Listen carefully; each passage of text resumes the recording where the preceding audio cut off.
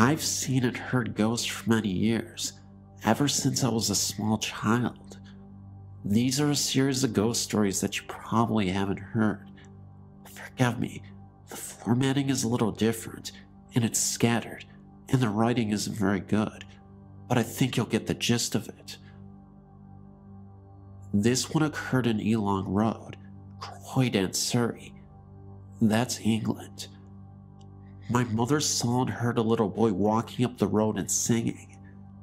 He then walked up a pile of sand and disappeared through a wall in a different city in Surrey. I saw two ghosts there, next to the chalk pits. The first appeared and disappeared and was an old man in brown. The second was younger, and it appeared and disappeared twice before my eyes. Two people walking towards me walked right through him and didn't see him at all. It was very eerie. My sister and I saw the apparition of a man in dark clothes and wearing a hat, standing in our bedroom. The room was cold and eerie. We were both very frightened. Several months later, my sister saw a girl with a Scotty dog come in the front door and walk up the stairs. There was nobody there when she went to investigate. In this next small tale, this event occurred in Eversfield's old people's home. It's in Surrey. In the caretaker's house, and in the house next door, there were noises heard when nobody was around. Blood dripping through the ceiling onto mirrors, which could never be cleaned. They also heard the sounds of coat hangers being rattled about next door when nobody was in the house. Doors would open and shut violently. A bed moved away from the wall, silently, while the room was full of people. You could also hear the sounds of women's voices downstairs, of laughter and chatter. When you open the door to listen, it then goes silent. The lights swing violently as though there is a strong wind, but there is no wind to be seen, or felt for that matter. At the Reigate Parish School, now converted into houses and flats, the sounds of children playing and talking can be heard. I don't mean the voices of the children while they're still in school. By the time they leave, after hours, you could hear the voices of children still ringing.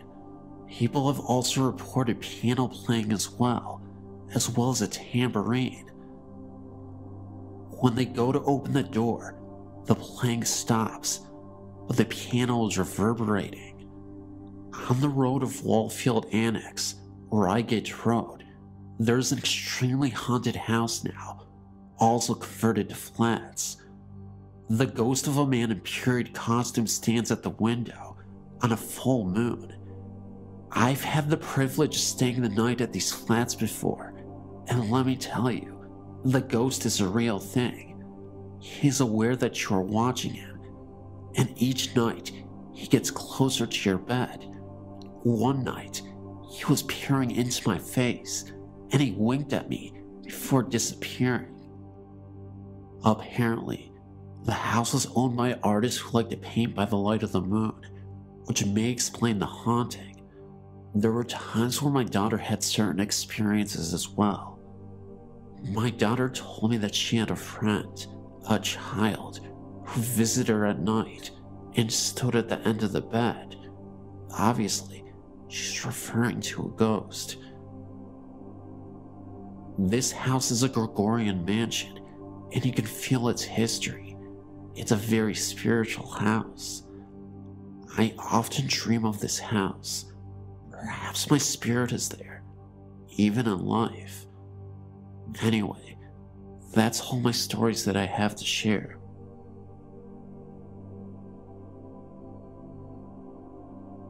I work really early in the morning, so by the time I get off work and head home, I'm really tired. I was sneaking in a nap before my husband came home.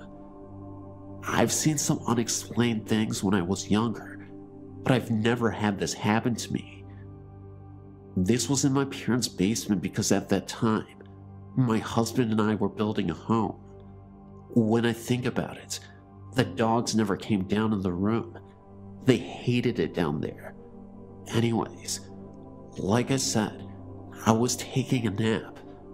I remember waking up in complete horror. I was being attacked. By this I mean, this shadow figure was trying to get at me while I was asleep. It started at the foot of my bed, and I was kicking my feet at it to get away from me. It then moved up right next to me.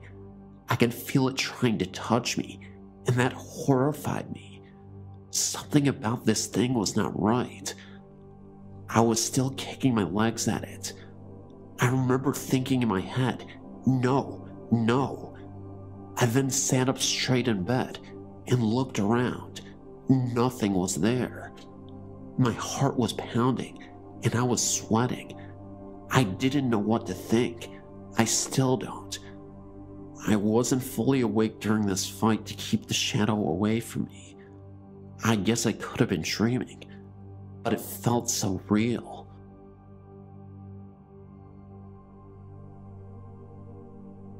Living with a ghost is not all that bad, as my family and I have found out. We moved to our home in the Skyline Estates in 1991. At the time, we had our 3 and 1-year-old boys living at home. We started to get clues that something unruly was living with us when my wife and I started to hear our 3-year-old talking to someone in his bedroom. He told us that it was an older lady that came to talk to him. He stayed in that room for 3 years until we moved him to another room and put his younger brother in that room. The same thing started happening with the other brother.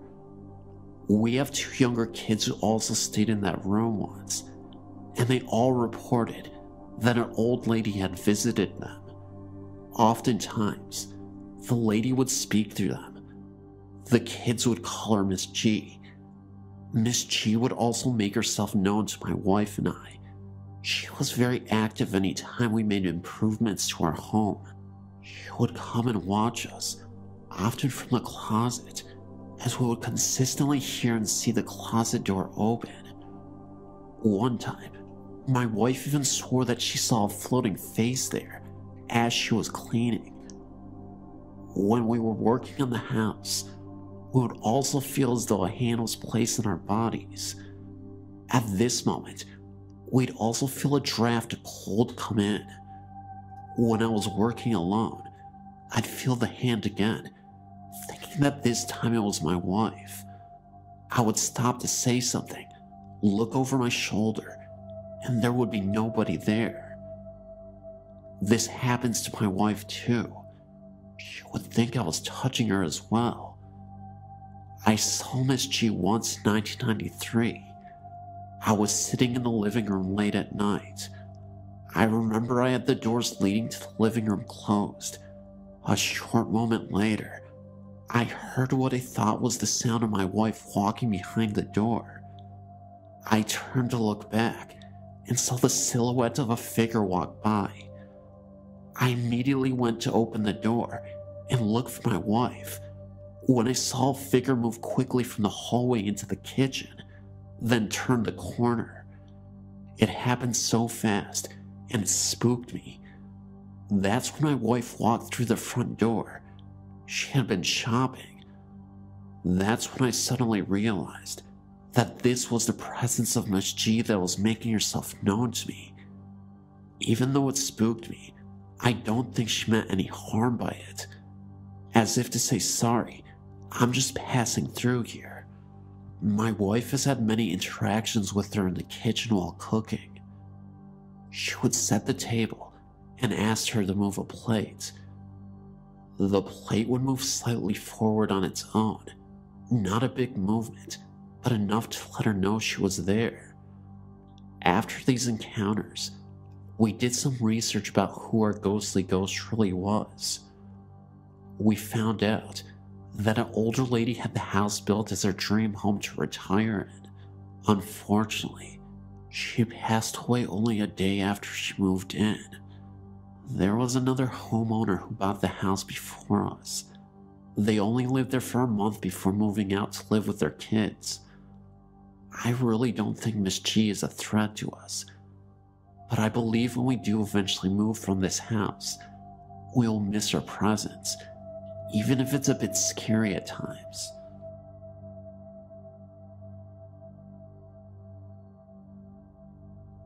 My name is Stacy, and I reside in Brownsville, Texas, approximately 2 minutes from the international bridge into Mexico. What I'm about to tell you is something that happened to me when I was in the 3rd grade, and haven't been able to forget since then. I'm now 25. I remember very distinctly that it was Halloween night, and my brother, father, and I had just returned from a night of trick-or-treating.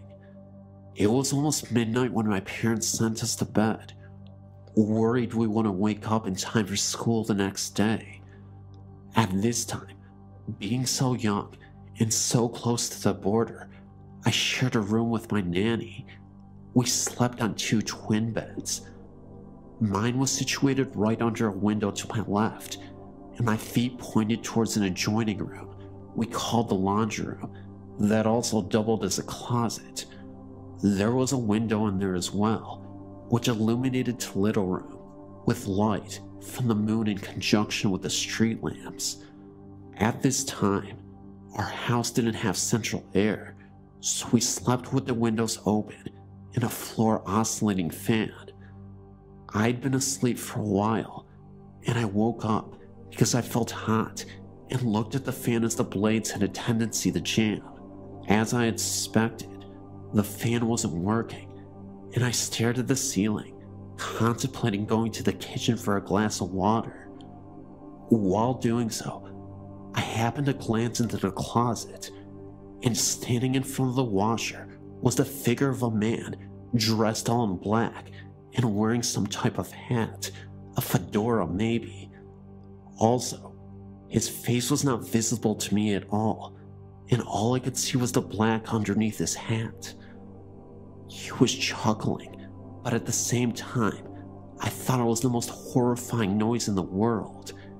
He started to talk, very casually, about how he was going to get me and my family. I snapped, and finally I realized that this wasn't supposed to be happening. He wasn't supposed to be there. Where was his face? I jumped up from the bed and sprinted to the door, hoping at the same time, not wanting anything to be able to reach out and grab me. I could still hear him laughing, and I felt him getting closer. By the way, when he said all those things to me, it was like a telepathic thing. I don't know if you understand that, but that's the best way I can describe it. I then noticed a faint banging that kept getting louder as I got closer to the door. I then realized it was my brother banging on his wall. That was when I realized that I was screaming at the top of my lungs. I reached the door, and no matter how hard I pulled on it, it wouldn't open. I also tried turning on the lights. I had a dimmer, and I kept turning the knob, but it wouldn't turn on. Suddenly, my nanny woke up and yelled at me to stop screaming and asking me what was wrong. Was I crazy? Then, just as suddenly as it had began, the laughing and the whispering and everything else stopped. The door opened and the light turned on. My parents had no idea what was going on because their room was at the other side of the house. My nanny still tells me that I was white as a ghost, and as soon as she touched me, I fainted. Needless to say, I was not able to go to school the next day.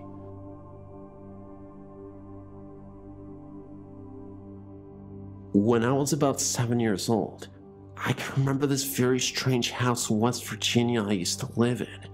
First, it started with my brothers and sisters and I. We all had one bedroom upstairs we slept in, and one night, waking up, I saw a strange figure of a little child by our bed. I recall turning the opposite way, and holding on to my older sister.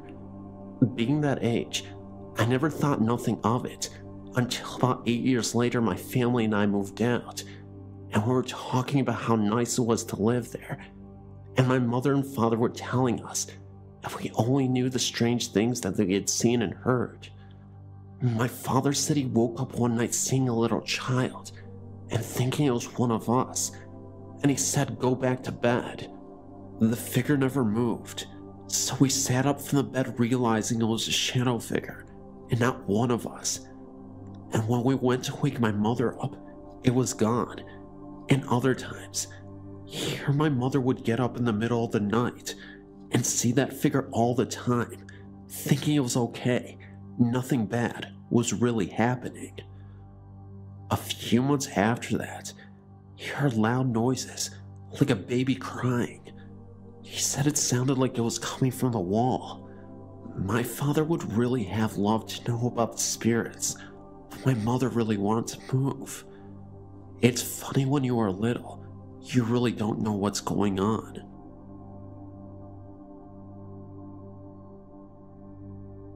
When I was little, I used to play outside a lot.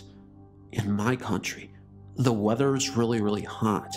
So hot that if you stay under the sun for 5 minutes and then go back inside, your head hurts and you will see lights everywhere, for a while anyway.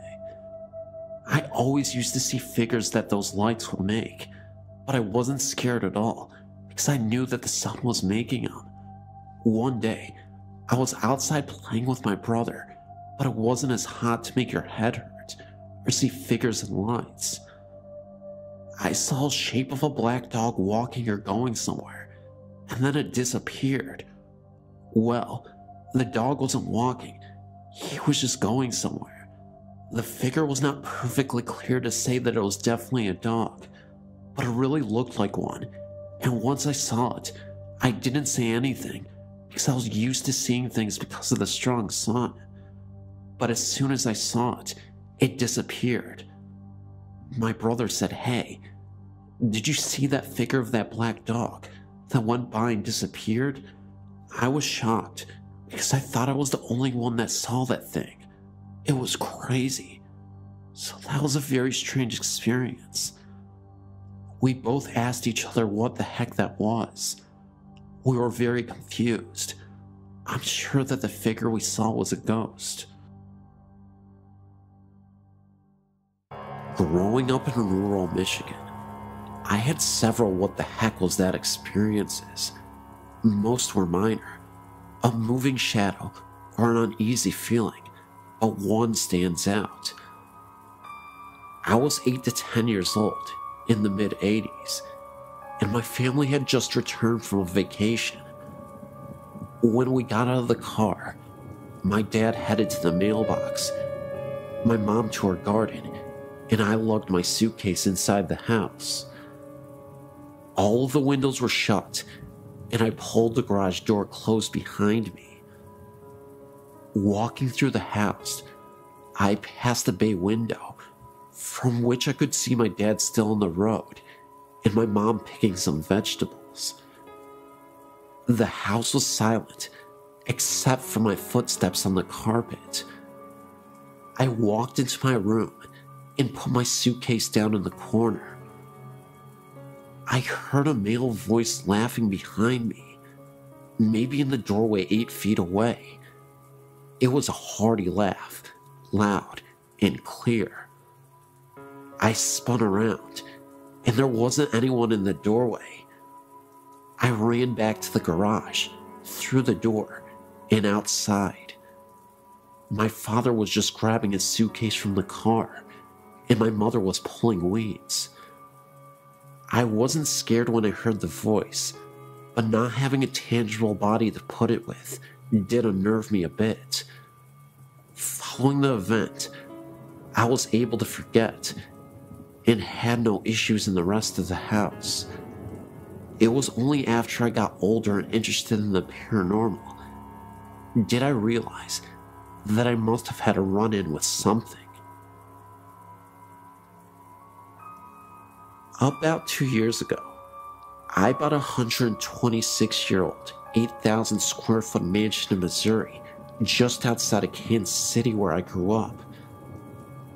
My mother had owned and lived in the house for the previous 15 years, slowly maintaining it. She had done a great job maintaining its mid-1800s character, slowly bringing the woodwork back to life, adding insulation, and replacing all of the plumbing and wiring. I mention this because I've heard that a disturbance in the environment can cause spectral activity to begin. I'd seen the house only once, as I live over 2,000 miles away, but I fell in love with it immediately. The first night I stayed over, I woke in the middle of the night to huge blobs, about a dozen, from golf ball to basketball size, floating around the room I was sleeping in. This is the one and only time I've ever experienced anything like that. I closed my eyes, said a prayer, and fell back to sleep in time. I said nothing to my mother the next day until she asked me, "Well, did you see the blobs?" One of the workers stayed down there the other night and said he wouldn't stay in the house after dark because of the blobs floating around him. She had not seen them, and still hasn't. However, the previous owner told my mother a few years later that he loved what she had done to the front room, but he could never stay in there while the house was his because of the blobs. During the summer of 2007, I went back to see my family. I stayed downstairs again and had several things happen. It is important to note that I've never felt in danger, only uncomfortable. My mom and her boyfriend went upstairs to go to bed. I stayed downstairs in the first floor master suite. For the next 45 minutes, the heavy footsteps above my head were attributed to the two of them settling in for the night. Finally, I decided I would go up and find out what was going on. The entire upstairs was dark and still. They were both lying in bed. I returned to my bedroom to hear the continued walking above me. So, I went out on the living room to sleep on the couch. The walking continued above me, although there is only one attic above that living room. I could also hear a distant, quiet talk between a man and a woman, but I couldn't make out what they were saying, and it seemed to always be somewhere else from where I was. The next morning, I decided maybe I would have a chat with myself out loud, and if anyone else heard it, then maybe it would be for the better. I sat on the end of the bed. It was now daylight, so I felt comfortable to be in the bedroom again, and said that I was the new owner and the son of the woman they probably knew very well by now. I really liked the house and hoped to continue my mother's good work, but for now, I lived elsewhere. I also mentioned something that I don't suggest, but in this situation, I felt comfortable in doing so. I told them that they seemed to have been there a long time, and so long as they agreed to stay out of the bathroom while I was in there, we could get along just fine together. The following night was as quiet as it could be. I think their interest in me was satisfied. This past summer, 2008, was my third visit back. Absolutely nothing happened. I was ready, and nothing. Hey, that's fine with me. But one side note, my mother sat down to look at an album she had kept for all these years she had been doing the refurbishing. She was showing me the huge change in the house, from walls being ripped out and then rebuilt, and so on. In well over half of the pictures, there were huge light anomalies. There were smears, blobs, and strange twists of the image.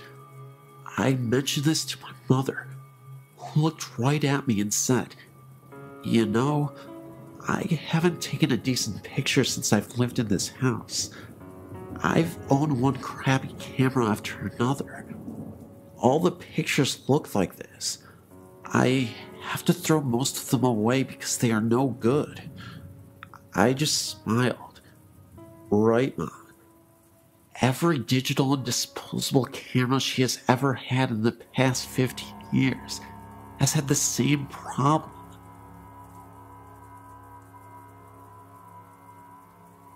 I grew up with a mom who was wicked, and she is very psychic. She has told me accurately if a lover and I will break up, when, if I'll meet someone new, and accurate descriptions of people I'll meet. My mother told my roommate that the child she was having would be a girl, and she was correct. My mom, to my amazement, is the real deal. On Halloween, our house is the most popular because the altar my mother sets up outside is very real. It's very fun, and I grew up with an easygoing view of the paranormal. I do tend to be very logical, and I believe in a paranormal experience if it does not seem like someone is BSing me. I keep my mind open. My mother does have headaches if she is around haunted houses. She has migraines that will make her sick for days after being in one. She's had this happen to her several times in her life, including once when I was a kid. A few years ago, when I was 23, I started having heart palpitations and tachycardia. At one point, my heart rate went up to 181. I spent night after night in the emergency room, and I was recommended to a cardiologist. I went through that for several months before finally someone realized there was a sedative that I took that helped me sleep. The doctors took me off the sleep medication, and I soon found out that I had become dependent on sleep aids. At the same time, I had to get on a Greyhound bus for a 2-day trip to move back with my parents because of the health problems. If you've ever traveled on a Greyhound, you know it's really hard to sleep on it. I was sleep deprived. I was told that I was sleeping, but I didn't realize it. I wasn't sleeping through the night. I was exhausted. I was depressed, and I developed a phobia of the sound of a beating heart medication commercials, etc. In short, my mental health was suffering.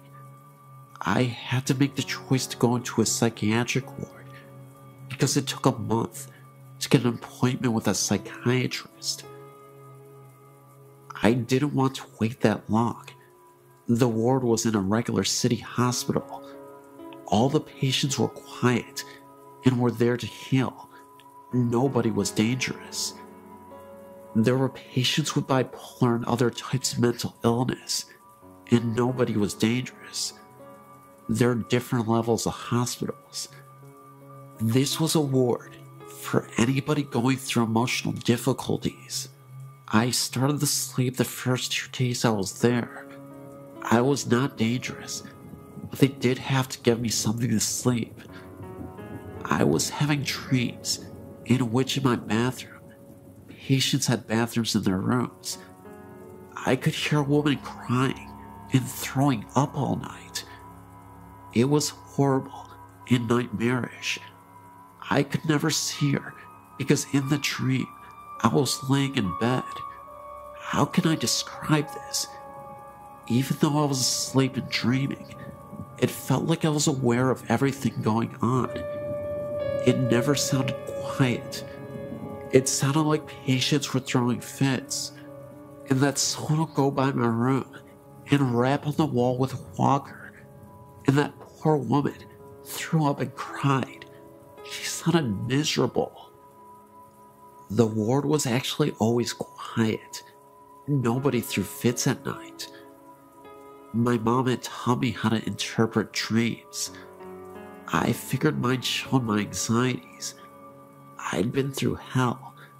I wanted to sleep, and I never gave one thought to the idea that the place was haunted or had residual hauntings. I had greater concerns at the time.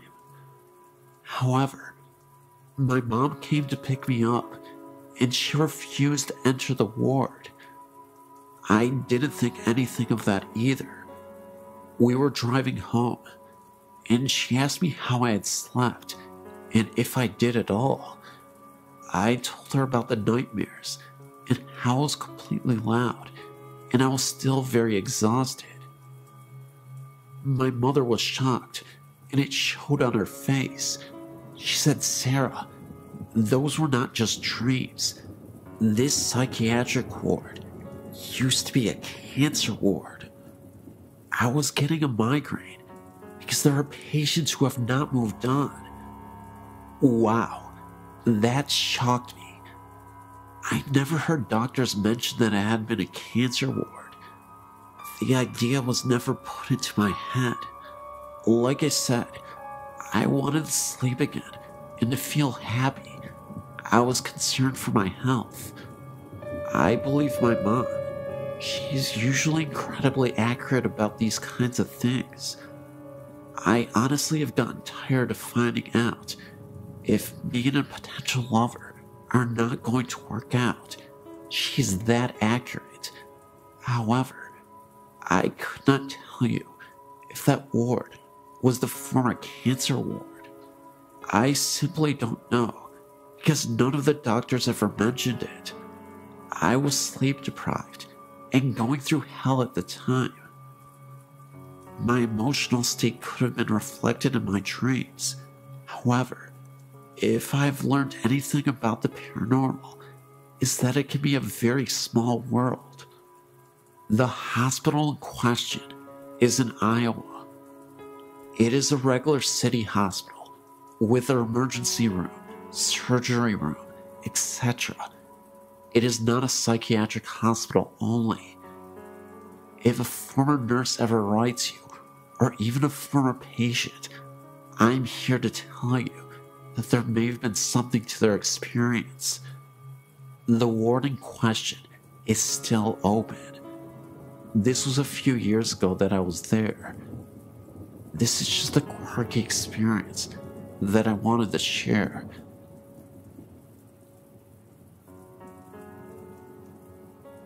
My story has been going on for a couple of years now. When I was 9, we moved into our house. It's a nice little place, backed by a large ditch. Behind the ditch is a large forest that I used to play in. The house itself is unremarkable. It's 3 bedrooms. The master bedroom is the first room you come to when you open the front door, straight in. To the right, there's a door to the garage, and to the left is the room we use as our living room. To the right of that is the dining room, with the entry into the kitchen. From the left of the living room is the hallway, with the bedrooms and the bathroom. From the time when I first moved in, I've never liked the bedroom at the end of the hall. It has a window that looks out into the front yard. The room I shared with my sister has a window that looks out into the backyard. I'm not sure what it is about the room, but it's a creepy feeling. I was around 11 when my older sister moved out. By that time, it had been a while since I'd gotten any creepy feelings in the second bedroom. I was pleased with the idea of having my own room. I moved my bed in there, got everything set up, and prepared for the grown-up life that I wanted. The first couple days were okay. I had strange nightmares about something coming in from the ditch, something I couldn't explain. Finally, after about a month after I'd been sleeping in the room, I woke up suddenly from one of those dreams. I laid there for a while, not really sure of what woke me up. Then, I realized that the music box my grandma had given me a year ago, it was on. The music box was shaped like a carousel horse and had a switch on the bottom of it that turned the music on. I sat up and took it down from the shelf above my head and turned the switch off. I figured that maybe my cat went up on the shelf and brushed against it. I laid back down to go to sleep. It was lying there that I first saw him. I don't know what made me look up into the doorway of my bedroom. At the time, I slept with the door open, but I did, and standing there was a man, clear as day. For a moment, I was sure that someone must have broken into the house. With the light coming off the nightlight near the door, I saw that his mouth was moving quickly, and no sound was coming out.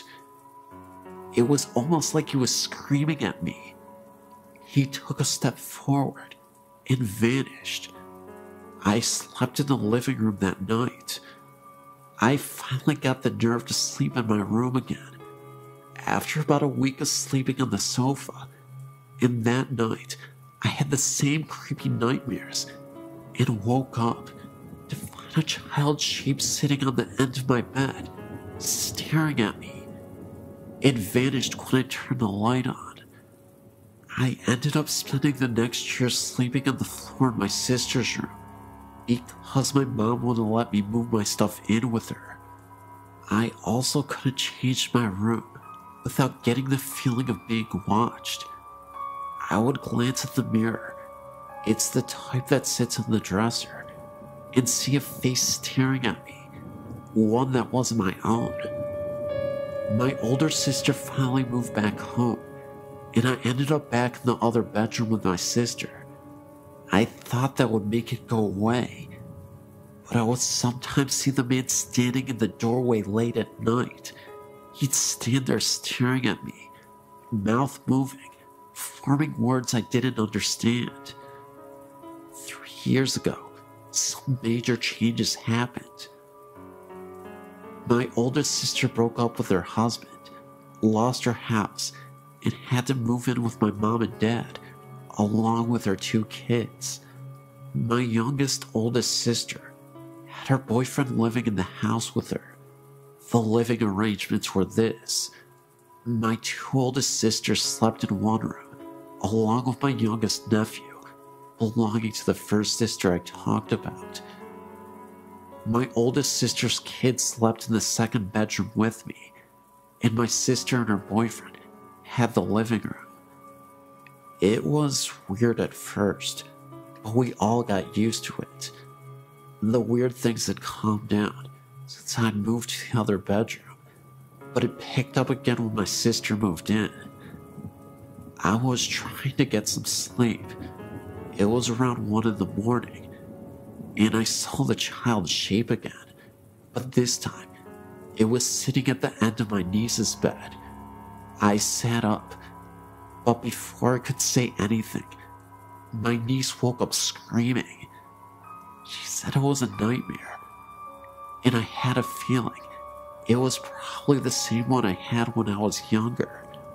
They moved out last year, and things calmed down for the most part, until my oldest sister moved away. I now had a bedroom all to myself. I was trying once again to get some sleep. I've always had trouble sleeping in this house, and I looked at my doorway, and the man was standing there, but this time I could hear him whispering. It was gibberish.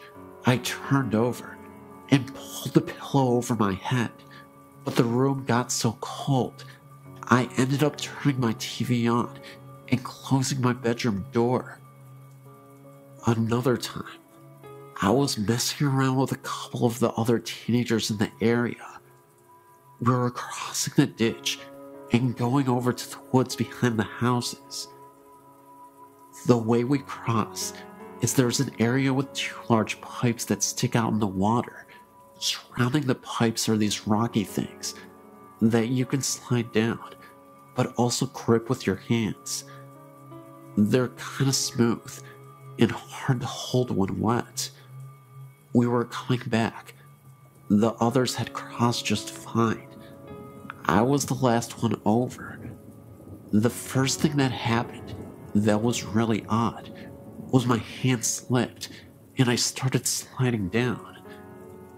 I felt as if someone had grabbed my arm and stopped me before I reached the water.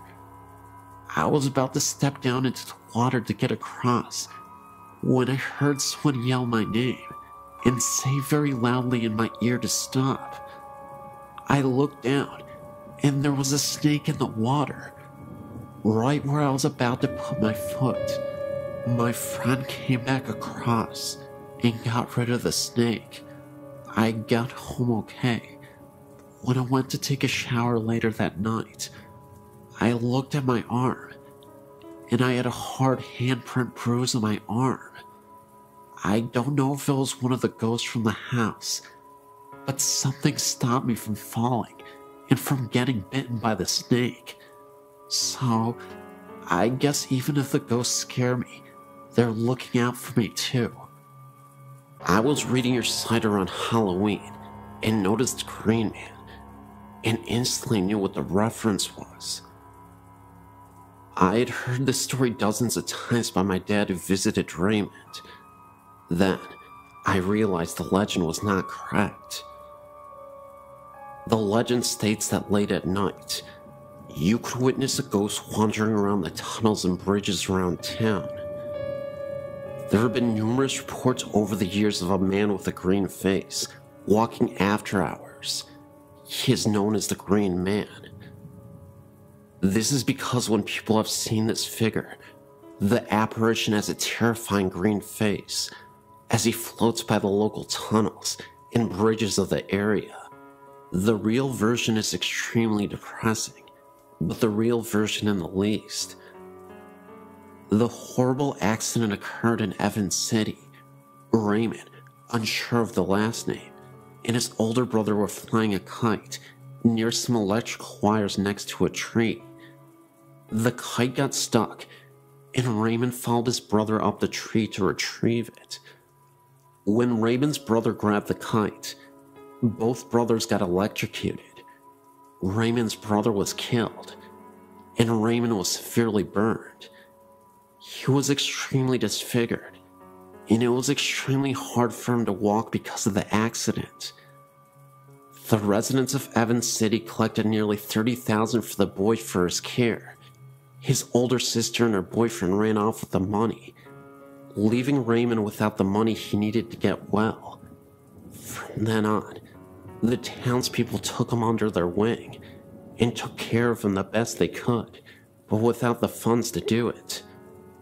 My dad's grandmother, who lived in Suiki, told my dad and his brothers and sisters the story of the Green Man when they went to visit her. Raymond, now an adult, walks down the road to and from the tunnel every night. The sun would hurt his eyes, since it only had a thin sheath of skin to cover them, so he did not go out in the daylight. He could barely walk, but did so every night regardless. People from all over came to bring him money, gum, and cigarettes, even while he was on his nightly walks to the tunnel and back home. The Green Man came from the color his skin looked when the headlights would hit him. He had been charred so badly, he was gray, so the headlights actually made him look a greenish-gray color. Unfortunately, my dad couldn't confirm this because he is colorblind.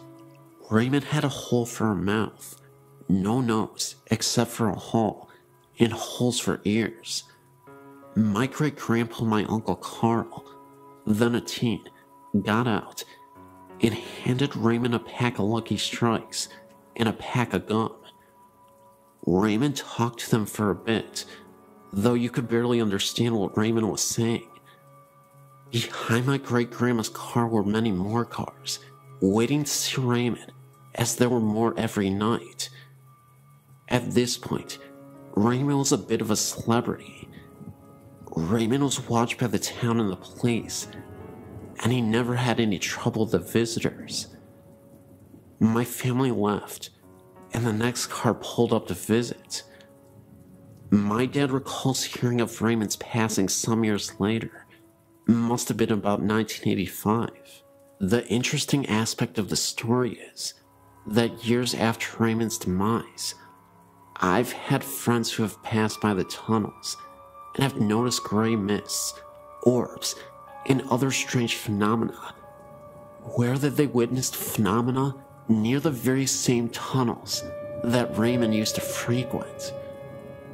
One of my friends is a non-believer and a true skeptic of the paranormal, and he had experience where he saw the Green Man years after his death. Just like the story, he shined his headlights as he was driving through the tunnel and nearly wrecked his car. He thought that he had saw a man wandering around who appeared to have a green face. He appeared so quickly that my friend had little time to react. His car came to a complete halt, but there was nobody in sight. Whether Raymond haunts the road and tunnel, I don't know. However, I'd like to believe that the legend is now true, after the experiences that my friends have had. A little ironic, but fascinating, nevertheless. These experiences all occurred at my grandmother's house, which is called Gwynmick Manor. Although the house isn't very big, it's around 200 years old. All my dad's family have lived there, and my grandmother now lives there alone. There have been many different events, things such as footsteps, dogs barking at something unseen, and the shower being turned on and off, or just a few minor things. One time, my uncle fell asleep in the kitchen at night, and the door he was sleeping next to was flung open, waking him up, even though there was no draft, and it was an airless night. The same uncle also had experiences as a young child. When he was younger, he would hear footsteps from outside his window late at night, as though someone was walking hurriedly over gravel. At the same time, he would see two big black dogs sitting by his bed. Another time, my grandma was walking upstairs with some laundry when she dropped something and bent down to pick it up. As she was retrieving it, she saw a pair of shoes on the steps in front of her, as real as a human's. She looked up and saw a long skirt and the start of a shirt, and then the figure disappeared. My grandma swears to this day that the story is true, and says although she didn't feel threatened, she certainly wonders who this woman is. There was no one else in the house at the time, and the stairs are curved, so if someone had walked down them, you would have seen. Most recently, my sister and I were in the corridor opposite the dining room, which is locked when it's not in use. There is a key on the outside of the door. We were standing there talking when the key started to move, as if someone was trying to get out from inside. We thought maybe someone was in there at first, but then we remembered that the key had been moving from our side of the door. Most recently, we were sitting on the lawn whilst my dad and uncle played badminton on the court behind us. The garden is raised almost on a hilltop, with steps leading up to it, so the grass we were sitting on was in line with the upstairs bedroom window, if that makes sense. We were facing the window, talking, and looking in at my grandmother's two dogs, who could have been sitting on her bed. My grandma had gone out shopping and had left her dog shut in her bedroom. First, we saw one of the dogs start barking urgently at something in the far corner, which was out of sight from us. This continued, and the dog then jumped onto the bed again and started barking directly at us. We thought this was strange, but what happened next couldn't be explained. A white mist, almost in the form of a hand, passed over the dog's head as though we were stroking her. She then stopped barking. We both looked at each other in horror, knowing that we both had seen the same thing. There was no sunlight that could have reflected through the windows, and I honestly can't think of another explanation for the hand we had seen. I still feel scared when I go into the house.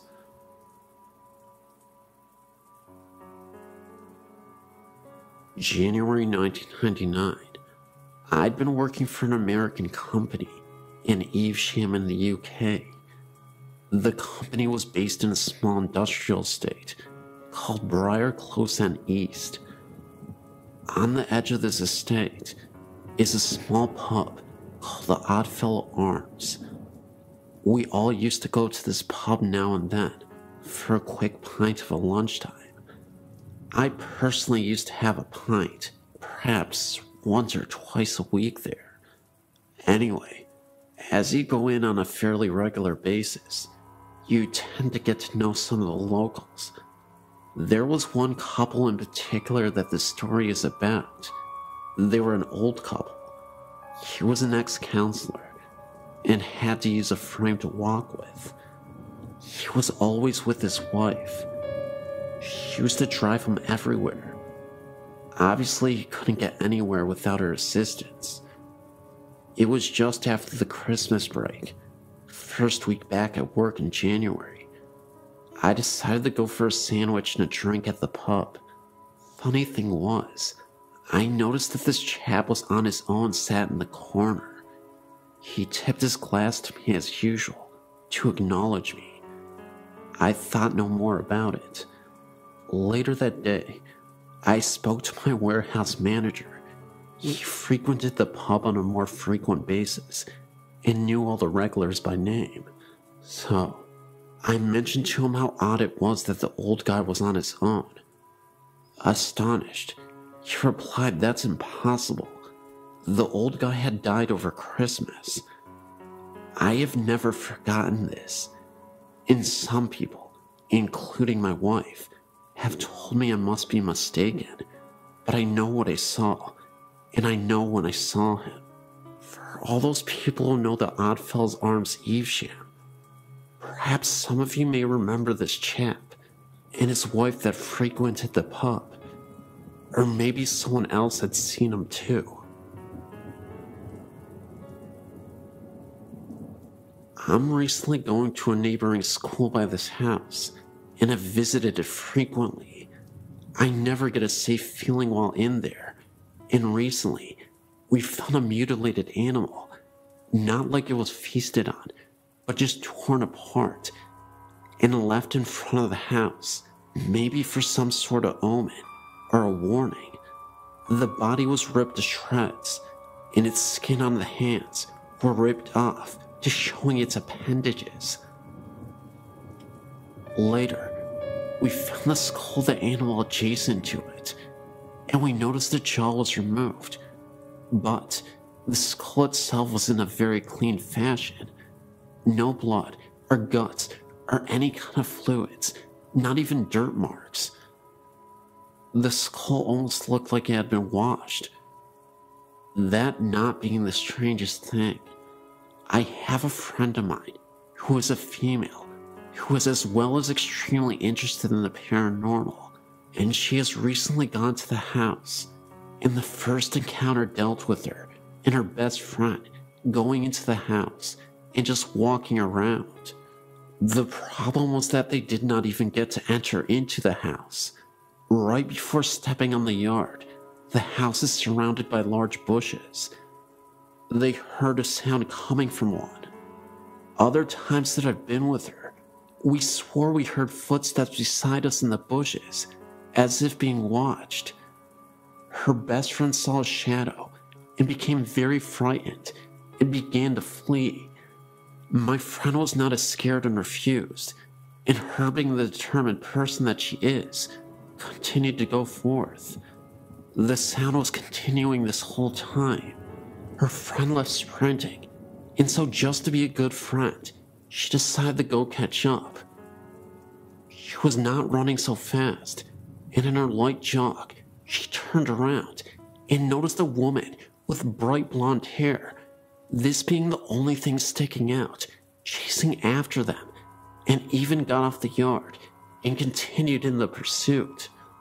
When seeing this, my friend began to run even faster and eventually ran to the church where they parked their car. She called me while this was happening, I guess to help us believe, and also she knew I was very interested, and I could hear the fear in her voice. When she returned, she told us the story, and one of the girls who was a local asked about what she had saw, and when she said the thing chasing them had long blonde hair, the local freaked and admitted that the woman who was murdered did in fact have long blonde hair. This scared and excited all of us because my friend who was chased had no idea how the woman looked or anything of that sort. Not being enough for us, we decided to go back with another group of kids who swear they know much about demons. We weren't allowed to go on because the demon group refused to get on because they swore they could just feel the evil. Well, they went back, and we ended up going another day with other friends. We just heard small sounds and footsteps. Other friends' stories deal with the chair in the living room that has two missing legs would be dragged across the living room. But one day, my friend, being the brave girl that she is, went into the house by herself one night, and she was walking around and really did not notice anything. She made a comment expressing how upset she was that nothing was happening, and a few minutes later, she heard a high-pitched shriek, and right then she was pushed, what she guessed to be about 4 feet, and pinned to the wall. She stumbled out of the house, and when she got home, her best friend noticed the scratches on her forehead. She still has them right now. This incident is very recent. That same night, her friend later called me saying that she had fallen asleep and was not responding, and that she was breathing normally, but her body was extremely cold. We haven't gone back yet, but we noticed that activity is much higher when fewer numbers are around. I look forward to giving you updates. Also, I'm from McAllen, Texas, and there's a building in that area that is rumored to be haunted. There's this building, and it is extremely haunted on the 3rd floor. I'll go ahead and check that out as well, and I'll give you an update as soon as possible.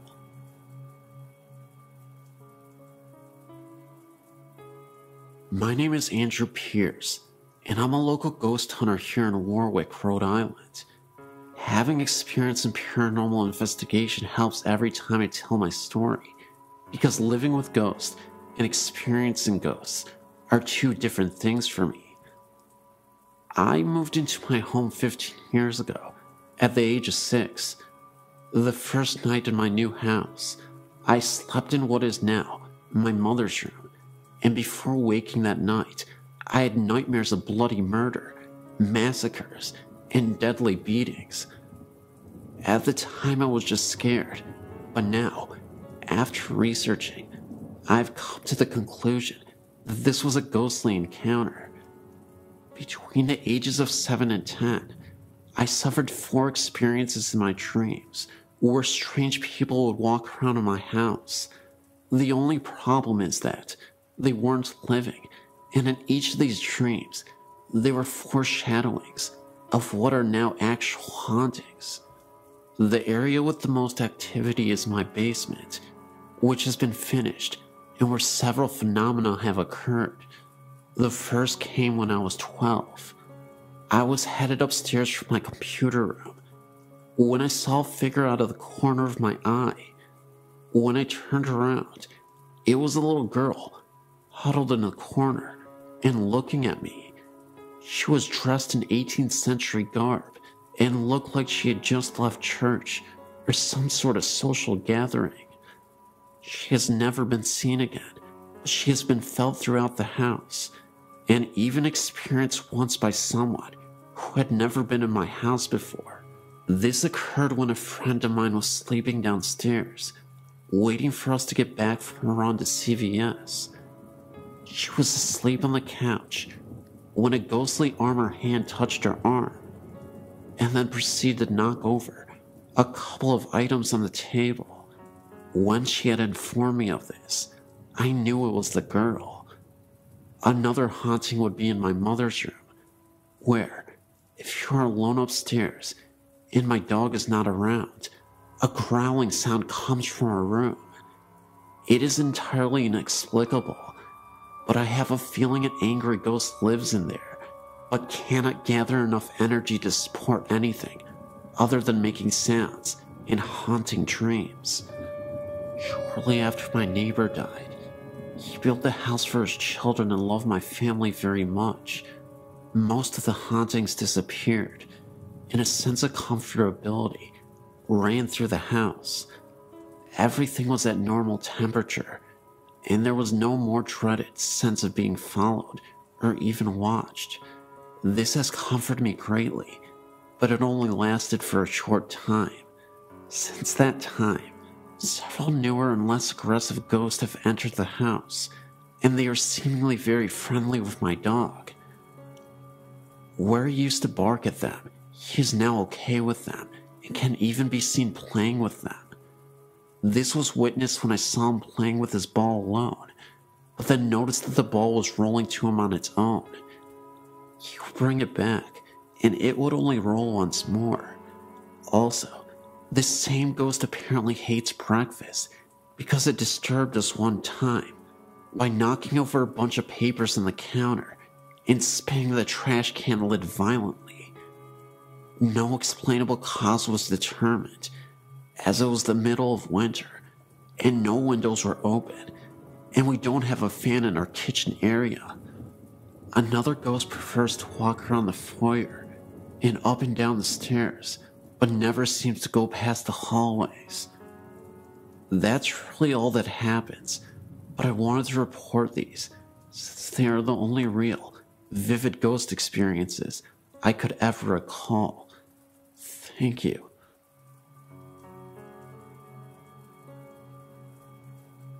We bought a house in Yucca Valley in 1988, built during World War II, from what we were told, 2 bomb shelters. House added on to the years to come. Interesting old place, but nothing special other than the fact we thought we could turn it into our dream house. 2-story, white picket fence, etc. A couple weeks after moving in, my husband and I were in the kitchen, talking, when I thought I saw something. A fog, an image of a lady going through the dining room, not saying a word, thinking my husband would think I was nuts. He said to me, "Did you see that?" My husband and I choose to sleep in the downstairs bedroom, and the girls upstairs at that point. We were in a king-size waterbed, framed firmly on the floor, so it's not logically possible for something to be placed underneath it. After we began renovating the upstairs, we moved our bed up there, and the girls had the downstairs to sleep. Full-size beds, sitting on regular bed frames. There was nothing on the floor when we moved our bed out. A few weeks later, one of my daughters informed us that something was under her bed. My husband investigated and found a black and white photo, as well as some silk scarves. We called the former owner to ask if he knew who or what it might be. He came to look, said the photo was of his dead wife, and the scarves had belonged to her. A few months later, my husband found a painted portrait of a young man in his workshop. Again, called the former owner. He said it was of his dead son. A year or so later, one of my daughters saw the same image, the fog, image of a lady. He or she never caused us any harm. except for the fact that money we hid in one place or another had disappeared. After living there a while, we met the neighbors. They informed us former owner's wife had died from cancer in the bedroom photo, and scarves were found. His son, portrait found, had offed himself at the Yucca Valley Inn. Ashes had been spread on the property, according to them, the neighbors, but these facts were not disclosed to us at the time that we bought the house. After living there some 19 to 20 years, we decided to move, not because of spirits, just now that the kids have grown up and moved out on their own and wanted to downsize. My name is Gemma. I went to a primary school in a small village where I lived for a year or two. Then we had to move into a town nearby. It wasn't too far away from my friends, so sometimes I would catch the bus there. One day, I went up to see my friend Holly. She told me that my old deputy head teacher had just died. I don't know how old he was, but apparently he got murdered. That night, Holly asked me to stay at her house for the night, so I did. We were only about 10 at the time. Her parents were downstairs, and her two little brothers were both asleep. We were the only people awake upstairs. Holly went downstairs to get something to eat for me and her, and left me alone. I decided to play a trick on her. I turned all the lights off and hid under her bed in her room. I looked around. I was really scared, so I looked up and saw two eyes looking at me. They were glowing. At that point, I closed my eyes, thinking it was just my imagination. When I opened my eyes, they were still there. I stayed under the bed because I didn't want to move. Then, I heard Holly coming up the stairs. The eyes backed away into the darkness, and I backed away and hid again. When Holly came into the room, I jumped out and scared her. I told her about the eyes, and she believed me. Then she said, "Let's take a look inside the wardrobe." So we both opened it slowly and took a look inside. Funny enough, nothing was in there except for her clothes and stuff. So we both decided that it was me seeing things because it was dark. Later that night, Holly turned the lights off, and we both went to sleep. I couldn't get to sleep, and I kept on looking over at the wardrobe. I laid there with my eyes open, when suddenly I saw the eyes again, looking over at me. I slid under my covers. When I looked out, they had gone, but I could feel something in the room. I knew something was there.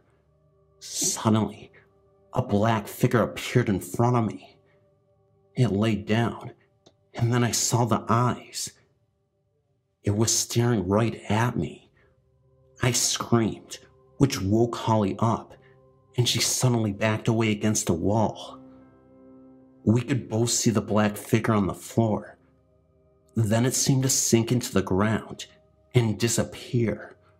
We both went downstairs and stayed there for a couple of hours. We talked about the figure for ages. Then I said it reminded me of something. Holly said that as well, before we both realized that it looked like Mr. Baker. Why would he haunt us, though? We'll never know.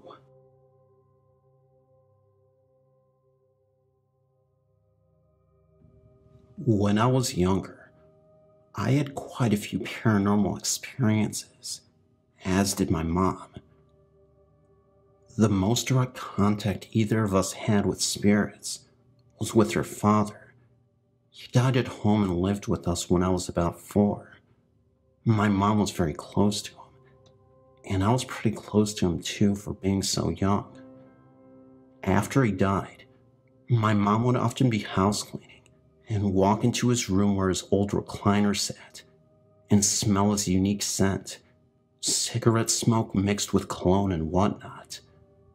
She never saw or heard him, but she would know he was there and would talk to him for a while.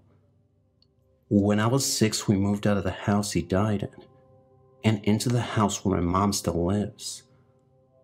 I never had the type of encounters my mom had with them, but I was lucky enough to see him once. First, I need to explain the setup of our house. The front and back doors are directly parallel to each other, and both have glass panes in them. The front door opens into the dining room, and you can walk straight through to the kitchen, and then to the back door. You can look from the front porch all the way into the backyard through the glass in these doors. When I was about 7, I was standing in the kitchen, looking out the window of the back door, and I could see the reflection of the front door in the glass. Suddenly, I saw my grandfather walk by the front door in the reflection, as though he was walking across the front porch. He smiled and waved at me.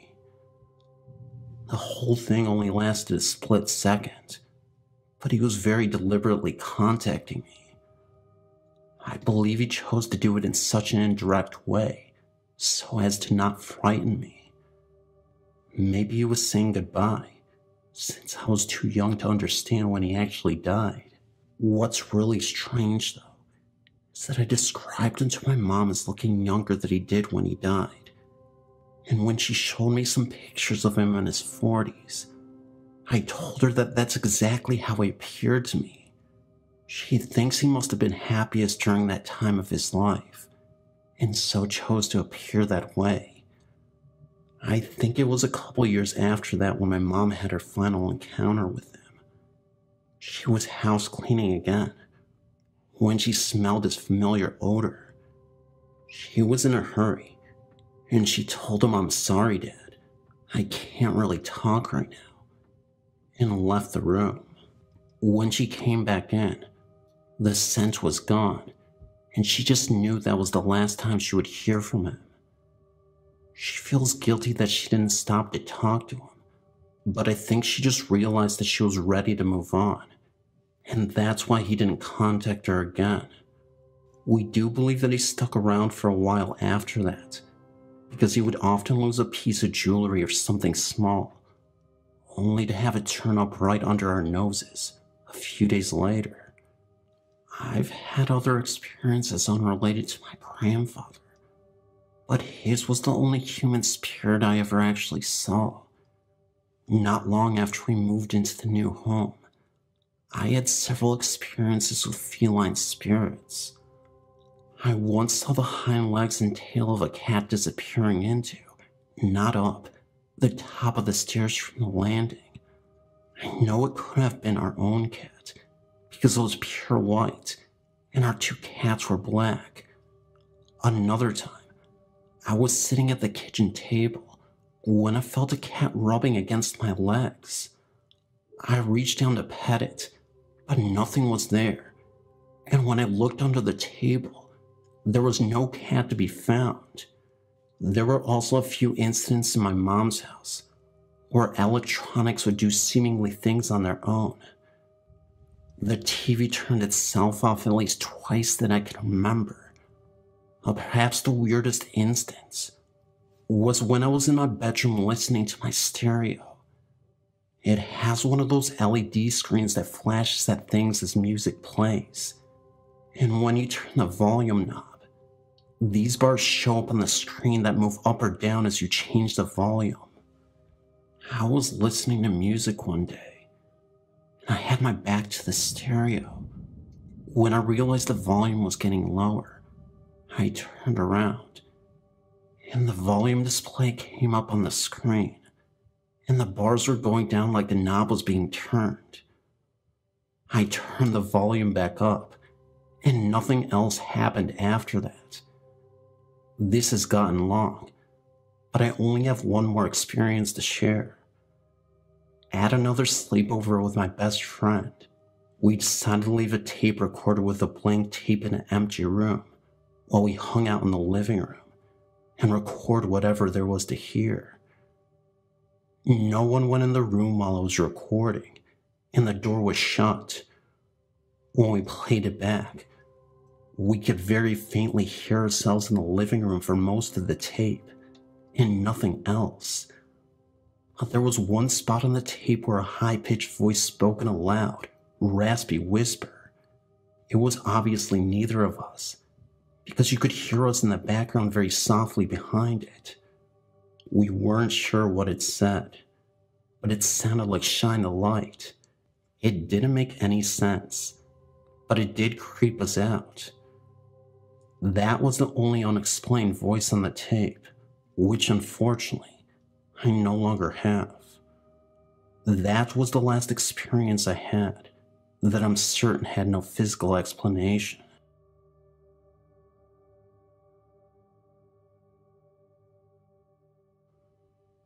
This is a story about ghosts that I think is worth sharing.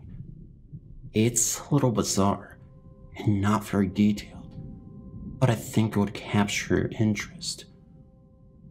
When I was young, I always heard ghost stories revolving around these red coat ghosts. These were entities that would often appear in our house. The home I lived in used to house British soldiers from Napoleon's time, so essentially the late 1700s. I remember one particular incident. It was late at night, and that's when I started to hear strange noises in my room. At first I brushed them off, not thinking anything of it, because you can always explain these incidents away as nothing more than just normal noises. Then, I started to hear noises which were very peculiar. I would hear faded whispers, like a group of people whispering when I would open my door to investigate the sound. It wasn't anything loud, and didn't last for too long. Of course, I ended up going down that staircase to find a root cause of these whispers. What I saw next was actually quite interesting to me. Not scary, although a bit unbelievable. After going downstairs and into the living room, I saw two redcoat soldiers for a second, just standing side by side as they quickly faded from the living room. They also had a foggy and faded quality to them to begin with, where you could barely tell a figure was there with the red colors. I'll never forget that moment the rest of my life.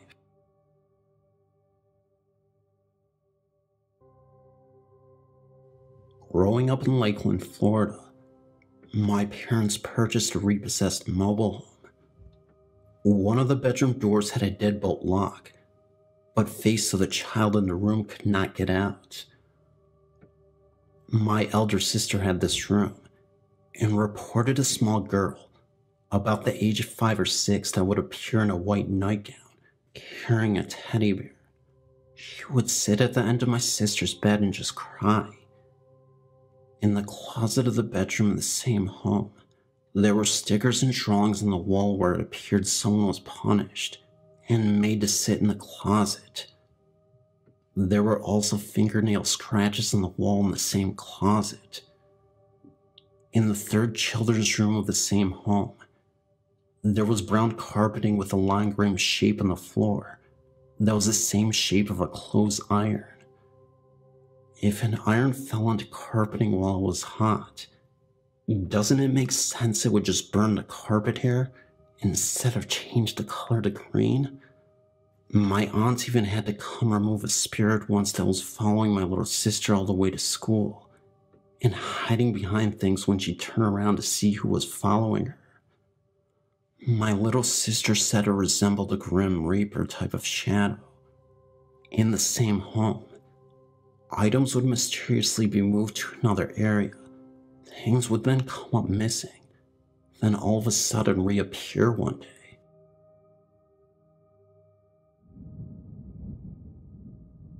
I truly believe that we are not living alone on this earth, and that spirits live among us.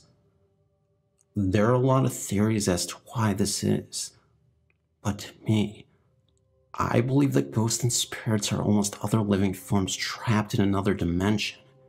Even if we have loved ones who have passed and appeared to us, to me, it's like they are leaving this realm of existence to enter another one, and they behave much like we all do, often unaware of the world they just left. I believe that the ones that chose to bridge the gap between our world and theirs are messengers chosen by God to give us confirmation that we as human beings will not lose purpose once we have left this earth, and that our souls do live on. Even if you aren't the religious type, I do believe that if ghosts exist, then God must exist in some form. Otherwise, how do these souls still live on? And what power is allowing them to exist in the other universe? Anyway, my ghost experience comes at the time I was staying at my grandmother's. It was night, and I was 11 years old. I was watching TV in the living room when I heard what sounded like my grandfather, who was a heavy-set man, but tall, make his way through the home. Noticeable footsteps, as if he were wearing boots, and they were walking across the hardwood floor. At the time, I immediately recognized it was probably my deceased grandpa, so I yelled out to Grandpa Bunky to please stop scaring me. I was hoping I would get confirmation of him leaving me alone, because I'm a very anxious person, and even though I'm in tune with spirits, sometimes I just don't want to deal with it. I don't think my grandpa honestly meant any harm by it, but I think he felt that he wasn't getting enough attention, if that makes sense, and wanted his presence to really be known that day. He was always known as a loud, boisterous person in life, the kind of man that had to be the center of attention. Then, out of the corner of my eye, I could have swore I saw the shadow of my grandfather materialize. As soon as I got up to turn directly to where he was gone and faded. So I rushed downstairs to where my grandma was. I really wanted to make sure that nobody else was upstairs, so I just asked Grandma if she was just up the stairs in the hall. She emphatically said no, and asked me why I was so concerned. I told her that I saw Grandpa, and she said that Grandpa is gone, and that while you may miss him, we have to accept this. She didn't believe in the afterlife. Funny thing was, about a year before this all happened, my great-uncle died of a disease in his lungs and kidneys. This was the exact same disease that my grandpa had died from. While that's not unusual, my older sister told me she witnessed the exact same thing that happened to me. One night, when I was at a friend's house sleeping over, she was about 17 at the time. So, I'm not entirely sure if it was my grandpa or great uncle exactly, but I still think my grandpa was the one to visit because he knew me better than my great uncle did. I also think that it had to be my grandpa, because maybe he wanted my grandma to believe, but since she's closed off to this world because of her views, he was frustrated. Maybe he gave her signs, and she ignored them. Are frustrated ghosts a thing? Anyway, hope you enjoyed my story.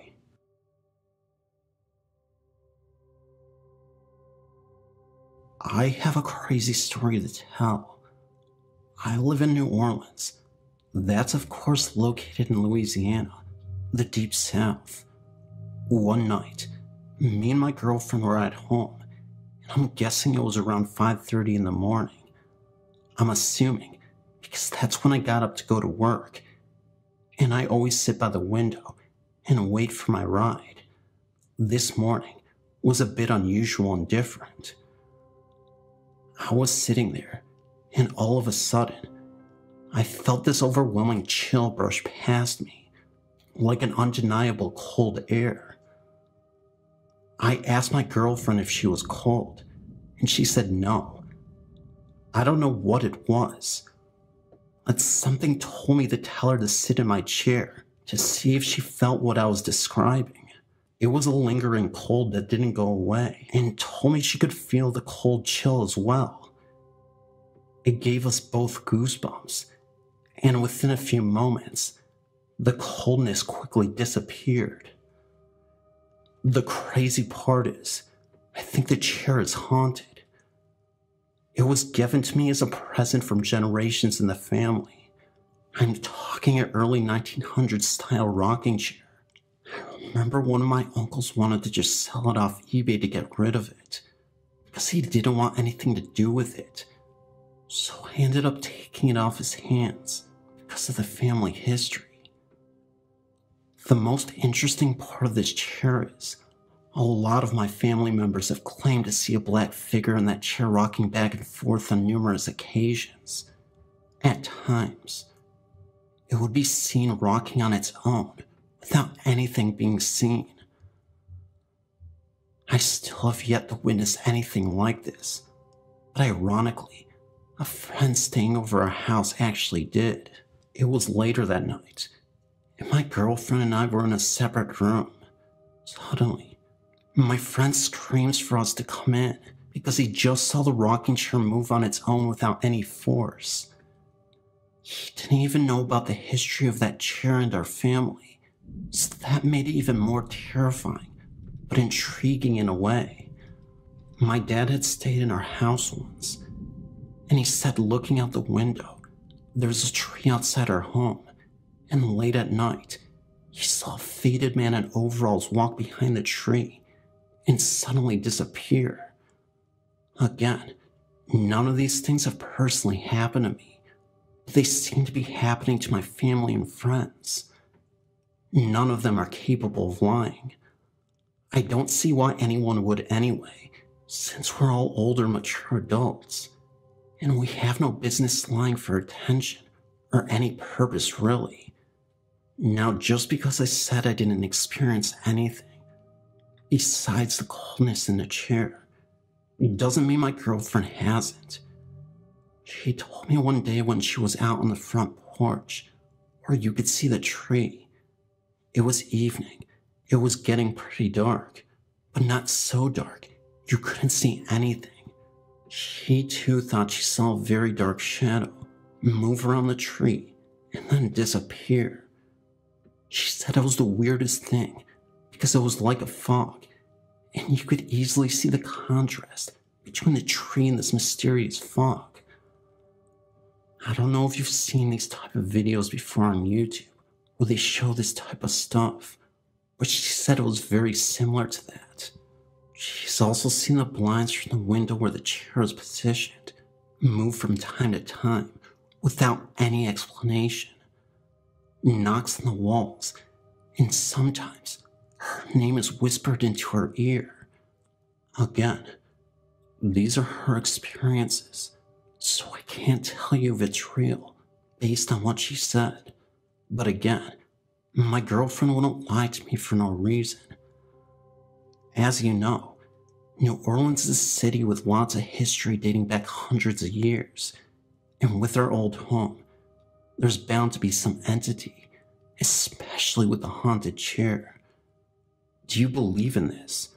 Because honestly, as crazy it may seem, I do, even without having this experience for my own to share. As an open-minded person, I'm not just going to hate on someone just because they have a ghost story to tell. I'll be open-minded.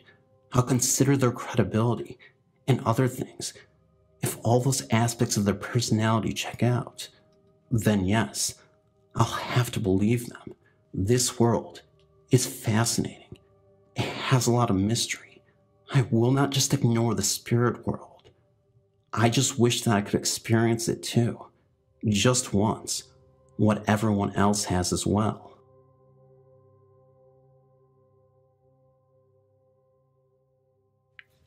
I used to live in the Theta Chi fraternity house as a brother. There were stories talking about the house had a fire in the attic and all sorts of supernatural and paranormal happenings. I can confirm the fire in the attic was true, and strange things did happen too. Some even reported glowing eyes in the dark of the attic. However, one of the most common had to do with the lights. We had sensors installed to cut back on the brothers leaving the lights on.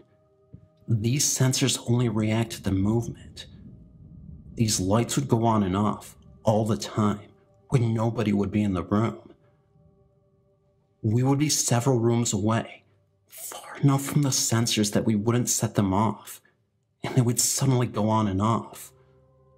Also, there were times when we would be sleeping, and we would wake up to what sounded like a large social gathering downstairs. Several of us would go down there, thinking it was a group of brothers coming home from the bar, only to find the entire house empty, and no one would be around. Also, I used to work at Have a Nice Day Cafe, and the upstairs was indeed haunted. I would have to go up there every night to take down a banner that was thrown over the exterior of the building. To do this, I would have to go to the roof via the upstairs. It is full of rooms, completely empty. There was this long hallway that stretched the length of the building. There was only one light that sat at the end of the hallway. As you walked down the hall, you would get the feeling that you were being watched. Several bouncers have claimed to see a man up there. Apparently, before it was Have a Nice Day Cafe, it was called Industry, and one night, a barback intentionally left the world upstairs, using a broken beer bottle, and when the bouncers would make their rounds before closing, they would have to go up there to make sure no one snuck up there. When they would flash their flashlights into the room in which the sad incident took place, the man ghost was seen crying and bleeding. He would get up and run towards you, as if asking for help. Many bouncers quit after they experienced it. I guess you could say they bounced after they saw that ghost.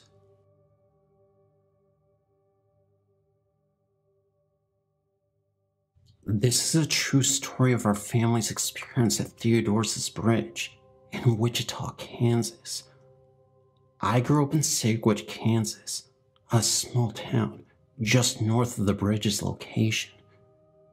Since my family is American Indian, we always respected the legend and tales of the bridge. On May 12th, 1983, my own mother was killed in a car wreck within feet of the old bridge. The police couldn't explain what caused her to swerve sharply to the left.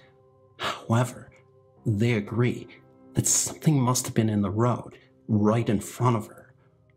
What's odd is that no animal tracks were ever found, and it wasn't another car. I was young at the time, and awoke around midnight with a horrible dream. It had to do with being grossly removed from this life. Someone had chopped my head off with an axe. Later that morning, around 4:45 a.m., I was awakened again by someone pounding on my door. It was the police looking for me. Turns out, they found my driver's license in my mom's car. Thinking it was me who died, they came to inform my parents only to find me standing in the doorway. Several years later, I was helping my dad go through some papers and found my mom's death certificate. Only then did I find out that Mom was thrown through the windshield with her head coming right off. Throughout the years, as family members and friends have drove by, the sight strange things have happened to them. Their cars would quit working for just a few moments, or they see things, like my mom standing there, looking at them and smiling. If anyone would like to email me, I'd be more than happy to talk to you about all the strange things I've occasionally seen.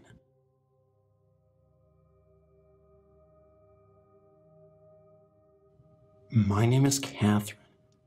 After the experiences me and my family have had, I know we have a ghost. It all started when I was 7. I couldn't get to sleep. I looked down from my bunk bed for a moment or two and saw, in my bedroom closet, which had no door, what seemed to be a little girl sitting in there, staring at me. She wore a white dress and was underneath either a white blanket or a duvet cover. Once me, my mom and my sister were watching a film in the dark, and suddenly, on the shelf, my picture was slammed down. One time my sister had said that she had seen the ghost. One night when we had our normal beds, she saw her walk from the closet to the end of the bed and just staring at her. Then she flew through the wall. The second time I saw her was when I was out in the kitchen. I saw her out the window, in the shed window, smiling, but there would be 2 faces beside her this time. The scariest experience I've ever encountered was when I was watching TV. I was sitting down on one of the seats when I heard footsteps coming down the stairs. I got scared and turned off the TV to ask who was there. Then the door creaked open. Then there was a noise in the other seat, like someone was sitting down on it. I was so scared that I couldn't even move. Nothing else happened since then, but I know our house is haunted for sure. The girl just won't go away. Hi, my name is Kim. I'm 18 years old, and I have a few experiences I would like to share with you. Every summer, I used to go to my Nana's farm and help out. The last time I went was a few years ago. That was when I was 14, and something creepy happened that I've since tried to forget. I think it's about time I shared it with you all.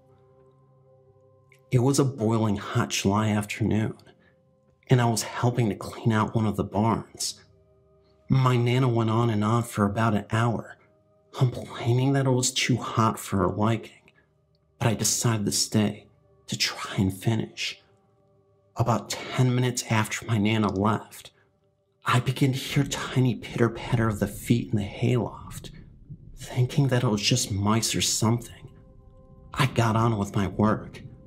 I began sweeping when I heard laughter and 2 voices, one of a boy and the other of a girl, talking in hushed whispers. I peered up the stairs, feeling slightly scared, and called again, but nobody replied. As I turned to get back to my work, the voice of the girl called up here. I was quite spooked. Nobody should be up here, but yet, there I was, hearing a voice. Sometimes, though, the other kids in the village muck around, so maybe I thought it was one of them.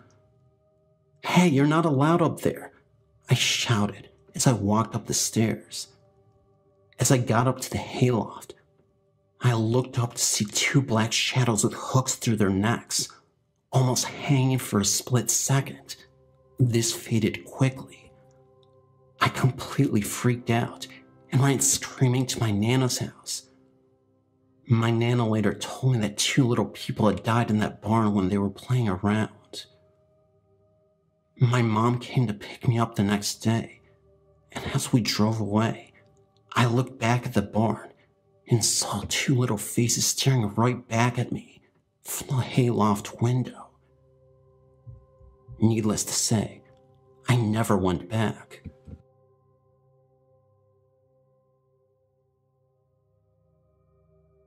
In 1998, I had a ghost experience. My first, and I hope my last. I was living in the 2nd floor of a college dormitory. My colleague that lived directly under me would ask me on occasion if I was moving furniture late in the night and early morning, between 12 midnight and 2 a.m. Absolutely not. I can recall that I moved my bed once in the middle of the day when I first moved in at the beginning of the semester. I thought maybe it was a ghost, because it was common knowledge that our dormitory was an old TB hospital. The entire campus was located on an old military hospital site. Our cafeteria was where the morgue was, back in the Great First Conflict, or the Great Second Conflict. I never heard anything in my room. Then, early one Saturday morning, I got up and made myself coffee and left the dormitory on the second floor and headed down the old iron stairs. I made my way across the tennis courts to make a phone call. I could see my dormitory from where I stood. I dialed the number and was talking to a friend steadily watching the stairs to my dorm. That is, when I saw a smoky black figure flailing its arms around and staring straight at me. Then it went back into the locked closed doors of the second floor dorm. They lock behind each person that leaves, so I reported it to staff. That is when I started to hear many ghost stories from the Knights Guardsmen that patrolled the cafeteria and hallways. There are many dorm buildings on campus. Anyhow, I put it behind me and continued my life. Shortly after my brother died, due to a long illness, I returned to college, but got my own apartment and shared it with a friend. It would get so cold in there. Heat turned on all the way up and the fireplace on, yet it was 70 degrees outside. I was still grieving, so I withdrew from college and took my truck on a long drive across the country. In Nebraska while at a rest stop, my entire truck swarmed with flies. I'm very clean, and so wasn't my truck. I was eating, but still swarms of flies. I threw my food away and drove crying and screaming, trying to get them out of my truck. I stopped to wash my truck, then got a motel and shower. I returned 6 months later to my old apartment to ask around to see if the new renters had any problem. The lady that opened the door was really nice and said that she had to hire someone from another state to come and clear the ghost. She said that it was so bad that the person they hired had to have a partner come and help. She mentioned the freezing cold room temperatures, the feelings that someone was following her up the stairs, like I had. They said they do a certain ceremony and burn certain herbs to clear away the spirit, because she didn't mind her ghost clearing work, but it was too much for her. She said that the people she hired said that the bowl they used to burn herbs caught fire. The flames reached the ceiling. It was the worst ghost cleansing they had to do in a long time. Then the lady did a ceremony over me, and the feeling that something hanging on my back just went away. Actually, I felt whatever it was kind of crawl up and out of me and move my spine involuntarily. This is a remarkable story of ghosts from my experience. This happened when I was studying at my university. At that time, I was far away from home and stayed in a hostel near my university with my friends. Before I moved into the hostel, my friend who lived in the hostel told me that it was haunted. Actually, it was a house whose owner intentionally left this world. That's why many people have said that the hostel was haunted. They said that the spirit of the owner appears near the kitchen at night. Another said that sometimes you could hear the crying voices from the woman who owned the now hostel. At that time, there was only one last room available for me to sleep in, on the second floor, so I had to stay in that room. My room was in the last row. Many people have said that my room was terrifying because the surroundings around my room were quite dark and sunshine couldn't enter my room. There were multiple nights in which I kept waking up around 2:30 a.m. One night, I was terribly tired and went to bed earlier than usual. When I woke up, it felt as if somebody was pulling on my blanket from my feet and so I pulled it back up again. However, when I went to pull the blanket back up, I still felt a resistance on my blanket.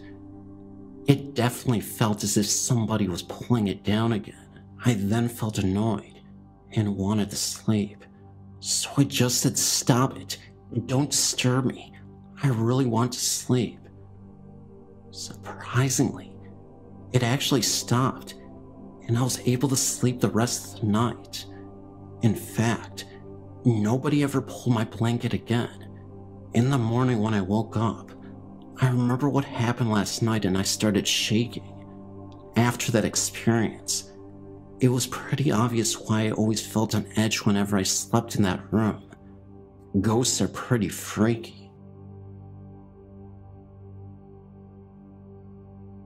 I was sleeping over my best friend Jasmine's house, and the night before, her mother promised us BLTs for breakfast.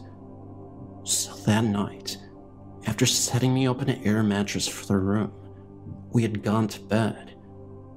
That night was peaceful, but I'll forever remember that horrific morning. I woke up and looked up to where a person was just standing in front of the closed door from afar and simply staring at me. She was young, around my age at the time, with features almost identical to my friend. I was still half asleep and just figured it was my friend anyway. I began to ask her when we were going downstairs for the BLTs, and she just stared at me without saying a word. I closed my eyes for a little bit, then reopened them, and that girl was gone. I never heard the door open in her room, and somehow the girl was gone. I looked at my clock, and only 10 minutes had passed since I closed my eyes to lay down.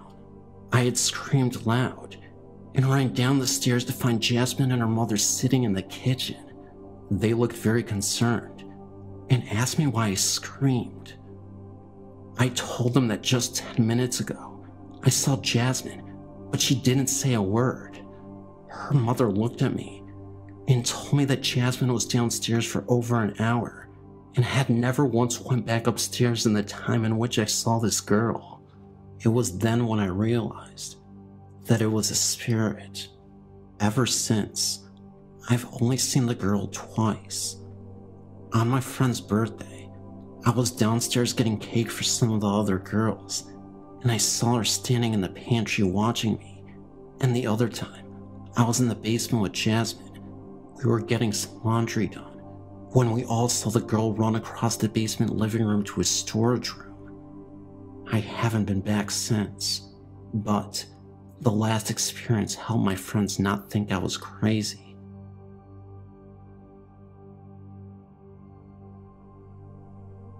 I've been enjoying your site, and I wanted to share some of my experiences. Well, I went to Mercyhurst College in Erie, Pennsylvania in 1995 to 96, and I left in the fall when my father died. Anyway, I lived in Egan Hall, which is connected to Old Main and the chapel, and I saw the nun and her antics almost daily. In the fall of 96, I saw a reflection in the bathroom windows at night. She often opened and closed the windows and doors, turned faucets and radios on, and flushed the toilets for hours on end. I was absolutely frightened at first. My roommate, a very down-to-earth and logical girl, told me a friend of hers who lived on the boys' floor saw the sister every morning. Around 4 a.m. when he got up for crew practice, he would end up seeing her, but she was only there supposedly to look out for us.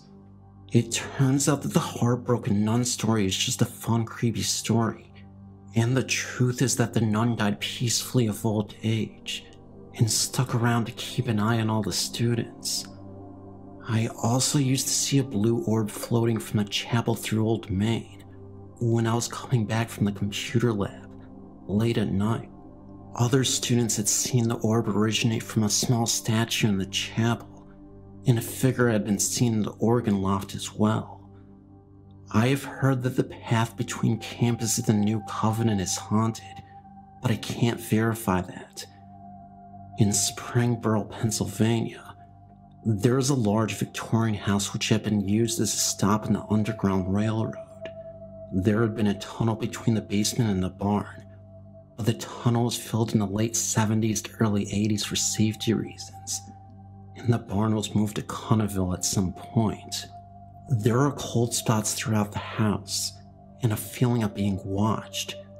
Sometimes, you can see strange reflections in the windows and lights or figures, just at the edge of your field of vision. The basement is very frightening. There is a feeling of pressure, and a very dark and menacing feeling.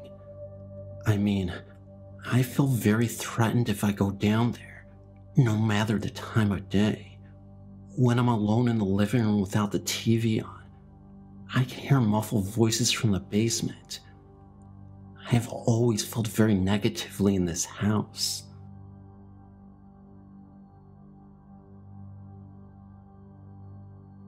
Now, about 4 years ago, I lived at Country Hills apartment in Las Vegas, Nevada. My family and I had some weird encounters there. Well, first, it started with this. My sister and I went to my grandparents while my parents stayed home. We were all the way in Cali from Las Vegas, Nevada for a weekend. My dad woke up at night, the night we left, claiming he heard a little girl singing in mine and my sister's room. He goes in there and sees my sister's rocking chair moving. Our second encounter was when my mom was going to take me to school one morning, and right when we open the door, the DVD player goes on, the radio on the DVD player. My mom and I were so tripped out, we were telling each other to turn it on, until eventually, my mom does it. Now how freaky and unexpected is that? Our third encounter was when the blinds for the sliding door that leads to the porch just started moving. It was strange, really strange. My uncle had moved in with us a little bit before the second encounter, but the only encounter that he shared with us is when he invited a friend over and the blinds were closed. Then he noticed that all of a sudden they were open. He told us, and we got tripped out. I was right next to the blinds too. That was my story, and thank you for reading.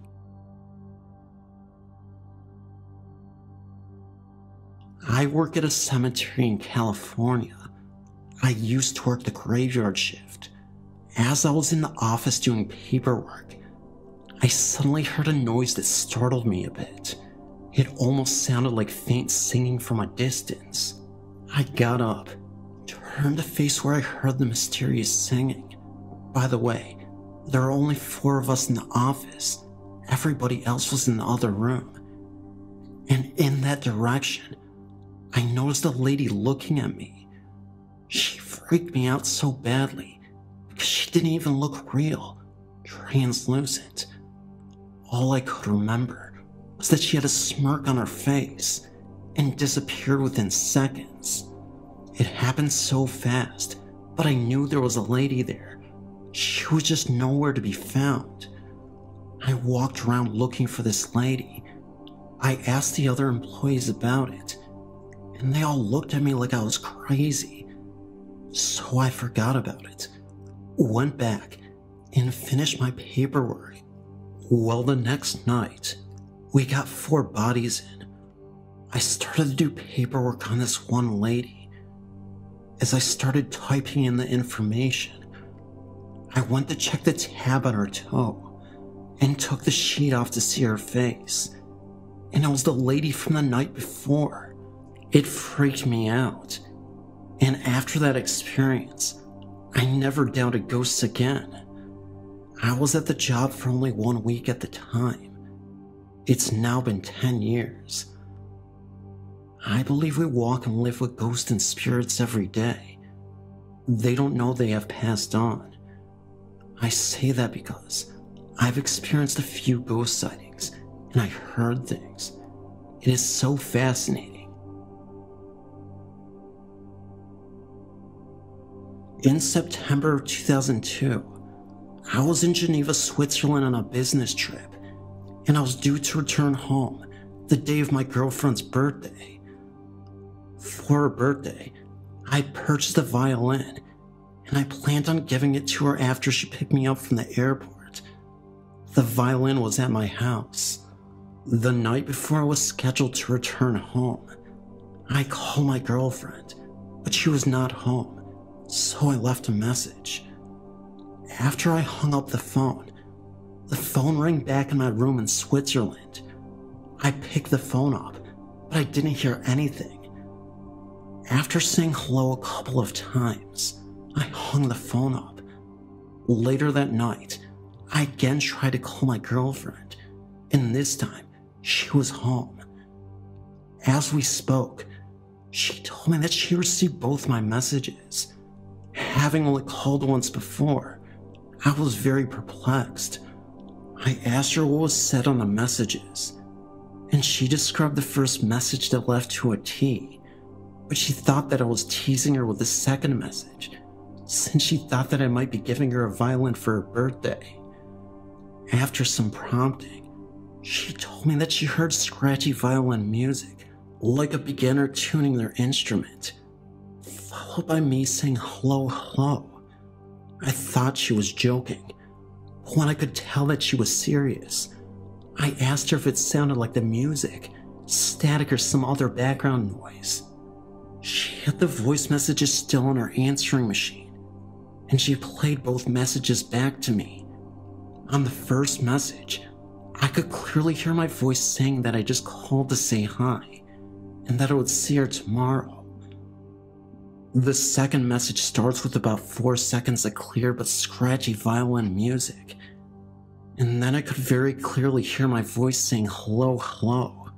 My girlfriend said that both the messages had my phone number and the caller ID. By this time, I had convinced her that I did not leave the violin music on her machine, nor were there any TVs or radios turned on in my room during the call. All I could think of was that I may have been hearing some future event when my girlfriend would be tuning her violin, and that I would not be around to hear it. So I changed my plane reservations to take a different flight home. Nothing happened to the plane that I would have been on, but I cannot help to think that the violin music was meant to be some type of warning. Maybe I would have had a car accident if I took the other flight, or I would have been hit crossing the road. Regardless, an omen like that is hard to ignore. I've kept the message recording as a reminder of this very strange experience. May 2006, it happened again. After over 3.5 years, we received another ghostly phone call. Last night, we were sitting at home when my girlfriend in 2002, cell phone rang. She answered it, and at first did not hear anything. Then, the sound of the same scratchy violin music became slowly more pronounced. She said hello several times, but had no response except the music. She handed the cell phone to me, and I also heard the violin. Then, the sound just stopped. I did not hear her phone hang up. It just stopped. I closed the cell phone lid and then checked the call log. There was no record of a call, incoming or outgoing, to the cell phone at that time. I'm scheduled for another flight to Atlanta on Thursday. I sure wish I could get out of it.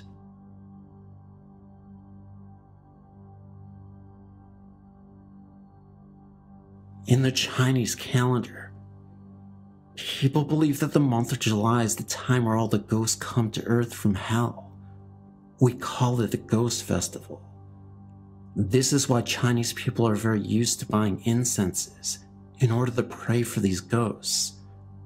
During last year's Ghost Festival, something strange happened onto my family. It was the time where all my aunts and uncles and other relatives came back to my nanny's house. The entire family of mine sat in the living room, watching TV and chit-chatting. Suddenly, one of my aunts started yelling very loudly, "I'm cold, I'm bleeding, I'm in pain."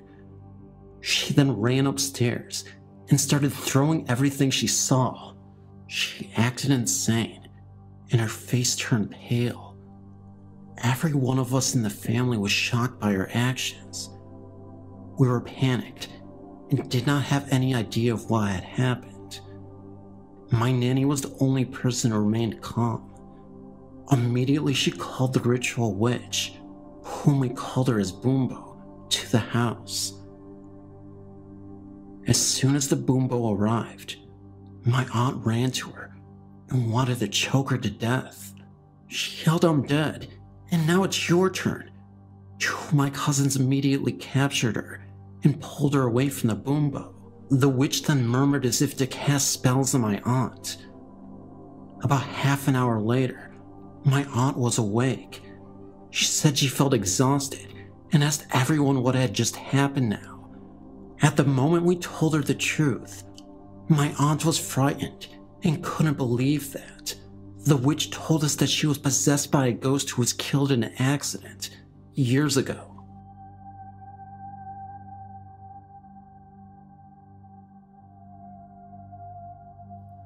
I have always been an avid believer in ghosts. I've never seen one physically manifest itself in human form, and I don't think I could cope if I did. I have an intense fear of ghosts, and at the same time, a morbid fascination with them. My first experience happened when I was 14 years old. I was going to stay with a friend of mine in a seaside village in Cornwall, England. I think it's called Portscaith.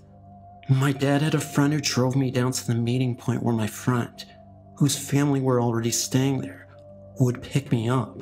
This guy's name was Mike, and he was the nicest guy you could ever imagine. We joked all the way down in the car, and he wound me up with stories of the Beast of Bodmin, a supposed large cat that lives in the moors in Dortmund, the county before Cornwall. We had a good laugh. By the time we reached the meeting point, it had gotten dark. My friend was unable to pick me up. Mike took me back to his house where I met his wife, Jenny.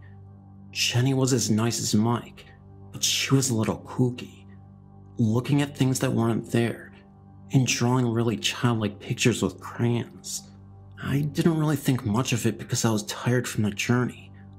I was more fascinated with their house. Their house was so large that it had been divided into 4 apartments, each one with winding stairs, large rooms, and old-fashioned structures. The house itself dates back to the 1700s. After a while, I went upstairs to sleep in their son's room.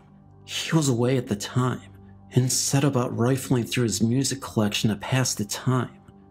His CDs were in one corner of the room, and every time I was looking through them, I felt like I was being watched from another corner of the room. I looked over to where I felt this presence emanating from, and saw nothing except a barred window. It was only a small window with a few bars across it, and very high up. There was nothing there that should have made me feel so watched. I felt sleepy, so I turned the lights out and got into bed. As I was drifting off, I felt that same feeling of being watched. I snapped my eyes open and felt as if something retreated. Ignoring this irrational feeling, I turned over to sleep on my side with my back to the wall. At that moment, the door, which was one of the old barn-like doors with a latch, made a noise. I heard the latch lift up, and the door slowly creak open. Next, the light snapped on, and I was blinking in shock, trying to see what happened. Next thing I heard was a scaffolding, as something retreated down the slope accompanied by a horrific crackling, under-the-breath laughter that scared the heck out of me. I tried to see what happened, but the door opened towards me, and the light switch was beyond that, so I had no way of seeing who had turned the light on. From my bed, I tried to call out Mike, Jenny, but the words were really hard to say. I was so scared that any noise might bring this something back. I couldn't sleep with the light on, so I scuffled out of bed, switched it off, and practically jumped back into bed, and under the covers where I felt safe. I finally fell asleep and thought nothing of it. I didn't really think about it again until a few months later when, out of the blue, my dad mentioned he was thinking of taking me to Cornwall to stay at that house. I told him my story, and he told me that the house was haunted and that Jenny was one of those people who could see ghosts and communicate with them. He told me that the ghost that did that was probably Harry, a mischievous ghost. He also said that the house was full of them. A lot of children could be heard playing on the steps, and a Chinese washerwoman was always communicating with Jenny while she cleaned the kitchen. This at least explains some of Jenny's unusual behavior. She could sense ley lines and everything. Being terrified of ghosts, I totally freaked upon hearing this, especially as Dad told me we were going to stay there. A few months later, after my exams, he took me there as a treat. Knowing what I know now, it felt a little unsavory. I was absolutely terrified of walking into that house, especially as Mike and Jenny were away. I felt watched everywhere I went, and on the first night, I didn't sleep a wink or turn off the lights.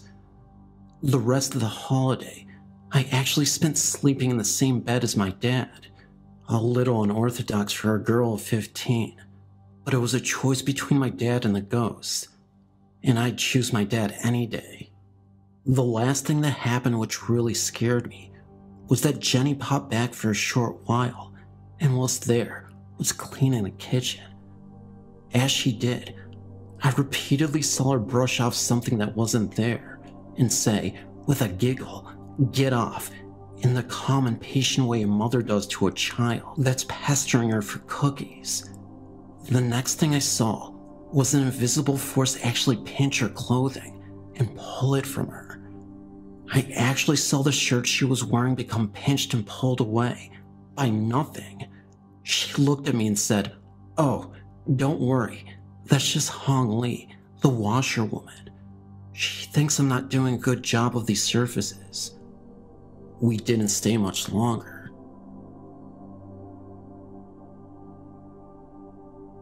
I've had several paranormal experiences during my life.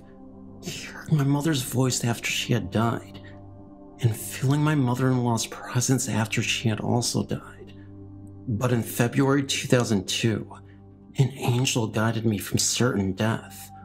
I awoke on a Saturday morning because I heard our dog whine, and that is when I realized our house was on fire. Our bedroom was off the living room, which was totally in flames. I yelled to wake my husband, who jumped out of bed and ran right through the fire and out the front door. I started to follow him, but a hand touched my right shoulder and turned me to the right. At the same time, I heard a voice in my right ear saying, "The window." I ran around the bed, opened the window and screen, and rolled out to the ground. It was a one-story house. I escaped with just a few burns to my back and left shoulder. My husband, on the other hand, was in intensive care for almost a month, with acute smoke inhalation and second-degree burns over half his body. I am certain that if I had followed him through that burning living room, I would have died.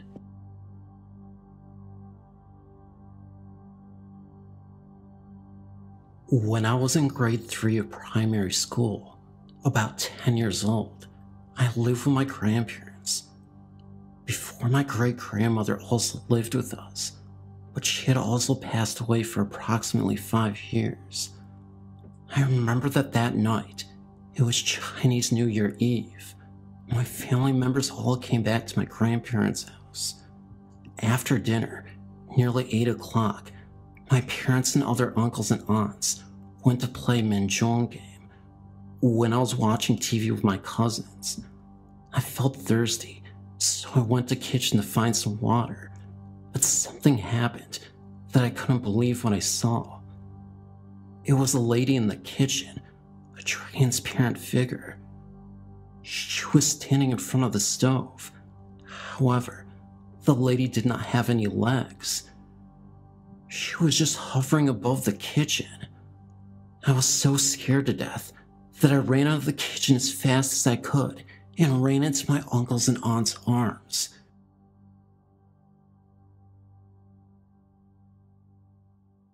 "3 years ago, I was taking university classes at St. Peter's College in Saskatchewan, about an hour-and-a-half drive east of Saskatoon. The college was originally built as a monastery for monks who came up from Minnesota to found a colony around 1900. Since then, it had been expanded from a boys-only school to a fully integrated co-ed college. There are several ghosts on the property. One is supposedly the ghost of the first bishop of the area, who apparently died before the building's construction was completed. He can be seen occasionally walking the grounds. The other is a ghost of a small boy who had left this earth intentionally, or died from an accident by falling out an upper story window.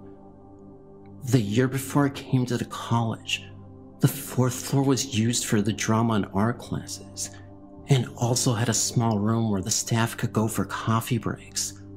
One day, one of the women went upstairs to make some coffee. She was standing with her back to the door, loading the coffee maker, when she felt a presence behind her. Turning around, she saw a small boy standing there, then vanished right in front of her. The first year that I attended school, I took part in amateur night one Friday.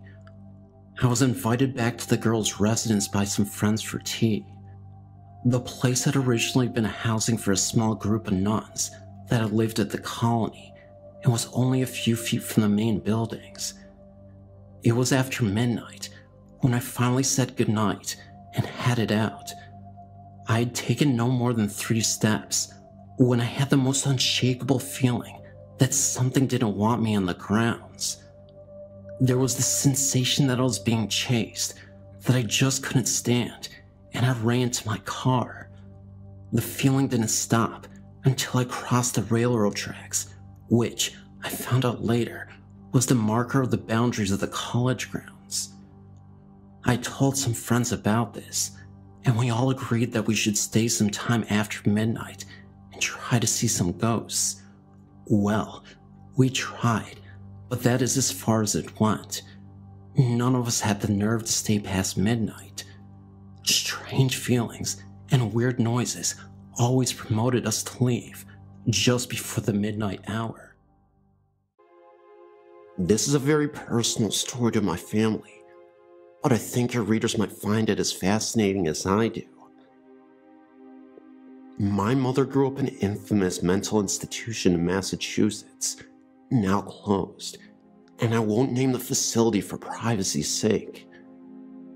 She was placed in state custody in 1948 at 6 years old because my grandmother, a Portuguese gypsy immigrant and closet psychotic, claimed she was mentally disturbed. In actuality, my grandmother was just not capable of raising her, so she successfully pawned her off on the state. My mother was not only a beautiful and innocent child, but was totally mentally capable and 100% sane. In those days, there was no system in place to accurately assessing a child's medical condition. They simply took the parents' word for it. After living at various orphanages and state facilities, she ended up at this institution just outside of Boston. The place is notorious for paranormal activity, even on the outer grounds where some of the buildings once stood. She was about 12 when she got there. She said that there were many physically and mentally incapacitated young people there, and the stories she told us about the school, or institution, were both heartbreaking and terrifying. There were mental abuses, deprivations, beatings, medical experiments on patients, and cruel punishments galore. So-called professional care was barbaric, and even the terminology was outdated. My mother's own records, which I've seen myself, showed her mental assessment as moron, even though she said she was never really tested by any mental health professional. When she was around 13, she began helping the patients whenever she could. She would bandage their injuries, break up fights, and speak to the matrons on behalf of those who could not speak. This created enemies among the staff, who knew she wasn't handicapped and who felt she was a threat to their employment. Therefore, whenever they could, they punished her severely. One such punishment led to a horrifying encounter with the supernatural. One dark, stormy afternoon, Mom had words with a matron, trying to tell her that certain handicapped children were frightened of the thunder and that they should not be forced to go outside to exercise that afternoon. The matron appeared to give in, then asked my mother to please go down into the cellar of the building to get to the rain gear for those who wanted to go outside. Mom was terrified of that cellar, and the matron knew it. There was this long, steep, narrow and rickety stairway, ending at a long dark hallway with no windows and just a tiny yellowish light bulb in the ceiling. At the end of the hallway, there was a cabinet that contained raincoats, boots, etc. When my mother hesitantly stepped onto the stairway, the matron slammed a door, bolted it shut behind her, and shut off the light. My mother screamed and pounded on the door for an hour, only to be laughed at by matrons who had been instructed to let her spend the entire night down there. The stairs being steep and dangerous, she decided that she would rather creep to the bottom and at least huddle on the damp floor. As she descended, she noticed a dim light coming from the long hallway beneath her. She came to the bottom of the stairs and looked around. She said she saw a man in a dark jumpsuit about 20 feet from her, leaping against a wall and just smiling at her.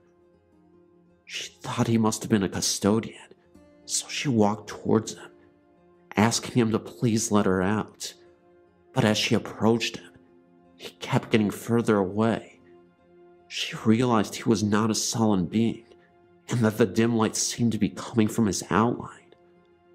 The light began to fade, and she found herself screaming again, only in the total dark of the dingy basement. She was disoriented and stumbled forward until she bumped into the cabinet which held the rain gear. As she squinted in the dark, she began to make out shapes forming on either side of the cabinet. What appeared to be a pair of detached hands forming a clawed shape were each coming from around opposite sides of the cabinet and heading for her. She turned and ran, faint with terror, until she tripped on the bottom step. Frozen with fear, she could only sit at the bottom step and cover her face with her hands. After a minute or so, she peeked through her fingers down the hallway.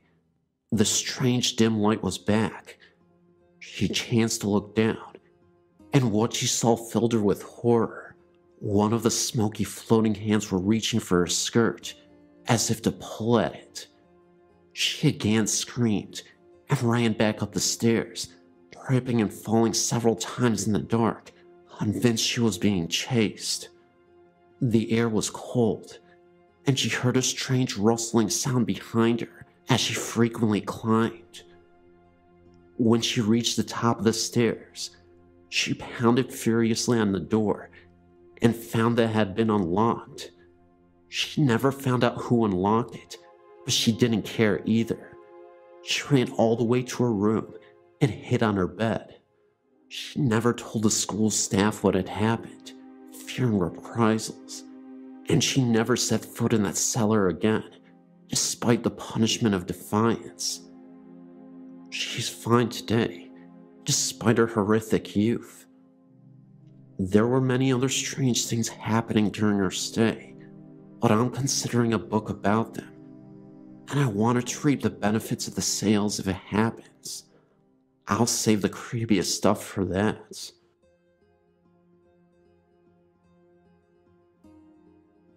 I've had many paranormal experiences since I was a young child.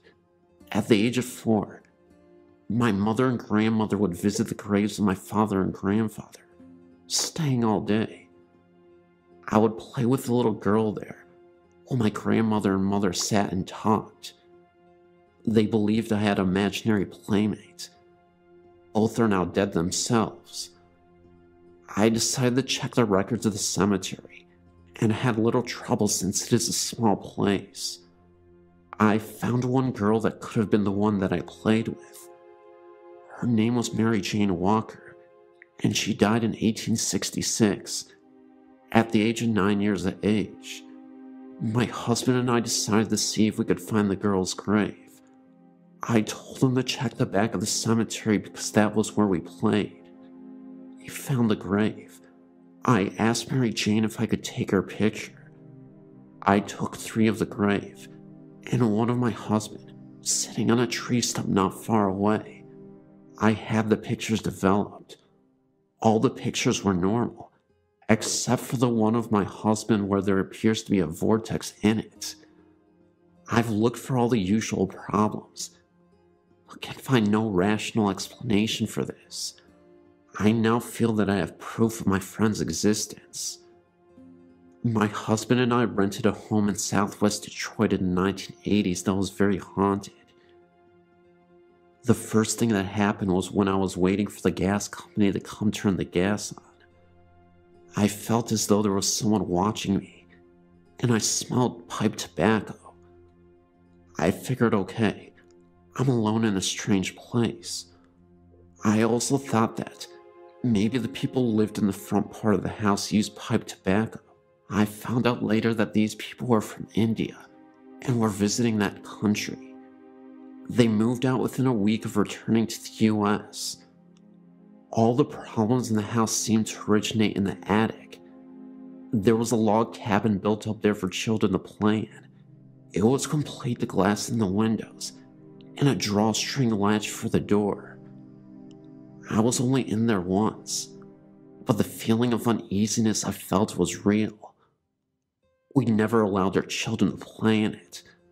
The attic door had no lock, but my 5-year-old daughter got locked in and was screaming for us to let her out. Although you could hear any noise from upstairs, we never heard her. The door opened on its own. I started to dream about an old Indian woman with a pockmarked face. Since this was a dream, I never told anyone about it. One day, a woman I had become friendly with asked me if my mother was visiting. I told her I sure hope not, since my mother was dead. She said that she saw a woman with long black hair in my bedroom window. This sort of freaked me out, since I was dreaming of that Indian woman, and she had long black hair. One day this friend was visiting me, and we were sitting in the kitchen having coffee and talking about nothing really. She seemed to go into a daze, and was starting to go up to my attic. In fact, she was insisting that she was going. I got her back to the table and sitting down when something punched her head hard enough to leave a red mark. She left and refused to come visit anymore. My husband and I had cleaned out the basement, but yet my kids found a Ouija board down there. They showed us where it was, and we got rid of it right away.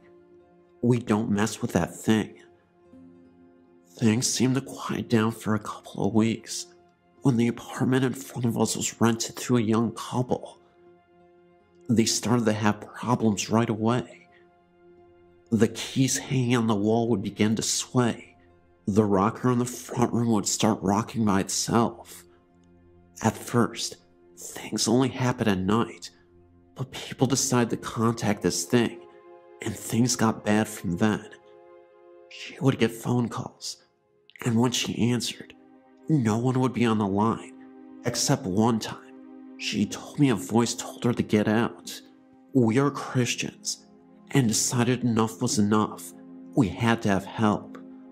I turned on the radio to listen to evangelical echoes and called a prayer line for suggestions on what to do. This program wasn't on yet, but another one was, and someone on that program was praying in the spirit. Suddenly from the basement came an unearthly howl. Needless to say, this woman and I got out of the house and waited on the front porches for our husbands to get home. While all this was going on, my husband never noticed anything. One night, my nephew was spending the night, and while he was praying, this thing shot from our apartment to the other one, banging things in its haste to leave. My nephew refused to stay another night. One night, my husband was in bed sleeping, and I was on my way up when I asked the man in the next apartment to go wake him up and tell him to come sleep on the couch. He asked me what was wrong, and I told him I could see my husband in pieces. He did, and the couch was occupied that night.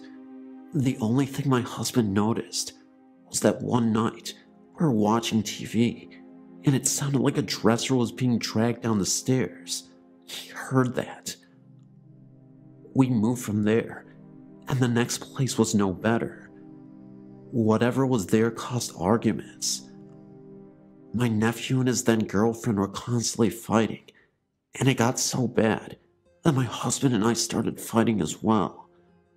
This was something we normally didn't do. We had the normal arguments that married people usually have, but this was getting serious. Even one of my children was being affected by this thing.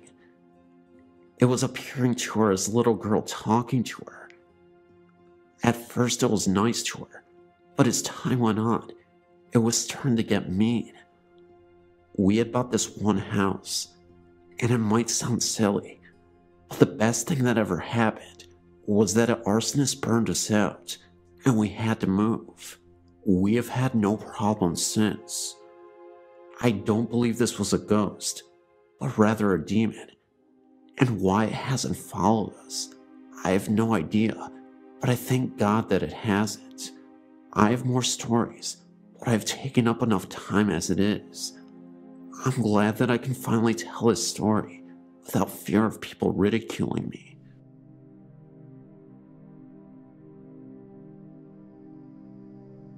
There's a place in Smithfield, Virginia called Bacon's Castle. It's not really a castle, just a gigantic plantation home. They give tours there on a daily basis.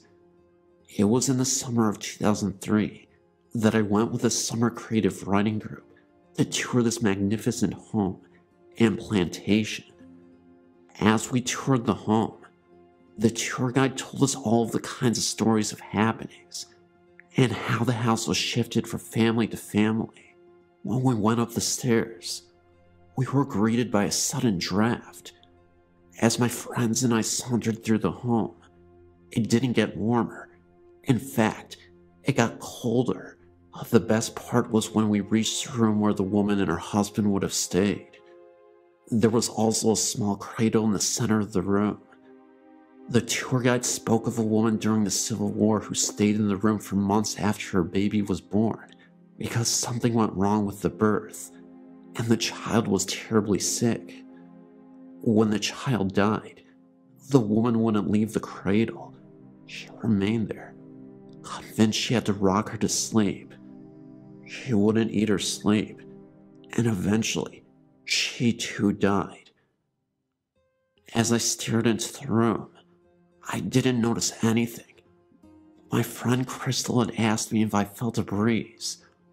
When I said I didn't, she said she didn't either, and pointed at the cradle, which was swaying back and forth noticeably.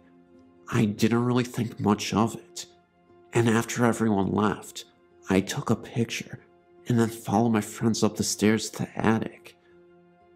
A few weeks later, I was looking through my pictures, and something caught my eye in the picture of the room with the cradle in it.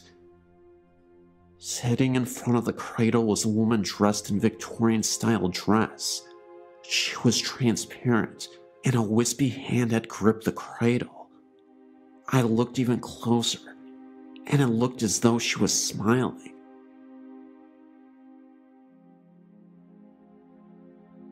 Hello, my name is Ray, and I would like to share with you the experiences that happened to my small family in 1996. We had been transferred to the Houston area from San Antonio and found a 2-story 4-bedroom home in the Clear Lake City area. A real fix-it-upper, and it was the worst looking home in a very nice community called Green Acres. My brother-in-law Robert and her sister helped us for 6 months in remodeling, cleaning up, and making the place a nice home. Robert had sold his own home 2 years earlier and lived in a travel trailer, but missed his home. He jumped in and was happy to do most of the work and was proud of the results. A month after the house was finished, we found out that Robert had terminal cancer and had less than 6 months to live.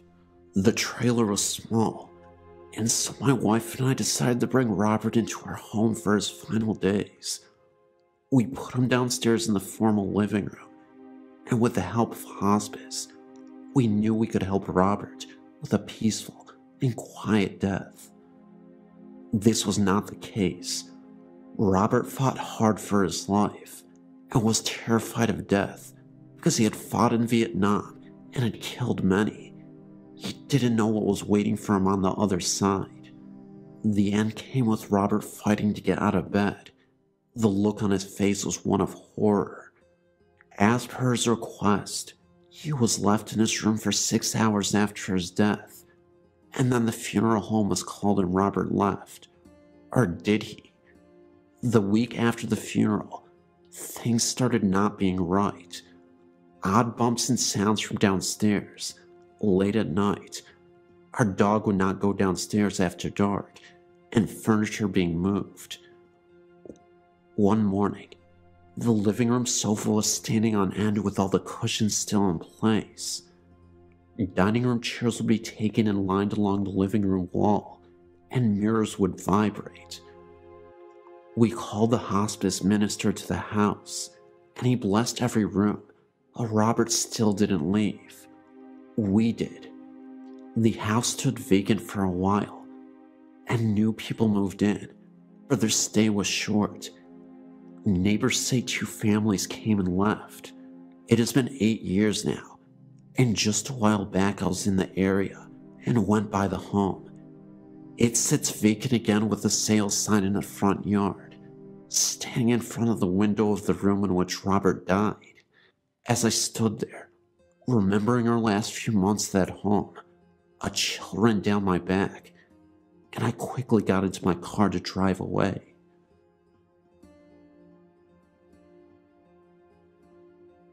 I sent a story to the site about 2 months ago. Is it my imagination or something paranormal? Well, since then, some new things have happened, and I found out some interesting information that I didn't know before. When I first sent out my story, I told my sister-in-law Jenna about it. She's a Jehovah's Witness too, but a little bit more open-minded than my mother-in-law. Anyway, I told her what I had wrote, and she told me she had a girlfriend when she was a teenager, about 15 years ago, that lived next door to her. The side where I heard the whispering, in the house where the old couple had died. I believe her family bought the house after the couple died. Anyway, she told her that her friend was a little odd, because she had been sleeping with her parents at night, but Jenna had found out later why. One night, she had stayed the night at her friend's house, and they slept in her friend's bed. Early in the morning, Jenna had woken up for some reason and noticed that her friend was squirming a lot and moaning, almost like she was doing the deed with someone, but no one was there. Her arms were at her side. So Jenna thought maybe she was having a dream. Then she thought that maybe she had seen imprints in our friend's body. She got startled with this and woke her friend up and told her what she had witnessed. Her friend got so upset about it that she didn't want to talk about it at all and never did. To say the least, Jenna never got asked again to stay another night.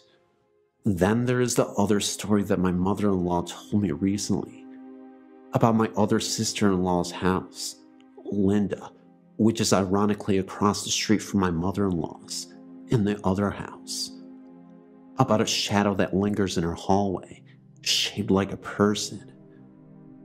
They have all seen it, including my mother-in-law. She swears that there is an explanation for this, but even she has admitted that she can't find one. When she told me about the shadow, I got real nervous, and I started to get goosebumps and got real cold. I told her sometime last year when I stayed the night at Linda's house. I was sleeping on her couch in the living room, my back to the hallway. There was a small light on where the fish tank was, so it wasn't completely dark. For some reason I woke up and turned around, and I saw this dark shadow move from the open hallway and disappear into the instance of Linda's kitchen.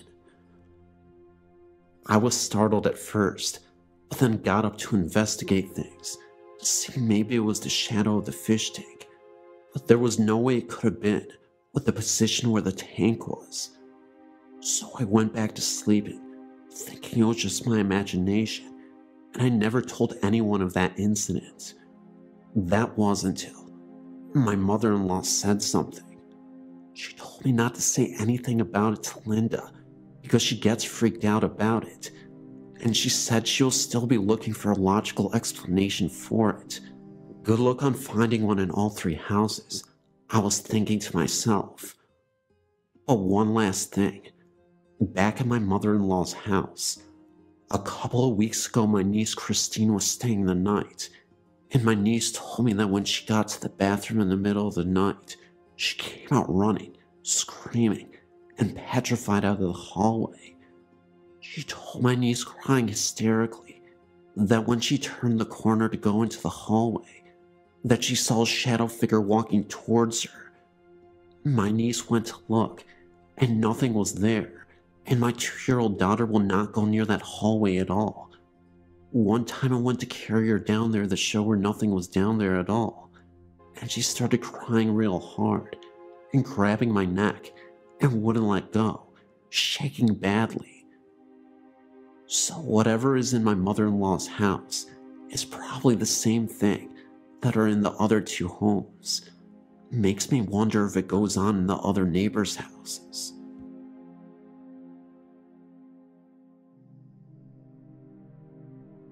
I was doing some just for fun ghost hunting with a couple of my friends one night in a cemetery on an old gravel road. 2 of my friends were out in the cemetery looking around, and my other friend decided to stay in the car. As the 2 guys were out in the far corner of the cemetery, I looked to the center of the graveyard and seen something that made me lose my breath for a few seconds. A blurry gray figure floated above one of the gravestones, and then looked to run through the air across 3 other stones, and then drop right behind another stone. After it disappeared, I asked my friend in the car with me if he had seen it too, and he said he did, and he was just as freaked out as me. It was not light that created this, because it was pitch black out there. It was my first, and so far only time, I've seen something like a ghost. Thank you for letting me share my story. I know this one was kinda short, but I appreciate it anyway.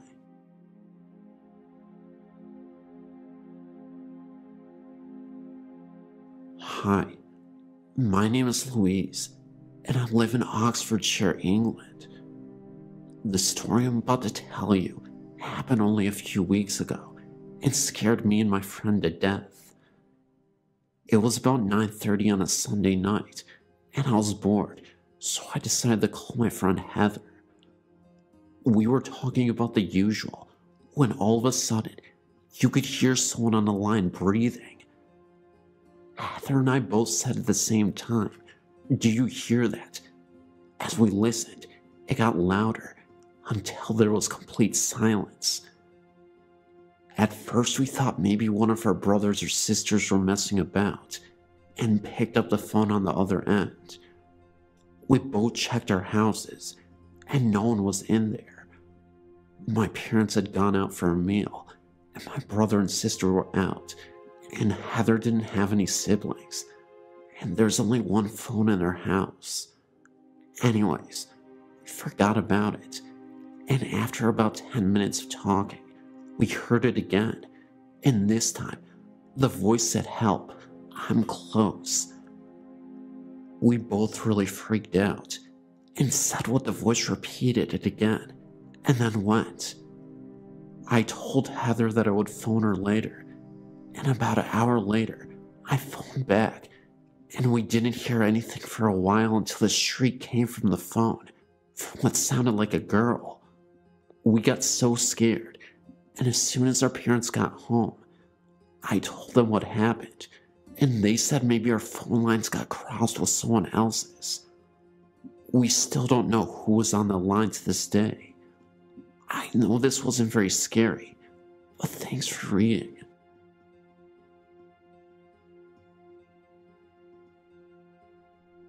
Well, I've been a ghost hunter for quite some time now. I've submitted a few areas under the California section of the haunted places. I recently moved to Arkansas and bought a home in April. 3-in-1 rock house with a huge pond on 1.6 acres in Booneville, Arkansas. I fell in love with this house as soon as I saw that it said "For Sale by Owner" sign right in front of it. I called the number and they were selling it for $48,000. I thought, my God, this is cheap for such a beautiful home. I moved in. I have a 9-year-old son and 1 cat. About the end of July, I started hearing and seeing things. To begin with, I was laying in bed one night, and my 9-year-old and 6-year-old, who was visiting from California, were asleep in their rooms. All the lights were out. My bedroom door meets the living room. I was lying on my left side looking out into the black of the living room, and I heard what sounded like someone walking in it. Now, my sons sometimes wake up in the middle of the night and come sleep with me, so naturally I thought it was them. I called out their name. No answer. Then I thought maybe it was my cat, but then I noticed her laying at my feet on the bed. It really sounded like someone was walking from the kitchen in the living room entrance towards my room. Second, my television is hooked up to the stereo because the speaker on the TV is blown. Well, when I have to be at work at 11 p.m., I usually take a shower around 9:45 p.m., and my 9-year-old goes over to his father's house. One night, I turned my stereo on and put a disc in it, 5-disc CD changer. It was on disc 4, song number 11. There were 2 songs, and it should have switched to disc 5 after it was done with song 12. I took my shower and had the stereo loud enough to where I could hear it. All of a sudden, I didn't feel the vibration of the music anymore. I thought, well, maybe it's at a quiet part. When I got out of the shower, I still heard nothing. I put my ear to the door. Nothing. I went out and looked at the stereo, and it was not on CD anymore, but on FM radio on 100.1, and that is not a station at all. It's just fuzz. There was no one else in the house but me and my cat. That was on a Friday night. 2 days later, on a Sunday night, my son and I were watching television around the same time, between 9:45 and 10 p.m. In the middle of television, the radio goes from auxiliary to FM radio, 100.1, fuzz. My son says, "Mom, what did you do? I was watching that. I told him I didn't do anything. On a Saturday, my son was at his father's, and I was there alone with the cat, and she started going crazy. At one point, she was standing in the doorway of my room in the living room, looking at me. She meowed and took off like crazy into the back bedroom belonging to my youngest son.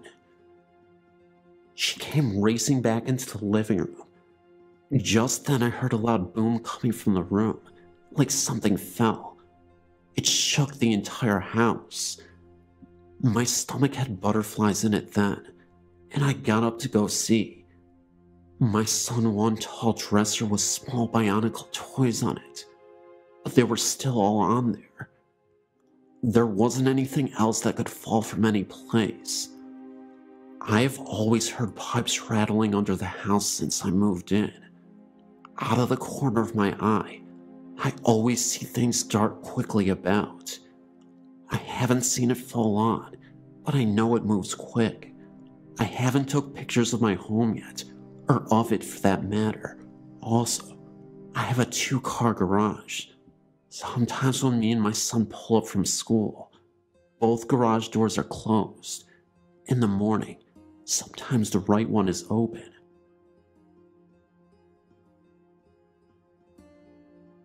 I've never really been a great believer, but for the past 8 or so years, since me and my mom moved from our old flat to our new house, I've experienced numerous experiences.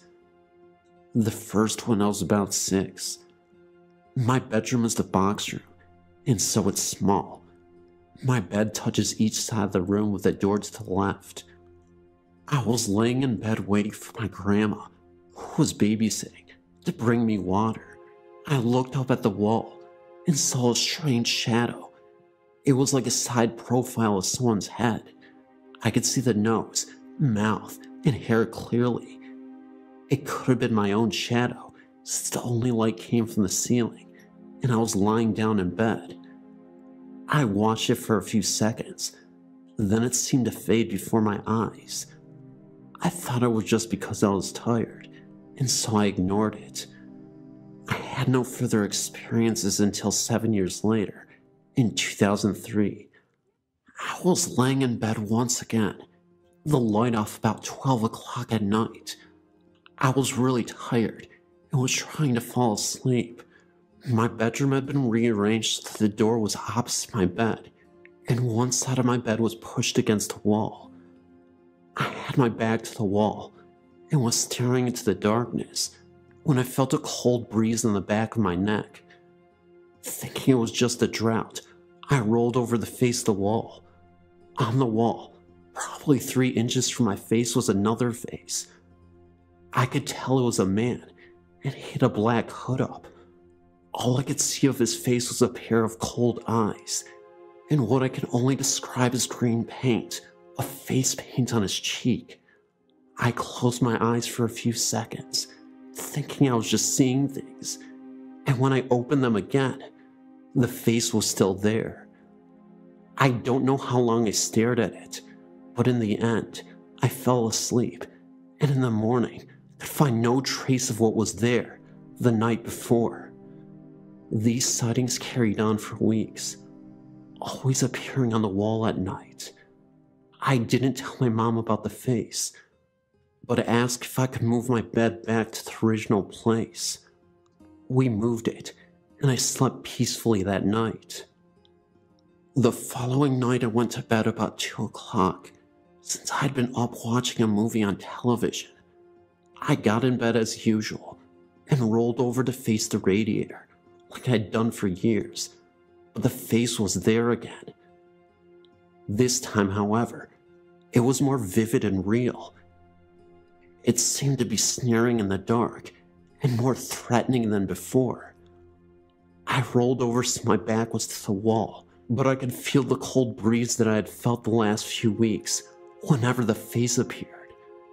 I pulled the covers around me, refusing to look back at the face. The incidents got less frequent over the weeks, and I believed that the face was going. One night, I was sat at my computer in the corner of my living room. I have a cockatiel whose cage is right next to the computer desk, who was asleep, and my mom was in the kitchen making a drink. I didn't really notice anything until I heard my bird start to hiss and back away into the corner of the cage. Wondering what frightened him, I heard a scraping noise. I looked to the side of the computer to see my glass moving towards the edge of the desk. There was no way it could be moving because of our house being set on a rise, because it is where it should be sliding the other way. I lifted my hand to stop the glass from falling off the desk. When I touched it, the glass was cold, even though I hadn't had a cold drink in it. The strangest thing was when I went to push the glass back, I couldn't. Something was trying to push the glass. I had to shove it quite hard before I could get the glass to move. When I did, my bird came back to the front of the cage and looked as though nothing had happened. I'd gone to bed earlier than my mom that night and must have been asleep when she came up. Once again, the face was there, but this time, the presence was really strong. My bedroom was icy cold when it normally is the hottest room in the house. Almost 1 o'clock, I wake up shivering and could feel something gripping my arm, but as I come to, it released its grip. I rolled over to see the face once again, but it looked different. The smirk had gone, and it looked more angry than anything else. I didn't sleep that night, and I couldn't sleep in the room, so I spent the night sat on my sofa with the lights on downstairs. When my mom came down in the morning, she was shocked to see me up, but I just said I had woken up early and came down. I didn't want her to know. Later that afternoon, we were having dinner when she asked if I had a nightmare last night. I couldn't recall anything but the face and cold hand, so I asked why. She said she had heard me talking in my sleep, which I had never done before that. She said I was telling someone to get away and don't touch me over and over. Then after about 5 minutes, I was quieter and mumbling things like, "Why are you doing this?" and "just go away." When I asked her what time, she said it was about 12:30, just before I woke up with a hand gripping my arm. I haven't seen the face or had any strange experiences since that night, and I'm not quite sure what happened after. I don't know if I did something to make it all go away, and that was why the man's face looks so angry, but I'm glad they're gone.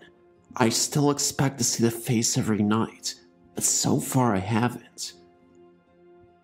I finally told my mom about it all, and she asked if I wanted to have the house blessed, but I said no, although the scary face did no harm to anyone, and it's gone now anyway.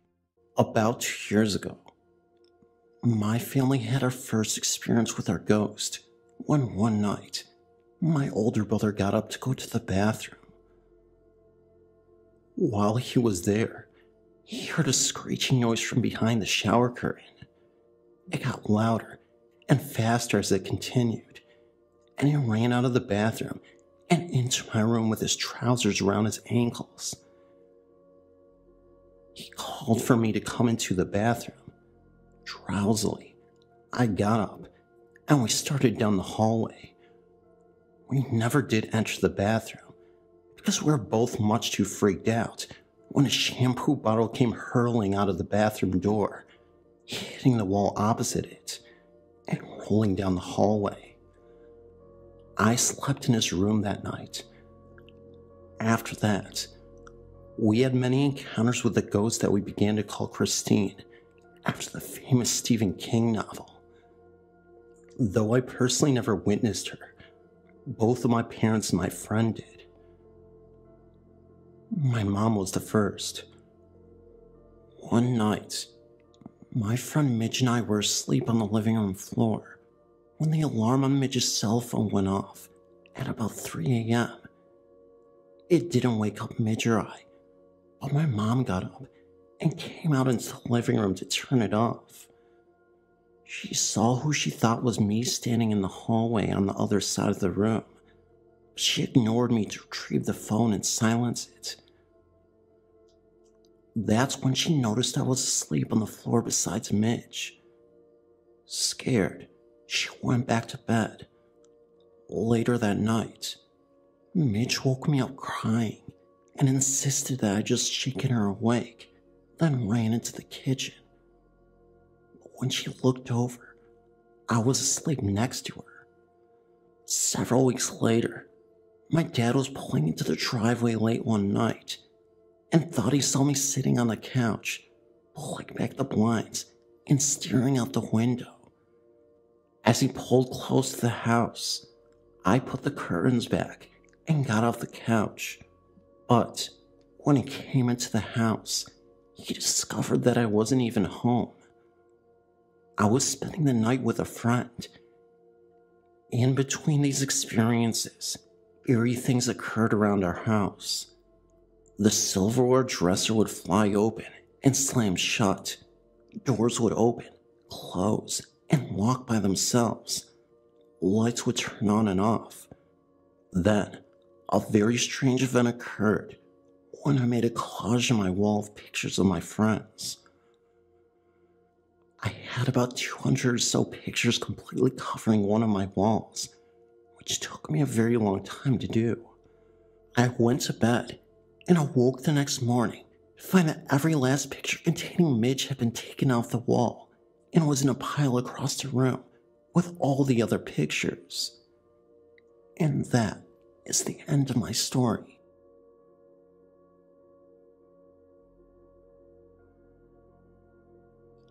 I lived part-time, if that makes sense, with my dad in Whitmore Lake, Michigan, before he passed away last year.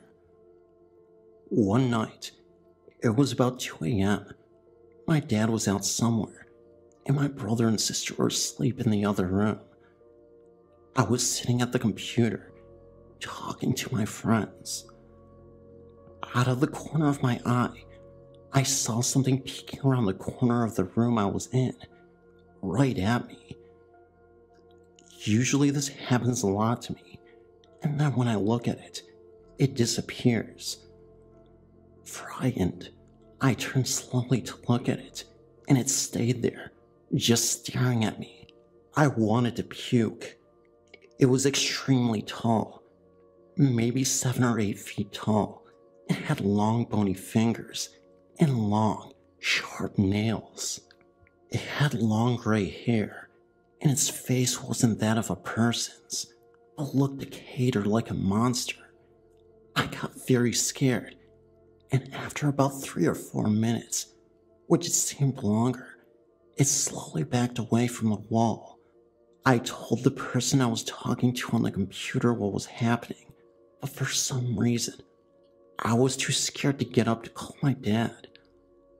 I ran upstairs, and when I turned the corner to go up the stairs, I saw it again, standing at the top of the steps. I'm a huge scaredy cat, so I was freaking out, and I had tears in my eyes. I ran up the steps with my eyes closed and ran into my room. I turned on my light and checked in the closet and under my bed. Then I slammed my door and locked and laid in my bed until I fell asleep. The next day I woke up and went downstairs and saw my dad in the kitchen. I told him about the previous night, and before I could even describe what the creature looked like, he already knew. He told me that he saw it all the time. He told me just to ignore it. My dad was definitely not a religious person, so it bothered me that he was okay with the crazy thing just staring at me, or anybody. To this day, that was the scariest thing that has ever happened to me. I don't like to tell too many people, because they just look at me like I'm crazy. And now I wonder if the thing had any connection to my dad and his death. About a year later, he got me heavily into drugs, and it was going downhill. And even after he lost his huge house in the lake, that he spent his time and money and energy building, he still wouldn't leave the home. He lived in between the home and his neighbor's house, in his camper. In July of 2004, my dad intentionally decided to leave the world. It makes me want to go back and investigate. That's my story. Anyway.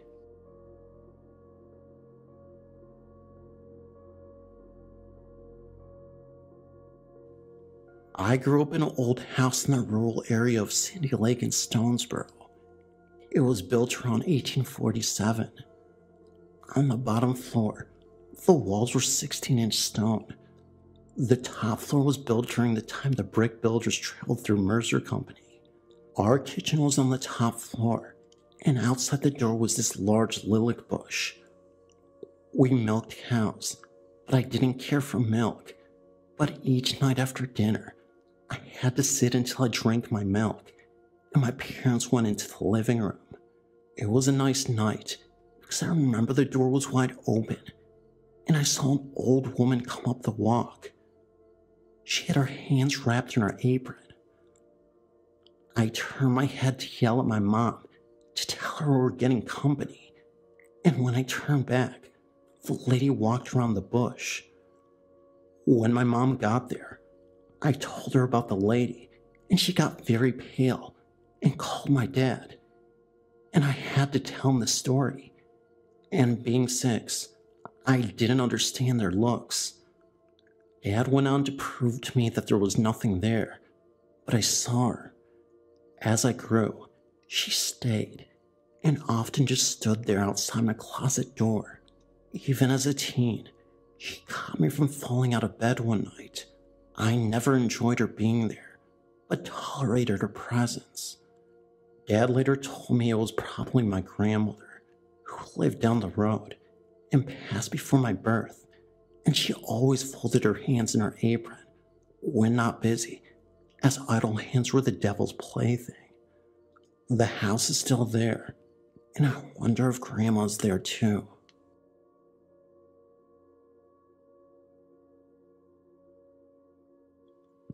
I would like to share a story about my friendly, and sometimes not so friendly, ghost mother-in-law. I moved in with my boyfriend, now my husband, shortly after I left my last husband in Colorado. He had a son who lived in the basement of the home he inherited from his mother.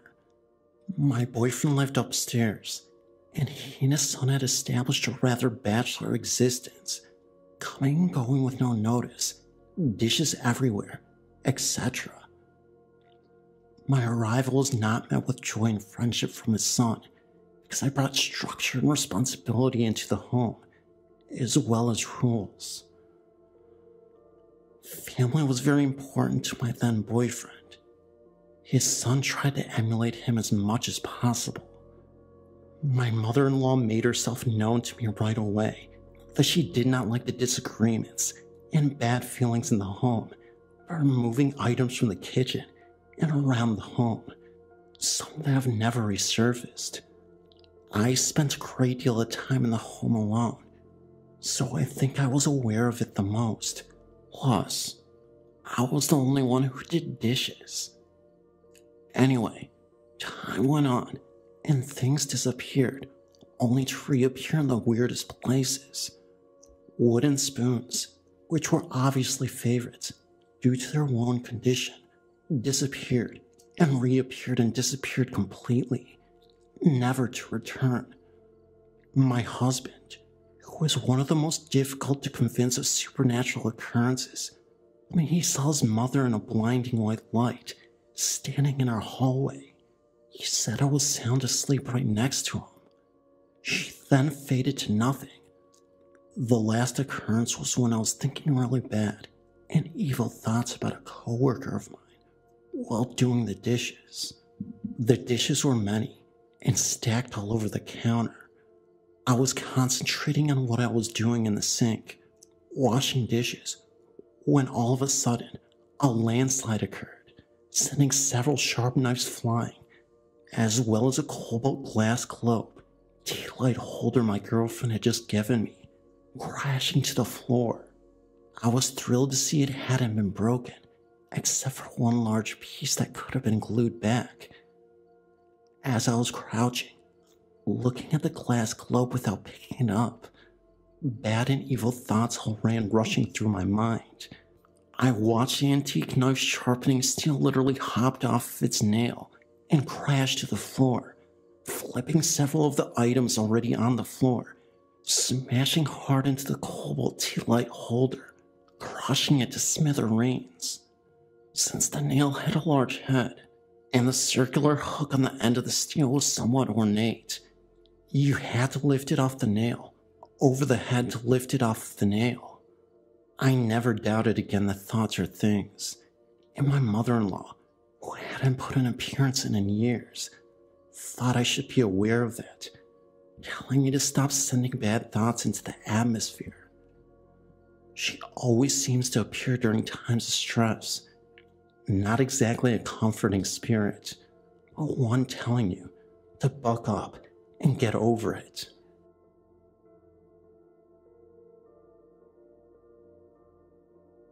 I was staying at a friend's house a couple of years ago, and she did warn us that it was haunted. Of course, I didn't believe her, but after seeing this, I do now. Unfortunately, there is no evidence or photos, but I swear that I've seen a ghost. Anyway, there were the three of us sleeping in my friend's bed. They were asleep. I was not. I looked to my left at a blank space in the wall, right above my head. And to my absolute shock, a hand began to move through the wall. I thought it was just my imagination and woke my friends and just pointed at the hand coming out of the wall. We jumped out of the bed and ran to the opposite side of the room and waited. The hand began moving out of the wall, and attached to the hand was the body of a woman. Now, it wasn't what I imagined a ghost would look like, all floaty and transparent. It just looked like a woman standing there.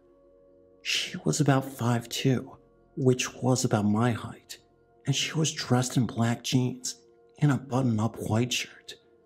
She was barefoot, long brown hair. She stood there for what seemed like ages. It was only about 2 minutes, but that's all she did. She just stood there, and then she turned, and she walked back through the wall. To this day, I will never forget what she looked like. Unfortunately, as I've said, there was no evidence that would make you believe me.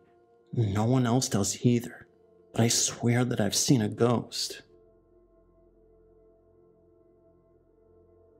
I happened to stumble upon your site, and I found it very fascinating. I thought I would share something that happened with my family with you. We live in the UK, in a small town called Stanley, in Co Durham. My mom, my little sister Rebecca, who was a week away from her 5th birthday, and I were going into the town center when Rebecca stopped at the top of the hill. And then she turned around. She pointed to the golf course that you would see from the top of the hill, looked at my mom and said, "That's where I crashed my plane when I was a man, Mommy." She then began to stress that she saw a figure standing right there, just waving at her and smiling. Rebecca then waved back, and we asked her what she was waving for. She proceeded to tell us that her friend Billy was waving back. We didn't see anything and shrugged it off. We both laughed it off and said, "Come on, don't be silly." But she went on to tell us that she was flying with her friend Billy when they lost control and crashed, and that they both died, and how she thought it was nice she could still remember Billy. When we searched it just out of curiosity, it turned out that a BE-2C had actually crashed there in October of 1916, killing both of its pilots, who are both members of the Royal Flying Corps. Unfortunately, no names were listed, so we could not see if Billy was there. How else would a girl who is not yet 5 and could not read well enough to research some things like this know that this was the place a plane crashed and killed the pilots years earlier?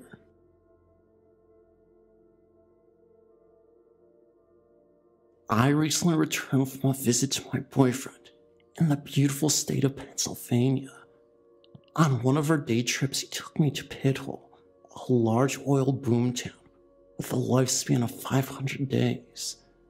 Since it was fall and late afternoon, we were afraid the visitor center wouldn't be open, but we were jovially greeted by 3 members of the staff who told us we were just in time for the movie. Entering the small theater, we joined a couple and their 2 giggling girls. 20 minutes later, my boyfriend and I started down the hill to what was once Pithole. In the meadow, you'll find descripting markers of the buildings and the streets, a few old wells, and holes in the ground, which were once cellars. We were reading the markers and snapping pictures when I saw my boyfriend stop in his tracks and shake his head. I asked him if he was okay, and he said he was, so we continued walking. I kept hearing a conversation between a man and a woman and assumed it was the couple with the girls, so I kept looking up the hill to spot them. We got to the end of the street and were talking about French Kate, a brothel manager, when it got really cold. I could still hear the man and woman talking, but my teeth were actually chattering, and I was having trouble breathing. I grabbed my boyfriend's hand and started up the hill, thinking we might be having an experience, but not wanting to say anything. He asked me if I was okay. I told him I was, but it was so cold down there, I was having trouble breathing. As we walked up the hall, the temperature rose, and I was breathing easier. Once we got home, we talked about what we both experienced. My brother stopped in his tracks because he saw the back of a woman in a dress walking behind a tree. We both heard the conversation and felt a drastic temperature drop. I was the only one who felt breathless, but I guess we all have different reactions to experiences. I kick myself now for not taking any pictures, but I guess I was trying to rationalize everything.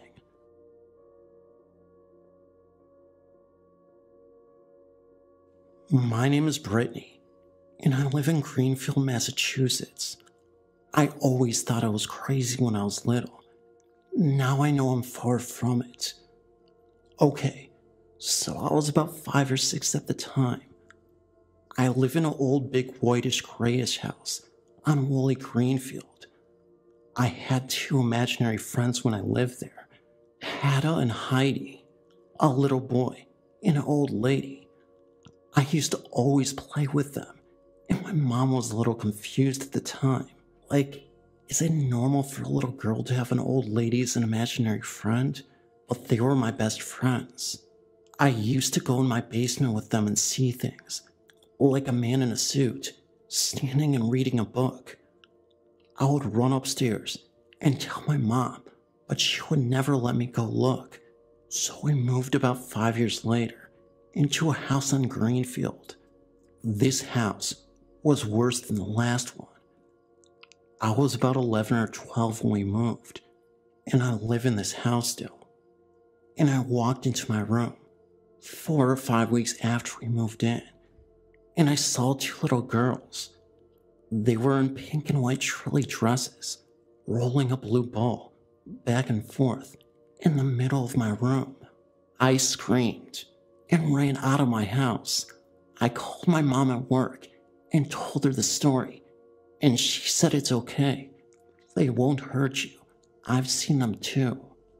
I was absolutely shocked that she said that, but I went back about 6 hours later, not to find anything at all. My phone rang 2 times before the answering machine picked up, and the smell of cigars filled my house. When I listened to the phone, there was 2 little girls talking on the other line, so I picked up the phone and said, "Hello, who is this?" And they hung up. So after 6 months of me and my mom getting hit on the back, our tripped, our lights clicking on and off, we decided to go to the library to get some kind of a history on our house, and the old house as well. We found out that the house that I lived in when I was 5 or 6 was an old funeral home, and my imaginary friends were far from imaginary. The house we live in now is an old boarding house, and the little girls have no records of ever living in the home. They don't bother us anymore, but you can still feel them every once in a while. Once, when I was around 5 years old, we were visiting my grandfather. He lived in a small town near the northeast corner of Colorado. My grandfather's house was very old. The only indoor plumbing that it had was a kitchen sink, but even that was somewhat antiquated. The water would come out of the faucet, but it had to drain into a little pot that sat on the floor underneath it, which then had to be tossed out of the door. To go to the bathroom, we had to go to the outhouse in the backyard, which in itself was rather scary. The house was surrounded by trees, and I seem to remember that there were railroad tracks nearby. One night, during the particular visit while everyone was in bed, my brother in the front room on the couch, my grandpa in his room, and my mom, dad, and me in the second bedroom, a strange occurrence was about to happen. It was pitch dark, and I was lying in the middle of my mom and dad, which made me feel very safe and secure. I was wide awake and happened to be looking in the bedroom door. That's when I noticed that someone was walking through it. My mom and dad were both still in bed, and this did not look like my brother or my grandpa. It looked like a very small woman wearing a veil, with her head slightly bowed. Anyway, she, or whatever it was, walked past the brass footboard of the bed, went to the window, turned around, walked past the foot of the bed again, and then out of the door. The image was extremely bright in the otherwise dark room, and I did not feel frightened by it at all. Now, the next story scared the living daylights out of me. I was around 10 years old, at home, in a very unassuming bi-level brick house. My grandfather's house looked the part for a haunting, but this one, not even close. It was just your average everyday home. However, something not so average was about to take place in it. It was in the middle of the night, and for some reason, I woke up. From where my bed was, I could look straight out into the living room, which I just happened to be doing, and that's when I noticed a dark image walking out of the kitchen. It walked into the stairs and stood there for a few seconds. I concluded that this was my dad, about to go downstairs to check on my brother, who was a teenager at the time, to make sure he had come after being out with his friends. But he seemed to change his mind about doing this as he turned and started walking towards my room, which was nothing out of the ordinary, because he had to walk past my bedroom to get to his and my mom's room. He stopped at my door and stood there looking at me. I finally said, "Hi, Dad." I got no response. I looked at this dark image more closely and noticed that it was staring at me with big, dark, hollow eyes. No, this was not my dad. And in spite of the fact it was not threatening me in any way, I lost it and started screaming. This screeching woke my mom, who rushed into my room, running right through the dark figure, and it vanished. I slept on the floor in my mom and dad's room for about a week after that.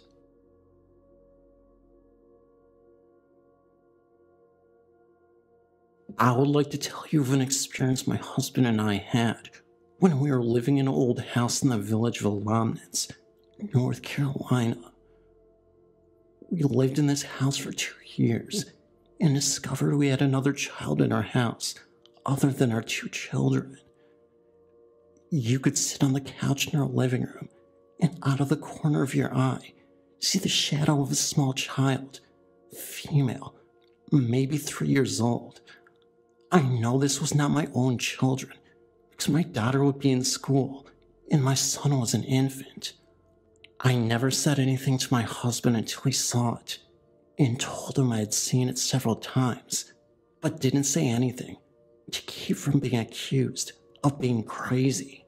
That spring, I was reworking my flower garden in front of the home, and as I cleared away the grass to extend my borders, I found a brick edging in the ground about the size of a small child's grave.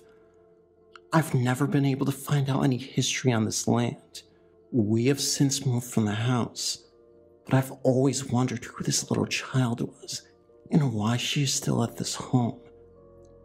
We never felt uneasy in this home.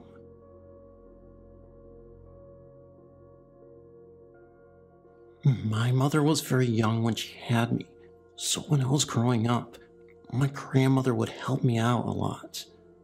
I was very close to her, having been her first grandchild. I know she loved me very much.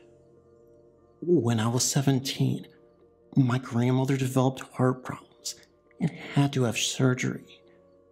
She was in the hospital for a long time, never really getting any better. Then one cold night, my mom was going to the hospital to see her. I really wanted to go, but I was very sick with a high fever, so I didn't think it was a good idea for me to visit her. I went to bed around 12:10 a.m. I remember the time because I looked at the digital clock next to my bed. On March 10th, 1991, I was awakened out of sound sleep by the feeling of someone squeezing me so hard I almost couldn't breathe. That lasted for about 3 minutes, and then I felt a feeling of extreme sadness. I brushed it off, as I must have been hallucinating due to the 104 fever, and fell back to sleep. About 40 minutes later, my mom returned from the hospital and woke me up to tell me my grandmother had passed away. I sat up in my bed and asked when, and my mom told me around 10 after 12. I cried, and then I told my mom what happened. I had such a close relationship with my grandmother. I really felt she wanted to say goodbye to me and hug me one last time before she left this world. I had a dream the night before about driving around Vermont, a small town a few miles from where I live. I was in a car with my sister and suddenly got an agonizing pain in my head that was clouding my vision. A few seconds later, a very angry young girl was in the seat between us. She was partially burnt and could only be described as glaring at me. I felt like she was trying to tell me something, but I was in so much pain, I couldn't understand her. I woke up the next morning and kind of brushed it off. I've had dreams like this before. I ended up hearing later that day a 15-year-old girl was murdered in Vermont near an infamously haunted cemetery. She suffered a fatal blow to the head, then was set on fire, but she was only partially burned. Since then, I've had this dream 2 more times. I don't know if she was trying to reach out to me or what. I've had encounters in the past, but none quite this strong. I'm not really sure what to do.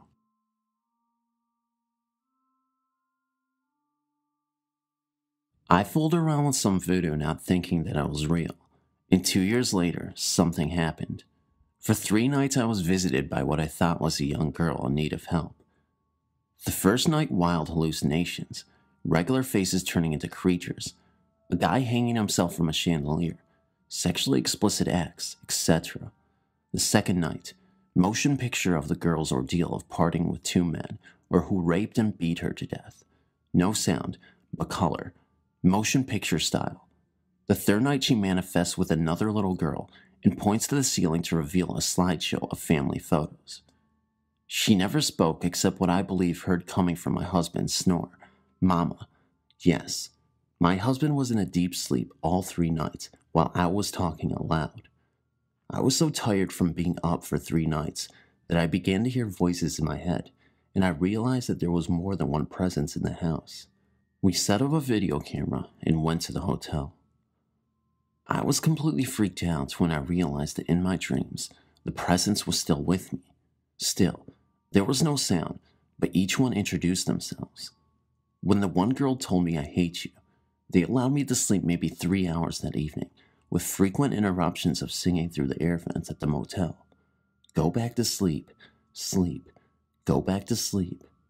They said they knew about the video camera and that I was going to get the investigators. When I returned home, I had my husband sleep on one side and my son on the other. Since I had been up for 4 days now with only 3 hours sleep, I was catching a cold and was having coughing fits. I was mocked. It was 12 a.m. and I told my son to drive me to my grandmother's house, and that I didn't know why, but I knew that if I stayed, something bad was going to happen to me. My husband said that just 20 minutes after we left, we had to get up to go see about a loud crash we heard in the kitchen. He said it turned out to be nothing, and he slept that night. During the 40-minute drive to my grandmother's house, I felt like something was in the back seat, and the whole way, I kept saying the Lord's Prayer. After the first 15 minutes, the feeling was gone. My grandmother is a Southern Baptist. Nothing bothered me there, but I was a mess, and my whole family rallied to get me help.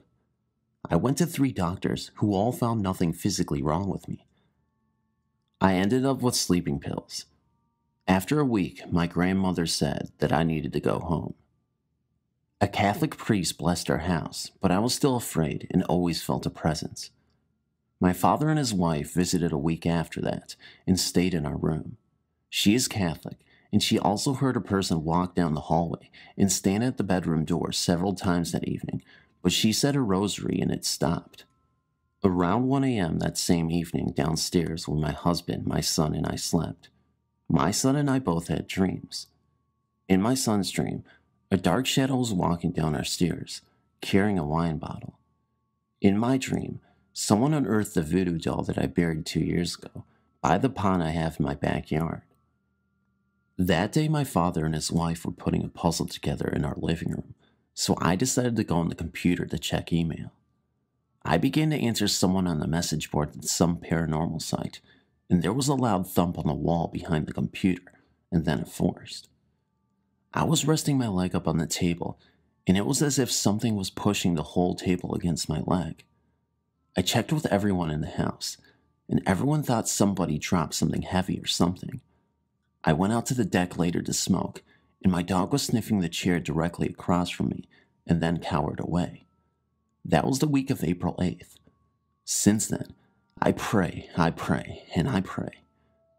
I keep a white candle burning the whole time I am at home, and I have crosses in every room. I don't stay home unless she is here. I don't work, so I just drive around. Basically, I have no life, and our house is now up for sale. I've done everything the paranormal website said. Brooms, hazelnuts, dirt to cemetery, everything.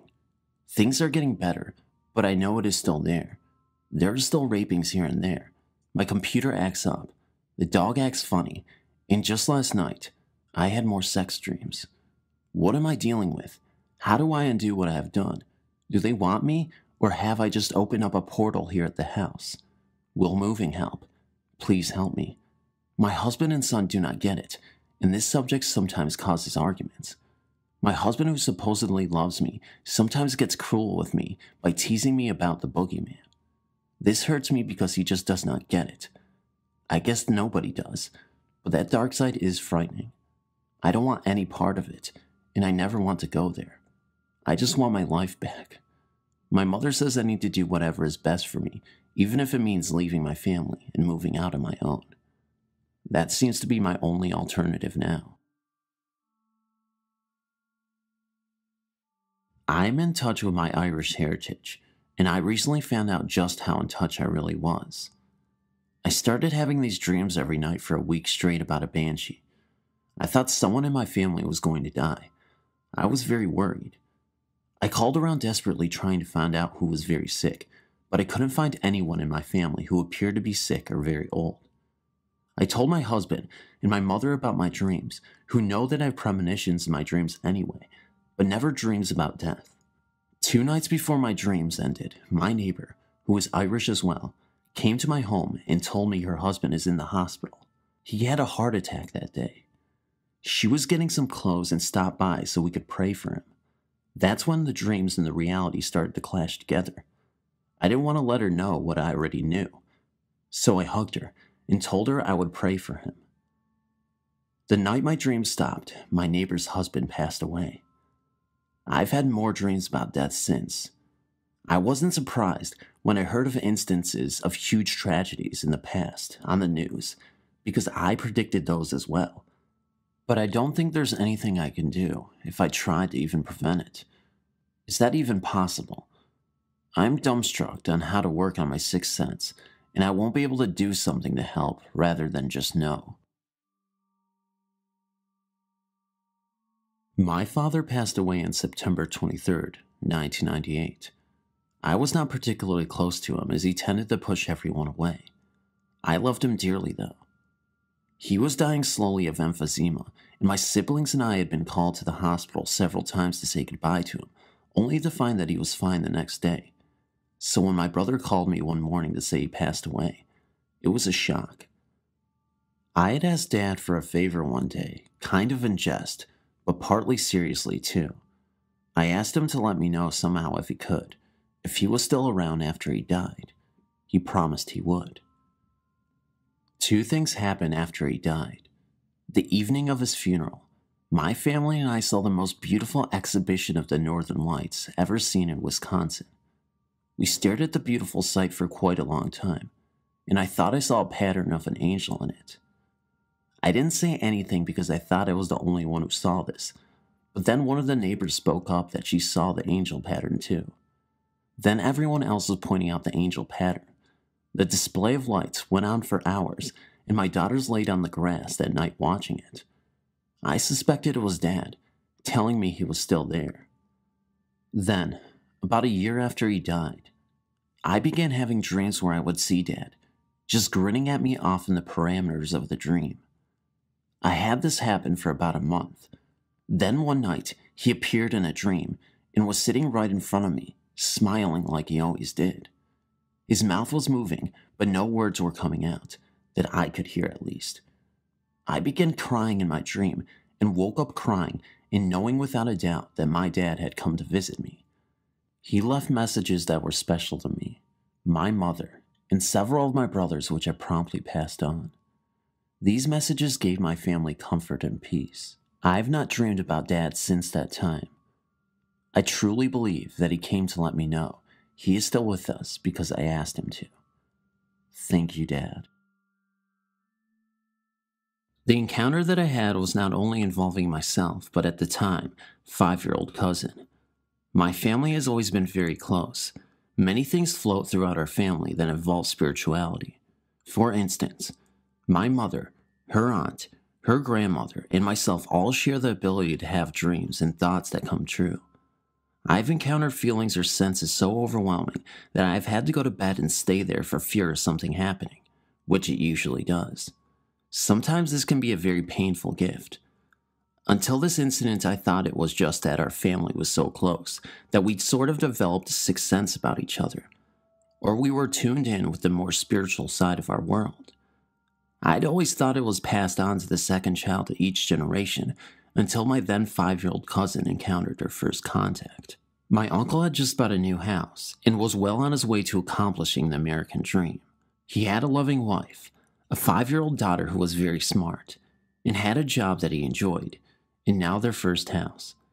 But after a while, things did not seem so perfect. The electricity seemed to be bad, and fuses would blow quite often. The sewer began backing up, and a cool draft made for a very noisy house. My uncle worked and worked until everything seemed to be fixed, and that is where the story really begins. My cousin sleeps with her mother and for some reason wasn't used to her new bed, so she slept with her mother. In her mother's bedroom, there are two other doors. One leads to a very large walk-in closet, the other to a small bedroom that has a stand-up shower, among other bathroom fixtures. For some reason, the bathroom always stayed real cool, no matter how high the heat was. My aunt always slept with the door open to the bathroom in case my cousin needed to use it, or just for a little light to shine in the bedroom so Emily could sleep better. One night, Emily woke her mom.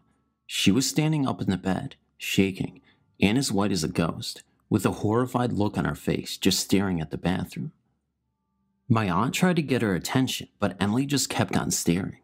Finally, my aunt got out of the bed and turned the light on, at which time Emily finally responded by asking, "Did you see her?" Her mother asked who, and Emily went into great detail describing a young girl in a red coat. She explained that it looked like a soft coat and that the girl had long, shiny hair. The description was very detailed, like she knew her, and things that a normal 5-year-old wouldn't notice. My aunt, a little freaked out, dismissed the occurrence to her as a dream, but took it very seriously.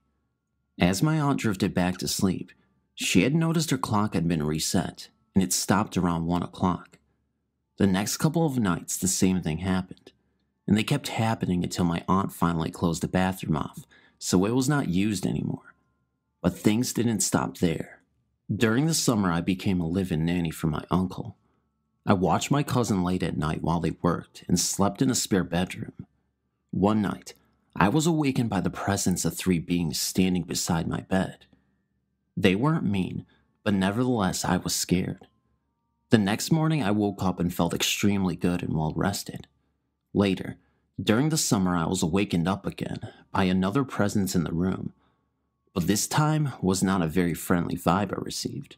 That spirit was overtaken by an older spirit that had entered the room and turned the recliner across from my bed into an old-fashioned rocking chair. This older spirit began rocking and humming. At this point, I felt very safe and fell back to sleep. Since then, my cousin has slept with her mom, and I've moved in with them. The lights flicker and the electricity in my room does not work at all regardless of what we do to it, but nothing major has happened in a long time. I'm just thinking that now the spirits know we are part of the house, but we still don't use the back bathroom. I was sleeping in my bed and was having a mild bad dream. The content of the dream, though, I can recall perfectly, doesn't really matter. It was a rather silly and incoherent dream, and though the end was nightmarish, it wasn't exactly horror story material. Somehow during the dream, I knew it was a dream. I'm no stranger to bad dreams, and very often I would try to struggle my way out of them. So I struggled to wake up from it. Suddenly, my vision shifted, and I could see the corner of my room, so I knew I was being awake. But that's not all I saw. I also saw a faint profile of an elderly Caucasian man. I'm of Chinese descent, probably wearing glasses, standing next to my bed with an apprehensive look to his face. He appears to be clothed in white. The vision was very faint, and I could not really make out the exact features of his face, but I'm rather sure I do not know this man personally and have never even met him before. I immediately thought he was a spirit, and though I could not move at all at the time, I struggled yet harder to wake up. As I regained control of my body and my vision became less blurred, I also saw an expression of awe on his face. As he vanished, I could literally feel the vibrations of an external force, possibly the very same which paralyzed my body, crumbling down. Shaken by just what happened, and unsure about the nature of his intentions, I calmly and slowly said, "I don't know who you are. I don't care who you are. I don't have anything to do with you, so please leave." I've had many experiences of being paralyzed during sleep, and though I sometimes suspect it's spirit-related, this is by far the most explicit case and the closest thing to an encounter I've had. I'm Buddhist, and as such, I do believe in spirits, and yet I can also honestly say that I do not fear them. I'm just perplexed by his intentions. On one side, I fear that he was trying to prey on me during my most vulnerable time. Chinese people believe that, during one's depression or nightmares, he or she is most vulnerable to ghosts and spirits. Yet on the other hand, because of his seemingly benevolent appearance, curiously, his appearance reminds me of a Catholic priest. I also suspect he was trying to rescue me from my nightmare. I live in a newly built townhouse in the suburbs that has no previous owner, and as far as I know, the land on which it is built had never been home to another residence. As the days go by, I'm becoming more and more inclined to brush off the incident as simply my own hallucination, but the image of this creature, the look on his barely visible face, is still very real to me. On October 2nd, 2004, I gave birth to my daughter who passed away 18 minutes after she was born. The whole time while she was alive, I kept saying to her, "Come on, baby, breathe for mama, cry, do something for mama." But unfortunately, she didn't because of her condition. That night in the hospital, I was having a hard time sleeping. When I finally dozed off, I saw an image in my dreams of my grandfather who had passed when I was 6, both of my great-grandmothers who had passed a few years back, and both my great-grandfathers who passed away before I was born. All I had seen of them were pictures. They were holding Peyton, my daughter, smiling and waving, letting me know she was in good hands. That's not even the weird part.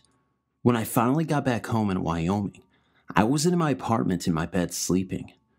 My boyfriend at the time and I got a 2-bedroom apartment and fixed her room up just for her. That night I was sleeping and awoke to my baby crying in the other room.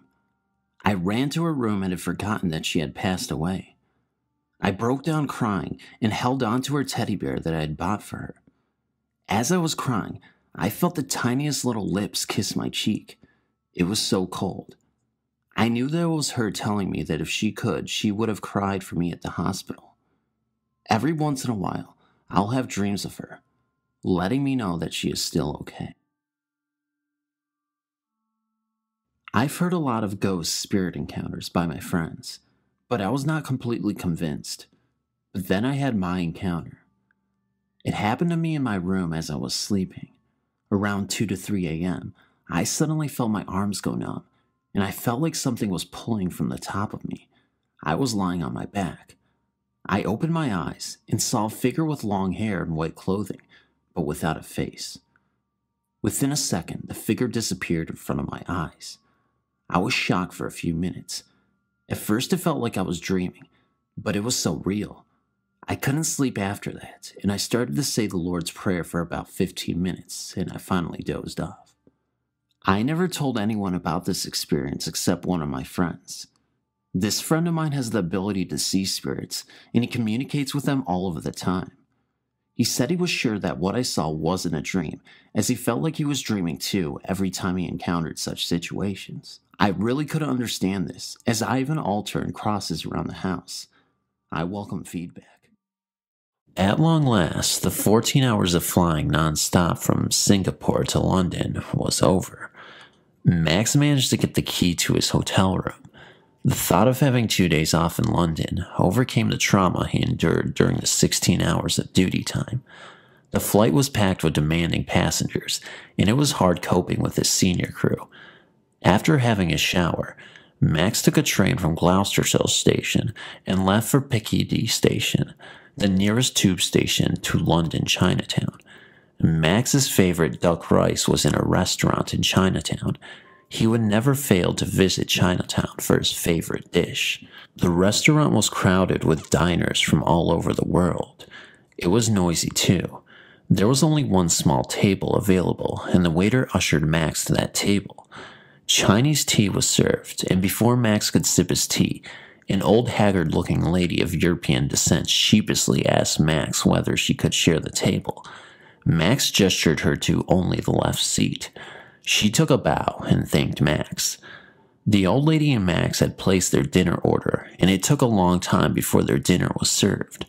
While waiting for their meals, Max and the old lady did not speak to each other, except for the occasional smile they exchanged with each other. After dinner, the old lady was pleasantly surprised when Max paid for her meal. She insisted on paying Max, but Max politely declined to accept. During the time when they were waiting for their dinner to arrive, Max noticed that the old lady was dressed in old tattered clothing. The dress was old and patched up, but it looked clean. She had an old, worn-out handbag. Max took pity on the old lady and decided to pay for a £5 dinner, which was nothing more than a plate of fried rice. After all, Max told himself that the allowances he earned on his London flight was more than $1,000. That night, Max was woken up from his sleep by some noises which sounded like someone talking to him. He looked up, and in the dim room light, could see an old lady seated across from his bed in a chair, smiling at him. Max noticed it was the same old lady who had shared his table at Chinatown. At this point, Max could feel the goosebumps all over his body. He was scared stiff, but the old lady lifted up her hands, smiled, and vanished into the thin air. Max could not sleep and remained so until dawn. Back at Singapore a week later, Max found out that his wife was pregnant. They had always wanted a baby, but Max's wife could not conceive. They have been married for a couple of years, and the knowledge that his wife was pregnant was indeed good news. The following news his wife was pregnant, Max also won a big sum of money by betting on lotteries. Indeed, Max and his wife suspected the old lady whom Max met in London must have given them good luck.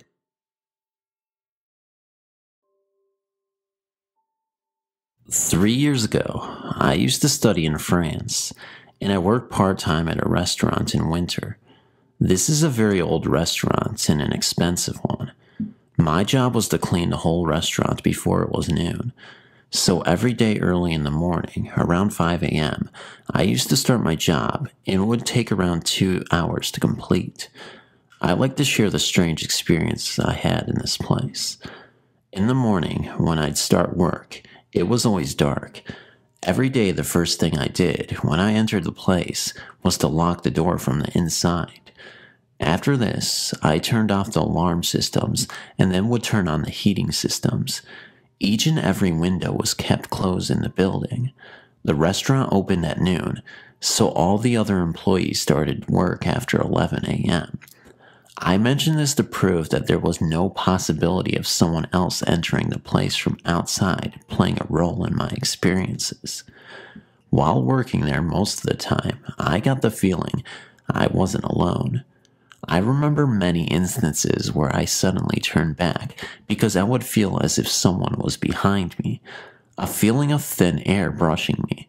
Most often, I got confused, but never got scared, maybe because I didn't have much time to think about it.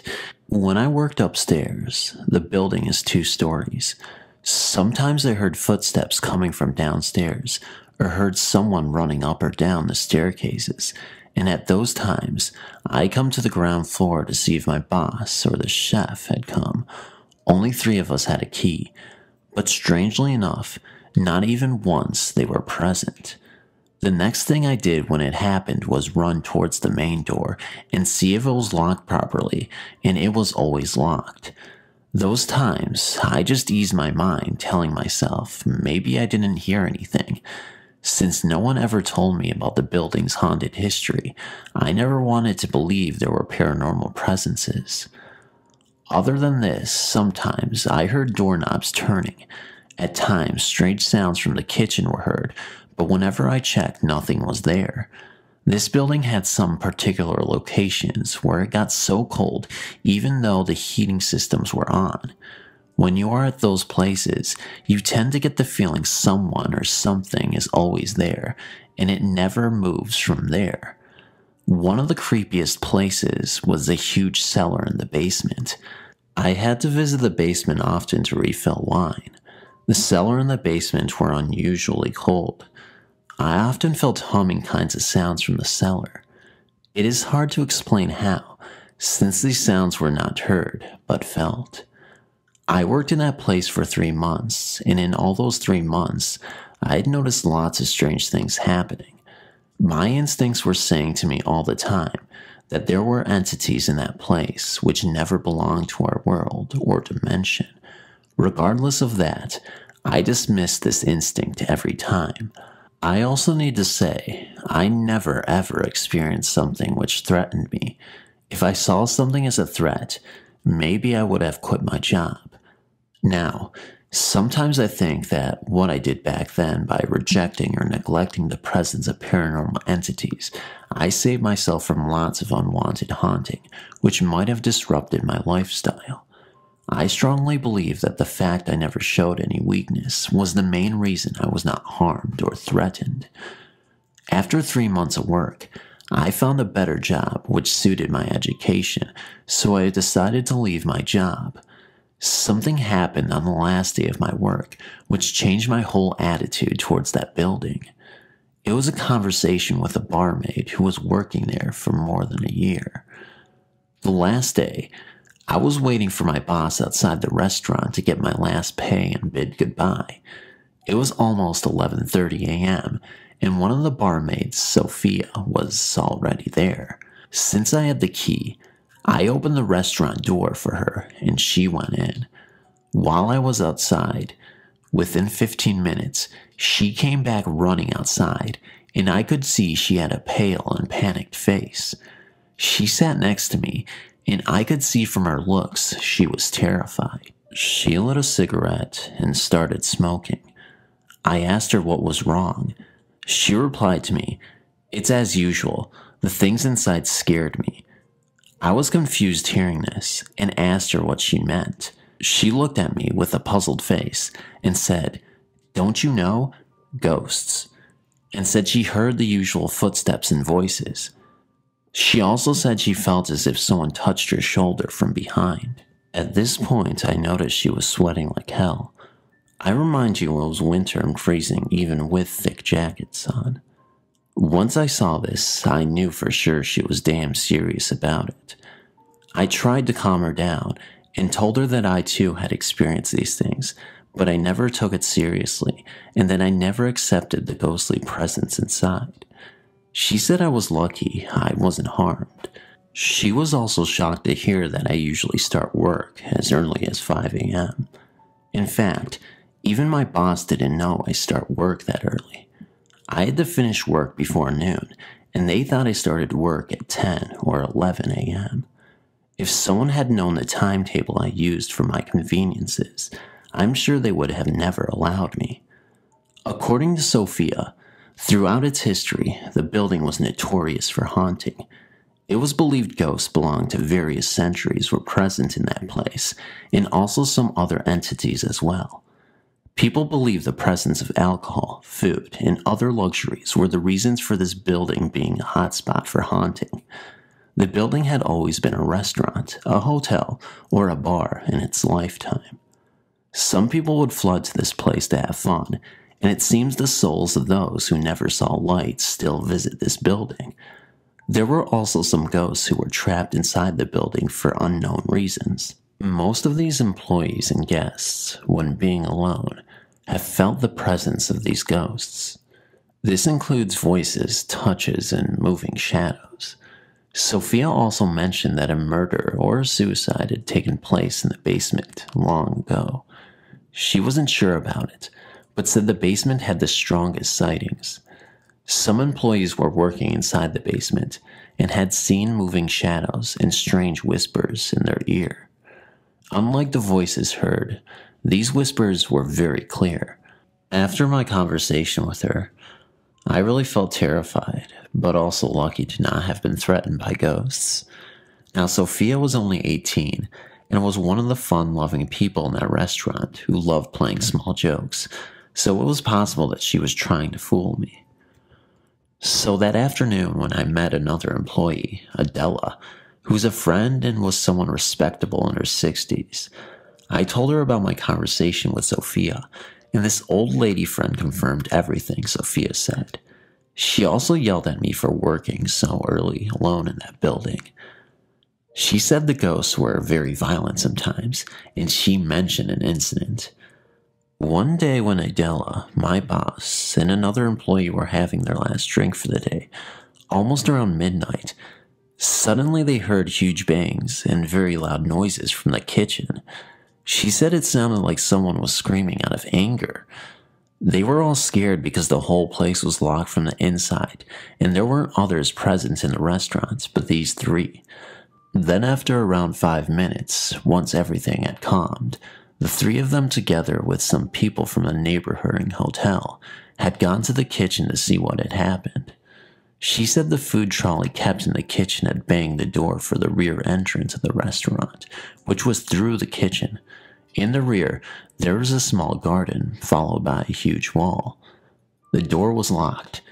It had occurred to them that something had been banging the trolley against the door. What frightened them was the kitchen knives, which were very sharp, were seen scattered around the kitchen as if someone had thrown them all over the place. Had some employee been present at the kitchen when this happened, then most probably he would have died or severely gotten injured. After this incident, my boss had brought a priest and purified the place, and things have calmed down a bit for some time. Then everything had started up again. Luckily, the kitchen haunting had never repeated.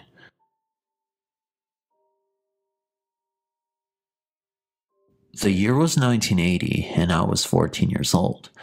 My parents and two younger sisters were living in Saudi Arabia, where my father was stationed as part of a phone system upgrade project for the kingdom. The school for expatriates, Americans, British, Canadians, and others from all over the world, only went up to grade 9 in Saudi Arabia, and so for the grade 10 school year, I was sent back to Canada to live with my grandmother in a small Ontario town, not far from Ottawa. My grandmother lived alone, my grandfather having died long before I was born. She was very religious and very involved with our church community, along with her regular Sunday attendance. My family didn't practice any religion and never went to church, so it took some time getting used to on my part being away from my family for the first time, living in a small rural town and living in a religious household. Further complicating things, I inadvertently crossed the school bully early on in the school year and found myself a pariah at the local high school where I was the new kid. To be exact, I had a hard time adjusting to this environment, and as a result, I stopped going to school. This upset my grandmother deeply, and she sent me to go see a doctor who prescribed me some kind of antidepressant. I just threw the entire bottle out the window. Drug me was not the solution. I would take my bike and go to the library or find a park on a nice fall day and read books. At night, I would stay up and watch late-night TV like The Tonight Show with Johnny Carson. The apartment was on the second floor of a house by the railroad tracks on the north edge of town. It was old and musty, and the floorboards and steps up creaked. There was only one entrance to the place, and if anyone came in, I would be able to see them coming up the stairs and pass by the living room where I watched TV. One night in November, I heard my grandmother sobbing from her room, which was down the hall. I knew I was the reason for her distress because I had stopped going to school and she didn't know how to deal with me. Then I heard her talking. At first I thought she was talking to herself, as this was 1980 and there were no cell phones and she did not have a phone in her room. The only phone was in the hall and she wasn't in the hall. Then a man's voice responded to her. "Don't worry, Anna," he said. Chills ran up my spine and I froze in my chair. The voice was deep and clear and in the house, and yet I had been in the living room all evening and no one had come into the house. I heard her sobbing some more, and one more time the voice spoke, "Everything will be all right." I remained in that chair until dawn.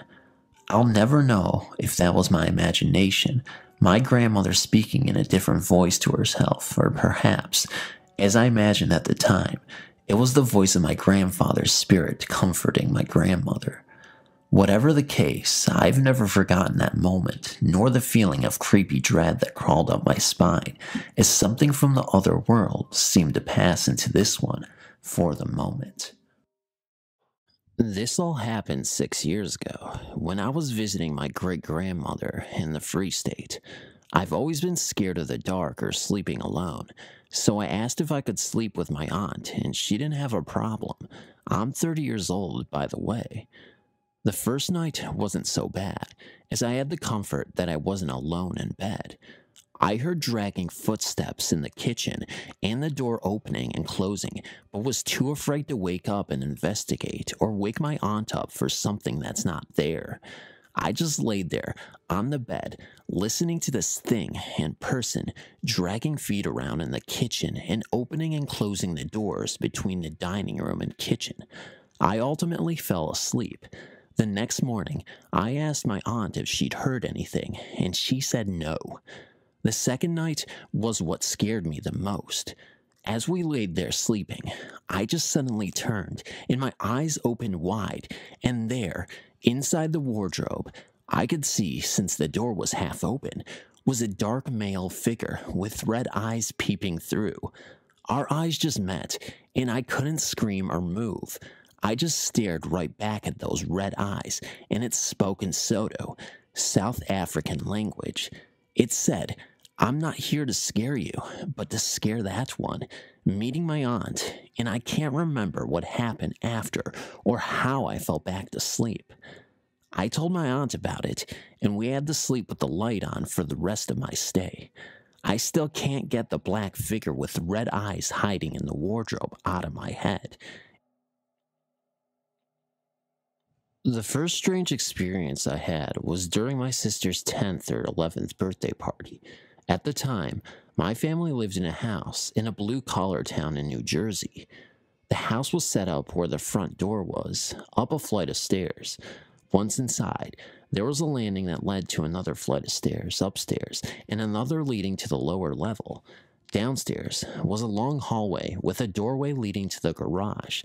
At the foot of the stairs, which formed one end of a long hallway, there was a closet under the stairs.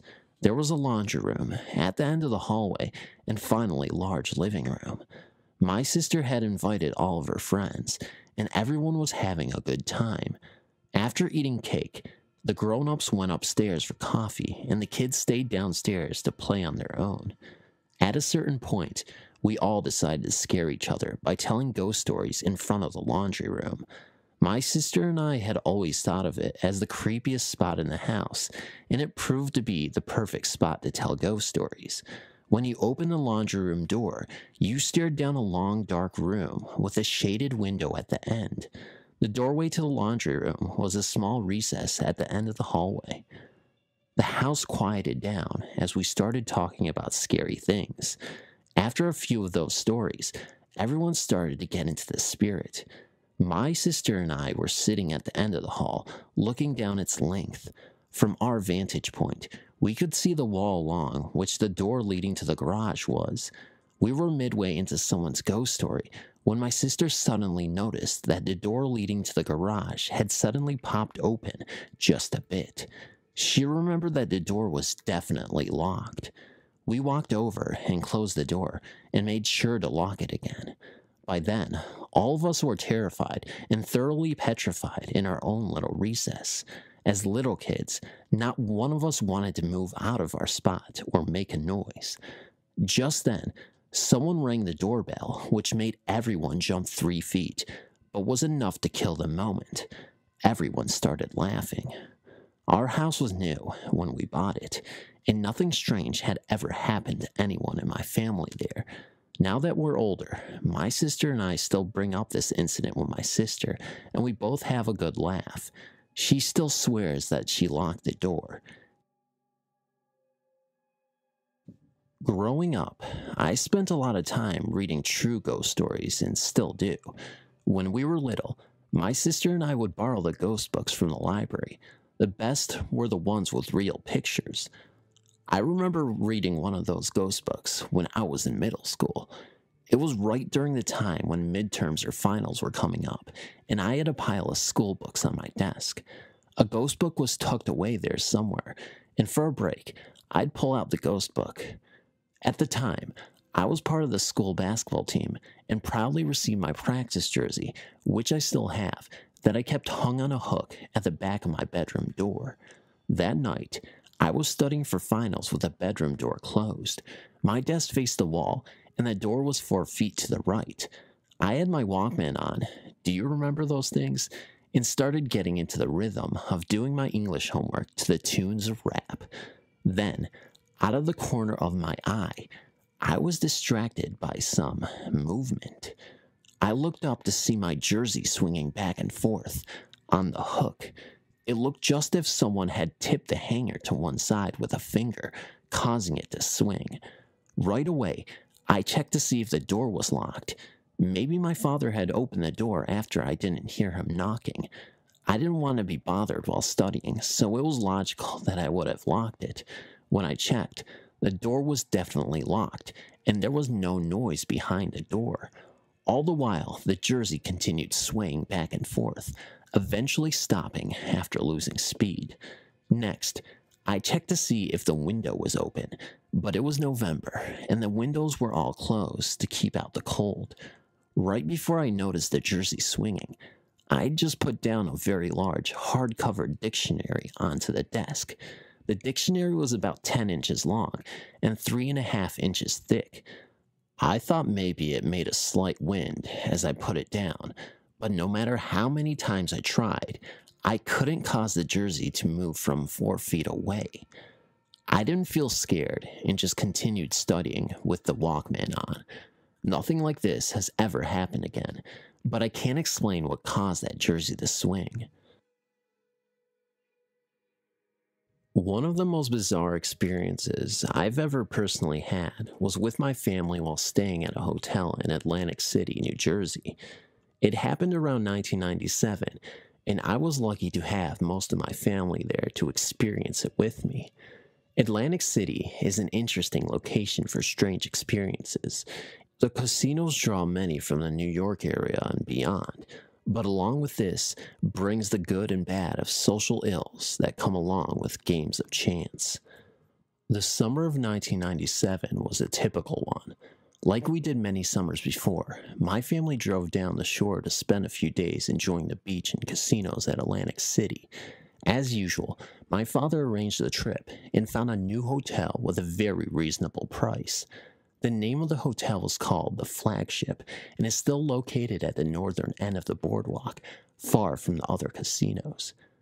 After a long, cold winter, my family was anxious to see the ocean and asked the front desk for an oceanfront view.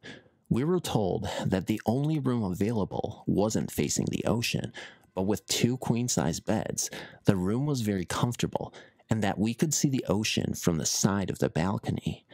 It was the perfect size for my parents, my sister and I, and we agreed, and the man at the front desk gave us 2 door cards. Our room was on the 10th floor. Looking back, none of us recalled running into many guests in the hotel at all. However, we thought that since the hotel was new, it was just beginning to attract customers. Once we found our room, we used the room card to open the door and went inside. Right away, things went wrong. The room was very dark. The curtains for the sliding door to the balcony were pulled, and extremely cold. It was a typical hotel room, except for a small kitchen area right in front of 2 queen-size beds. At the foot of the second bed was a sofa bed. Then beyond the second bed, there was a sliding glass door leading to a small balcony. Although we were facing the interior of Atlantic City, just as the front desk mentioned, we could see the ocean on one side of the balcony. Very soon, we found out why the room was so chilly. The air conditioner, which was located on the wall above the sofa bed, was turned on full blast and wouldn't turn off. As I mentioned this to my father, I saw my mother fidgeting with the front door's electronic lock. Like she often said, and did, she checked to see if the door was locked when closed from the outside. It wasn't. Inside the door, there was a sticker that explicitly stated that the door was always locked on the outside. Not so. We also realized that the stove in the small kitchen wasn't working. Then we saw that there was a small leak coming from the mini fridge as well. My father called downstairs, and soon a repairman came up and fixed the AC, the stove, the refrigerator leak, and even the front door. He mentioned that the lock should always be locked from the outside and seemed puzzled by the device. We gave the man a big tip and then quickly made our way over to the casinos. When we arrived back to our room, well after dinner, we immediately felt how cold it was in the room and turned off the AC. After washing up, we watched some television before turning in. I remember one of the programs was about ghosts, and we watched that one for a while, not realizing what was to come. My mother and sister were the first to go to bed and turned off the lights. They slept in different beds, with my mother in the bed closer to the kitchen area and my sister in the one near the balcony. I stayed up reading on the kitchen table with the dim light on. I had some trouble falling asleep that night, since the sofa bed mattress was new and was still covered in plastic. I must have felt lazy because I left it on, and suffered because it was very hot and not very conducive to a good night's rest. At breakfast the next morning, my sister told us about something strange that had happened during the night. All night long, she said she felt someone brushing past her bed as if trying to walk to the balcony door. At the foot of her bed, there was about a foot of space between her bed and the end of my sofa bed. She said it felt exactly like someone was squeezing through the tight space and rubbing against her bed. At first, she thought it was me trying to get outside the balcony. Then when she looked up, she saw my father and I still sitting at the kitchen table reading. At the time, none of us really believed her, and we went out again for a day of walking on the boardwalk and then gambling at night. That night, I stayed up later than everyone else. I talked to my sister about what she experienced the night before. I also told her to let me know if she felt it again. As soon as she got in bed, I sat down by the kitchen table to read, glancing over towards her bed every once in a while to see if anything happened. After a while, I gave up and continued reading before getting up to wash up in the bathroom. When I came out of the bathroom, my sister was sitting up in bed. She said that she again thought I had squeezed past the bed to go to the balcony, but then she opened her eyes and saw me come out of the bathroom at the other end of the room. I was positioned on the sofa bed so that my head was right next to the little space at the end of my sister's bed. If someone walked past, I would have surely felt something, but that night I didn't notice anything at all. As usual, it took a little bit of time for me to sleep. I listened intently and tried to feel any wind or changes in the room, but eventually gave up and slept. I had by then taken off the troublesome plastic cover and finally had a good night's rest. The next day, my father woke me up early to rent bikes for an early morning boardwalk ride. Then he went to my sister and woke her up as well. As soon as he did this, my mother, who planned to sleep in, suddenly sat up in bed and turned on the lights in the TV. We asked her why she didn't want to sleep, since it was still only about 5:30 a.m. She told us that she wasn't very tired and that she felt like waking up, which is unusual since she usually likes to sleep past 11. We all thought this was pretty odd. My mother loves to sleep late. She kept giving us vague reasons about why she wouldn't go back to sleep, and even turned on the television. Later on, she told us the reason why. At breakfast, my mother told us about the strange incident that happened that night. She had woken up in the middle of the night. It was late, and she could hear all of us either snoring or breathing the natural rhythms of a very good night's rest. She was sleeping on the right-hand side of the first bed and was lying on her side facing inwards, but gradually she realized that she felt the sensation of someone's back lying against her own. At first, she was convinced that it was my sister, but she was pretty alarmed to realize that my sister was in the other bed, 4 feet away. Slowly, without opening her eyes, she moved closer to my father. The feeling was very real, but very slowly, the other person's back gradually went away.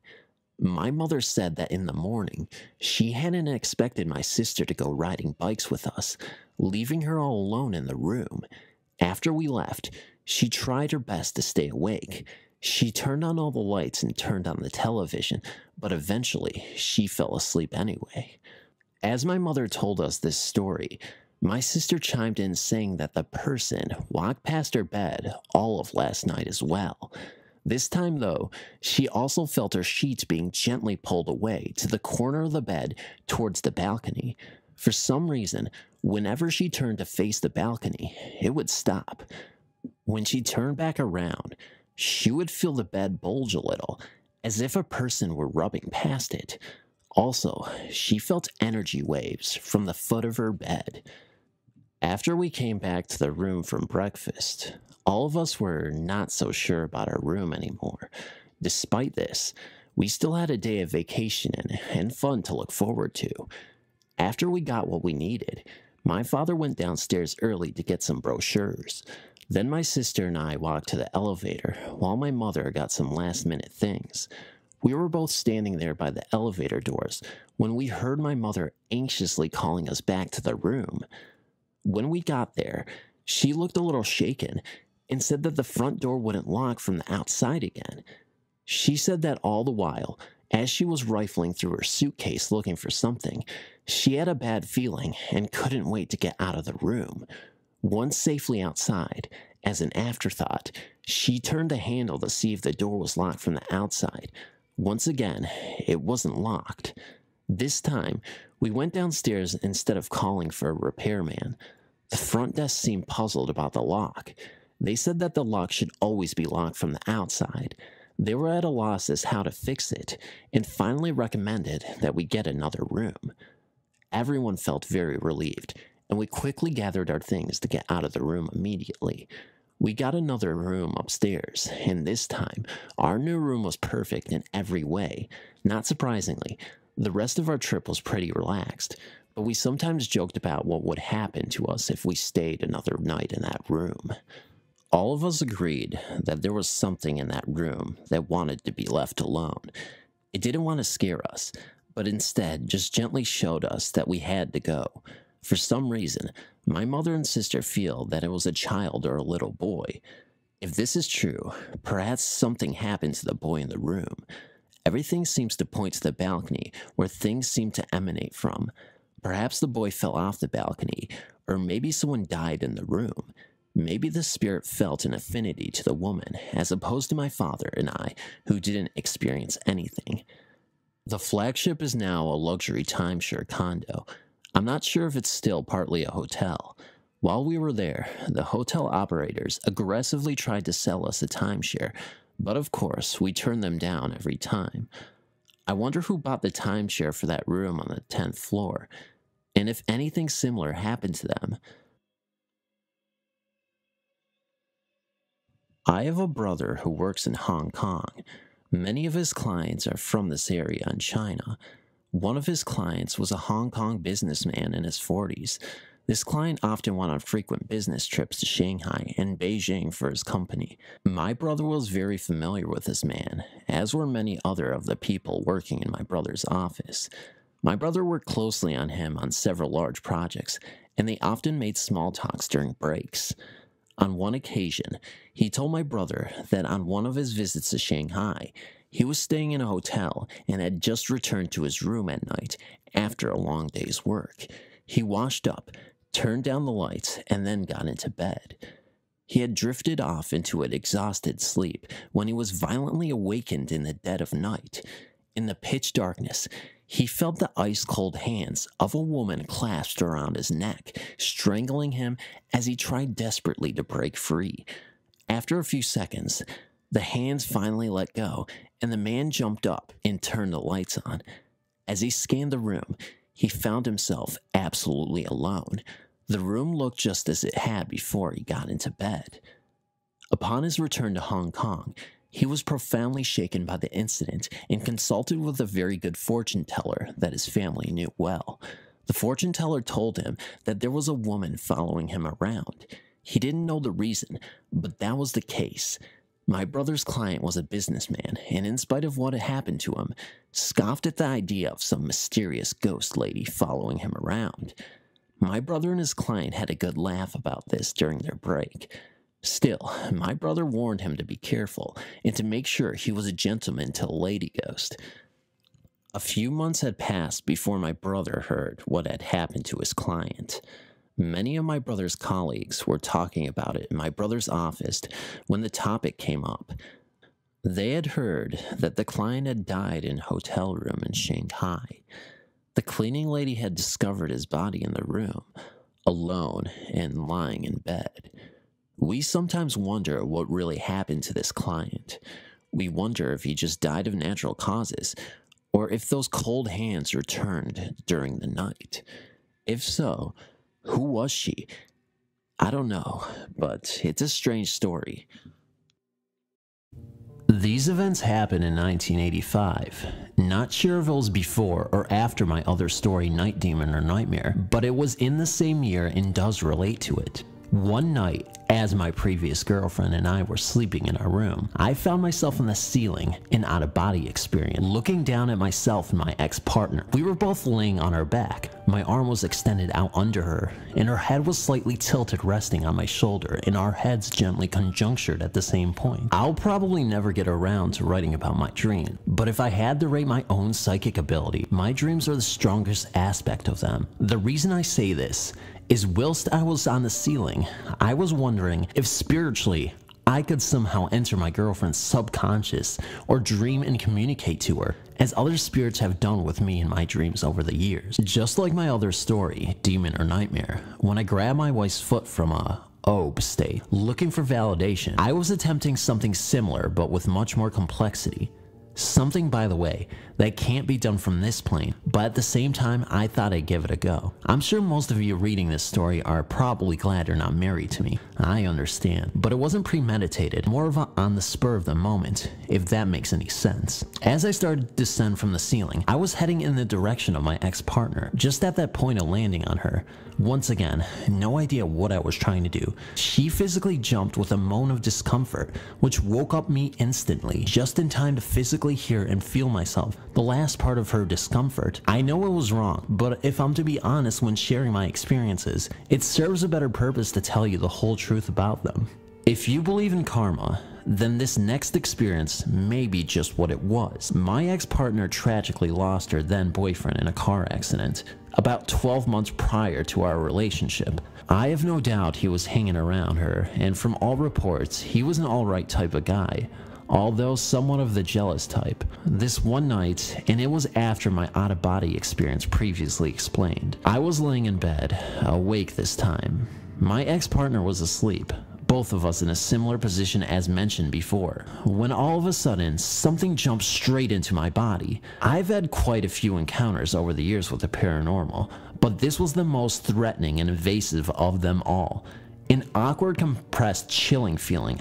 I remember thinking, no you don't. Whatever it was trying to occupy my body. It lasted about 15 to 20 seconds, and when it left, a few curse words flew with whatever or whoever it was. I don't know if he was trying to possess my body or whether it was payback for my previous out-of-body experience. Not sure.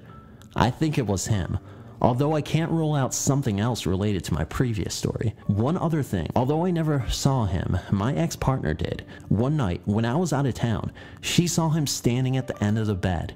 It gave her a fright from memory. This experience was over 25 years ago, and I'm at a point in my life now where I can look back at it and others to try and rationalize possible causes. Maybe I deserved it, karma, for attempting something I shouldn't have. I should also mention, I've never taken any type of drugs, recreational or prescription, that could create this type of illusion. Out of all my experiences, this was an undeniably real event. I would only be too happy to boil it down to my imagination. If that were the case, I'll accept any criticism if you do think it's karma. This is passed on to me by my mother. She never lies, and this story haunts me. Back where she lived, it was a rural one.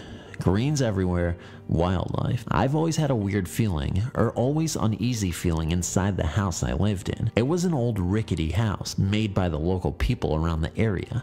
I've no idea how old the house is, but it's old. Well, back when my mom was a kid, she and her cousin were best friends, lived in the same house. My auntie is the most happiest, most energetic, beautiful woman. She is the type of woman that would befriend anyone. In the middle of the night, my mom woke up to pee. The house is always full of people, but this night, she was alone for the first time.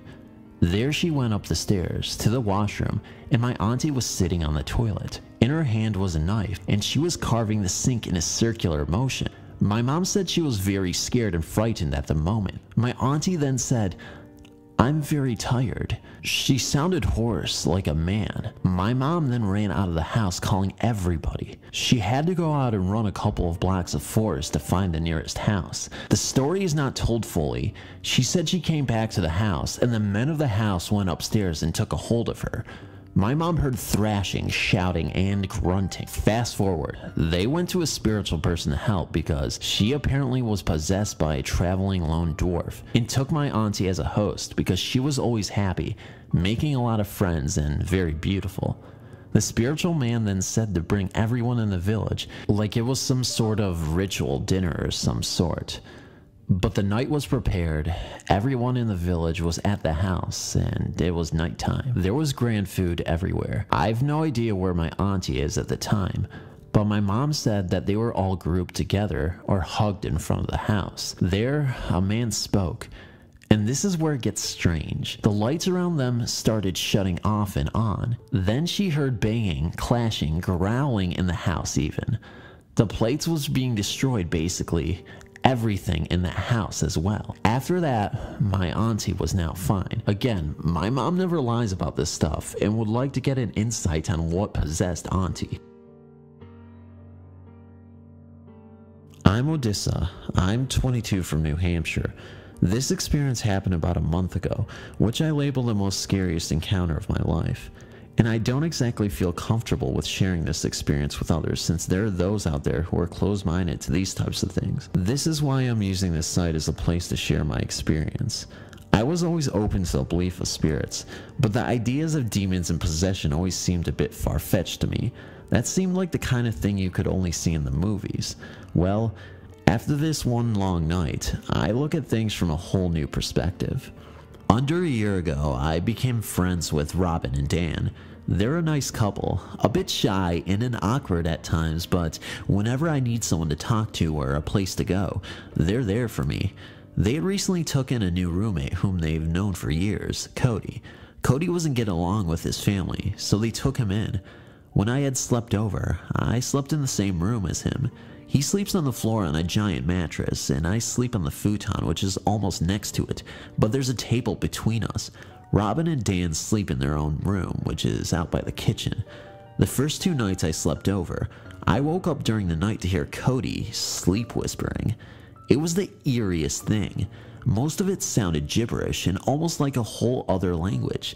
I didn't think much of it other than it was just some strange sounding sleep talk. Although, I had never exactly experienced anyone sound like that before. The second time I experienced it, the next morning, I did mention it to him that he makes a lot of sounds in his sleep, and he just said, "Oh, really?" and brushed it off. The third night I spent there was the last night spent with him. This time, a friend of mine was over, Kat. Robin and Dan decided to go to bed early. Kat, Cody, and I stayed up for a little bit, and then all decided to crash on the giant mattress that he usually sleeps on. I sleep on my side, facing away from them. Kat was sleeping in the middle. Throughout the night, I kept hearing the strangest noises.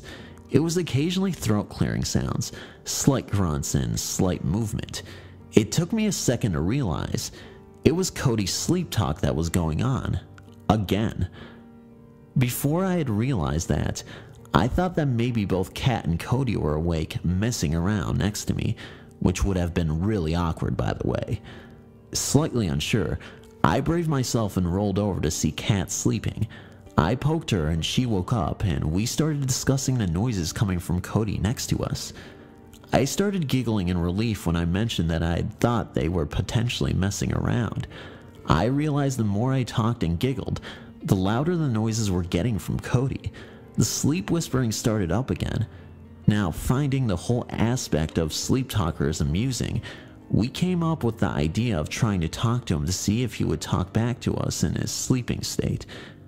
biggest mistake ever. This is where it all goes downhill. So, Kat and I were trying to come up with things to say or ask. At first, she started asking him random questions, silly things like, "Hey Cody, did you run out of hot dogs?" Each time, he twitched a little bit and whispered a little more gibberish sounds. He was reacting to her voice. It started to sound creepy, but still full of innocent laughs of finding it amusing. I said, "Wow, he sounds like a demon. Kat, you should ask him if he's a demon." The second I ended that sentence, the room went cold instantly. I can't even begin to explain the dark, heavy, cold feeling that filled the room. Cody sat straight up out of his bed. His eyes rolled back into his head, and he started gagging and then snarling. Kat and I, in such a stunned state, ran straight into the bathroom and locked the door. The fear inside me didn't even sink in yet. I wasn't exactly scared yet, just shocked and confused. I kept asking, what just happened? Cody's sleep whispering started to turn into actual sleep talking. The bathroom is across the room, so I couldn't hear everything that was being said or all of the noises coming from him. But the voice I did hear didn't even sound like his, but it was clearly coming from him. It was very deep. It was like there were two different voices talking back and forth in gibberish, another language with occasionally English. I kept hearing him say, "They are still in there."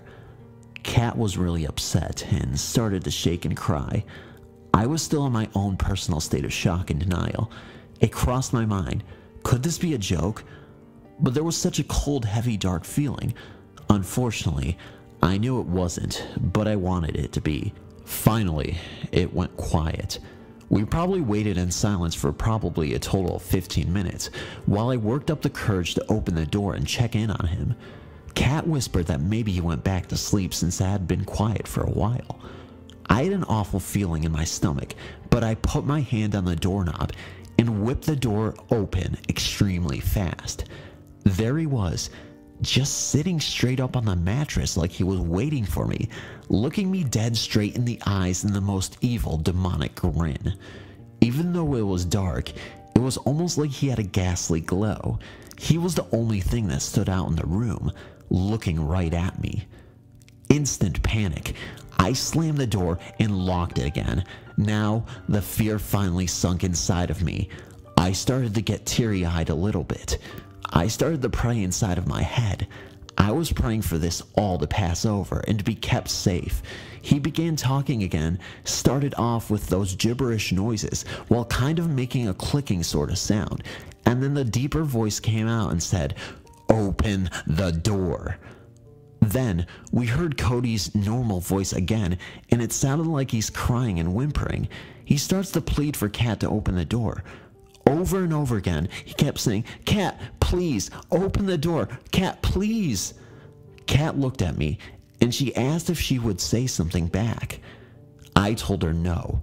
I said we need to just keep waiting this out. We were in there for such a long time. It must have been about 45 minutes that had passed. Throughout the whole time, I could hear Cody talking that gibberish talk from across the room as usual, but then the bathroom door started to vibrate. This is when I had enough. I knew there were two windows open in the apartment, and Dan and Robin were just a couple rooms away. I decided to scream and bang my fist on the door in hopes to get someone's attention. When I did that, instantly the dark cold feeling went away, and then I heard Cody say, "What the fuck?" Apparently, when I did that, it somehow snapped him out of his possession.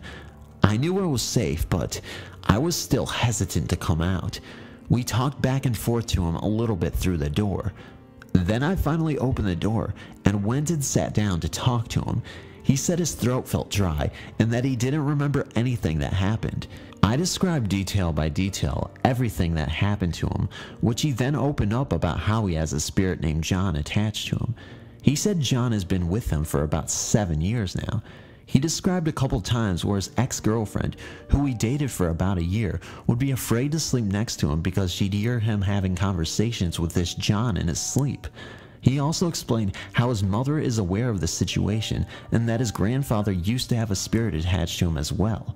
but he assured us that John would never want him to harm anyone. I spoke up in disagreement. I told him what I felt was evil, and that I felt like it wanted to either harm or scare us badly. He seemed to start to get annoyed with me, like it offended him that I was hinting that John is actually a demon, but talking it out made everything seem a lot better. I was able to throw out a couple laughs too. I was also just relieved that everything was over.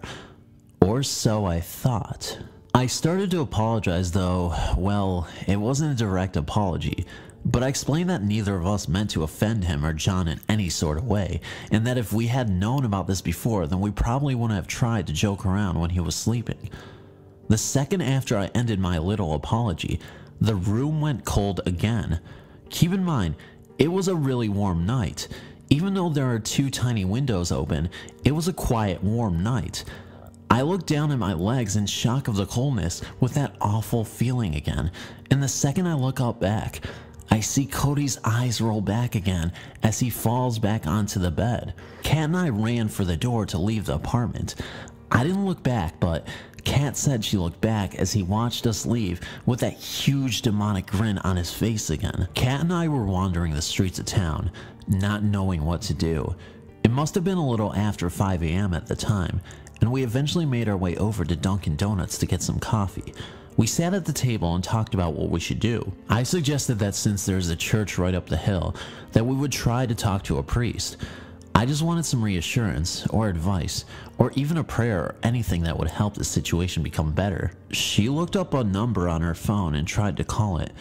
Due to bad service, we couldn't understand what was being said on the other end of the phone, so we decided to walk up to the church.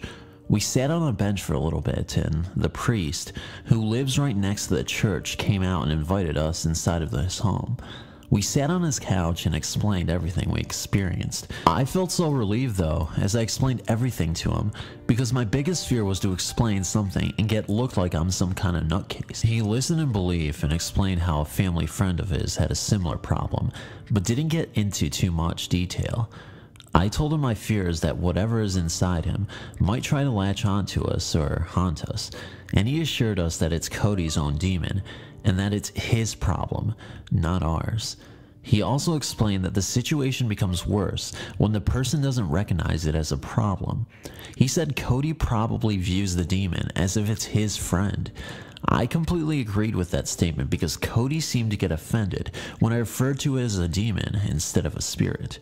The priest also told us that it feeds on fears and that we should just try to keep our faith and strength, and we'll be okay. We left his house feeling a little bit better.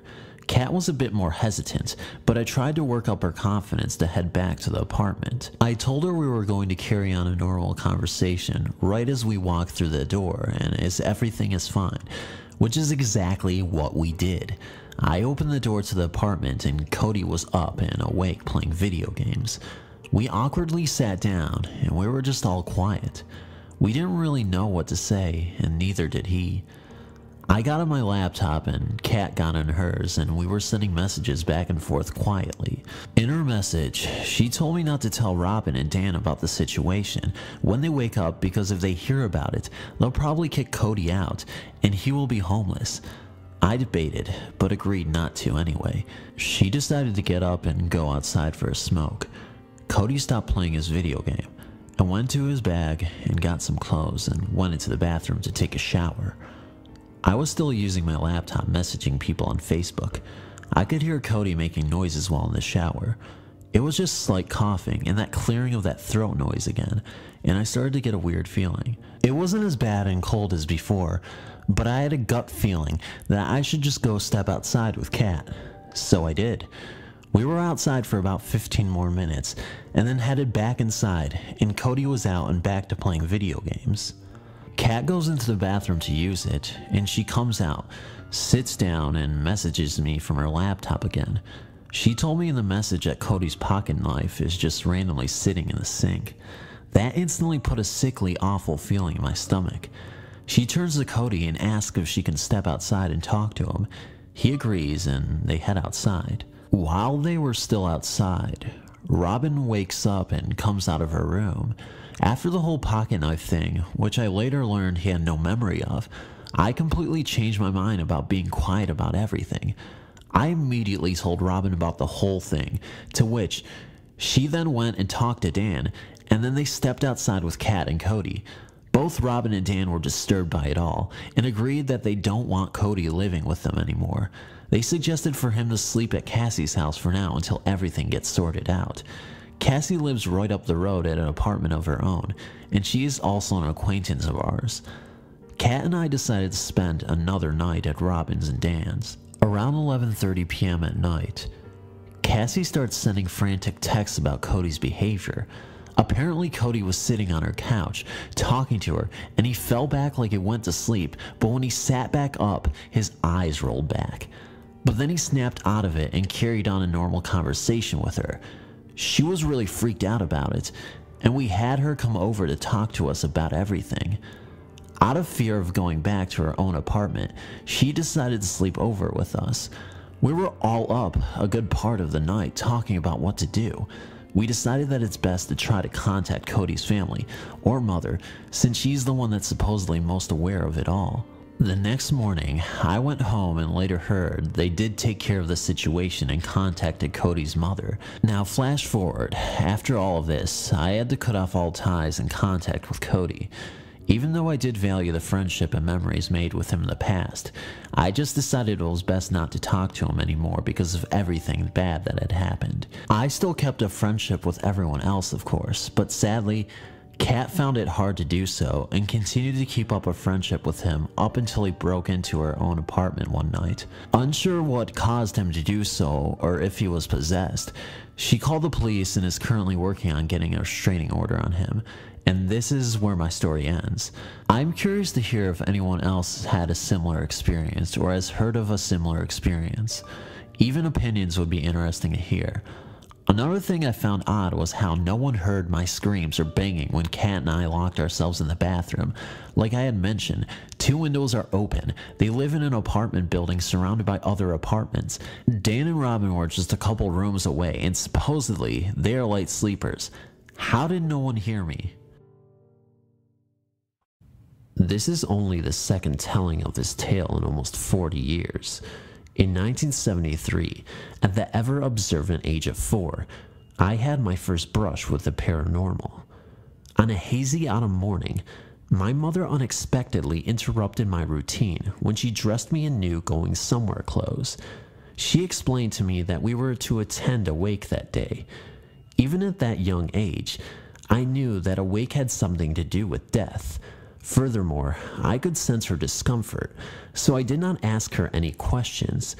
She did add that it was not for a relative of ours, but of our friend, Geraldine. As our taxi pulled into the funeral home, Geraldine greeted us and accompanied in to meet the family. Unlike my mother, I knew no one there and felt a little intimidated. So I was relieved when Mom asked Geraldine to stay with me as she went into the viewing parlor to pay her respects. Geraldine sat with me in the lobby as family members conversed in small groups. I looked around, hoping to see any children that might be there. There were none, but I couldn't help noticing one person in particular. An older gent, probably in his late 50s, was listening in on a conversation extremely intently. He was a little gaunt and seemed to be very worried. He stood there with his hand on his cheek, shoulder to shoulder with one of the mourners.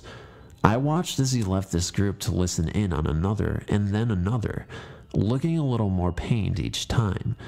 No one even so much as looked at him. Interesting. I remember wondering, with my innocent and limited grasp of the concept of mortality, if he was the man we were here to see. With that, the man turned and looked directly at me. He looked at me inquisitively and then offered up a meek smile. My eyes widened and I turned my gaze away. My heart racing, I could not resist looking back once more as I tugged on Geraldine's blouse. I successfully got her attention, but to my dismay, he could no longer be found. It was just then when my mother made her way back to us asking if I was ready to go home. I was more than willing. She thanked me for being a big boy and behaving so well while she was gone. I have always known that the situation could be rationalized as one not of a paranormal nature, but the feeling I experienced were so intense that no rational explanation has ever seemed to satisfy. Why would no one acknowledge him? And it seemed that he only saw me after I wondered if he were dead. I scanned the room thoroughly for him as we left to no avail, whereas I easily noticed the strange man before. To this very day, I've never been able to shake the eerie suspicion that I witnessed a ghost at his own wake. What do you think?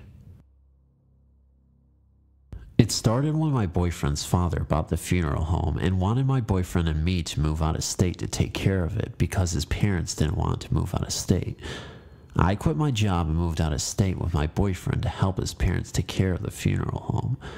When my boyfriend and I first got to the funeral home, it was big, spacious, and a bit creepy. The outside was beautiful as well as the inside, but the place had many doors, all of which eventually led back to the main room. My boyfriend often sees dark figures mostly on this one side, near the side door that leads to the apartment on top of the funeral home. Of course, no one lives on top of the funeral home. Too scary. I've never seen anything the whole time I've been there, but one time I was going to use the fax and computer to look for a job. Being the weirdo that I am, I went to the funeral home alone. I went to the back door and the back door was unlocked, so I went inside, turned on the lights, and went to the office. I was faxing my resumes and surfing the web for jobs when all of a sudden the computer just shuts off. Figure it's time to leave. I didn't feel anything and wasn't scared until I got close to the back door. Somehow, my body was telling me to run. It got cold in the little hallway by the back door, and I felt goosebumps all over my body. I ran towards the door, not looking back, just opened the door and closed it and locked it from the outside. Ever since, I've never gone back to the funeral home alone. My boyfriend's uncle had a similar experience at the funeral home. He came to the funeral home to help my boyfriend cut the grass and rake the leaves. He got there before my boyfriend and thought my boyfriend was inside. So, he went to that same back door that I went to and found it unlocked. He thought my boyfriend was in there and walked into the same spot where I felt something. He said he called my boyfriend's name and it was dark inside and no lights. He got super scared when he realized no one was there.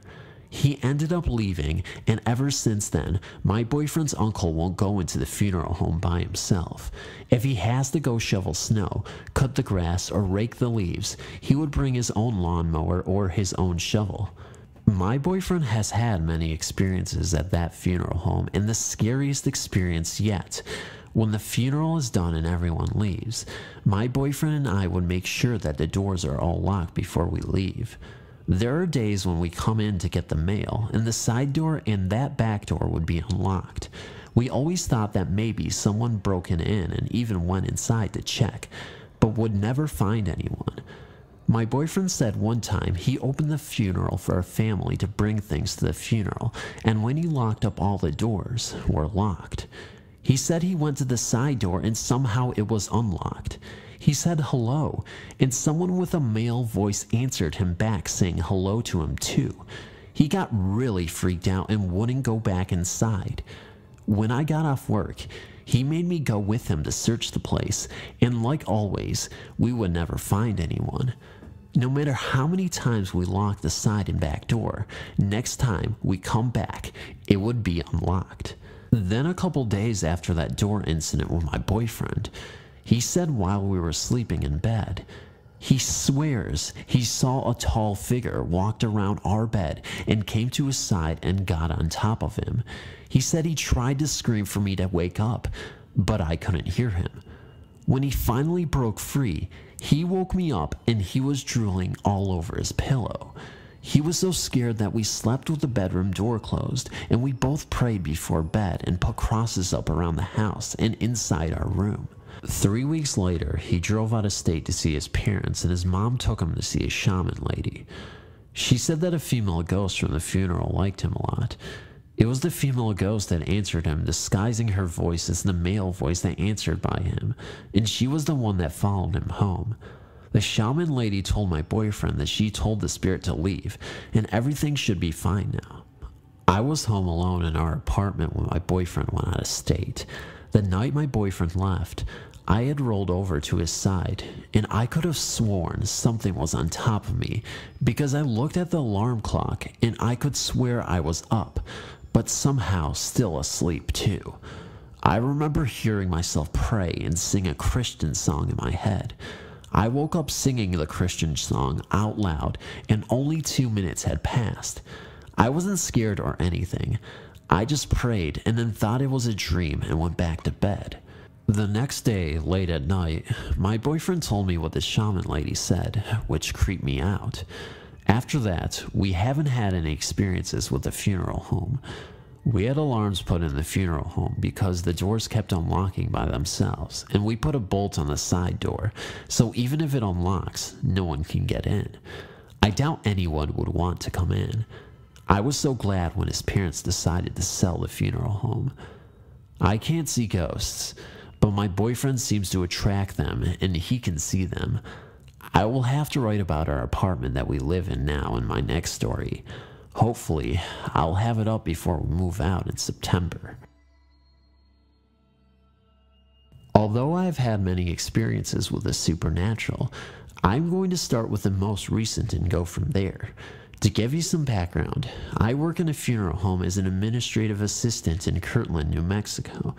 I know, a funeral home, but I'm perfectly comfortable there.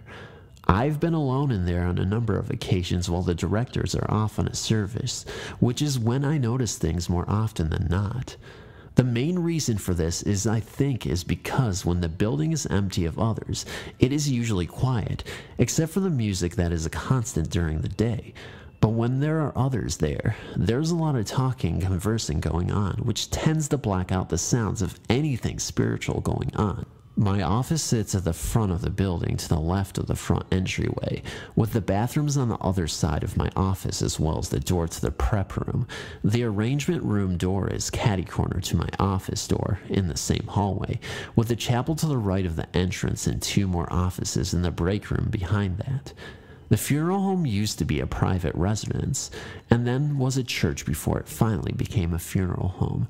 I'm not exactly sure how long the building has been there, but plan on doing some research on it when I have the time to do so without interruption.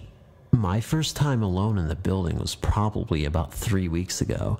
During my first week there, Jess and Brian, I'm not using real names for obvious reasons, had to travel to another city for the services that day, so I was left to man the fort, so to speak, from 8 a.m. until they returned at around 3 p.m. that afternoon.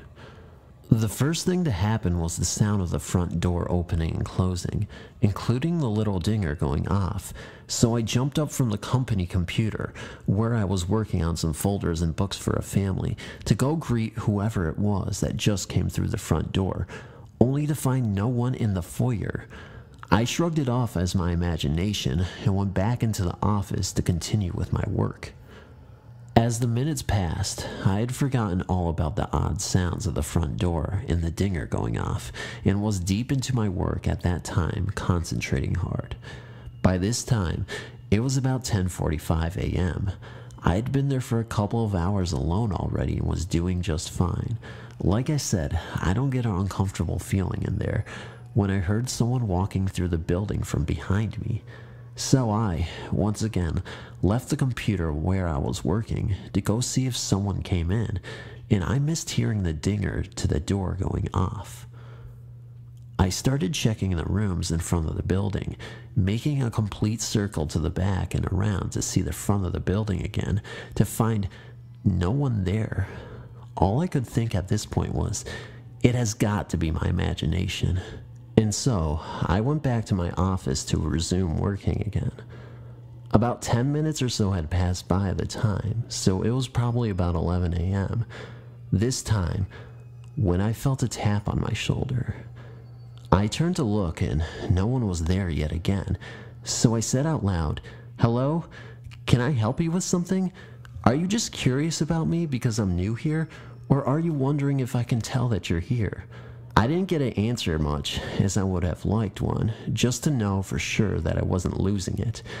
The activity stopped after that, for the rest of the day anyway. Whoever or whatever is there in that building isn't harmful, or I would have felt very uncomfortable there alone, I'm sure. I've talked to Jess about it, which has been there for 3 years now, and she admits that she has had some experiences there as well, but never anything harmful, just more curious than anything.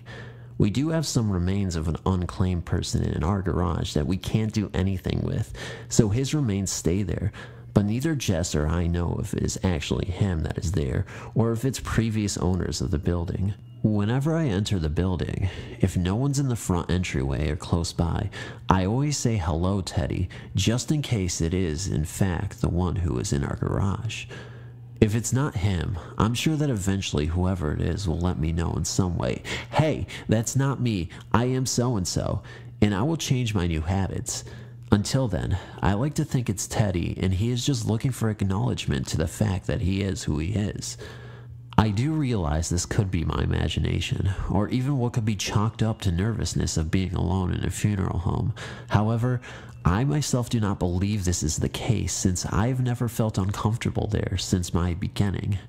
Thank you all for the chance to submit my story, and comments are welcome as long as they aren't derogatory.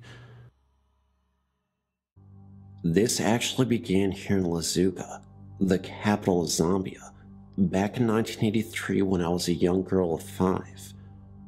For some reason, I always woke at 3 a.m. on the dot, whilst living at our home at the time, and found myself walking down the hallway.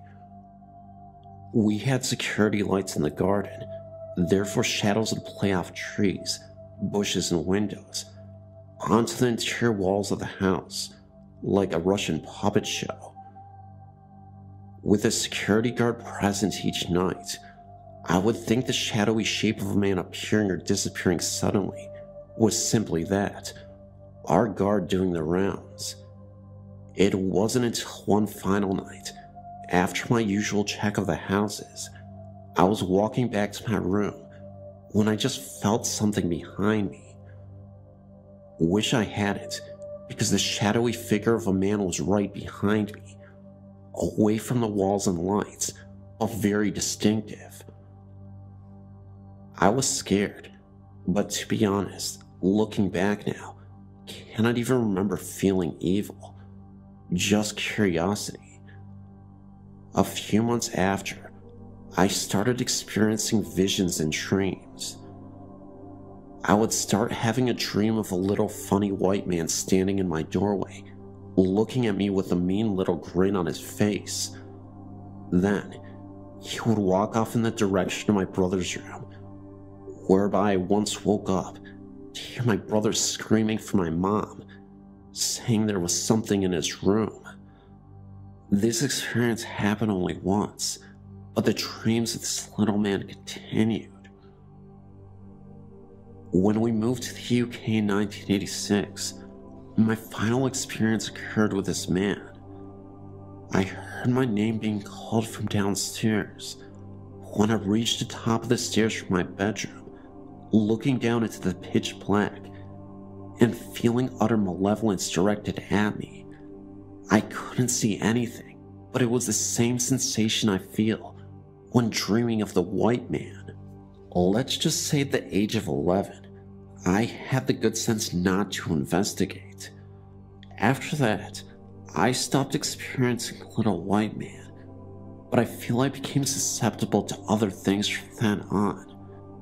Our house in the UK is set on what was once the Beanoak Estate Farm. It's said that a mass grave of 1800s cholera victims lies within the vicinity of our estate, which could explain the experience, and not just for me. Our cat would get spooked, and my mother was terrified one night. Our cat would suddenly sit up and stare at the corner of the room, or the doorway, or an armchair, and suddenly start to growl and raise his hackle. Then he would move his head as though watching something walk through the room. It frightened me one night when he sat up from my lap and dug his claws into my thighs. The growling reached a crescendo, as though he was going into battle with another Tom. I got so spooked, I left the room and went upstairs. My cat had left by the cat flap into the night. He wouldn't come back until the morning. What really spooked me the most was, this also happened during the day one February morning. I can handle the nighttime frights because of the sense of normality when the sun rises. But when you are invaded during the day, all your security is shattered. My brother and I both experienced what is now learned a sleep paralysis event at exactly the same time, one night. Both of us also witnessed just before a sudden flash of brilliant blue. For two people of differing sexes to experience exactly the same time makes it disturbing, and we still discuss it today. My other experience of sleep paralysis was when I was fully awake. Lying on my tummy reading a book on my bed, I suddenly had the overwhelming terror swamp me from my feet upwards, and I couldn't move. Then, at the foot of my bed, I could feel as though someone was taking a step onto the mattress between both feet. When I could finally move, I turned around to see an indentation of a foot where the sensation was. Thank you for taking your time to read my experiences, for that is all I can call them. I did have one other experience, but it's too terrifying to write down, and causes me fear, even to this day. When I was 6 or 7 months pregnant with my son Anthony, I had a terrifying nightmare. I believe this nightmare was a portal to the afterlife, that what I saw was in fact a ghost trying to communicate with me. Every night I would sleep with the bedroom door half open, and also had the hallway light on, just because of the weird and bizarre events that would occur in this old home. I'd always thought I'd hear laughter during the day, sounds of doors opening and closing, and other little things that made me convinced my house was haunted. One evening, I swore I saw a small dark shadow figure float into the kitchen from my bedroom. It happened so fast, I didn't have much time to process it. My nightmare was very similar to this experience. I was convinced that I woke up in my bed before. At least at the time I thought I was conscious. I was glued to my bed, couldn't move at all, virtually paralyzed. I started hearing strange noises, like a gargling coming from the hallway outside of my room. I remember struggling to open and close my eyes. All of a sudden, I was able to focus my eyes and move my head where I could see that the door was open. I saw this little girl standing in my doorway. She was a black shadow from 5 feet away from my bed. She approached closer to me, all while I was still paralyzed and couldn't move. The black shadow whispered, "Don't be scared, I'll be home soon." That's when I woke up, sweating and screaming. Even after realizing it was a nightmare, I could still feel the presence of the shadow in that house. The same girl from my nightmare. I thought it was a bit ridiculous, because I knew at that point, my mind had just conjured this up in my head, even with all the previous signs of ghostly activity. What's even weirder, a few days after I received a call from my sister, she was very emotional because she announced to me that she was having a child. The reason why my sister was so emotional was because she had tried for years and years to have children, and she was never able to. Her doctor even told her that she was never going to be able to produce a child. I bet you the shadow from my nightmare came back as her living child. I was never able to find out the history of this house or who lived there, but I can bet you that the little girl used to, and she told me that she was coming back to life. I've noticed that you don't have any ghosts listed for the University Calgary residences in Calgary, Alberta. I had a strange experience in the residence tower called Randall Hall. I'll give you some brief information. There are 2 identical towers, plus some apartment-style residences that were built in the late 1960s when the university was founded. They're both 7 stories tall, with a central communal lounge and 3 hallways radiating out like spokes. Each hallway has 11 rooms and a bathroom. Originally, they were built as a female dorm and a male dorm. I spent 3 years of my university living in Randall Hall. The room that I shared with my roommate was in the co-ed hallway of the 6th floor of Randall. This kind of applies because we shared all facilities with guys. Toilet stalls, urinals, sinks, and showers were all communal. Think Ally McBeal. And we often had guys hang out in our room. Let's just say that there were quite a few of us engineers on that floor. I started the year living in room 661. One night, I woke frequently, and I could have sworn that there was someone in my room, sitting in the chair in my roommate's desk. I passed it off as being asleep, but the next day I did ask my roommate, were there any people in our room last night? All she said was yeah. I thought that one of the guys had come in during the night. Weird. Anyway, a little later in the year, I moved into room 557, on the same side of the hallway, 2 doors down. We started noticing that in the common room, which was a large open area in the center of the spokes, one of the elevators would often come up to our floor on its own accord, open, close, then go back down to the main floor.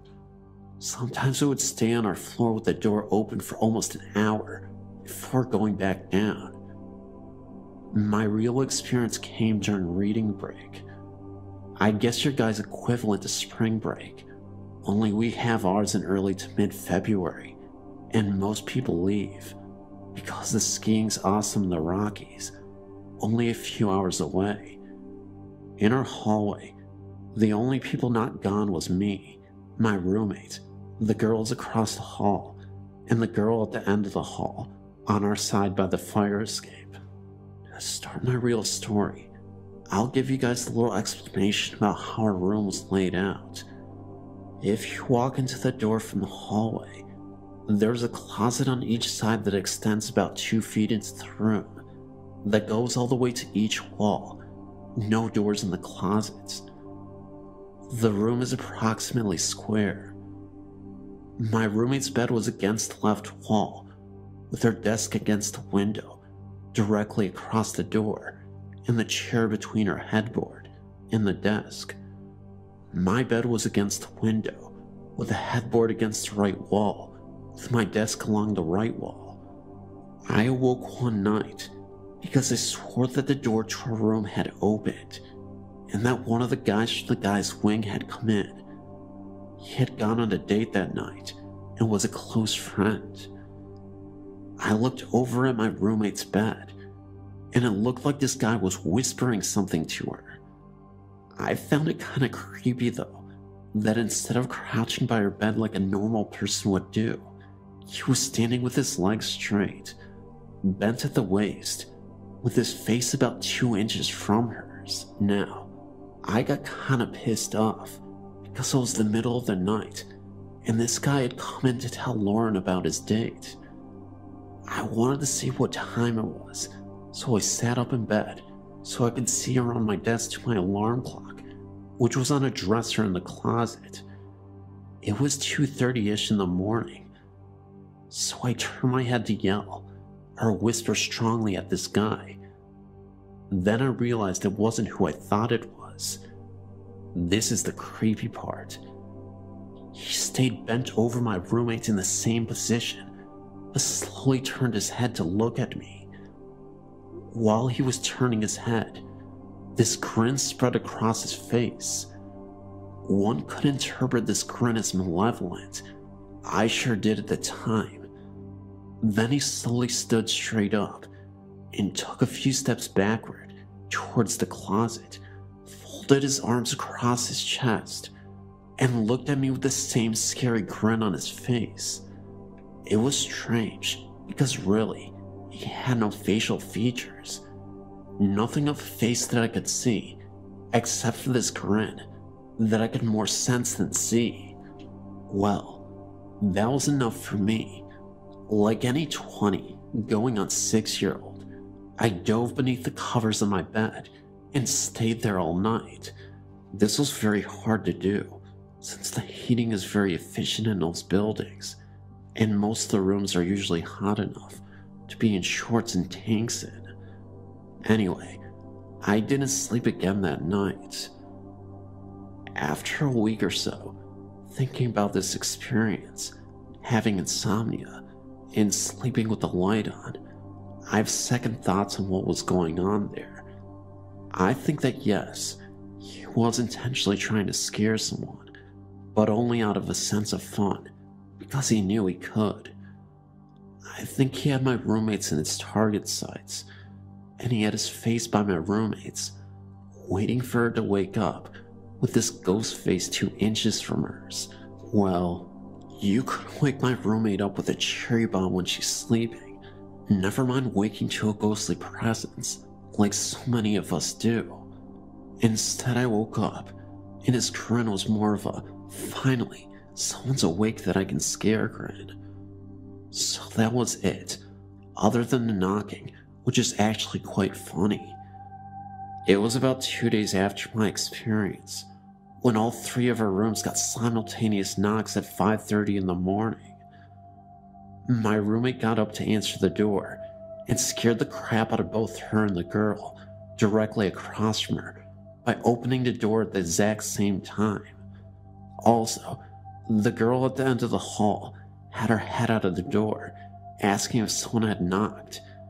There was no one in the hall, and no way someone could have left without us hearing.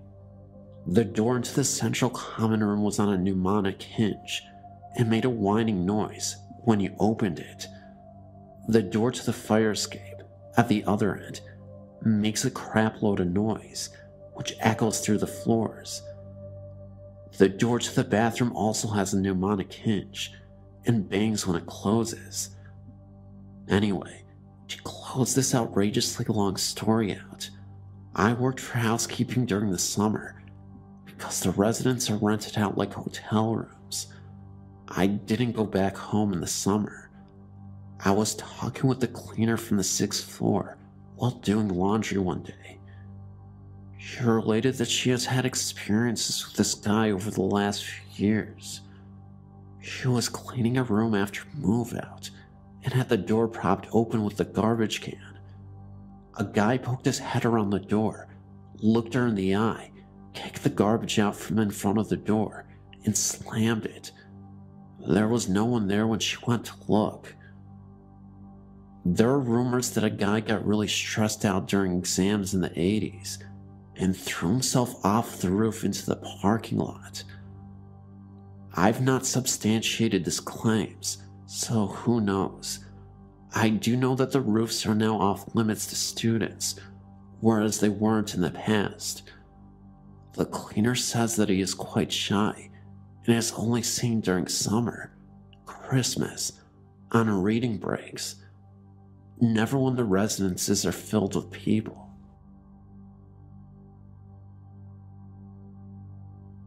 This isn't the first time I've told someone this. Normally people don't believe me because I'm only 14, but I swear that everything I'm about to say is the honest truth. My first experience happened 6 years ago. My friend was sleeping over at mine. We couldn't sleep, so we were just talking in the dark. Well, it wasn't that dark because I had the curtains open. I remember it being a few minutes past midnight. I also remember thinking my friend had stood up because there was a shadow on the wall opposite us, but she was still lying down. But she too had seen the shadow. It had no features and was only head and shoulders. It was where my light switch was. We both looked outside to see if anyone was there. Nothing. So we started to really freak out and close the curtains as quick as possible. And when we reopened them a few seconds later, it was gone. I have no explanation for this. I definitely wasn't dreaming, and neither of us had imagined it. Later on that year, I was alone in the house watching a video. I stopped the video to get something to eat downstairs. When I came back, the video had been took out from my video player and was on my bed. My next experience happened maybe about 5 or 4 years ago. I was on the computer, and I was the only one in the house, as my brother was out and my mom and dad were out working. I didn't have any music on at the time, and the TV wasn't on either. Basically, things were silent. I heard this voice coming from downstairs calling my name. It was definitely a woman's voice, maybe in her late 20s. I wasn't sure at this time. I really started to freak out. It lasted for around 5 minutes, and then it stopped. The next couple of times I heard it really scared me. The last time I heard it, I was home alone again. The TV was on mute, and I was on the computer again. The voice came from right next to me. It shouted my name into my ear. It shocked me so badly that I actually screamed so loud that the people next door heard me. Since then, I haven't heard it, but recently, I've been hearing music playing in and outside of my house. Also recently, things keep happening in my room. Like I keep feeling cold spots, and a lot of the time, I feel like I'm not the only one in the room. It's really scary. Plus, my TV has been on mute or changed channels when I'm nowhere near the remote. It scares me a lot. It shook me up so bad that I hate being alone in the house.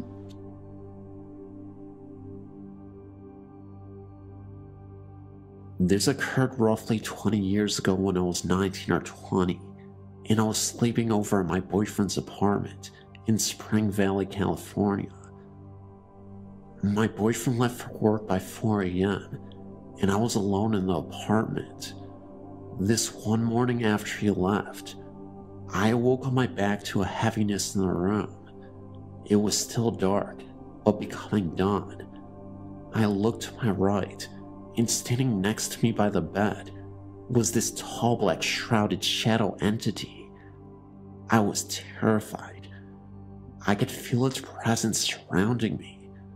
Then, it spoke. I was lying there wide-eyed and in shock. I'm not still sure how I heard it. Was it audible, or just in my head?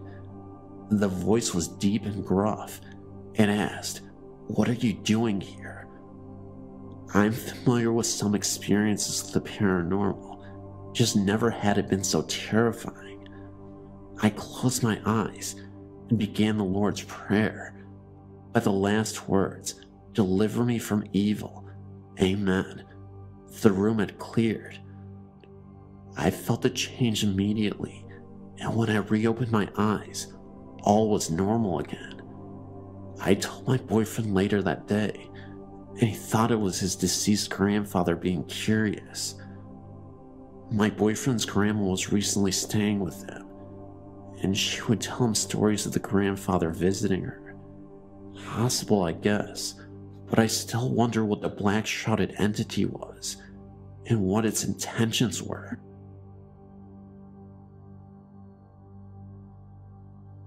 For many years, I had a gray cat named Kitty. Kitty didn't like many people. She mainly only liked me. She always slept up against my legs at night, on the outside of the covers. She loved to be close to me. After she died, I was absolutely miserable. I missed her so much. After a few days, I started getting a glimpse of her walking around the house out of the corner of my eye. I didn't say anything to anyone for a while. One day, my aunt said that she didn't realize that we had gotten another cat after Kitty had died. I told her that we didn't have any other cats, or any other pets for that matter. She was absolutely convinced that she had seen a cat walk across the doorway in our living room. One night, just as I was going to sleep, I felt Kitty jump up onto the bed and cuddle up against me. I could feel her pressing up against my legs. I tried my best to convince myself that it was just my imagination, but my husband felt her jump onto the bed also. Over the years, she has gradually stopped coming around us so much. She still shows up whenever I'm upset or sick. I guess she just likes to comfort me, just like she did when she was alive.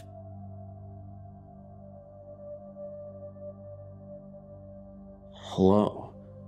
I grew up in an old apartment building in the Fordham Hills section of the Bronx.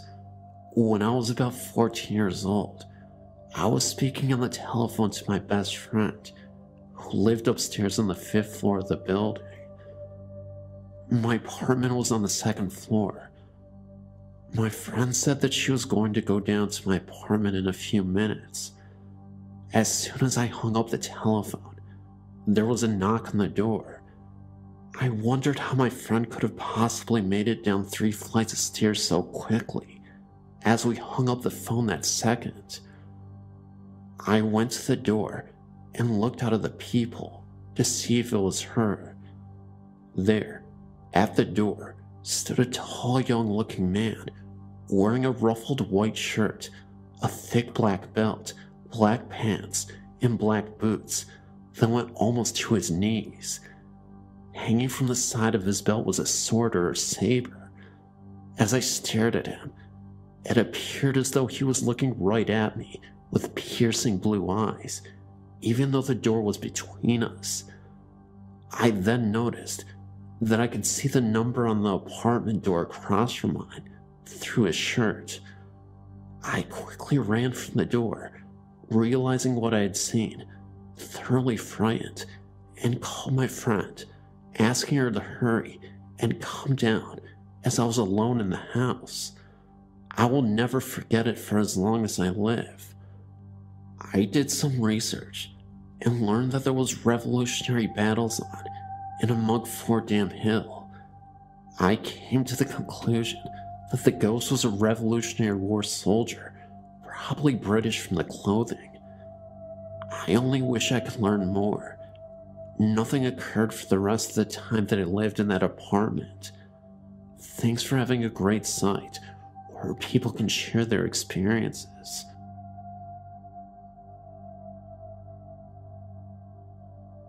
Like a lot of people, I've had friends and family members pass away. One of my best friends was John, who died from pancreatic cancer while still in his early 30s. Many years later, I started a habit while praying.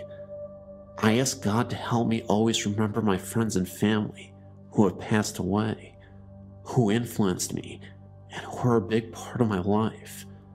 Then I think of their names and say them silently in prayer.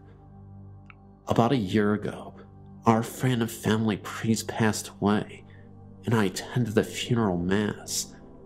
As I was kneeling in the pews, I felt someone beside me. I looked to my right, and there, plain as day, was John. He was there for only 2, maybe 3 seconds, and then disappeared. I shook my head and looked again, but he was gone. I hadn't thought about John at all that day, and I may never know why he decided to show himself. I know that God puts people into your life for a reason, and I know that even after they are gone, they're always with you. I love you, brother. Thanks for the visit. I met my first ghost when I was 4 years old. in the bathroom of the first house I can clearly remember living in. And ever since then, I've been chased by them. The first ghost was a young boy in overalls and a button-down shirt and a straw hat. He looked to be about 6 years old and didn't do anything except stand there in the bathroom watching as I brushed my teeth. He appeared there several times over the next few months until my family moved to a house just up the road. In the new house, which was the same property, I never felt comfortable. Sometimes at night, I woke up hearing someone call my name, but the voice was unfamiliar. I was always too afraid to get out of bed and assumed that if it was my mother or father calling me, they would come to get me. The house was always cold, as I'm told newly built houses usually are for a while. But even years after we moved in, there was always a chill in the air that neither the electric heat nor the wood-burning stove could chase away, even in the summer. The first time anything appeared to me in that house, I was 7, and my brother Josh was a few months old. His crib was kept in my room, and I was always the first to wake up when he was crying. One night, in March, when Josh was 5 months old, he was crying, and he woke me. I sat up in bed and waited for Mom to come in and get him, and as I looked out my bedroom window, I saw something silvery and translucent, standing on the railing of the deck, on the back of the house. As my eyes came into focus, I made out the vague figure of a heavy-set woman with a little boy in her arms. The same little boy who had appeared to me in the bathroom of the old house 3 years before. She extended her arms and held them, dangling from her hands, and then let them go. I quickly closed my eyes, not wanting to see what happened. I heard the sound of a child crying. I covered my hand with my pillow and tried to go back to sleep. Through the rest of my childhood, there were many more experiences of this type. I saw a male ghost that I presumed to be the father of the little boy ghost, a much younger little girl ghost, and an older girl who had a distressed look about her, as if she had been through something terrible. Her clothes were ragged and torn up, and appeared to be stained with something dark. I speculated that it might have been blood, and every year, on the night of August 1st, I lie awake at night, listening to the sounds of children screaming. I gave up trying to explain the sights and sounds to my parents, who just laughed at me. Their excuses for not believing me went from inadequate to just ridiculous. At one point, when I was 11 or 12 years old, they told me ghosts don't haunt new houses because they can't make enough noise. All that changed when I was 15. My mom and I were up late watching a movie after she had come in from work. Around 2 a.m., she drifted off to sleep, and I went to the kitchen for a glass of water. When I came back, she was sitting bolt upright on the couch where she had been lying asleep. Her eyes were wide and fearful, and she was pointing at the front window. I followed her gaze, and in the light on the front porch, I saw the shadow of a man hanging from a rope. Together, Mom and I opened the front door to investigate, but nothing was there. Mom was proactive. She began researching the farm we lived on, desperate to find any reason for the hauntings we were experiencing. In the meantime, I experienced more and more alarming sightings. I found old toys under my bed, ragdolls with button eyes that were pulled loose, and wooden pop guns and handmade bears, all of them dirty and obviously ancient. The 2 small children kept appearing wherever I was, calling my name and tugging on my clothes. The most frightening thing happened a few weeks before I left for college. I was packing up my books and CDs and felt an unwelcome chill. It was early August again, About the same time, I always had the most intense experiences. I stood up and moved the box I was packing, and when I turned around, I saw a large man in the corner of my room.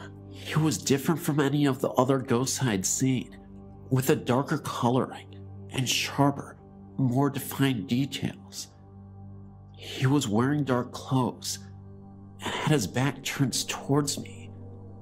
I looked closely and saw that there was someone with him, so when he backed into the corner, the older girl from the family of ghosts I'd been seeing for years.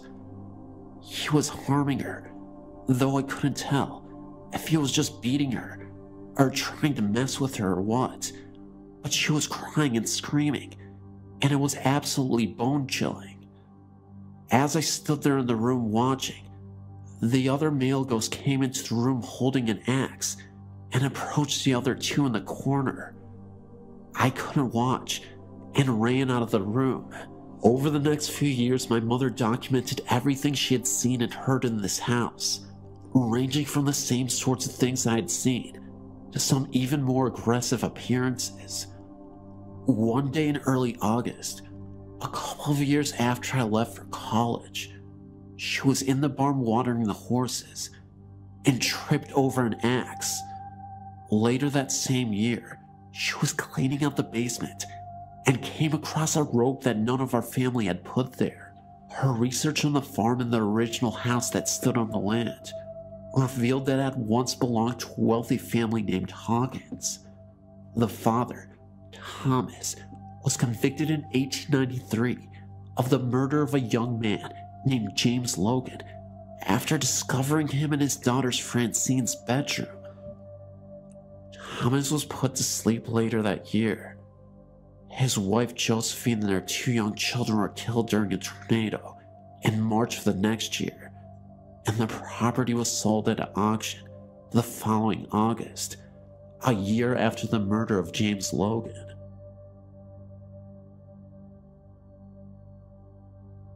I've seen and heard ghosts for many years, ever since I was a small child. These are a series of ghost stories that you probably haven't heard. Forgive me, the formatting is a little different, and it's scattered, and the writing isn't very good, but I think you'll get the gist of it. This one occurred in Elong Road, Croydon, Surrey. That's England. My mother saw and heard a little boy walking up the road and singing.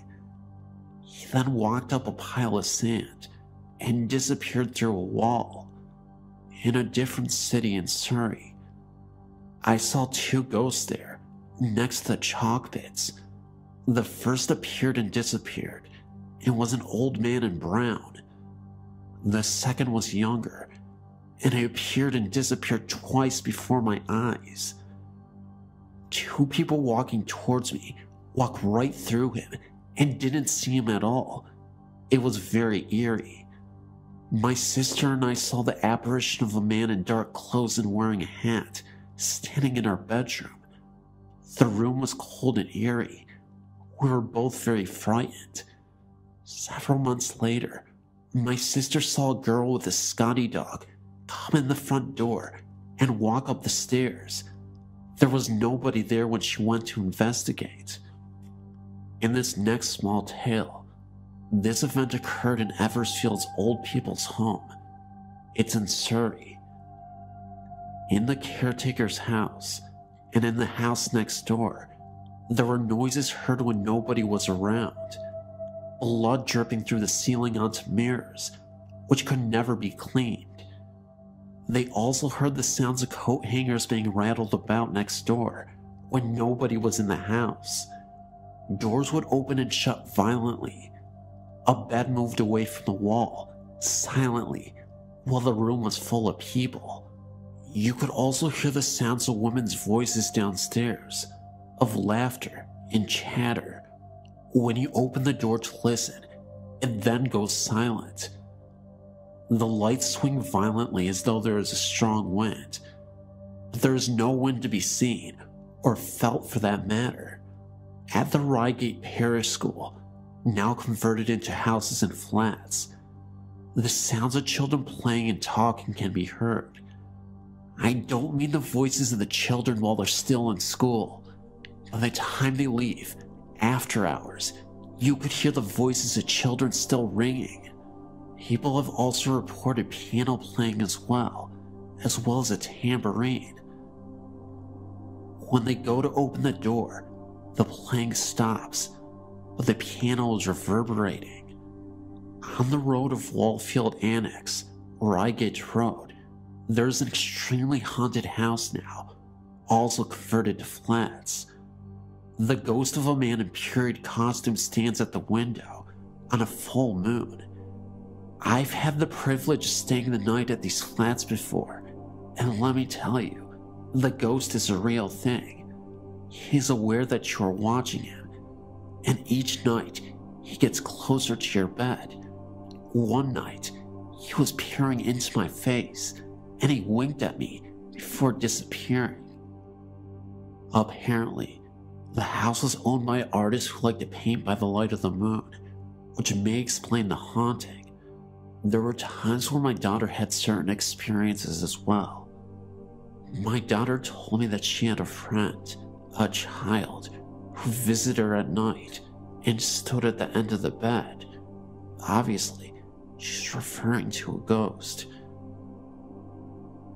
This house is a Gregorian mansion, and you can feel its history. It's a very spiritual house. I often dream of this house. Perhaps my spirit is there, even in life. Anyway, that's all my stories that I have to share.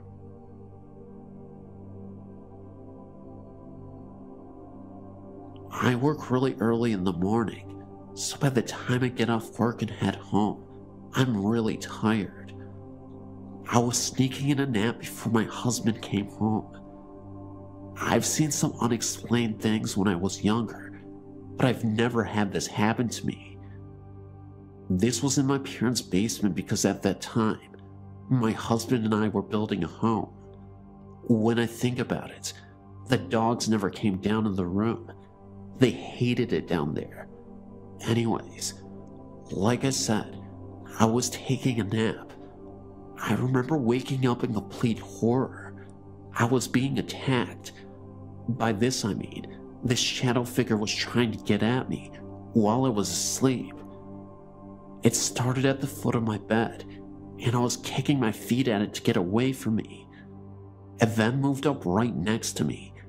I could feel it trying to touch me, and that horrified me. Something about this thing was not right. I was still kicking my legs at it. I remember thinking in my head, no, no. I then sat up straight in bed and looked around. Nothing was there. My heart was pounding and I was sweating. I didn't know what to think. I still don't. I wasn't fully awake during this fight to keep the shadow away from me. I guess I could have been dreaming, but it felt so real.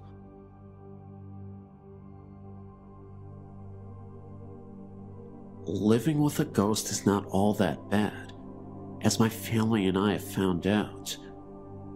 We moved to our home in the Skyline Estates in 1991. At the time, we had our 3 and 1-year-old boys living at home.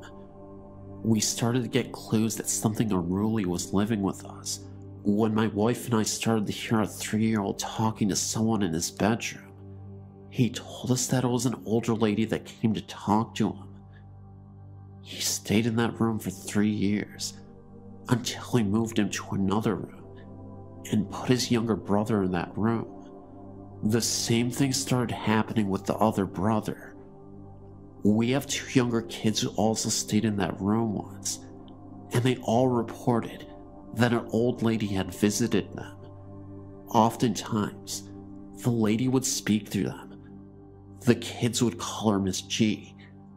Miss G would also make herself known to my wife and I. She was very active any time we made improvements to our home. She would come and watch us, often from the closet, as we would consistently hear and see the closet door open. One time, my wife even swore that she saw a floating face there as she was cleaning. When we were working on the house, we would also feel as though a hand was placed on our bodies. At this moment, we'd also feel a draft of cold come in. When I was working alone, I'd feel the hand again, thinking that this time it was my wife.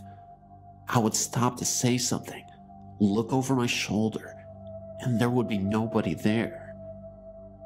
This happens to my wife too. She would think I was touching her as well. I saw Miss G once in 1993. I was sitting in the living room late at night. I remember I had the doors leading to the living room closed. A short moment later, I heard what I thought was the sound of my wife walking behind the door. I turned to look back and saw the silhouette of a figure walk by. I immediately went to open the door and look for my wife when I saw a figure move quickly from the hallway into the kitchen, then turn the corner. It happened so fast, and it spooked me. That's when my wife walked through the front door. She had been shopping. That's when I suddenly realized that this was the presence of Miss G that was making herself known to me. Even though it spooked me, I don't think she meant any harm by it. As if to say, sorry, I'm just passing through here. My wife has had many interactions with her in the kitchen while cooking. She would set the table and ask her to move a plate. The plate would move slightly forward on its own. Not a big movement, but enough to let her know she was there. After these encounters, we did some research about who our ghostly ghost really was. We found out that an older lady had the house built as her dream home to retire in. Unfortunately, she passed away only a day after she moved in. There was another homeowner who bought the house before us. They only lived there for a month before moving out to live with their kids.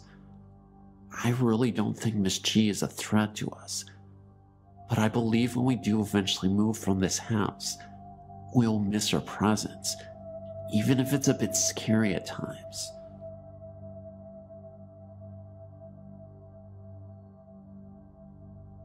My name is Stacy, and I reside in Brownsville, Texas, approximately 2 minutes from the international bridge into Mexico. What I'm about to tell you is something that happened to me when I was in the 3rd grade, and haven't been able to forget since then. I'm now 25. I remember very distinctly that it was Halloween night, and my brother, father, and I had just returned from a night of trick-or-treating. It was almost midnight when my parents sent us to bed, worried we wouldn't wake up in time for school the next day. At this time, being so young and so close to the border, I shared a room with my nanny. We slept on 2 twin beds. Mine was situated right under a window to my left, and my feet pointed towards an adjoining room we called the laundry room that also doubled as a closet.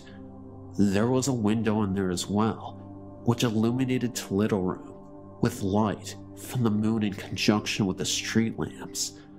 At this time, our house didn't have central air, so we slept with the windows open and a floor oscillating fan. I'd been asleep for a while, and I woke up because I felt hot and looked at the fan as the blades had a tendency to jam. As I had suspected, the fan wasn't working, and I stared at the ceiling, contemplating going to the kitchen for a glass of water. While doing so, I happened to glance into the closet, and standing in front of the washer was the figure of a man dressed all in black and wearing some type of hat, a fedora maybe.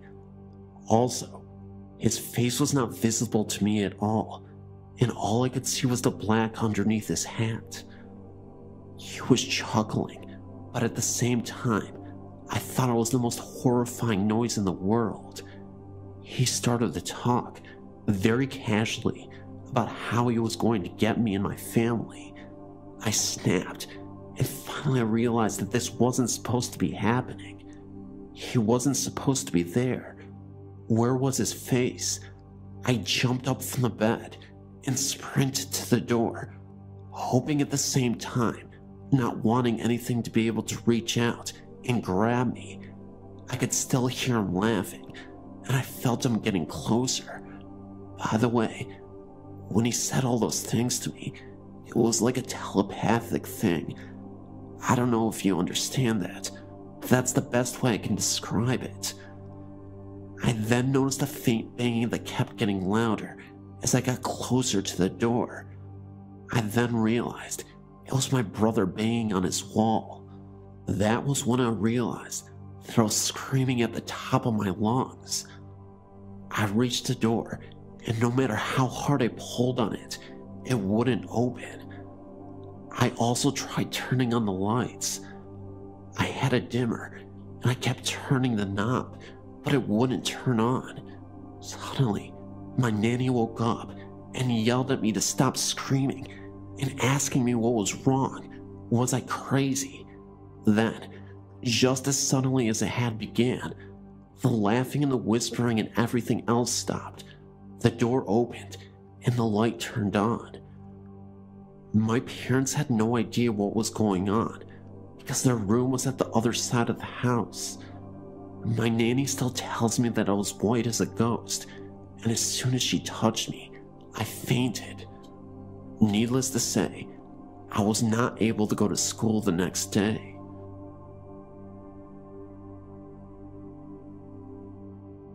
When I was about 7 years old, I can remember this very strange house in West Virginia I used to live in. First, it started with my brothers and sisters and I. We all had one bedroom upstairs we slept in, and one night, waking up, I saw a strange figure of a little child by our bed.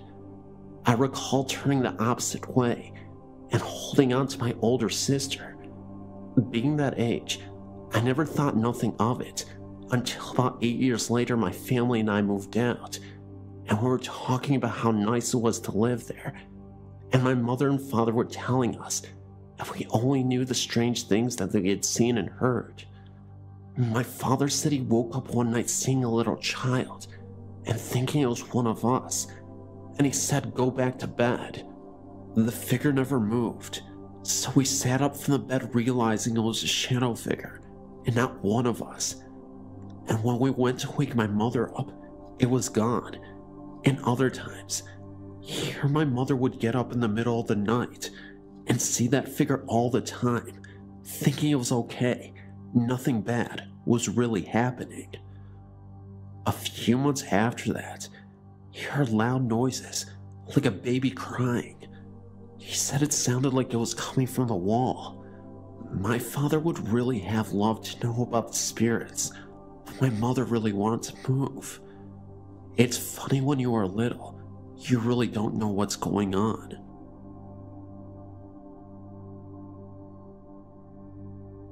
When I was little, I used to play outside a lot. In my country, the weather is really hot. So hot that if you stay under the sun for 5 minutes and then go back inside, your head hurts and you will see lights everywhere, for a while anyway. I always used to see figures that those lights would make, but I wasn't scared at all because I knew that the sun was making them. One day, I was outside playing with my brother, but it wasn't as hot to make your head hurt or see figures and lights. I saw a shape of a black dog walking or going somewhere, and then it disappeared. Well, the dog wasn't walking, he was just going somewhere. The figure was not perfectly clear to say that it was definitely a dog, but it really looked like one, and once I saw it, I didn't say anything because I was used to seeing things because of the strong sun. But as soon as I saw it, it disappeared. My brother said, "Hey, did you see that figure of that black dog that went by and disappeared?" I was shocked because I thought I was the only one that saw that thing. It was crazy. So that was a very strange experience. We both asked each other what the heck that was. We were very confused. I'm sure that the figure we saw was a ghost. When I was a small child, around 7 or 8 in the late 1950s, my parents took our family consisting of my sister and 2 families of cousins, and all their parents, plus 1 grandmother, to the UP in Michigan. The reason being for this was, there weren't enough bedrooms downstairs in the rented cabin, circa 1920s. That's where all the adults slept, and all of us kids were put in the sleeping bags up in the loft.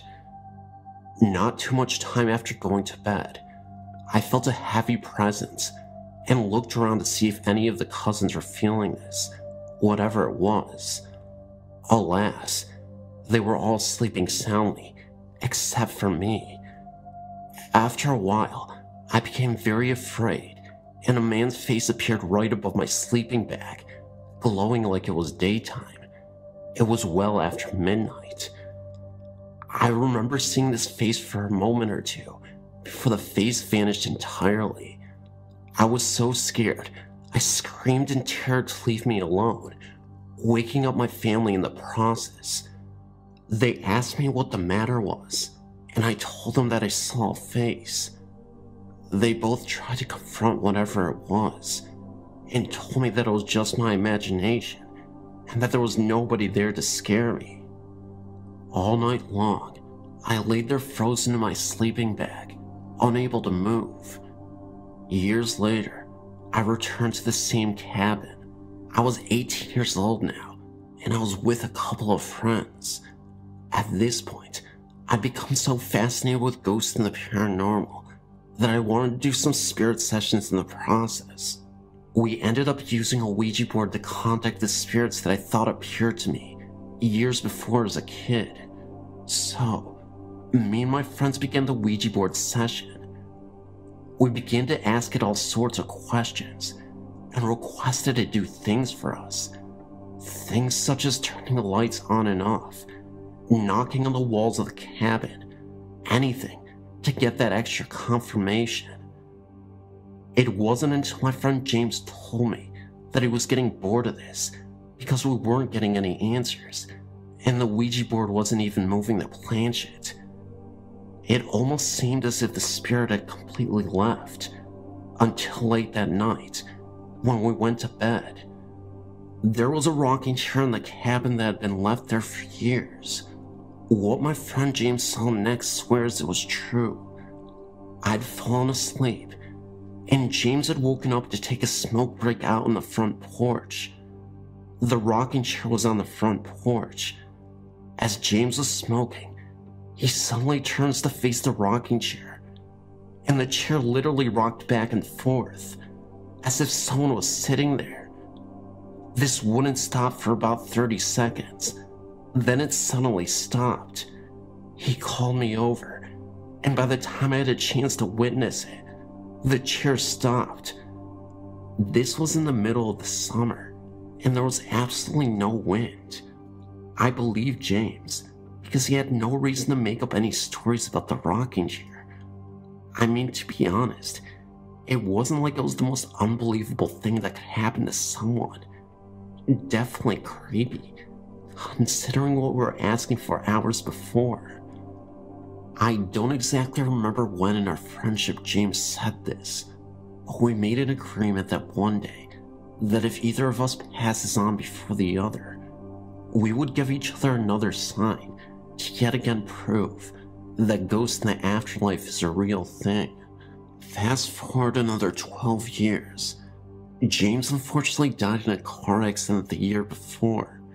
It was so devastating because he had just gotten married a month prior and had a baby on the way. I was very close to his family and we remained good buddies throughout his life. Creepily enough, I had a dream that I was in the same cabin and was again playing the Ouija board with James. I then remember the Ouija board suddenly disappearing. Then, we were sitting on the couch together, drinking beers and just hanging out. James looked at me and said, "If you only knew."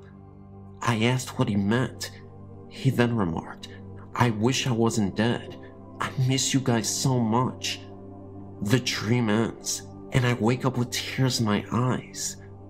I've never had a dream about him after that. You may say that this was just my imaginative mind making up a dream of us together because I was mourning. However, I took it as a sign that maybe James was telling me he was still around. This was the only sign I had gotten from him, as in the waking world, I've never had any.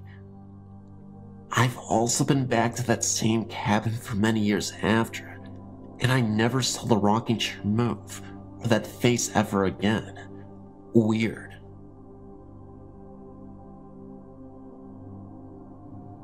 I will start by telling a story that happened to me when I was about 13.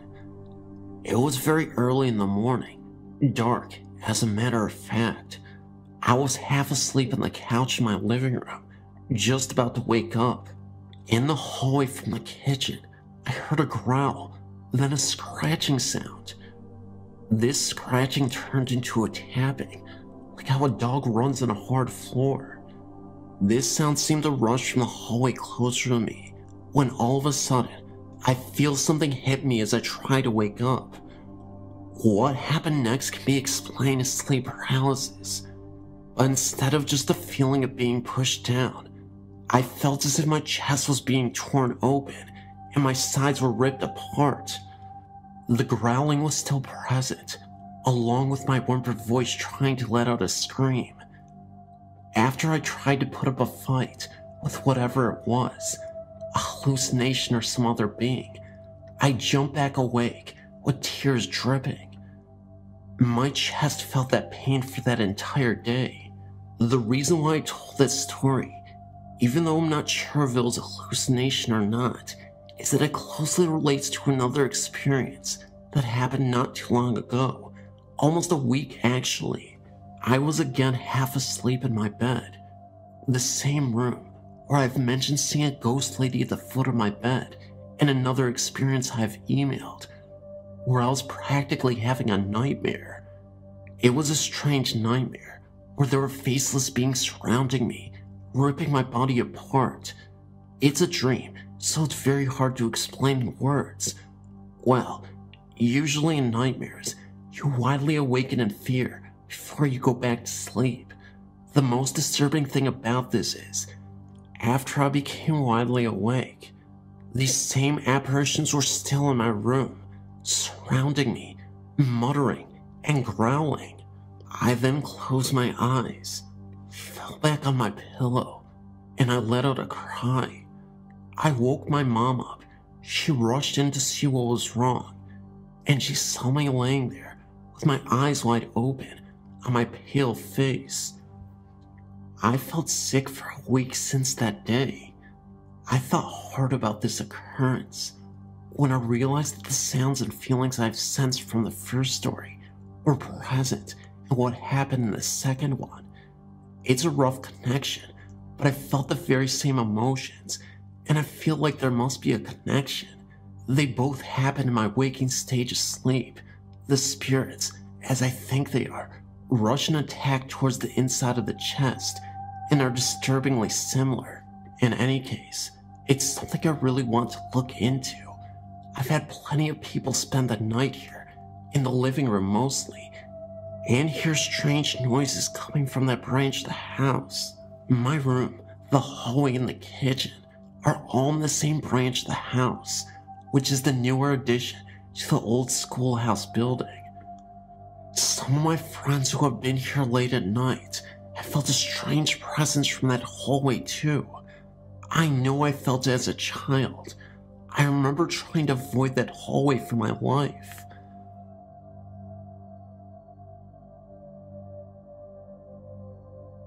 I remember when I was a little girl, my grandparents owned a colonial farmhouse that had been standing for at least 150 years. My grandmother thought the house may have been used for the Underground Railroad, because it had a few little doors and rooms off some of the closets in the bedrooms and in the basement.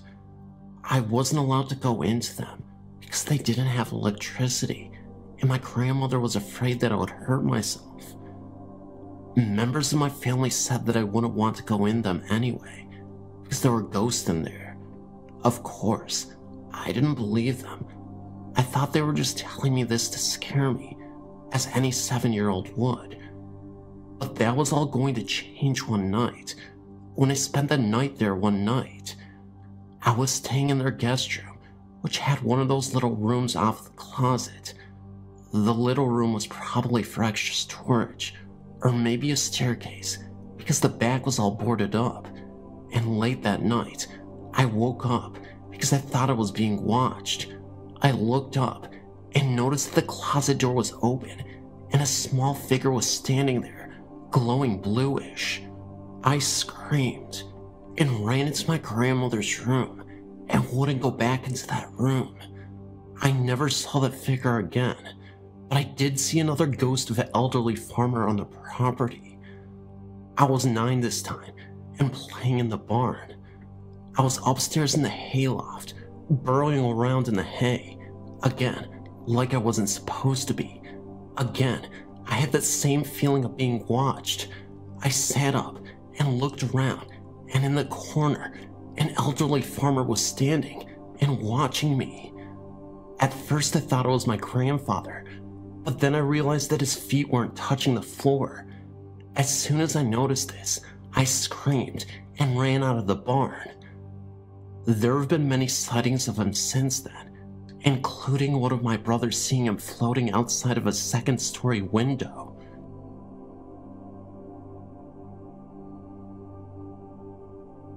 This is an experience I've had repeatedly over the course of several years when I'm in bed for the night, just falling asleep.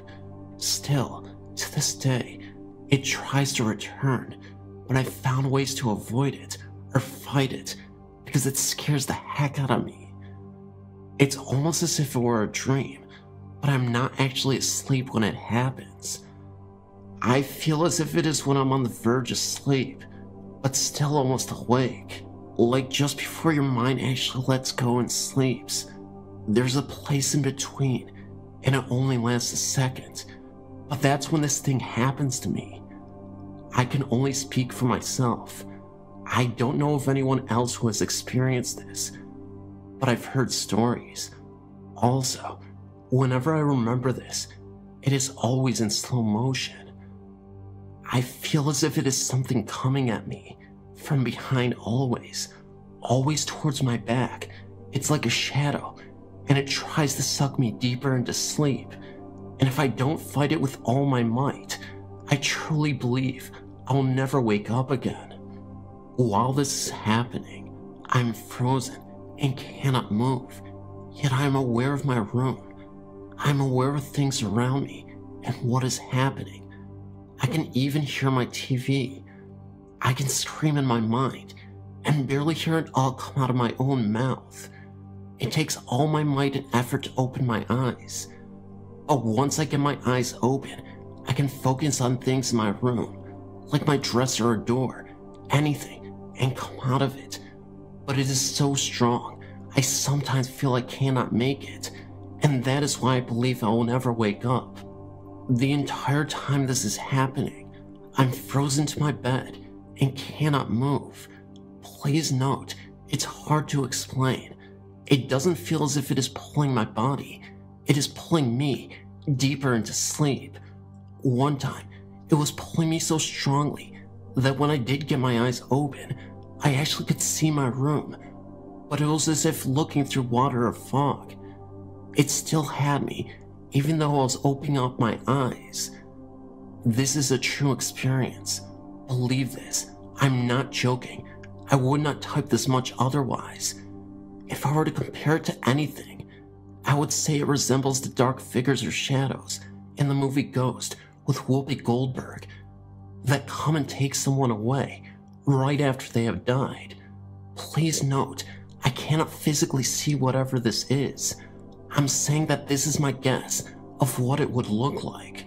To this day, I still cannot sleep without the TV. This has happened to me repeatedly, countless times within a span of several years.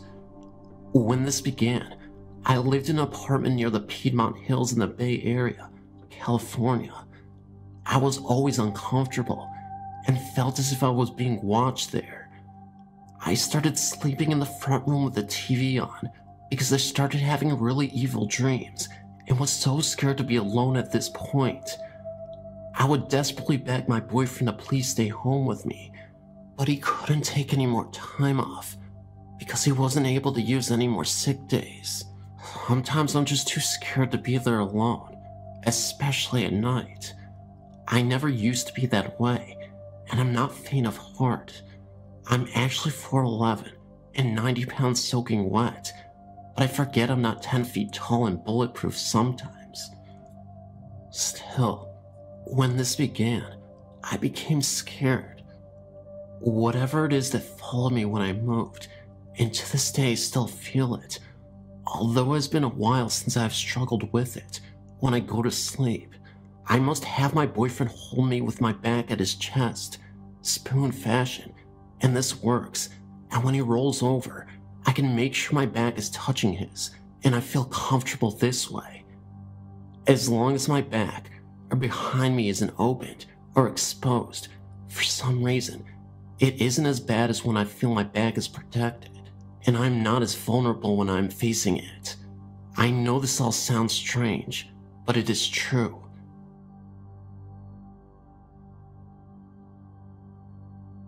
I work in a nursing home, 3rd shift. For the last year, I've been transferred to the 1st floor. I, among others, have seen some pretty weird stuff. It starts like this. About 6 months ago, I started seeing off-the-wall things while all of us were at the nursing station. There are only 4 employees on 3rd shift 1st floor. People coming out of the dining room, not in wheelchairs, but walking upright and pretty darn fast. A person down one hall walking out of one room and into the next on the same side of the hall. Both rooms have non-ambulatory residents. Water turning on in one's room's bathroom. One resident that passed away about 4 months ago can still be heard laughing. I've never heard this personally, but others have. An entity that always runs in the same direction at lightning speed with arms flailing. I'm talking 28 days later style. Only 2 of us have seen this. I see it sometimes up to 5 times a night, but only when I'm down one certain hall. I call it the track runner. These are some of the real common things that happen. Now, for the ghost stories. About 3 months ago, I had a resident that is mentally with it ask me to get that man out of her room. It literally gave me goosebumps. When I asked her where he was, she said there by the mirror.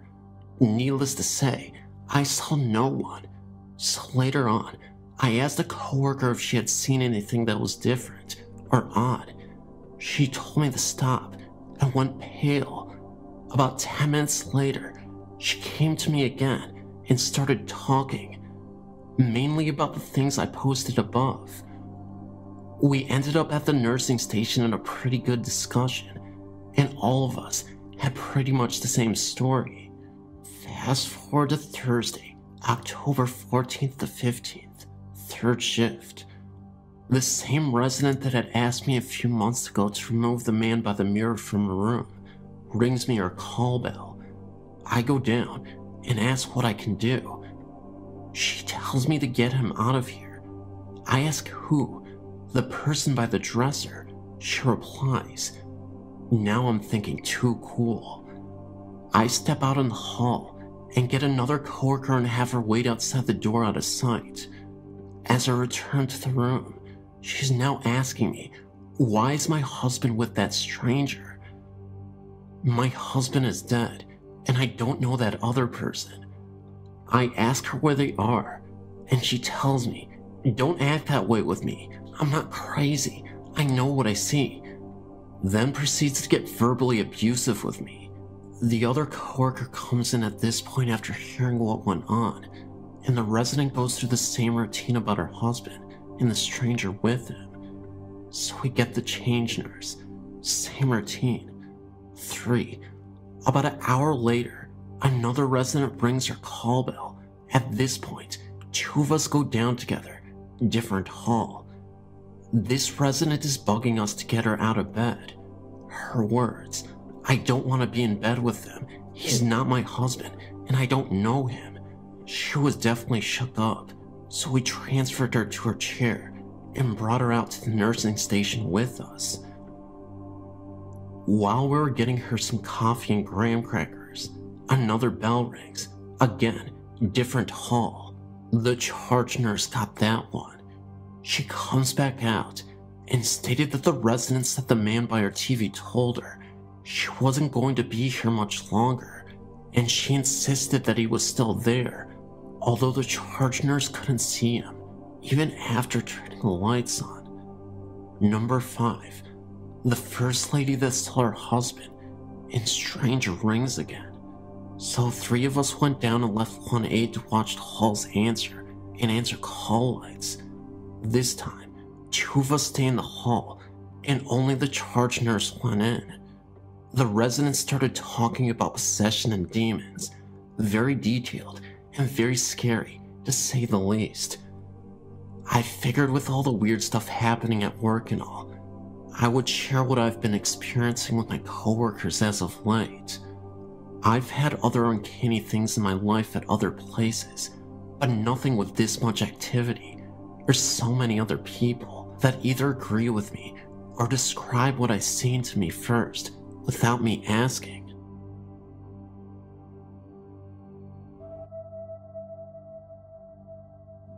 I have a confession to make. I'm not an ordinary person. I don't mean that I've exhibited quirky behavior in the past and I'm simply unorthodox, but I have this uncanny ability to sense things. Whether these energies that I've learned to embrace are malevolent or benevolent, I can't say, as I'm unable to clearly make the distinction. But I tend to attract unusual energies, which permeate all around me. If you happen to come in close contact with me, you may be susceptible to these energies as well. I could say that there's a supernatural component to this, but because my mind has relentlessly wreaked havoc on me, I can't say for certain what is going on. Sometimes I see things, shadows, hearing strange noises, knocks on the walls, a faint whisper in my ear, reinforcing the idea that something otherworldly resides inside these walls. All the while I'm sitting in the kitchen of my old Victorian home, and I'm the only one who lives here. I can honestly say that I don't know what is happening, but I have nowhere else to turn to. There's the cellar that I'm terrified to go into. I've literally haven't stepped foot down there since I moved in, but it's like I can telepathically hear the growls and moans coming from that dark space that I refuse to enter. I've always wanted to know if the source of all these energies came from that cellar. The thing is, I've no pets, no estranged relationships. Nobody ever sets foot in my home. I had a wife once, but she's been gone for what seems like a millennium. I don't remember what it's like to interact with anybody. I'm virtually imprisoned. I work from home. So, I became a recluse. I don't go out much these days, for fear of inadvertently transferring these energies to those who come in contact with me. Isolation is unconscionable. The fear of going insane inside my mind constantly lingers in the foreground. The helplessness of not being able to do anything about it still traps me internally. I'm mentally paralyzed. And then I have these unusual nightmares. My doctor tells me they are night terrors. So I'm laying in my bed, and the shadow opens the door. It doesn't do anything, but simply stands in the doorframe. I don't know what it wants, but I can only make out its eyes, glowing brighter than the sun. The rest the outline, a silhouette. I sweat. My body temperature drops, and I feel a cold breath on the right side of my shoulder. I look over, temporarily taking my eyes off the shadow figure, and yet there's nothing there but a mist that looks as if someone is breathing in the cold air. I look back at the doorframe, and the shadow is gone. I then lay down, staring at the ceiling. I simply just can't ignore what's going on. I want to, but even the pills don't do enough. I still see these things, hear these things, and most importantly, feel these things. I'm so scared. I don't want to be a prisoner anymore. I want a release.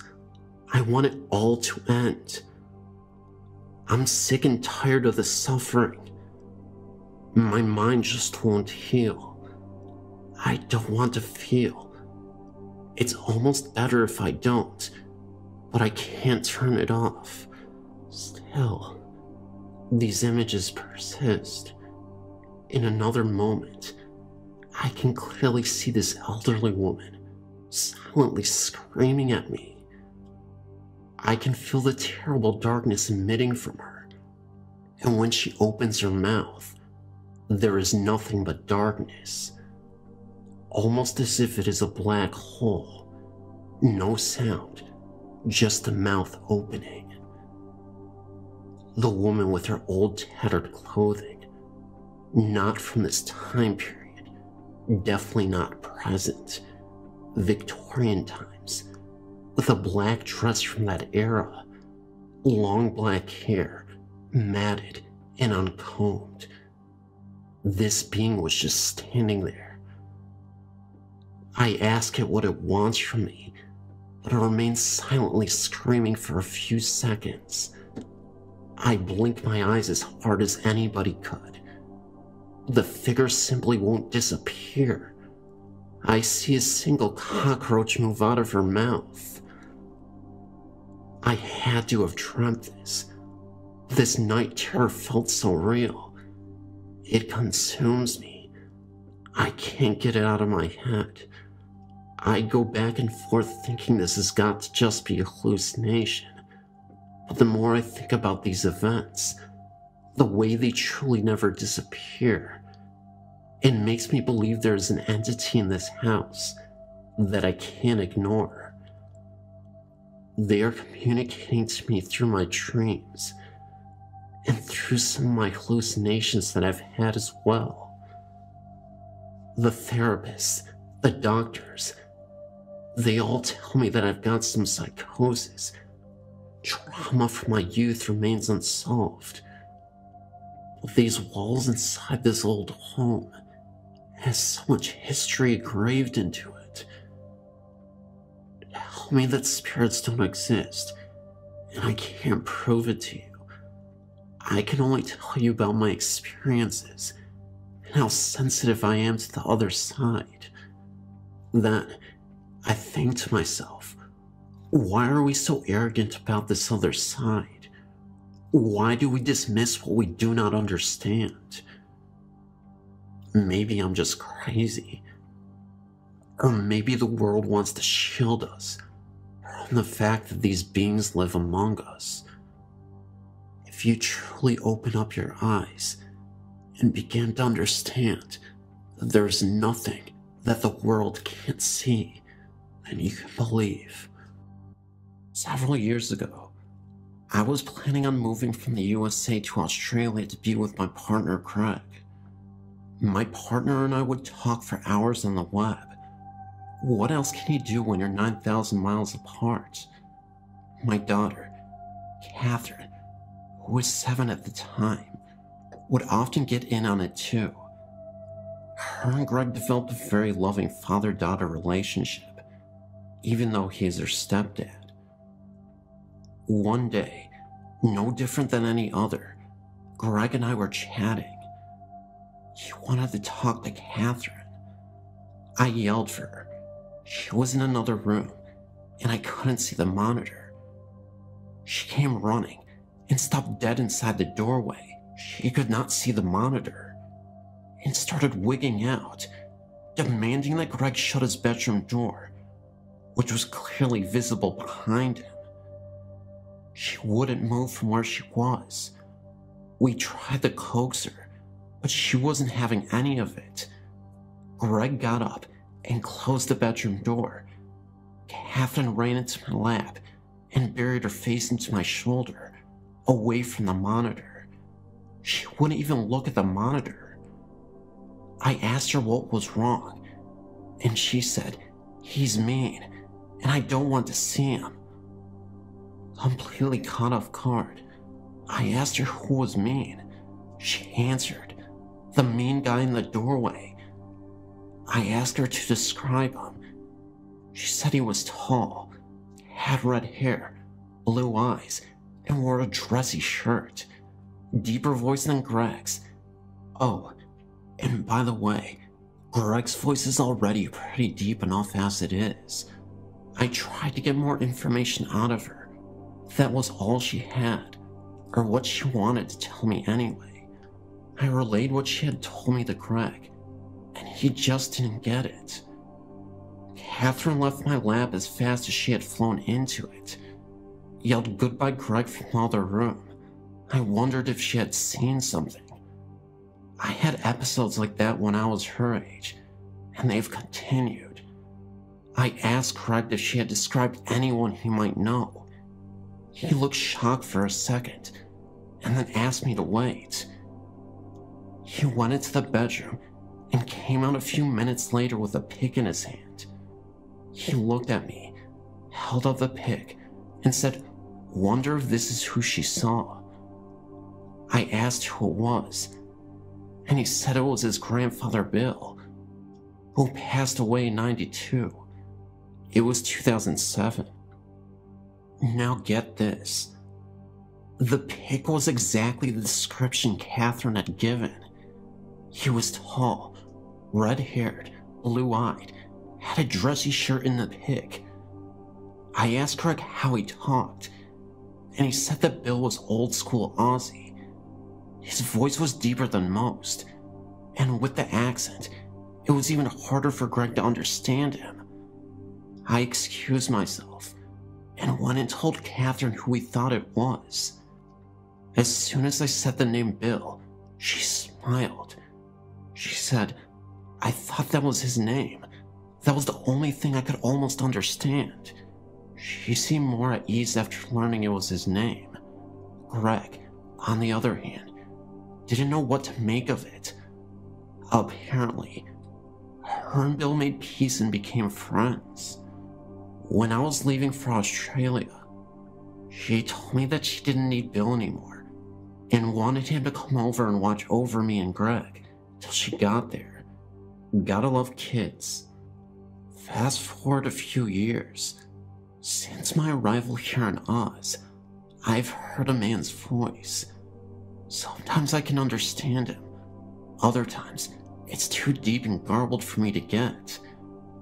I ask him to repeat slower, and it gets him a little pissy. He has never told me his name, but I know it is Bill. I have that feeling. But lately, over the last year or so, I've been hearing a lot more voices. It's like being in a crowd where everyone is talking at once. I ask someone to step forward and talk only to me, but it just stays garbled. This is a weekly thing. It has gotten to the point where, when it starts, I simply say, if you're all going to talk to me at once, then I won't be able to understand any of it. What I was wondering is if anyone else has ever heard this, and if so, what did they do? Might this be more family members who saw that Bill was able to talk to us and want to try themselves? Or Might it be something bad? Sometimes, not very often, I get a bad feeling when they start talking. Bill is still with me. I asked him, but he's given me nothing.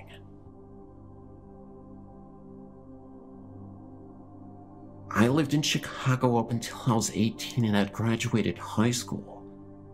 My grandfather lived in the house, and we lived on the first floor in the third flat apartment building we owned next door.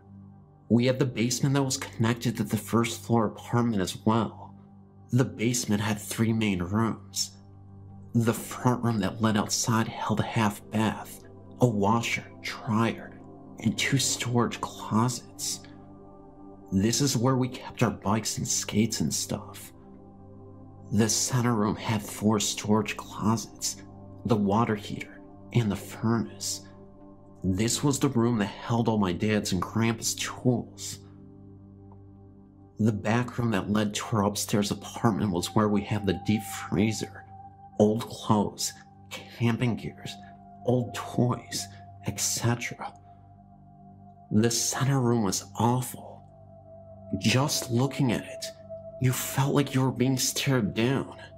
Something was sending very angry energy out from that room. If you were in that room, it was just overwhelming and overpowering. It felt as if something was going to grab you and actually hurt you. None of us were hurt, but it always felt like it could happen at any time. My sister believed it to be female. I believed it to be male. This makes me think that it could have been a demon and was just appearing female to her and male to me. The stairs from the basement led to my brother's room. The stairs and the door were extremely creepy. We always kept it locked and bolted, but that didn't do much. It always seemed like someone was going to come bursting through the doors at any time. In the bedroom I shared with my sister, we have both seen strange things. I've seen a man a few times. He would start at the head of my bed, which happened to be by the door to the bedroom, and walk towards my closet. My closet and my parents' closet shared a wall. From there, he would kind of nod his head and then disappear. I could tell he was wearing overalls, work boots, and had gloves in his back pocket. He was tall, about 6 feet, dark hair, dark eyes. I could see all of this, but I could also see the other side of my room through him. He was kind of a misty gray color. I saw him first when I was 5, then again when I was 8, and the last time when I was 14. When I was 12, I felt a pulling on my blanket. At this time, we didn't have any pets that would roam loose, and there was no way for them to get out or even reach my blanket. I feel my blanket being pulled. I kinda grumble and try to pull it back up, but I can't. So I look at the foot of my bed, and there's a boy sitting there, grinning at me, gripping my blanket. I tell him, "You let go. I'm not scared of you. Go away." And he disappears. I pull my blanket back up and go to sleep. Then we just had weird things happen. Bread would slide across the counter. Things would be moved from one end of the bar to the other. Things would go missing for a few days. These types of things not only happen in our apartment, but in the upper 2 levels that we rented out.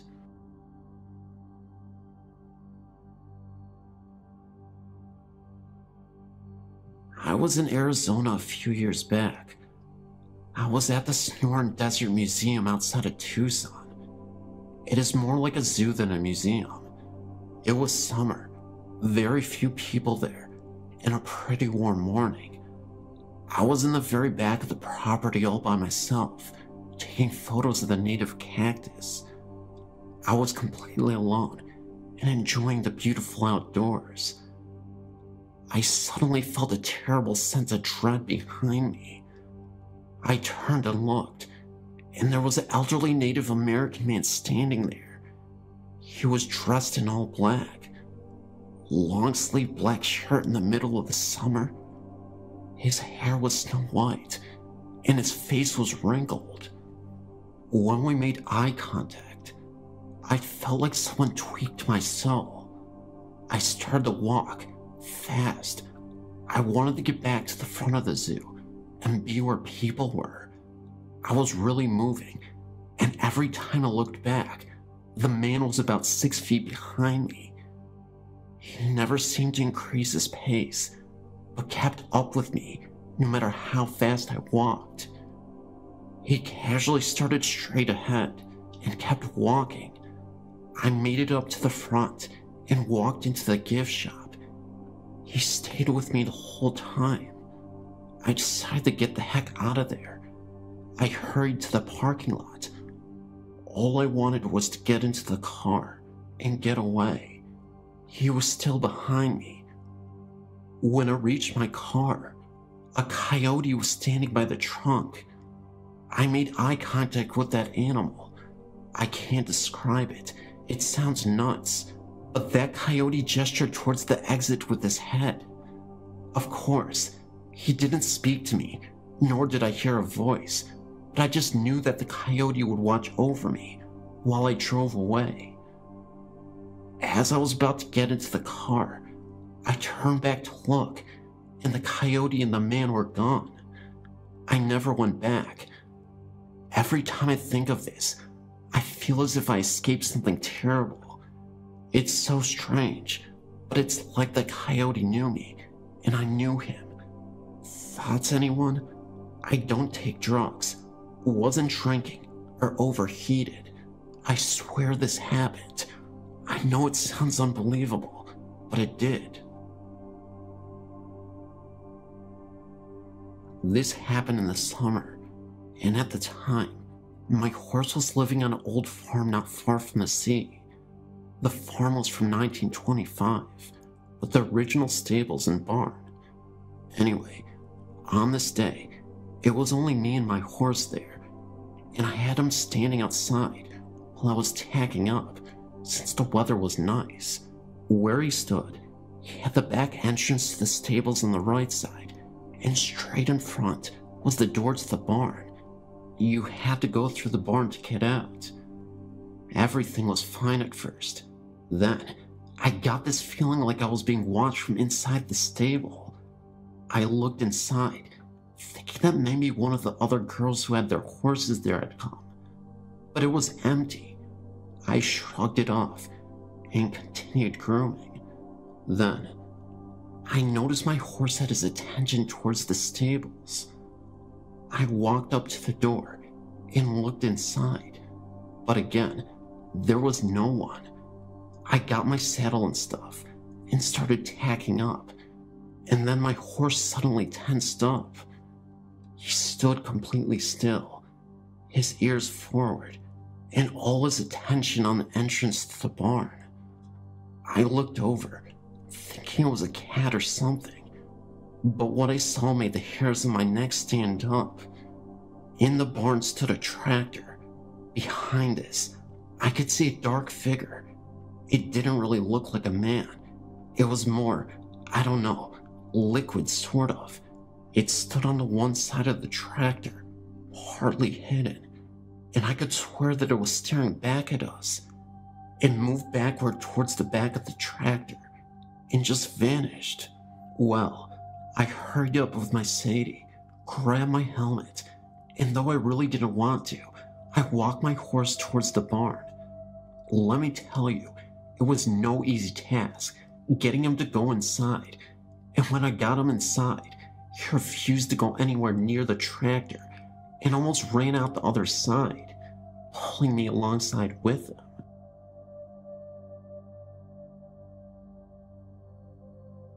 I'm having some problems with the spirit in my fiance's house again. For the past few months, the house has been dormant, and so we didn't worry much about what was going on in the home. We had one of my fiance's friends move in, and things were fairly calm and peaceful. Her friend, though, began to never stay at the house, and due to some issues, emotions got rather heated between the three of us. 2 days ago, her friend moved back after a fight, and activity has escalated in the home since then. Yesterday, I got an overwhelming sense of fear and dread while at the house, and I had an overwhelming headache come over myself. I began packing up my things and told my fiancée to pack her things because we needed to stay a few days at my house. She became overwhelmingly tired and had a headache, much like mine, and passed out.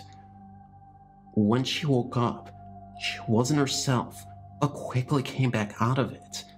Then, I went to the bathroom, and when I looked into the mirrors from the corner of my eye, I saw something I couldn't explain. The thing was, though, it looked inhuman and comprised of only bones, I think, and it seemed to be wanting out of the mirror.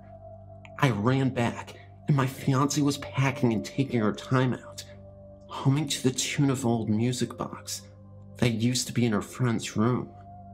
She started to have a play fight with me and threw a shirt at me, then casually kicked the door shut. The next thing I know, she screams and I kick the door open. She said I'd been standing in the mirror after I'd left the room. She seemed fine at the moment, and so I just watched over her as she kept packing. She began stalling again though, and I told her we needed to get going or we'd be late for dinner. She then told me that she didn't want to. She liked the house and wanted to stay there. I began to hear voices as well, other than hers in the house, and got drowsy, but kept my head about me.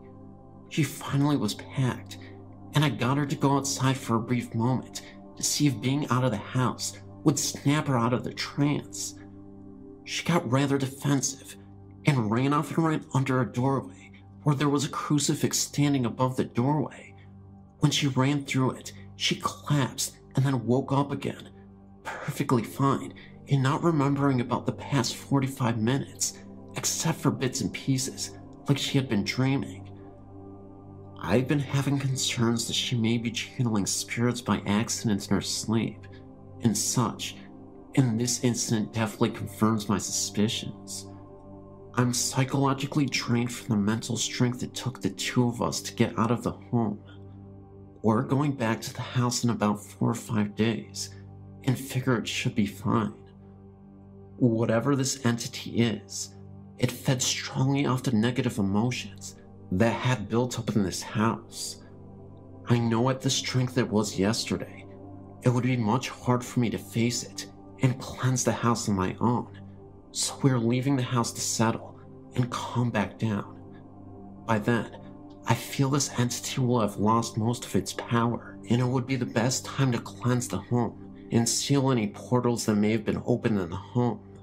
I'm still a little bit apprehensive though, and if anyone could offer up some help, it would greatly be appreciated. If my fiancée is the target of any danger, I can pull through any fight normally and keep her safe, but I've been so drained, and I don't know if I can handle the cleansing of the home by myself. If anyone could please help, either physically or through even psychological support, it would greatly be appreciated.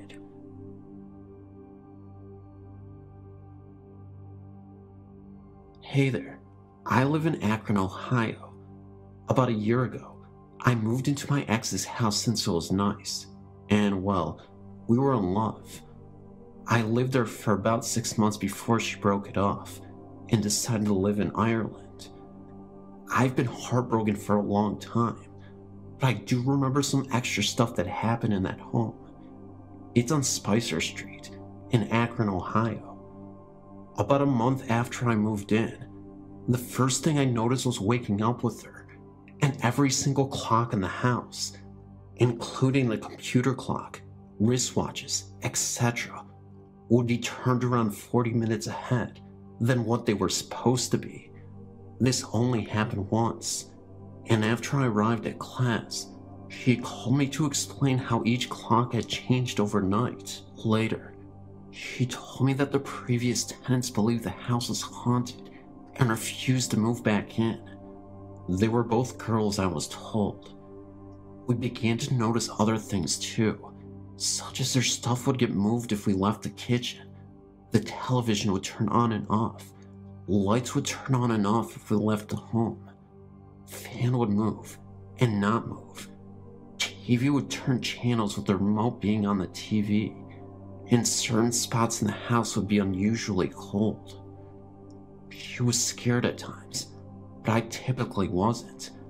I just thought of it as having a little kid in the home. I wasn't really worried, and I was confident that I'd be able to protect her from that kind of stuff.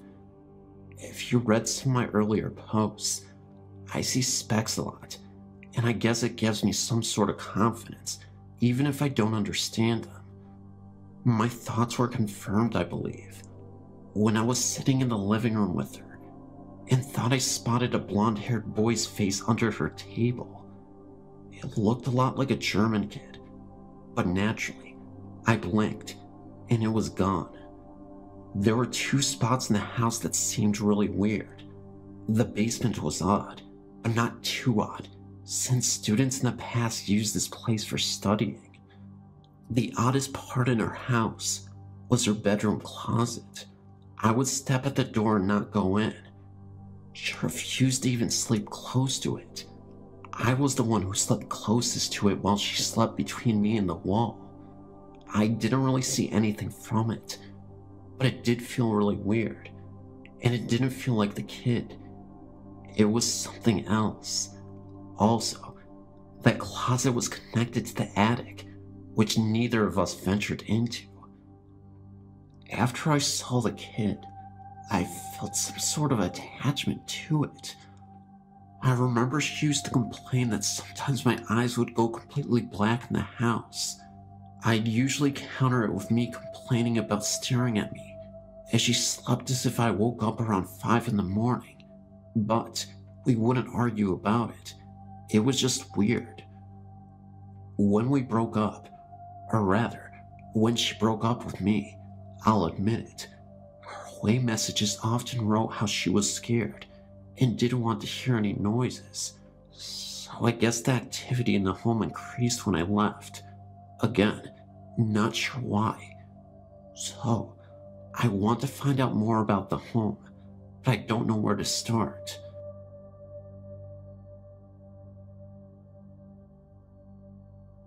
I've been lurking on here for about 2 years now, and well, I decided to finally post about my experiences with ghosts.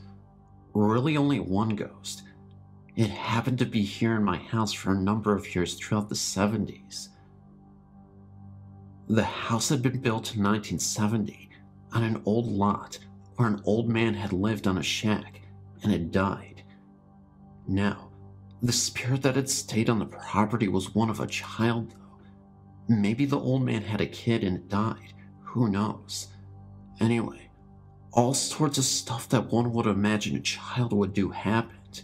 You know, things would get lost, stuff would move from one place to another, vases and sculptures would be on their place on tables, and when the family would come back, the sad items would be in pieces, smashed against a wall about 3 or 4 feet away. Sometimes, of course, you couldn't get into the house because the screen door would be locked and nobody was in the house at the time. Just imagine a door with a simple hook going into the circle slot. Now, over the years, I've tried to get that hook to slip over into the lock, you know, to see if it could happen by accident. It could never be an accident. If one wants to lock that screen door, you intentionally do it. Feelings of being watched and feeling the weight of someone or something next to you in the bed. My grandma would tell me that I would go off in the house in my walker, circa 1981 or 82, and I would travel all the way from the kitchen to the living room to the hallway.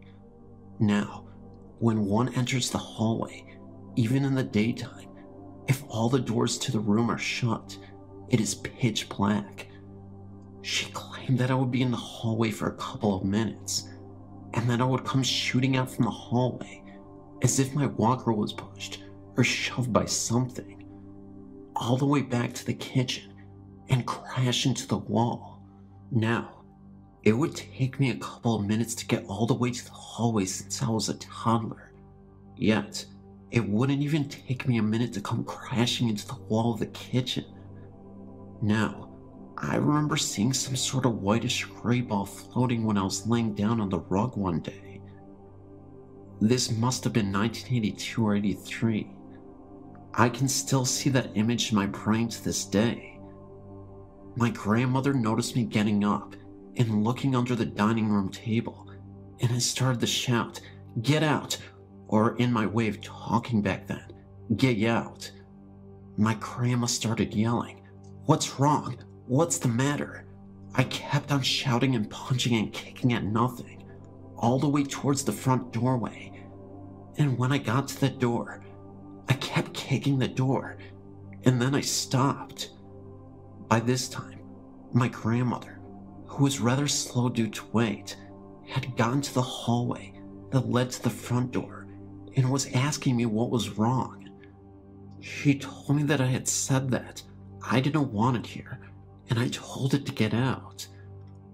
I think I had some sort of hold over it, as I was the only child born in the house. My uncle, who was only 12 at the time, had been born in an older house. I think the spirit was attracted by the fresh new life that was now in the home, much like the spirits in Poltergeist were attracted to the little girl. You know, they wanted some sort of that life force. I think that was the case with this. I got rid of it before it got too powerful, much later on. What do you think? I've lived in this house for the past 27 years. Nothing out of the ordinary has happened since those early years. I have seen many paranormal entities during my life. Here's my first quite shocking meeting with a ghost. I was 7 years old then. I was in my grandparents' house with my mother. The house is about 80 years old. I was relaxing downstairs when the phone suddenly rang from upstairs. My mother proceeded to go upstairs to answer the phone, and I followed her. After climbing about halfway up the old staircase, I felt that somebody or something was behind me. I quickly turned my head, and that's when I saw a middle-aged lady climbing the stairs, holding out her hands as if to grab me. She was wearing a bathrobe, and her hair looked mangled. I freaked out and ran upstairs as quickly as I was able to. She surely was a ghost, because she wasn't a family member or a friend. I'd never seen her before, and my mother didn't even notice her. She disappeared as fast as I'd seen her. Unfortunately, that wasn't the only ghost experience I had in that house. I was about 10 years old when the second meeting happened. It happened in the same old staircase in my grandparents' house. It was late night, and I was going upstairs to get some sleep. That's when I quickly discovered that my route was blocked. At the end of the corridor where you turn right to get to the staircase was a man, a very unusual man standing there. He was wearing a gas mask, so I wasn't able to see his face. He didn't speak, nor did he move at all. He just stood still, and I was too afraid to go past him. So I then got my grandmother and went back to the corridor with her. The gas man was nowhere to be found.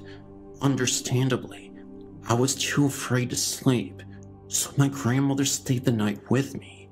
I'm pretty sure that my grandparents' house is haunted, and my friend has witnessed that too, as the next experience tells. I was 11 years old, and my friend was 12 when this happened. We were playing in the basement of my grandparents' house. It's no surprise that the basement is also quite unsettling. just as much as the rest of the houses. We were in the big room just under the staircase that leads to the middle floor. We were having fun, until both of us felt a strange feeling that made it obvious that we were not alone in the basement. We felt that there were other beings present, entities that couldn't be seen with the naked eye.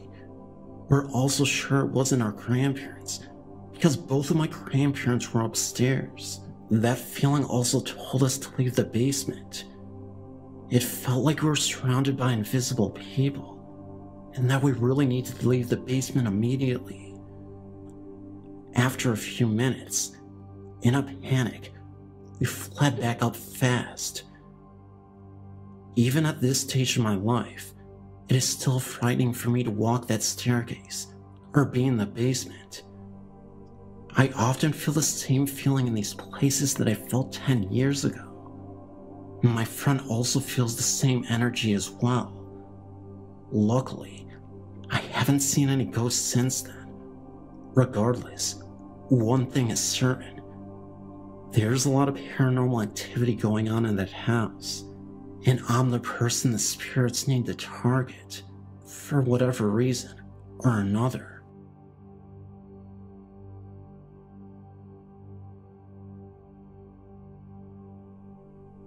My story starts back in 1991, when I first hooked up with my then boyfriend, now husband. My boyfriend lived on the bottom floor of a house that his aunt owned. His aunt and her family lived on the second floor. His cousin was my best friend, and so I was always at the house. We had a small, close-knit group of friends, and were over our house one time playing Truth or Dare. I remember it as being late at night, and we were sitting on Holly's bed playing this game, when one of the girls asked her if the house was haunted. Holly said that it was, and that it was her maternal grandmother. She then went on to tell us certain things that would happen, and most situations would take place right next to the father's recliner chair. About 15 minutes after we finished playing the game, I had to use her bathroom. Though I was so totally afraid to go alone, I didn't want to seem chicken, so I went on my own to the bathroom. Just as I was passing by the recliner, I noticed I suddenly got cold. It was a warm summer night when this happened. Okay, I chalked it up to being my imagination, seeing as we had just been talking about it. Then, years later, I had this woman I was working for, and we got along really well. So, one day she had invited me to her house. Well, as we were at her house, we were talking about ghost stories and the like. She excitedly pulled out her digital camera and led me upstairs to their master bedroom. We stood just outside the bedroom doorway, and she told me to take the camera and just scan around the room, starting in one corner and going to the next. Just see if you see anything, she said. I took the camera, still not knowing if I was truly a believer, and scanned the room. Suddenly, I moved back to the corner I just scanned over. She said, "You see something, don't you?" I did. I saw a greenish male figure standing in the corner, looking out the window. I was scared to death. But even when I scanned the corner again, the figure was there.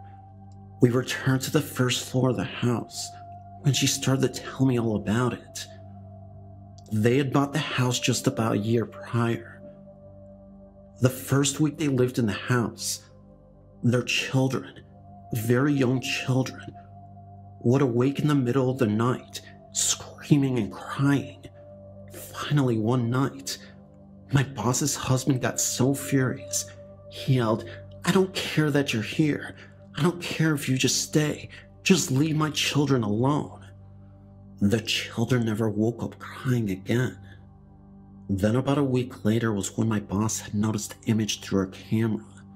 She'd been going through various parts of the home, taking photos to send to relatives that lived out of state. when she was scanning the master bedroom, looking for a good view of the room, and found the exact image I found. She yelled for her husband, who saw the same thing, but it could only be seen through the screen on her digital camera. After I saw it, I was a believer. There was no way I would have seen it if it weren't there. A couple of days after she saw the first image herself, she was cleaning in the basement when she found a hidden room. She went into the hidden room and found a box of papers. They started investigating the roots of the home. She found out that the old police chief of Rennister, the town she had lived in, had built the house a very long time ago. The only thing she could figure is that the greenish male figure is the police chief, looking out the window and watching over his town. They still live in that same home, and they still live with their chief, all of them living peacefully together.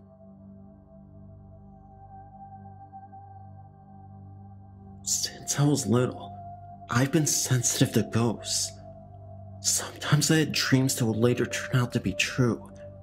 Also could tell which song was on next on the radio, knew who the phone call was next, etc. My experiences tend to happen at times when I'm either feeling low or just open towards the other side. My stories. As a little girl, I didn't like being in my room after it got dark, or darker when it was summertime. I remember feeling watched, and something wasn't right. A lot of times, I was so afraid of the door leading to the back of our house and the stables. I felt like something was looking at me and wanted to hurt me.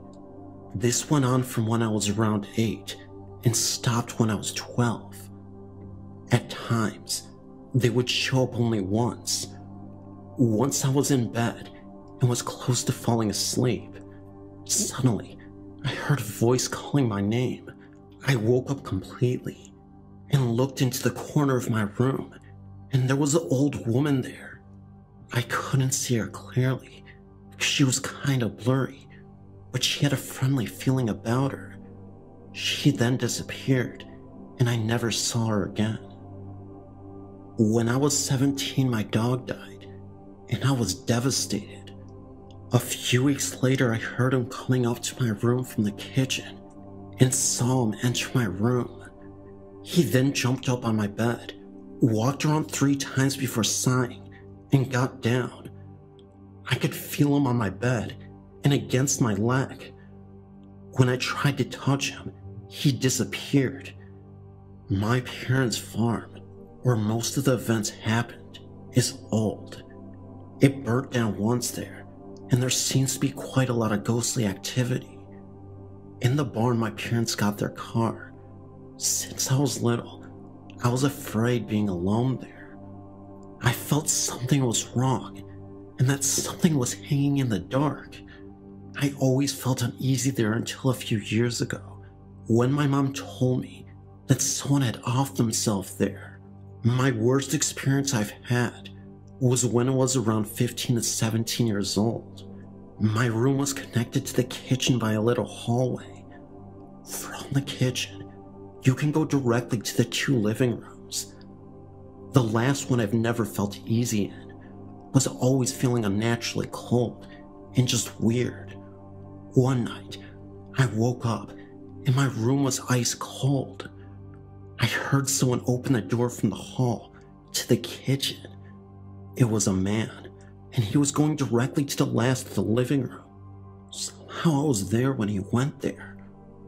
I saw him take his rifle and then off himself. It was feelings more than actually seeing him do it. I then was back in my body, but heard him fall down to the floor, moved a bit, and moaned before he died. The second that happened, the coldness disappeared, and I could breathe again. I told my friend at the time about it, but I was too afraid to ask my parents. One day, I sort of jokingly asked if anyone had offed themselves in that room. My dad turned around and looked at me with a strange look. Yes, your godmother's father offed himself there. They hadn't told me because my godmother didn't like me to know. I found his grave, and it happened the exact day he had offed himself. I've had nice experiences though. A friend of my parents and their friend had offed herself. My friend was really devastated about it and couldn't get over it. One day we were in the kitchen when I saw a sort of fog that turned into a ghostly hand. It may have looked ridiculous, but I'm telling you, I know with my own eyes what I saw. It was right on my friend's shoulder, almost as if to soothe her. After it disappeared, I immediately alerted my friend, and she said that her shoulder felt really cold. My friend then told me that she felt a lot of peace. To the both of us, it really meant a lot. The latest year, the happenings happened without any real pattern. Last year, when I was at my parents' and sleeping in my old rooms, I didn't get any sleep for the last 4 days I was there. There was a presence in the room, and it was not a pleasant one. It just radiated hatred, and it was pointed at me for some reason. The next time I got home, it wasn't in there, but then I had to sleep in my mom's bedroom. I was woken up by someone slamming their hands into the bed very hard. I looked at the end of the bed, and I saw a shadow standing there, then disappeared. Since then, I haven't felt it. For some reason, I knew it was male, but I didn't know why it felt so badly about me. When I'm home at my parents' now, there's a young girl there, something I can't feel what it is, and a man. None of these are evil, but just looking out for me. I've seen the girl from the corner of my eyes, and seen her reflected in the mirror. I think they are protecting me, and just looking out for me. At times I can enter a house and know that there's more than just what the eyes see. I felt the presence of family or just passerbyers. I do believe that at my parents' house, there's some kind of field of energy where these spirits can enter. Some stay, but others don't. I got one in my room where I live now. Just a little prankster really. Turns on my computer, or opens all the cupboards. I did have an old man though, who loved to watch me shower. I told him that it was rude, and I didn't like it. Since then, he hadn't been there. At the same time, there's a girl running every night on the upper floor. My brother is sensitive too, but apparently never experienced the same as I have at my parents' house. Seems I'm the only one they get attracted to. Also felt being pushed, but that happened at my parents' house as well. I don't mind having this ability, but I know I have to learn to control it. It can get to be too much at times. I've been doing some research about black spirits and ghosts. I had an experience in January 2000 when I lived in an old house in Portland, Maine. It was late in the evening, about 10 p.m. or so, when I felt something peering at me from a closet in my basement apartment. I thought nothing of it, but when I looked again, a materialistic, three-dimensional human-shaped figure with no facial features darted from the closet and stood behind me. It was suspended above the floor, about a foot or so. Before I knew it, two more had come out of nowhere. It happened so fast, and they moved so quickly, that I didn't even know what to make of this incident. I was a skeptic at the time, and had been all my life on ghosts, supernatural, etc. I was 36 years old at the time. There were multiple instances where I seriously felt like the house was shaking. Doors being slammed, open and shut, cabinets being open and shut as well, pots being moved around. It was seriously like a horror movie. I remember one time this happened, and it scared me half to death, almost literally. I ended up having a mild heart attack, and I ended up waking up in a hospital. All I remember was feeling the energy of what was happening that day, and then I lost consciousness, and that's when I was in the hospital bed. The doctor told me that the neighbor noticed something was wrong in that house, and noticed me lying on the floor, so she went and called the cops for me, and the ambulance arrived. They even told me that my heart stopped for a moment, and they had to use a defibrillator to bring me back to life. I was clinically dead, even though they only classified it as a mild heart attack. Anyway, I know this all sounds absurd, but I'm telling you, it definitely did happen. I'm just glad that I don't have to deal with it anymore. I don't live in the same place I do now. It was not worth it in the end. And after that heart attack, I don't think I'll ever be worth it. Scary stuff, poltergeists, and black beings on the walls. Definitely not something I want to deal with.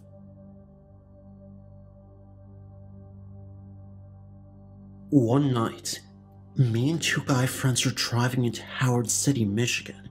We were driving down the road, and on each side, there's cornfields, and we saw two girls, one standing at the opposite side of the road, and another walking directly into our path. The girl walking into our path was wearing a gray sweatshirt, blue jeans, had blonde hair, and white eyes.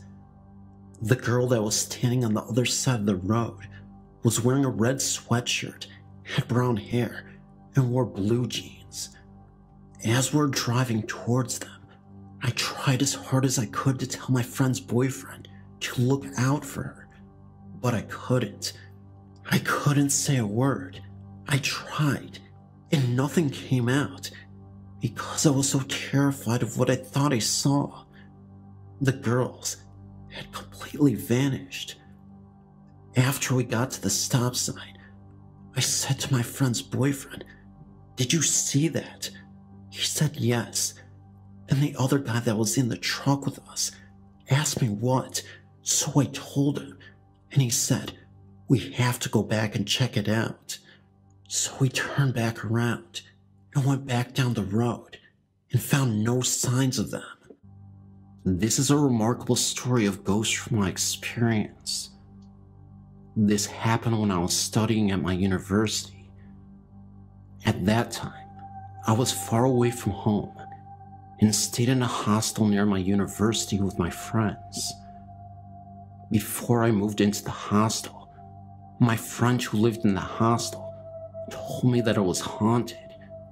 Actually, it was a house whose owner intentionally left this world. That's why many people have said that the hostel was haunted. They said that the spirit of the owner appears near the kitchen at night. Another said that sometimes you could hear the crying voices from the woman who owned the now hostel. At that time, there was only one last room available for me to sleep in, on the second floor, so I had to stay in that room. My room was in the last row. Many people have said that my room was terrifying because the surroundings around my room were quite dark and sunshine couldn't enter my room. There were multiple nights in which I kept waking up around 2:30 a.m. One night, I was terribly tired and went to bed earlier than usual. When I woke up, it felt as if somebody was pulling on my blanket from my feet, and so I pulled it back up again. However, when I went to pull the blanket back up, I still felt a resistance on my blanket. It definitely felt as if somebody was pulling it down again. I then felt annoyed and wanted to sleep, so I just said, "Stop it. Don't disturb me. I really want to sleep." Surprisingly, it actually stopped, and I was able to sleep the rest of the night. In fact, nobody ever pulled my blanket again. In the morning when I woke up, I remember what happened last night and I started shaking. After that experience, It was pretty obvious why I always felt on edge whenever I slept in that room. Ghosts are pretty freaky. I was sleeping over my best friend Jasmine's house, and the night before, her mother promised us BLTs for breakfast. So that night, after setting me up in an air mattress for the room, we had gone to bed. That night was peaceful, but I'll forever remember that horrific morning. I woke up and looked up to where a person was just standing in front of the closed door from afar and simply staring at me. She was young, around my age at the time, with features almost identical to my friend.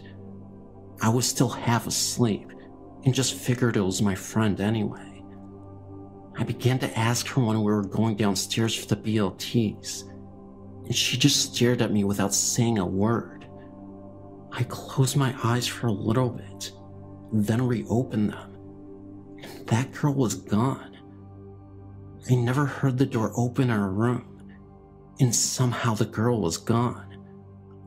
I looked at my clock, and only 10 minutes had passed since I closed my eyes to lay down.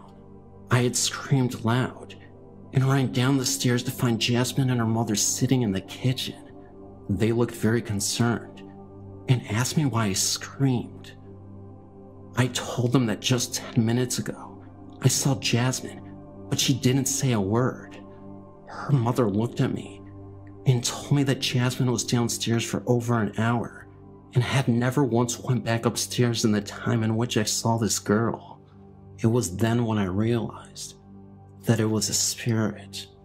Ever since, I've only seen the girl twice. On my friend's birthday, I was downstairs getting cake for some of the other girls, and I saw her standing in the pantry watching me. And the other time, I was in the basement with Jasmine. We were getting some laundry done when we all saw the girl run across the basement living room to a storage room. I haven't been back since, but the last experience helped my friends not think I was crazy.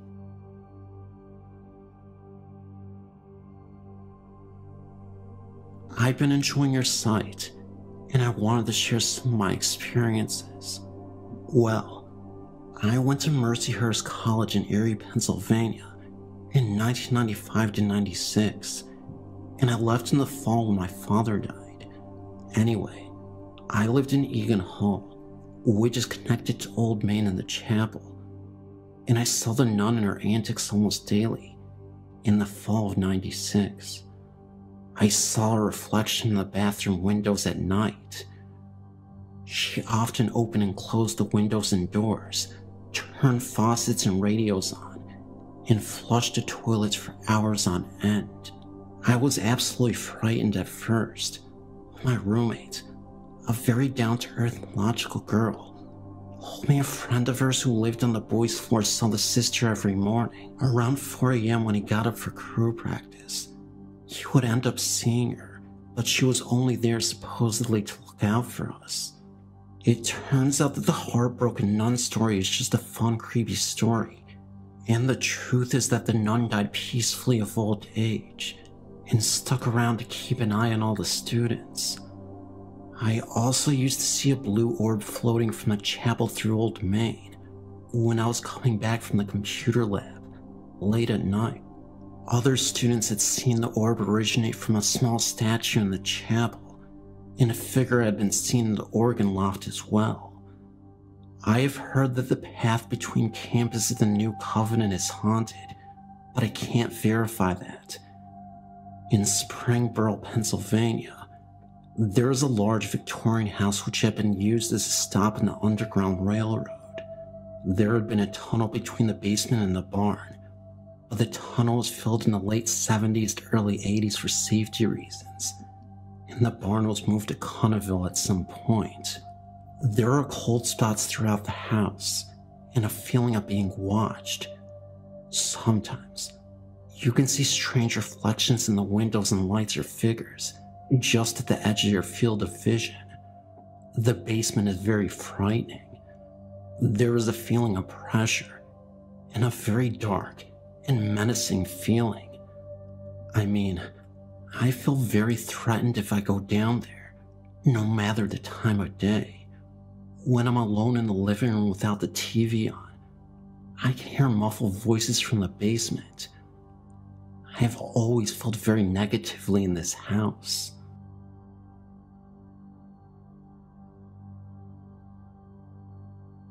Now, about 4 years ago, I lived at Country Hills apartment in Las Vegas, Nevada.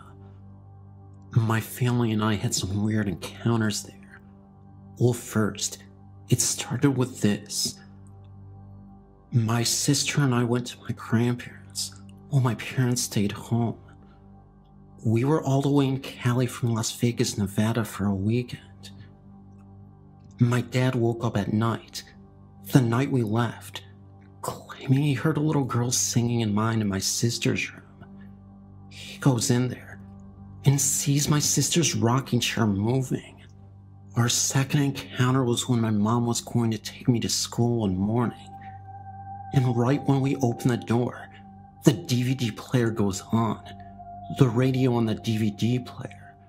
My mom and I were so tripped out, we were telling each other to turn it on, until eventually my mom does it. Now how freaky and unexpected is that?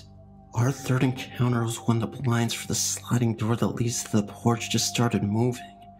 It was strange, really strange. My uncle had moved in with us a little bit before the second encounter, but the only encounter that he shared with us is when he invited a friend over and the blinds were closed. Then he noticed that all of a sudden they were open. He told us, and we got tripped out. I was right next to the blinds too. That was my story, and thank you for reading.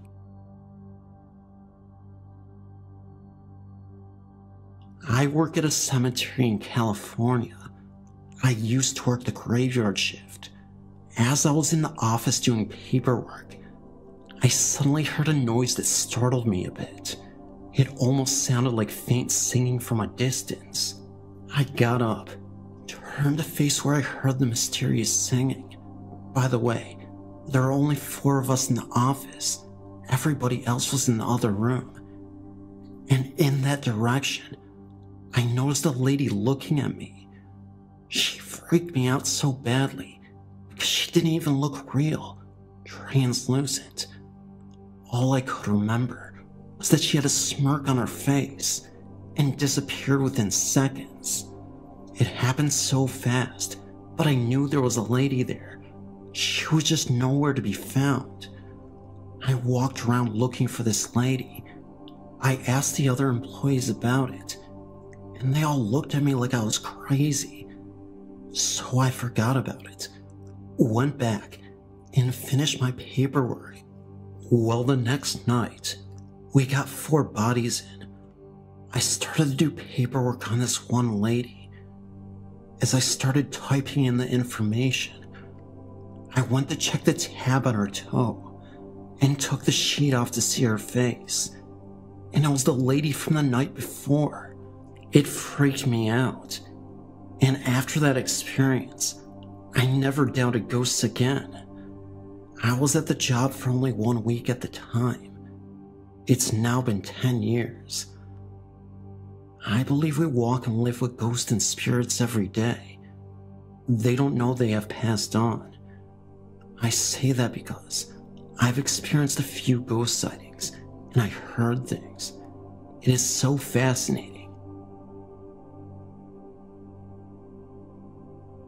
In September of 2002, I was in Geneva, Switzerland on a business trip, and I was due to return home the day of my girlfriend's birthday. For her birthday, I purchased a violin, and I planned on giving it to her after she picked me up from the airport. The violin was at my house. The night before I was scheduled to return home, I called my girlfriend, but she was not home, so I left a message. After I hung up the phone rang back in my room in Switzerland. I picked the phone up, but I didn't hear anything. After saying hello a couple of times, I hung the phone up. Later that night, I again tried to call my girlfriend, and this time, she was home. As we spoke, she told me that she received both my messages. Having only called once before, I was very perplexed.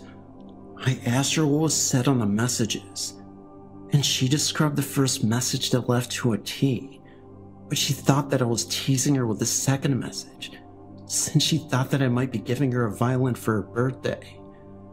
After some prompting, she told me that she heard scratchy violin music, like a beginner tuning their instrument, followed by me saying hello, hello. I thought she was joking, but when I could tell that she was serious, I asked her if it sounded like the music, static, or some other background noise. She had the voice messages still on her answering machine, and she played both messages back to me. On the first message, I could clearly hear my voice saying that I just called to say hi, and that I would see her tomorrow. The second message starts with about 4 seconds of clear but scratchy violin music, and then I could very clearly hear my voice saying hello, hello. My girlfriend said that both the messages had my phone number and the caller ID. By this time, I had convinced her that I did not leave the violin music on her machine, nor were there any TVs or radios turned on in my room during the call. All I could think of was that I may have been hearing some future event when my girlfriend would be tuning her violin, and that I would not be around to hear it. So I changed my plane reservations to take a different flight home. Nothing happened to the plane that I would have been on, but I cannot help to think that the violin music was meant to be some type of warning. Maybe I would have had a car accident if I took the other flight, or I would have been hit crossing the road. Regardless, an omen like that is hard to ignore. I've kept the message recording as a reminder of this very strange experience. May 2006, it happened again. After over 3.5 years, we received another ghostly phone call. Last night, we were sitting at home when my wife's, my girlfriend in 2002, cell phone rang. She answered it, and at first did not hear anything. Then, the sound of the same scratchy violin music became slowly more pronounced. She said hello several times, but had no response except the music. She handed the cell phone to me, and I also heard the violin. Then, the sound just stopped. I did not hear a phone hang up. It just stopped. I closed the cell phone lid and then checked the call log. There was no record of a call, incoming or outgoing, to the cell phone at that time. I'm scheduled for another flight to Atlanta on Thursday. I sure wish I could get out of it.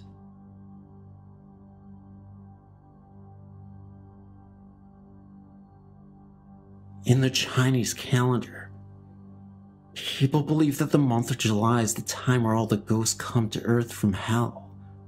We call it the Ghost Festival. This is why Chinese people are very used to buying incenses in order to pray for these ghosts. During last year's Ghost Festival, something strange happened onto my family. It was the time where all my aunts and uncles and other relatives came back to my nanny's house. The entire family of mine sat in the living room, watching TV and chit-chatting. Suddenly, one of my aunts started yelling very loudly, "I'm cold, I'm bleeding, I'm in pain." She then ran upstairs and started throwing everything she saw. She acted insane, and her face turned pale. Every one of us in the family was shocked by her actions.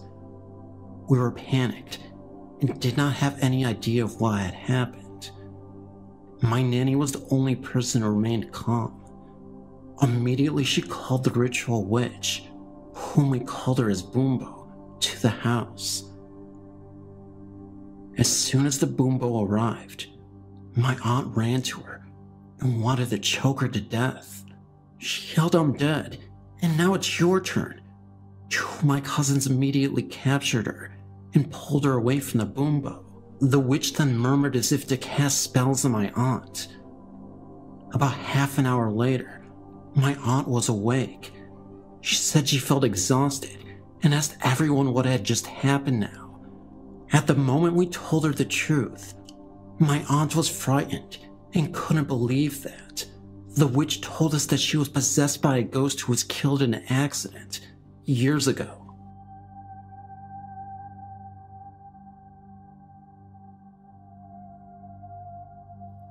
I have always been an avid believer in ghosts.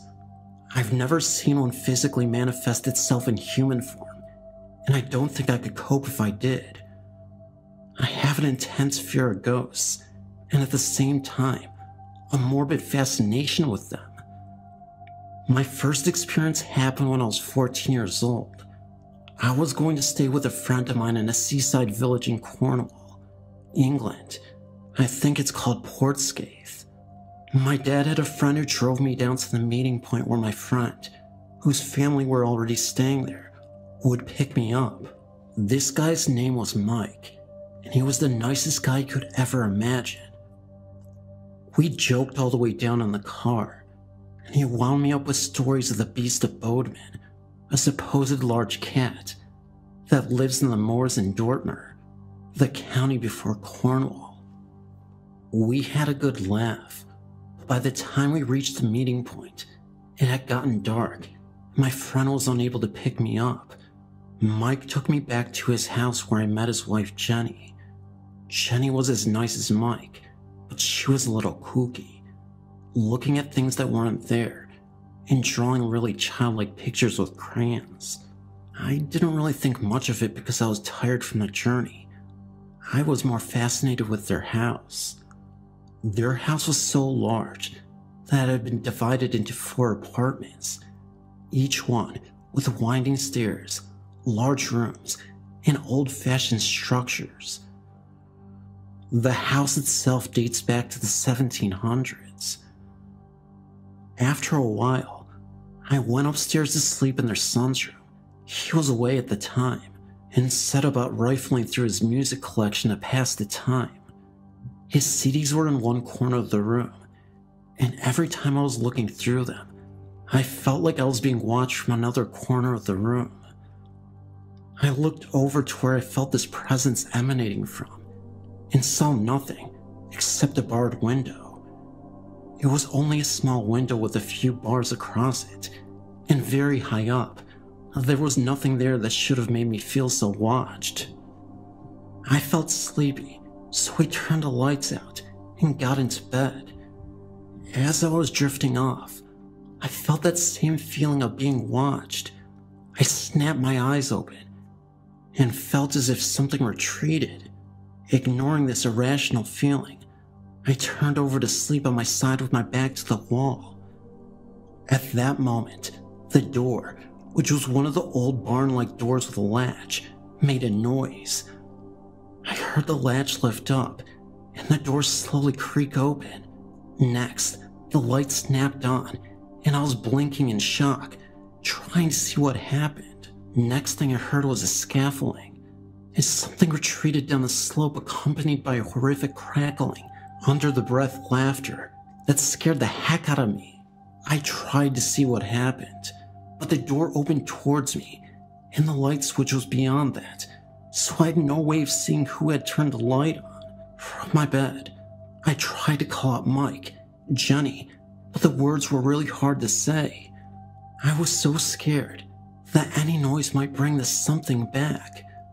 I couldn't sleep with the light on, so I scuffled out of bed, switched it off, and practically jumped back into bed, and under the covers where I felt safe. I finally fell asleep and thought nothing of it.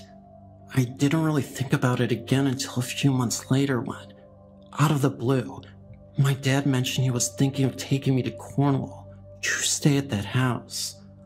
I told him my story, and he told me that the house was haunted and that Jenny was one of those people who could see ghosts and communicate with them. He told me that the ghost that did that was probably Harry, a mischievous ghost.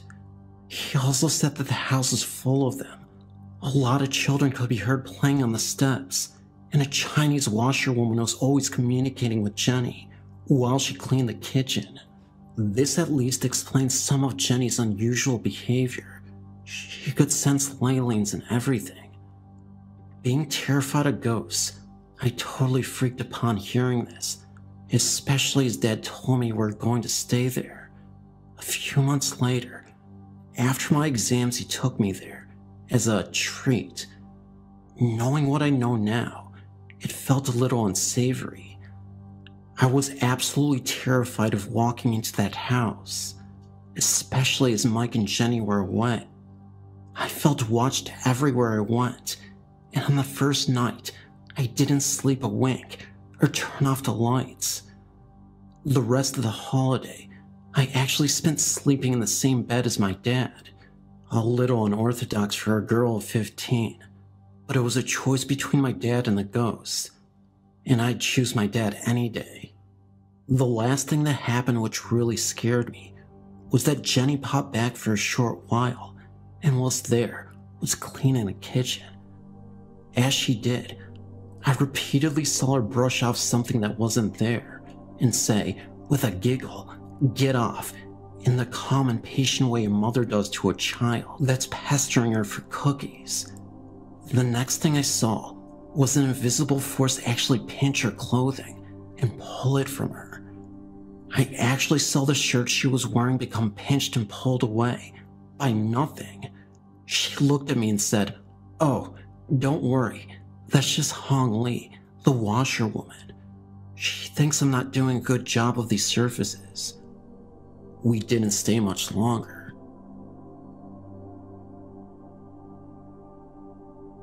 I've had several paranormal experiences during my life. Hearing my mother's voice after she had died, and feeling my mother-in-law's presence after she had also died. But in February 2002, an angel guided me from certain death. I awoke on a Saturday morning because I heard our dog whine, and that is when I realized our house was on fire. Our bedroom was off the living room, which was totally in flames. I yelled to wake my husband, who jumped out of bed and ran right through the fire and out the front door. I started to follow him, but a hand touched my right shoulder and turned me to the right. At the same time, I heard a voice in my right ear saying, "The window." I ran around the bed, opened the window and screen, and rolled out to the ground. It was a one-story house. I escaped with just a few burns to my back and left shoulder. My husband, on the other hand, was in intensive care for almost a month, with acute smoke inhalation and second-degree burns over half his body. I am certain that if I had followed him through that burning living room, I would have died.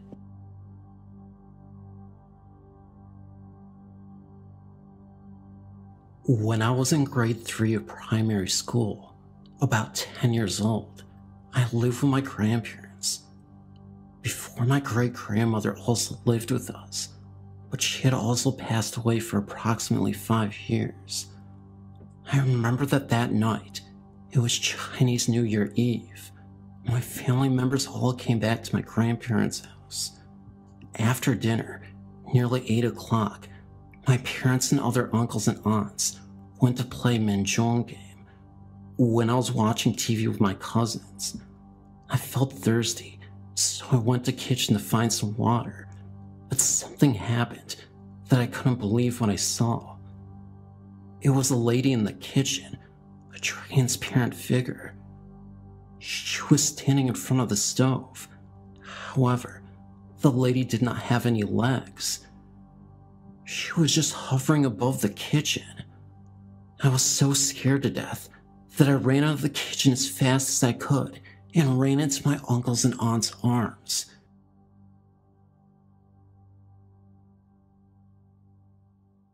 "3 years ago, I was taking university classes at St. Peter's College in Saskatchewan.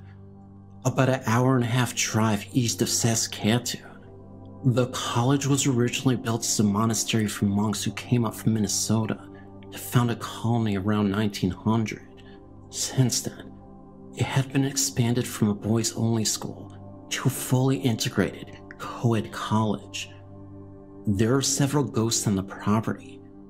One is supposedly the ghost of the first bishop of the area, who apparently died before the building's construction was completed. He can be seen occasionally walking the grounds. The other is a ghost of a small boy who had left this earth intentionally, or died from an accident by falling out an upper story window.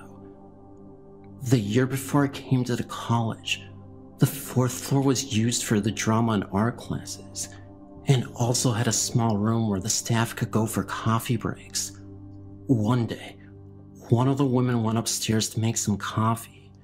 She was standing with her back to the door, loading the coffee maker, when she felt a presence behind her.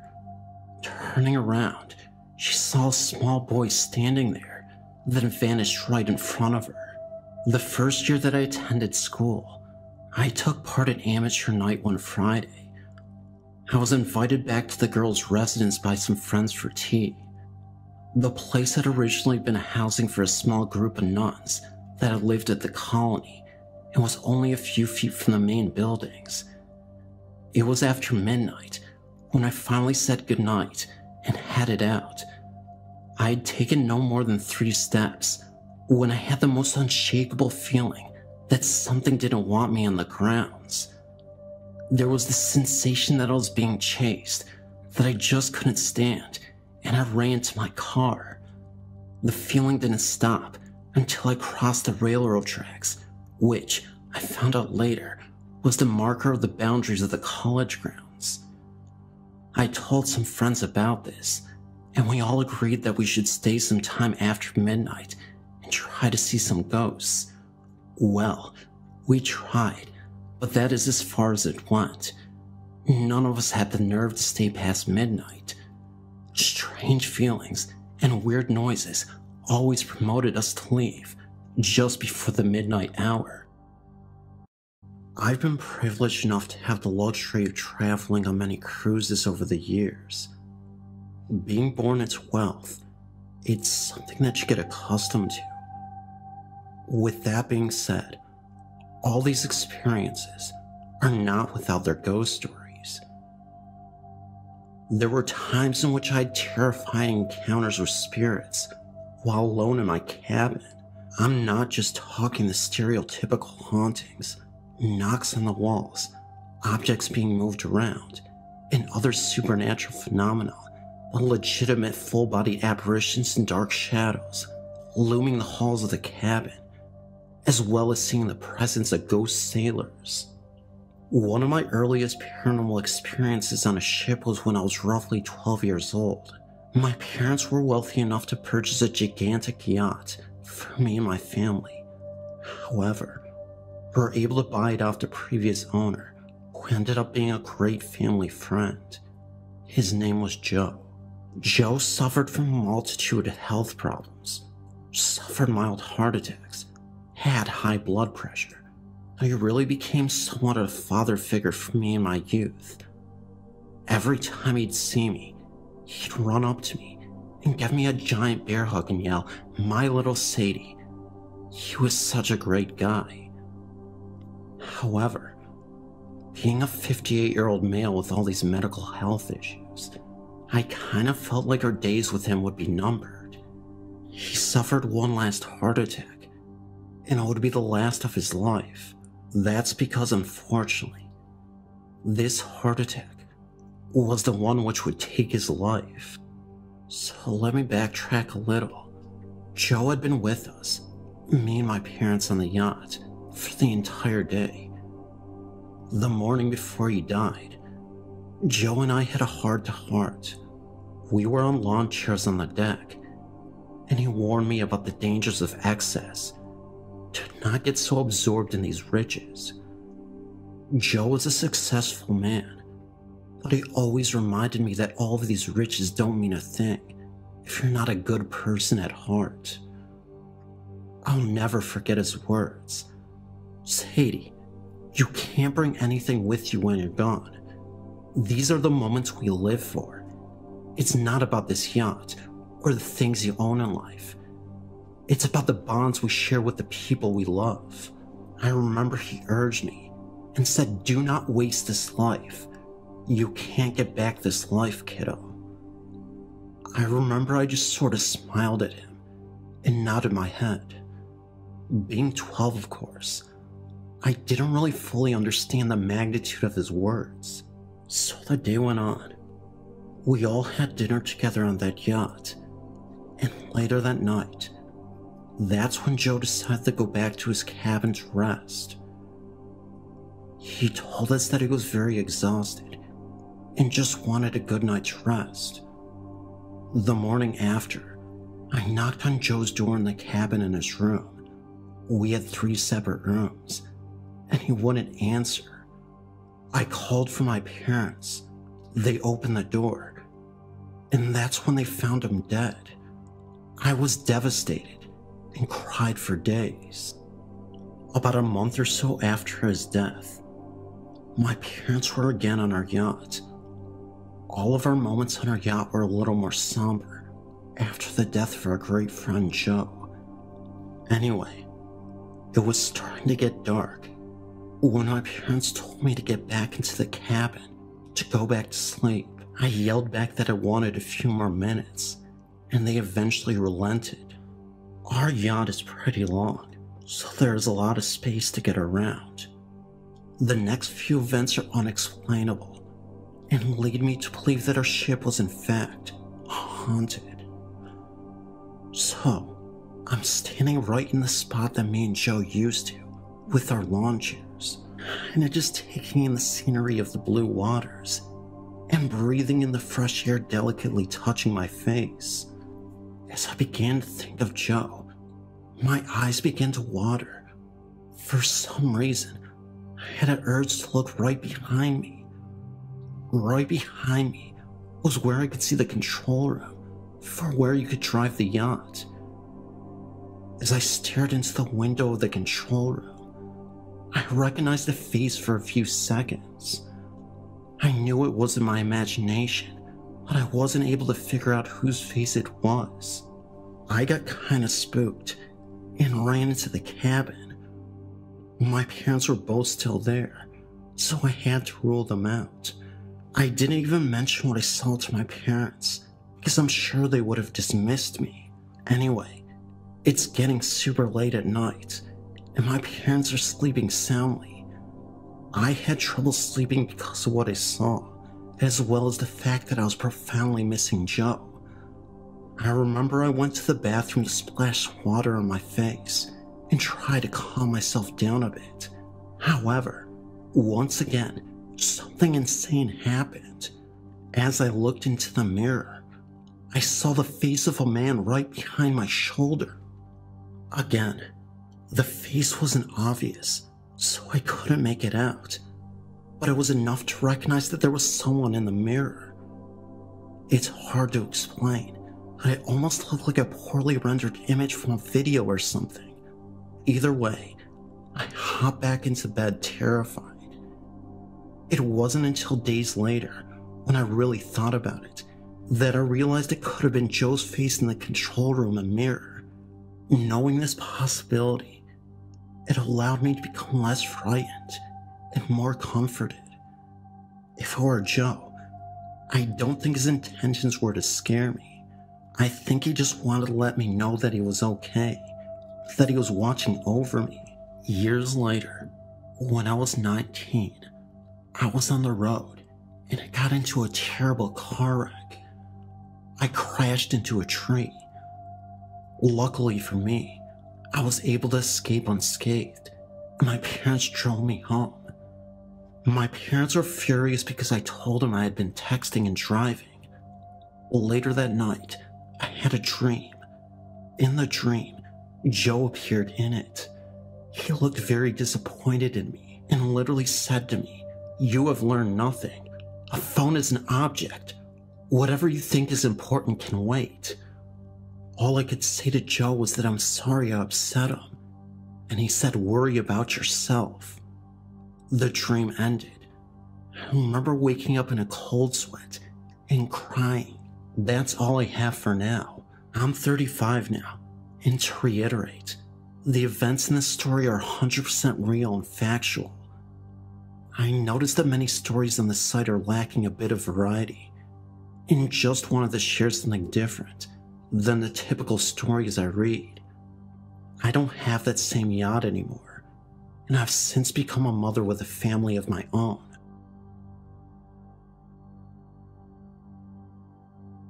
I'm a 20-year-old English writing professional major, attending Slippery Rock University, Pennsylvania, and I've never believed in ghosts until this happened to me. Early last fall, my good friend told me about Snyder Cemetery in Butler County, Pennsylvania, and its alleged hauntedness. He, our other mutual friend, and I decided to visit it one Friday night. We drove up to the entrance, parked his truck, and bought a few lighters and a scented candle, the only things we had in the car that would emit light, and ventured in. We as a group initially found nothing out of the ordinary in the way of activity. I, however, started hearing unhuman moaning coming out of the surrounding trees. My two other friends didn't hear them. However, when I asked them if they heard it, even as it was going on, still skeptical, it surely was some kind of animal, I told myself. I ventured around to the rusted iron gate in the back. As soon as I opened the gate, I felt as if I had walked into a wall.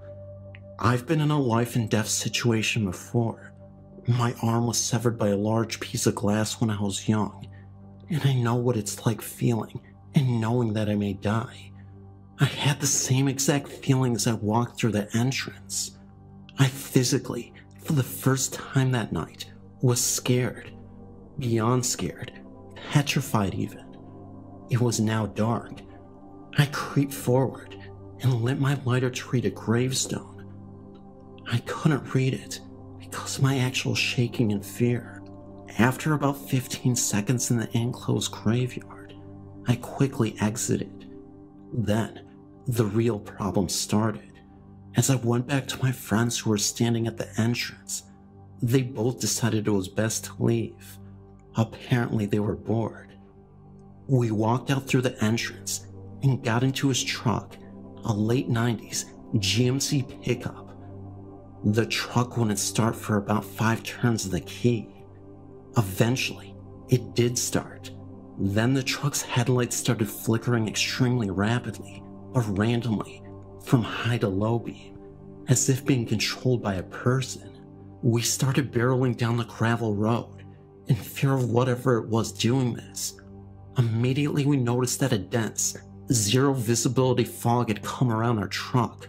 We could only see about 3 inches past the headlights, and only the outline of the road. Burton Road extends for probably about 2 miles either direction out of the cemetery. For that entire stretch, we had no visibility due to the fog, and the truck's lights were behaving erratically, as previously stated. As soon as Burton ended, and we were on the main road, the fog disappeared, and the headlights were fine, and have been ever since.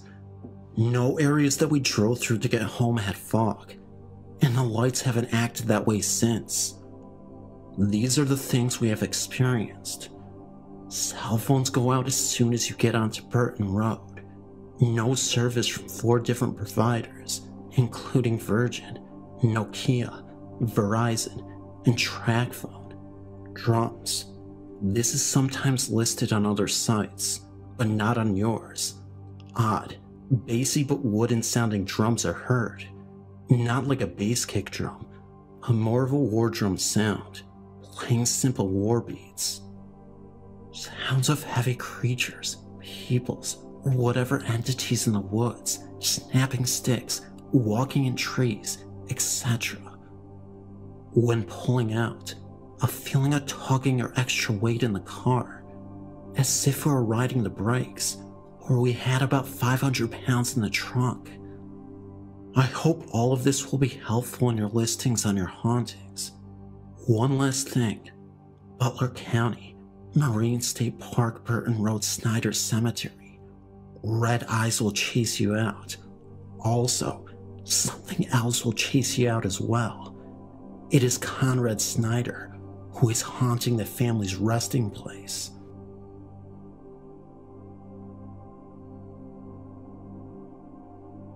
I've been reading the stories on the site for a while, and I would like to share one of the many experiences I've had. This was without a doubt one of the most terrifying experiences of my life.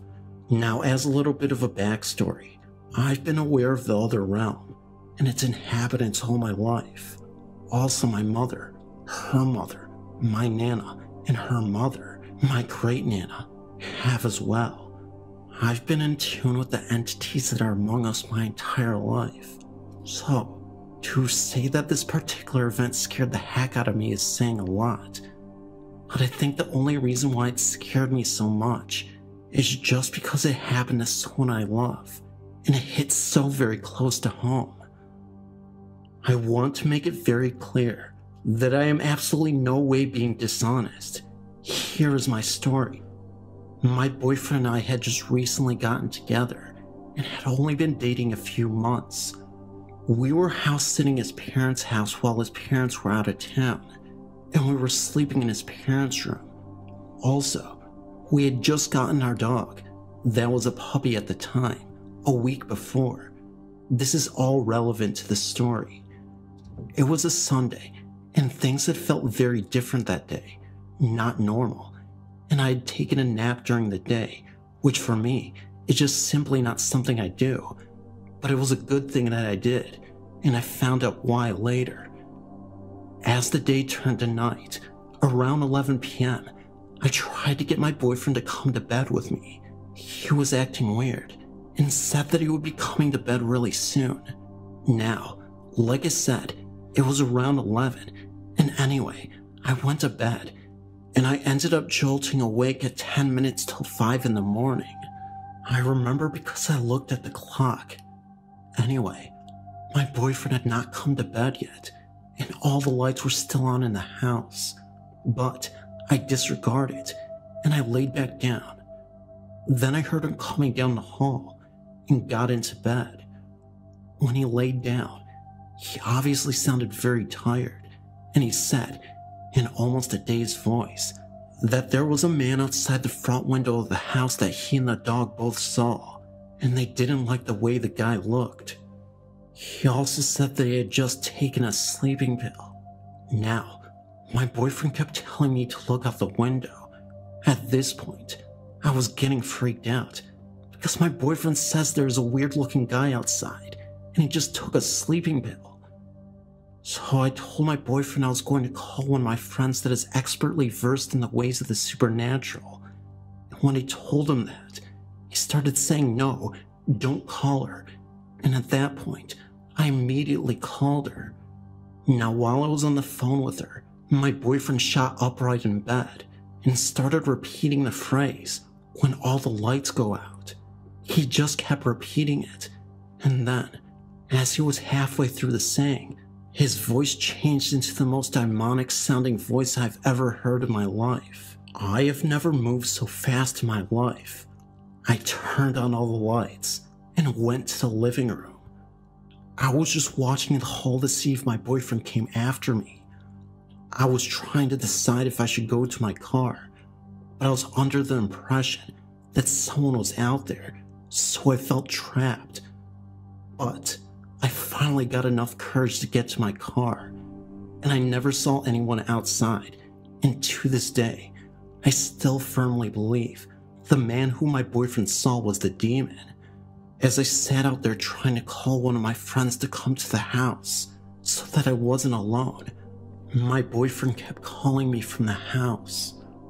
Now, he kept saying on the phone that he couldn't move, yet he was able to call me. Our dog was very small, and in a big deep box at the time. He kept telling me that our dog was in the hall, and bleeding, that he was scared, and he needed me. I knew things still weren't right, and then before I knew it, he was speaking and laughing in that demonic voice again. Finally, around 6 a.m., my friend showed up, and he escorted me into the home. When I got back to the bedroom, my boyfriend was passed out, and I went up to him with my blessed cross, and remembered he's passed out. And every time I got the cross 2 inches from his hand, he would close his hand. My friend saw that his eyes did not move and were closed, and he was not awake.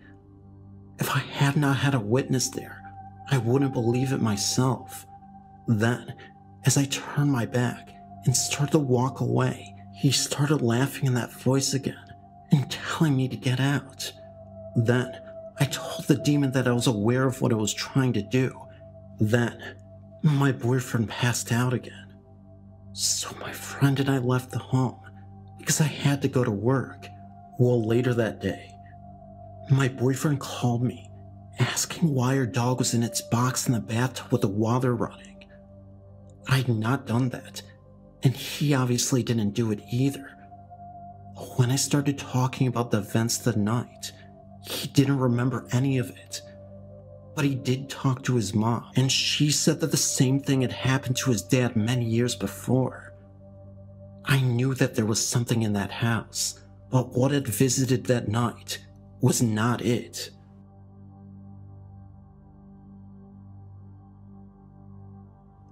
I grew up on a farm and I had stepbrothers and sisters. We lived in this old farmhouse that had 4 bedrooms upstairs, and I'd shared a room with my stepbrother who was about 2 years younger than me. It was 1986, and I was 17 when this happened. Our room was a small one, but we had 2 beds in there, and the way I had my bed was that the end of my bed was towards the bedroom door, and then my head was about 2 feet from the wall because I had a couple rifles, a .22, and my .32 Winchester Special. The night this happened, I was sleeping on my belly with my arms under my pillow, and something woke me up. It wasn't a noise or light. Maybe it was a dream, but I woke up and kind of pushed myself up a little bit with my arms to look at the door. When I looked, there was this figure, a dark shadow, or better yet, like a silhouette, and for some reason, almost telepathically I learned that it's just one of my sisters. Their room was straight across from mine on the other side, just bringing in one of the cats to sleep with me because the cat was keeping them up. We had a lot of barn cats that weren't allowed in the house. So I turned back around the way I was before I woke up and laid my head back down, and I expected the cat to be put on my bed. And the feeling that I got was a very comfortable feeling, like everything is okay. A few seconds later, I felt the weight of the cat snuggled up to my side, like it was half on my bed and head, and paws on my kidney area of me. I woke up a couple more times feeling this kitty cat still next to me. I was going to reach around and pet it, but I didn't want to wake her up. After a good night of sleep, I woke up and I couldn't believe that the cat was still in my bed and partially on my side, and I did not find a cat on bed with me. I found my .22 rifle laying across my back. I was totally confused by this. I wanted to confirm that it was not me who put my rifle across my back, so I put it back to where I had it before I went to sleep. And to be able to get at it, I would have to have gotten on my knees and reached way over to the corner, and with one arm grabbing it, and I couldn't lift it up at that angle. Of course, nobody had believed in me, so I just never tell the story, except for now. For my next story, I'm going to say something first as it relates to my story. I have what is now known by some as sleep paralysis. I'm sure a lot of you know what this is. When you wake up and you are mutually awake, but you cannot move. This is a very terrifying experience.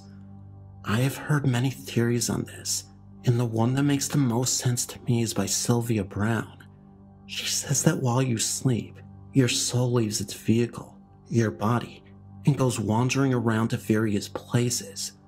As a result, your body wakes up, but you can't do anything about it because your soul isn't back from its journey to whatever. On with the second story. After we had sold the farm, my family moved into this town called Ashland, Wisconsin. I decided that if I wanted to make it in life, I had to go to college, so I stayed in this house my parents bought, which was very old. Not sure what year it was built, but it was one of the first ones built when the town started. My room was a very small room, about the size of a large bathroom, but it worked. The year was 1993, and I stayed there throughout my college years till I graduated. One night, again I was sleeping on my belly, and I was in a very deep sleep. Something woke me up, not a noise or light. Everything was as dark as it could get. It woke me up enough where I sat up and I was staring towards my door. I couldn't see my door. It was so dark. I was wide awake and I kept looking at it, almost as if I was in a trance of some sort. All of a sudden, I got this telepathic-like communication that told me that everything is okay. You don't have to worry. This feeling is the most bizarre feeling, as if someone's mind is with my mind, talking to each other. So then I was told to lay down, and don't be scared. Then I got this extremely comforting feeling, so I laid back down, except this time I laid down on my left side. Then I felt someone or something's hand around my neck, and it started to squeeze, and then it cocked my head over to the side of my bed, by my neck. Meanwhile, I tried my hardest to yell or scream to wake someone up, but all that could come out of my mouth was a little gargling sound that no one could hear, except for myself. This was extremely terrifying. Then I had the feeling of high voltage electricity that make this humming sound and buzzing sound, and feeling this throughout my entire body. I then woke up in the morning in that exact same position that it left me in. So, those are somewhat short versions of my two stories. I have many more like them. Thank you for taking the time to listen.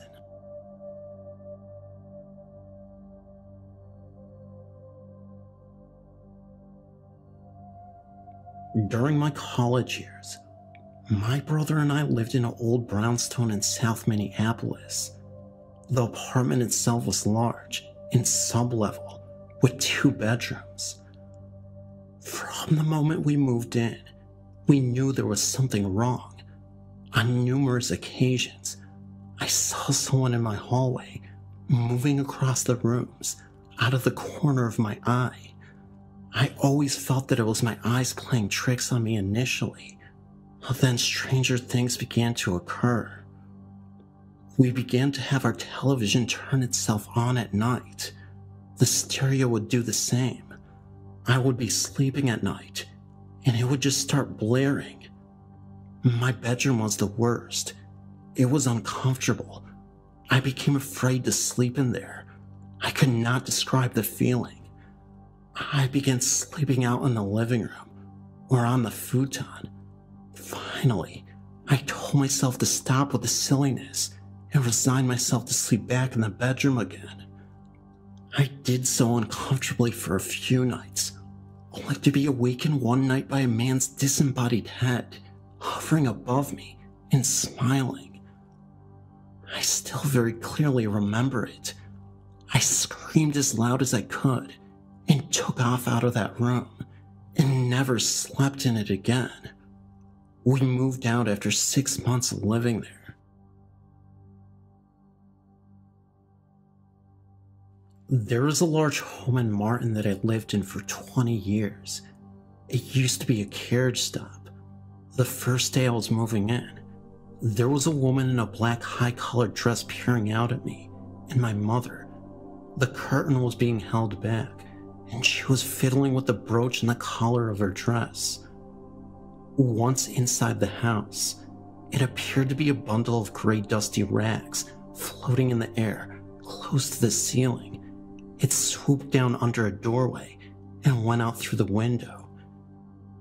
It has been seen many times in the road in front of the house. A man in a black coat with a high collar holding a lantern and swinging it back and forth as if to lead the way for persons passing through. Sleeping on the couch one afternoon, a little girl in a blue dress was standing in front of me. I couldn't see her face, but she seemed so real. Lying in bed at night, and sometimes in the morning, footsteps can be heard walking up the stairs. You can't move. You feel a weight that holds you still. All you can see is the boots of a large man. He looks into every bedroom and then goes back downstairs. You can then move. In the parlor, you could hear a party going on, and while that is going on, you hear a baby crying. When my mom and I were sitting in the dining room, we both saw objects being thrown across the laundry room. You feel cold and get goosebumps throughout the house.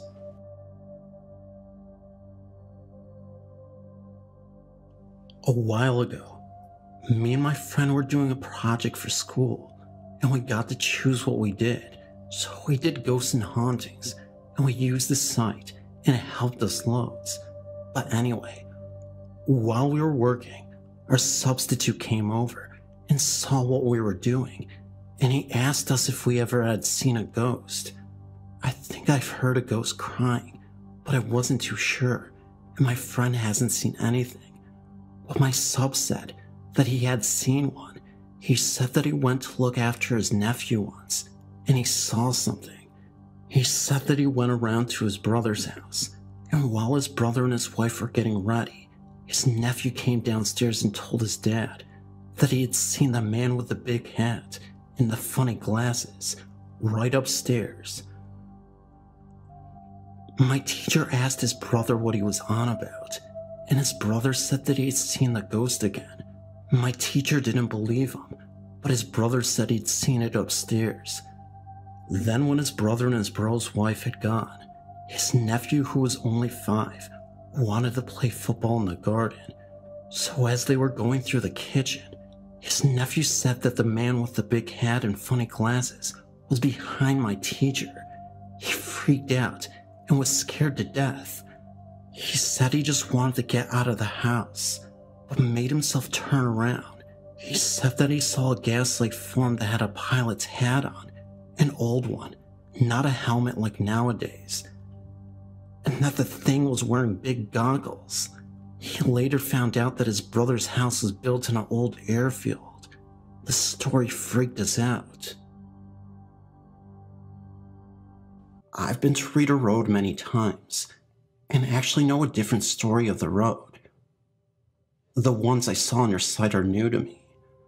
My parents told me the story long ago, and although I've not experienced it for myself, I know others who claim to have. This may be more of a local story, but who knows? It's still something I'd like to share. Back in the 1950s, the road was often used by teens and young adults as a private makeout place. The story goes that a young lady and her boyfriend made a stop at the road. While they were parked, they heard a thumping on top of the car. They ignored it for a bit, but the girl started to become creeped out as the noise grew louder. The boyfriend decided he would get out and investigate. When he got out, the thumping stopped. After several minutes, the boyfriend had not returned, and the thumping started again. The girl panicked and got out of the car. She found her boyfriend bloodied and hung from a tree, and the thumping she was hearing was the sound of her boyfriend's feet hitting the top of the car as he hung there dead. Supposedly on warm summer nights, If you pull off into the road and park for a bit, you will hear the thumping. And if you get out to investigate, the thumping will stop, and you will find a letterman's jacket hanging from the tree above you. There is also an abandoned school out in Cedar Lake, where Hammond Baptist used to attend. The story goes that the pastor went crazy and removed some of the little ones from this world, if you know what I mean. I've personally have experienced strange happenings in the school, such as children's voices, windows that were shut on the way in open as we walked back out. Supposedly it's supposed to be the little ones trying to escape. From what I understand, a few years ago, part of the building caught fire inexplicably. I haven't been there in about 5 years. However, if you would like some directions to the place, it's a little tricky to get to, and I would be happy to share them with you if you are interested. Like I said, this is a story passed on to me by my parents, and others I know also know the story and claim to have witnessed it. I'm also aware of the satanic gatherings in the field, down the trail in the woods, usually occurring during the 2 equinoxes every year. This may explain some of the animal parts we found. Also, in this field, I've seen glowing orbs here and there, but never thought much of them since they were out far in the field. But you may be able to look into this more than I can. Oh, and the girl that jumped into the river and drowned, she is also part of this story, in Hammond, of course. She can be seen on Halloween night on Klein Avenue, hitchhiking to get to her wedding. Supposedly, if you pick her up, she thanks you for the ride, and then disappears into the night.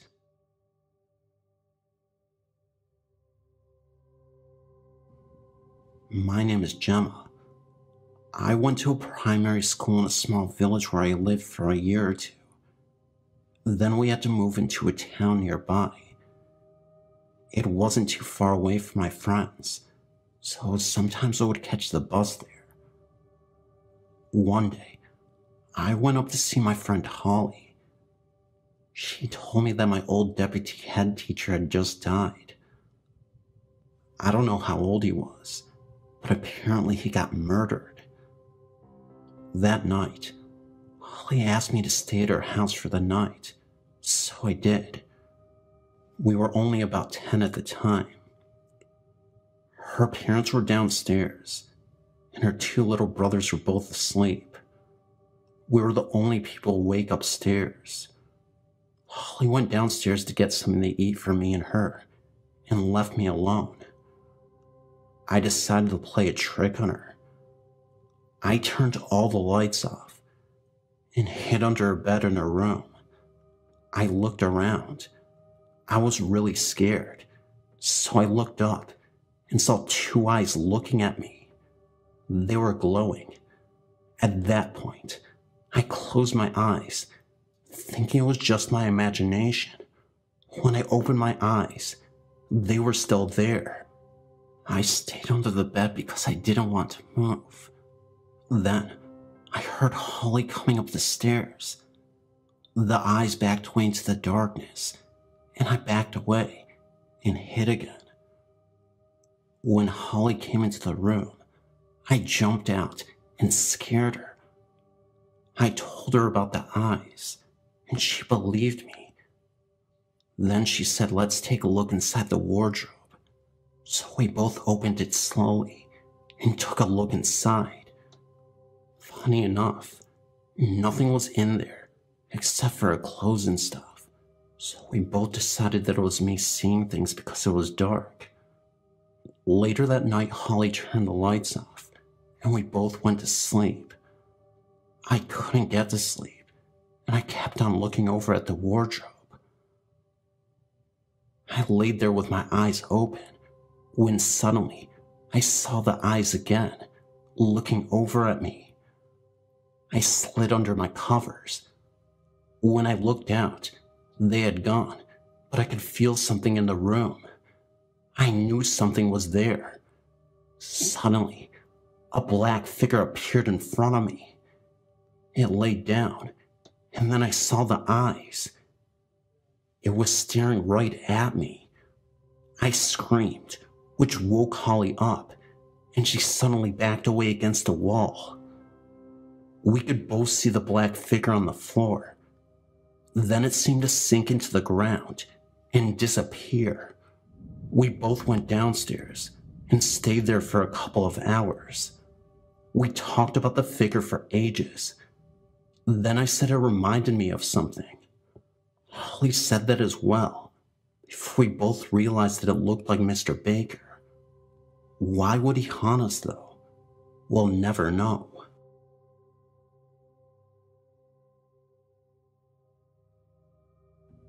When I was younger, I had quite a few paranormal experiences, as did my mom. The most direct contact either of us had with spirits was with her father. He died at home and lived with us when I was about 4. My mom was very close to him, and I was pretty close to him too for being so young. After he died, my mom would often be house cleaning and walk into his room where his old recliner sat and smell his unique scent, cigarette smoke mixed with cologne and whatnot.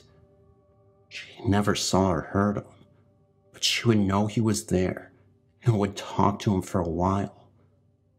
When I was 6, we moved out of the house he died in and into the house where my mom still lives. I never had the type of encounters my mom had with them, but I was lucky enough to see him once. First, I need to explain the setup of our house. The front and back doors are directly parallel to each other, and both have glass panes in them. The front door opens into the dining room, and you can walk straight through to the kitchen, and then to the back door. You can look from the front porch all the way into the backyard through the glass in these doors. When I was about 7, I was standing in the kitchen, looking out the window of the back door, and I could see the reflection of the front door in the glass. Suddenly, I saw my grandfather walk by the front door in the reflection, as though he was walking across the front porch. He smiled and waved at me. The whole thing only lasted a split second, but he was very deliberately contacting me. I believe he chose to do it in such an indirect way, so as to not frighten me. Maybe he was saying goodbye, since I was too young to understand when he actually died. What's really strange, though, is that I described him to my mom as looking younger than he did when he died. And when she showed me some pictures of him in his 40s, I told her that that's exactly how he appeared to me. She thinks he must have been happiest during that time of his life, and so chose to appear that way. I think it was a couple years after that when my mom had her final encounter with him. She was house cleaning again, when she smelled his familiar odor. She was in a hurry, and she told him, "I'm sorry, Dad, I can't really talk right now," and left the room. When she came back in, the scent was gone, and she just knew that was the last time she would hear from him. She feels guilty that she didn't stop to talk to him, but I think she just realized that she was ready to move on, and that's why he didn't contact her again. We do believe that he stuck around for a while after that, because he would often lose a piece of jewelry or something small, only to have it turn up right under our noses a few days later. I've had other experiences unrelated to my grandfather, but his was the only human spirit I ever actually saw. Not long after we moved into the new home, I had several experiences with feline spirits. I once saw the hind legs and tail of a cat disappearing into, not up, the top of the stairs from the landing. I know it could have been our own cat, because it was pure white, and our 2 cats were black. Another time, I was sitting at the kitchen table, when I felt a cat rubbing against my legs. I reached down to pet it, but nothing was there. And when I looked under the table, there was no cat to be found. There were also a few incidents in my mom's house where electronics would do seemingly things on their own. The TV turned itself off at least twice that I can remember. Perhaps the weirdest instance was when I was in my bedroom listening to my stereo. It has one of those LED screens that flashes at things as music plays. And when you turn the volume knob, these bars show up on the screen that move up or down as you change the volume. I was listening to music one day, and I had my back to the stereo. When I realized the volume was getting lower, I turned around, and the volume display came up on the screen, and the bars were going down like the knob was being turned. I turned the volume back up, and nothing else happened after that. This has gotten long, but I only have one more experience to share. At another sleepover with my best friend, we decided to leave a tape recorder with a blank tape in an empty room while we hung out in the living room and record whatever there was to hear. No one went in the room while I was recording, and the door was shut. When we played it back, we could very faintly hear ourselves in the living room for most of the tape, and nothing else. But there was one spot on the tape where a high-pitched voice spoke in a loud, raspy whisper. It was obviously neither of us, because you could hear us in the background very softly behind it. We weren't sure what it said, but it sounded like "shine the light." It didn't make any sense, but it did creep us out. That was the only unexplained voice on the tape, which unfortunately I no longer have. That was the last experience I had that I'm certain had no physical explanation.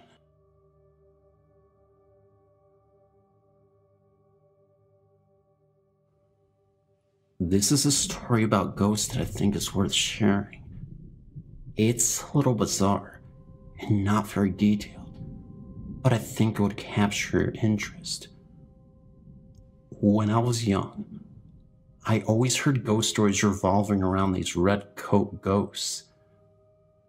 These were entities that would often appear in our house. The home I lived in used to house British soldiers from Napoleon's time, so essentially the late 1700s. I remember one particular incident. It was late at night, and that's when I started to hear strange noises in my room. At first I brushed them off, not thinking anything of it, because you can always explain these incidents away as nothing more than just normal noises. Then, I started to hear noises which were very peculiar. I would hear faded whispers, like a group of people whispering when I would open my door to investigate the sound. It wasn't anything loud, and didn't last for too long. Of course, I ended up going down that staircase to find a root cause of these whispers. What I saw next was actually quite interesting to me. Not scary, although a bit unbelievable.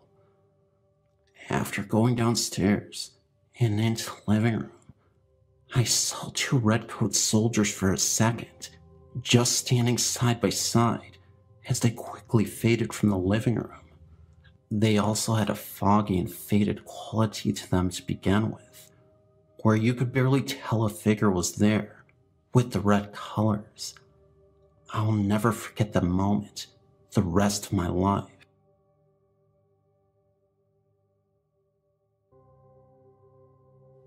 Growing up in Lakeland, Florida, my parents purchased a repossessed mobile home. One of the bedroom doors had a deadbolt lock, but face of the child in the room could not get out. My elder sister had this room and reported a small girl about the age of 5 or 6 that would appear in a white nightgown carrying a teddy bear. She would sit at the end of my sister's bed and just cry. In the closet of the bedroom in the same home, there were stickers and drawings on the wall where it appeared someone was punished and made to sit in the closet. There were also fingernail scratches on the wall in the same closet.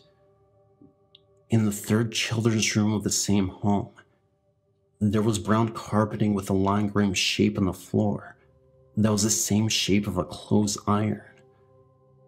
If an iron fell onto carpeting while it was hot, doesn't it make sense it would just burn the carpet hair instead of change the color to green? My aunt even had to come remove a spirit once that was following my little sister all the way to school and hiding behind things when she turned around to see who was following her. My little sister said it resembled a Grim Reaper type of shadow. In the same home, items would mysteriously be moved to another area. Things would then come up missing, then all of a sudden reappear one day.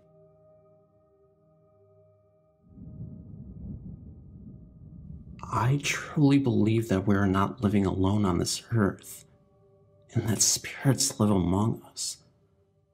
There are a lot of theories as to why this is, but to me, I believe that ghosts and spirits are almost other living forms trapped in another dimension.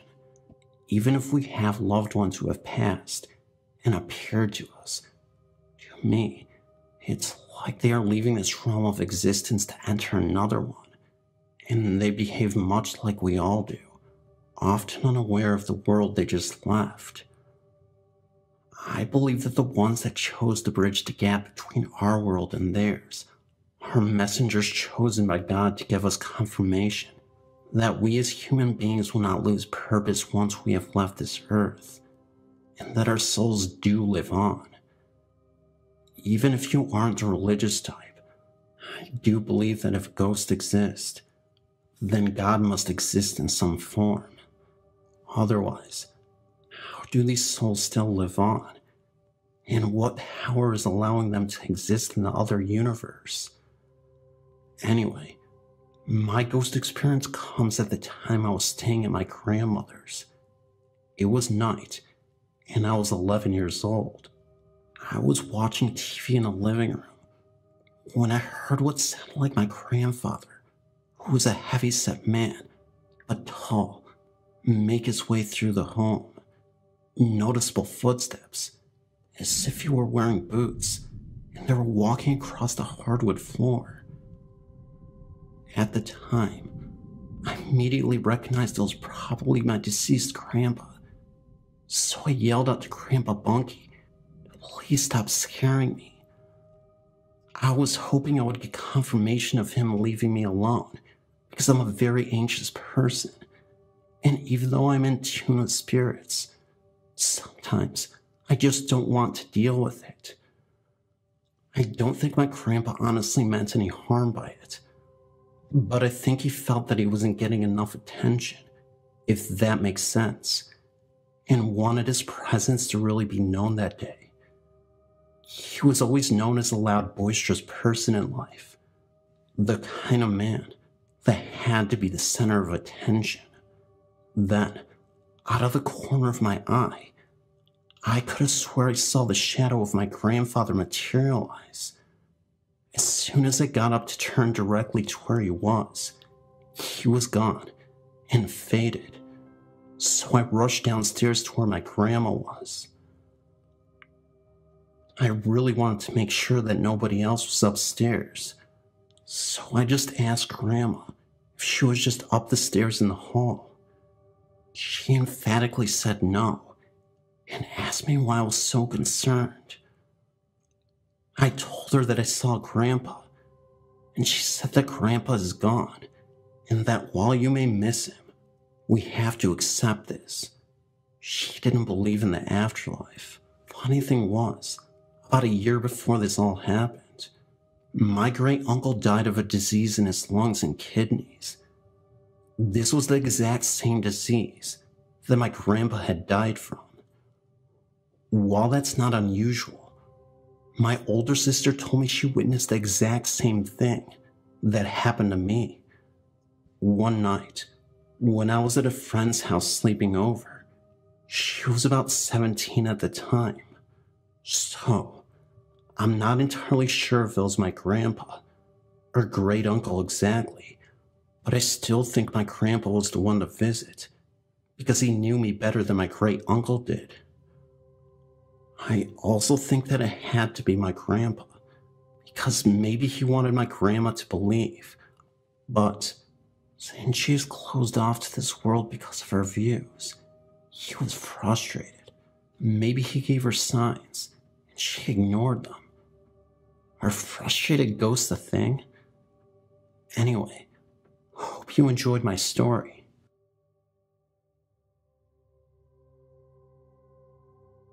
I have a crazy story to tell. I live in New Orleans. That's of course located in Louisiana, the deep south. One night, me and my girlfriend were at home, and I'm guessing it was around 5:30 in the morning. I'm assuming because that's when I got up to go to work, and I always sit by the window and wait for my ride. This morning was a bit unusual and different. I was sitting there, and all of a sudden, I felt this overwhelming chill brush past me, like an undeniable cold air. I asked my girlfriend if she was cold, and she said no. I don't know what it was, but something told me to tell her to sit in my chair to see if she felt what I was describing. It was a lingering cold that didn't go away, and told me she could feel the cold chill as well. It gave us both goosebumps, and within a few moments, the coldness quickly disappeared. The crazy part is, I think the chair is haunted. It was given to me as a present from generations in the family. I'm talking an early 1900s style rocking chair. I remember one of my uncles wanted to just sell it off eBay to get rid of it, because he didn't want anything to do with it. So I ended up taking it off his hands because of the family history.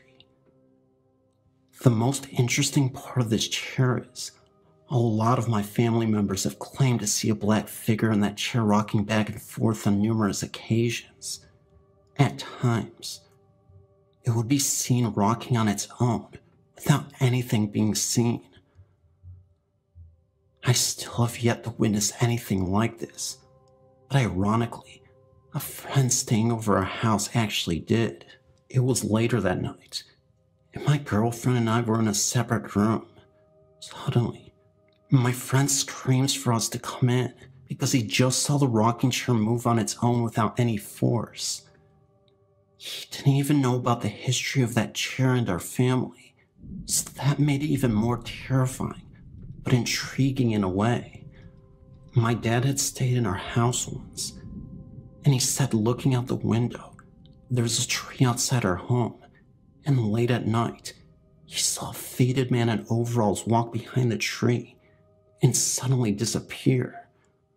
Again, none of these things have personally happened to me, but they seem to be happening to my family and friends. None of them are capable of lying.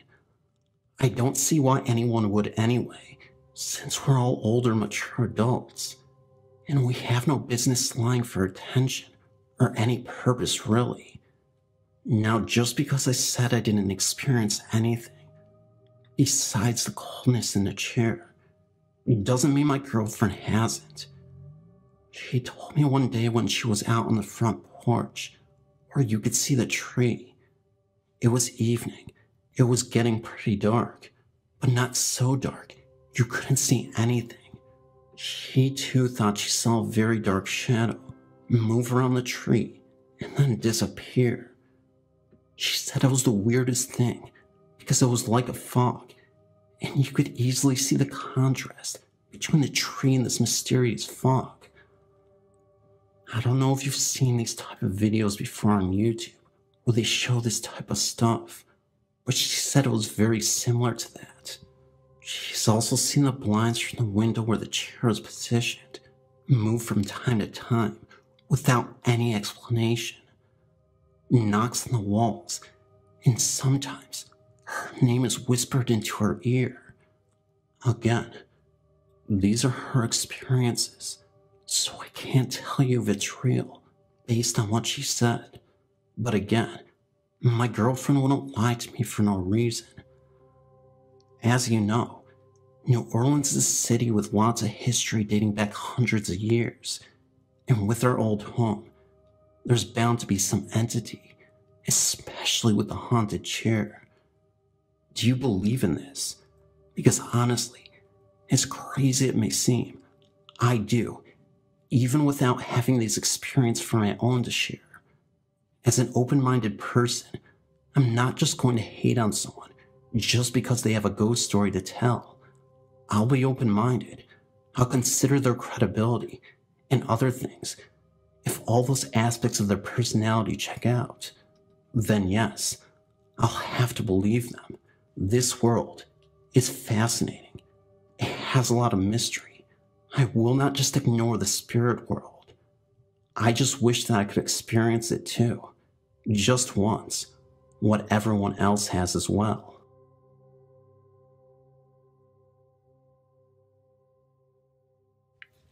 I used to live in the Theta Chi fraternity house as a brother.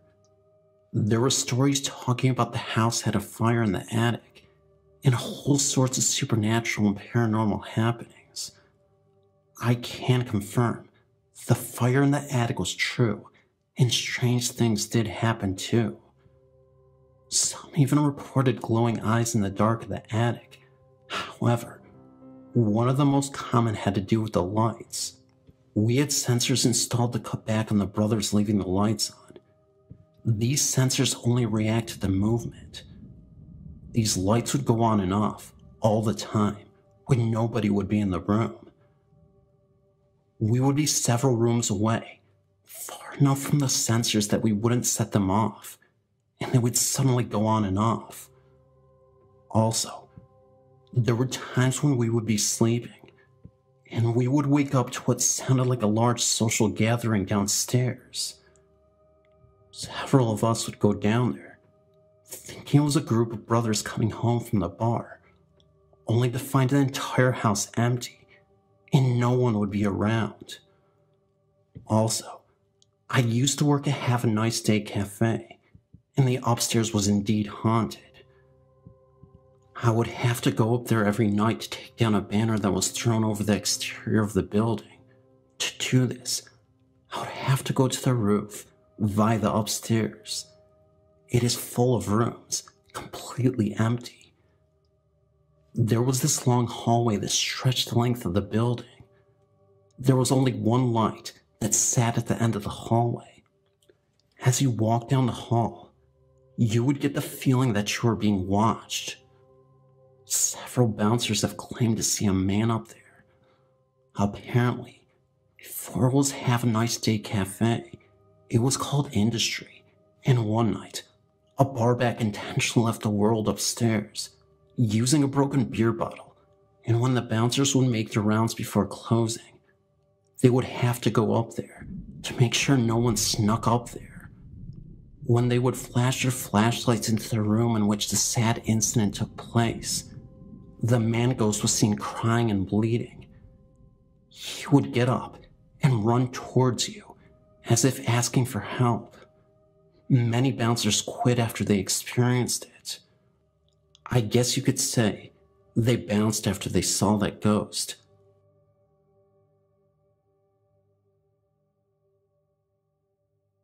This is a true story of our family's experience at Theodore's Bridge in Wichita, Kansas. I grew up in Sagwitch, Kansas, a small town just north of the bridge's location. Since my family is American Indian, we always respected the legend and tales of the bridge. On May 12th, 1983, my own mother was killed in a car wreck within feet of the old bridge. The police couldn't explain what caused her to swerve sharply to the left. However, they agree that something must have been in the road right in front of her. What's odd is that no animal tracks were ever found, and it wasn't another car. I was young at the time, and awoke around midnight with a horrible dream. It had to do with being grossly removed from this life. Someone had chopped my head off with an axe. Later that morning, around 4:45 a.m., I was awakened again by someone pounding on my door. It was the police looking for me. Turns out, they found my driver's license in my mom's car. Thinking it was me who died, they came to inform my parents only to find me standing in the doorway. Several years later, I was helping my dad go through some papers and found my mom's death certificate. Only then did I find out that Mom was thrown through the windshield with her head coming right off. Throughout the years, as family members and friends have drove by, the sight strange things have happened to them. Their cars would quit working for just a few moments, or they see things, like my mom standing there, looking at them and smiling. If anyone would like to email me, I'd be more than happy to talk to you about all the strange things I've occasionally seen.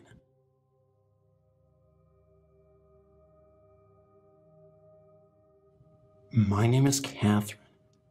After the experiences me and my family have had, I know we have a ghost. It all started when I was 7.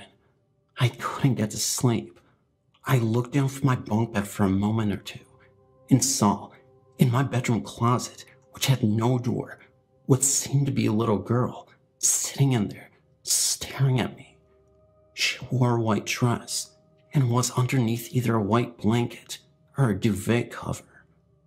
Once me, my mom and my sister were watching a film in the dark, and suddenly, on the shelf, my picture was slammed down.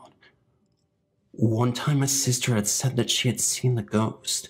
One night when we had our normal beds, she saw her walk from the closet to the end of the bed and just staring at her. Then she flew through the wall. The second time I saw her was when I was out in the kitchen. I saw her out the window, in the shed window, smiling, but there would be 2 faces beside her this time. The scariest experience I've ever encountered was when I was watching TV. I was sitting down on one of the seats when I heard footsteps coming down the stairs. I got scared and turned off the TV to ask who was there. Then the door creaked open. Then there was a noise in the other seat, like someone was sitting down on it.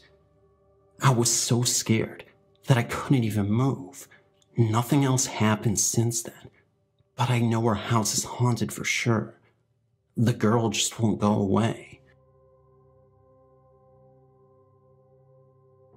Hi, my name is Kim. I'm 18 years old, and I have a few experiences I would like to share with you. Every summer, I used to go to my Nana's farm and help out. The last time I went was a few years ago. That was when I was 14, and something creepy happened that I've since tried to forget. I think it's about time I shared it with you all. It was a boiling hot July afternoon, and I was helping to clean out one of the barns. My Nana went on and on for about an hour, complaining that it was too hot for her liking, but I decided to stay to try and finish. About 10 minutes after my Nana left, I began to hear tiny pitter-patter of the feet in the hayloft. Thinking that it was just mice or something, I got on with my work. I began sweeping when I heard laughter and 2 voices, one of a boy and the other of a girl, talking in hushed whispers. I peered up the stairs, feeling slightly scared, and called again, but nobody replied. As I turned to get back to my work, the voice of the girl called up here. I was quite spooked. Nobody should be up here, but yet, there I was, hearing a voice. Sometimes, though, the other kids in the village muck around, so maybe I thought it was one of them. "Hey, you're not allowed up there," I shouted as I walked up the stairs. As I got up to the hayloft, I looked up to see two black shadows with hooks through their necks, almost hanging for a split second. This faded quickly. I completely freaked out and ran screaming to my Nana's house.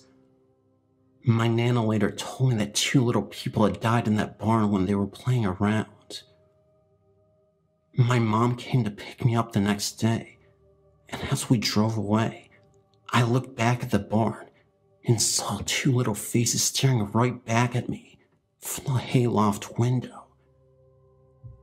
Needless to say, I never went back.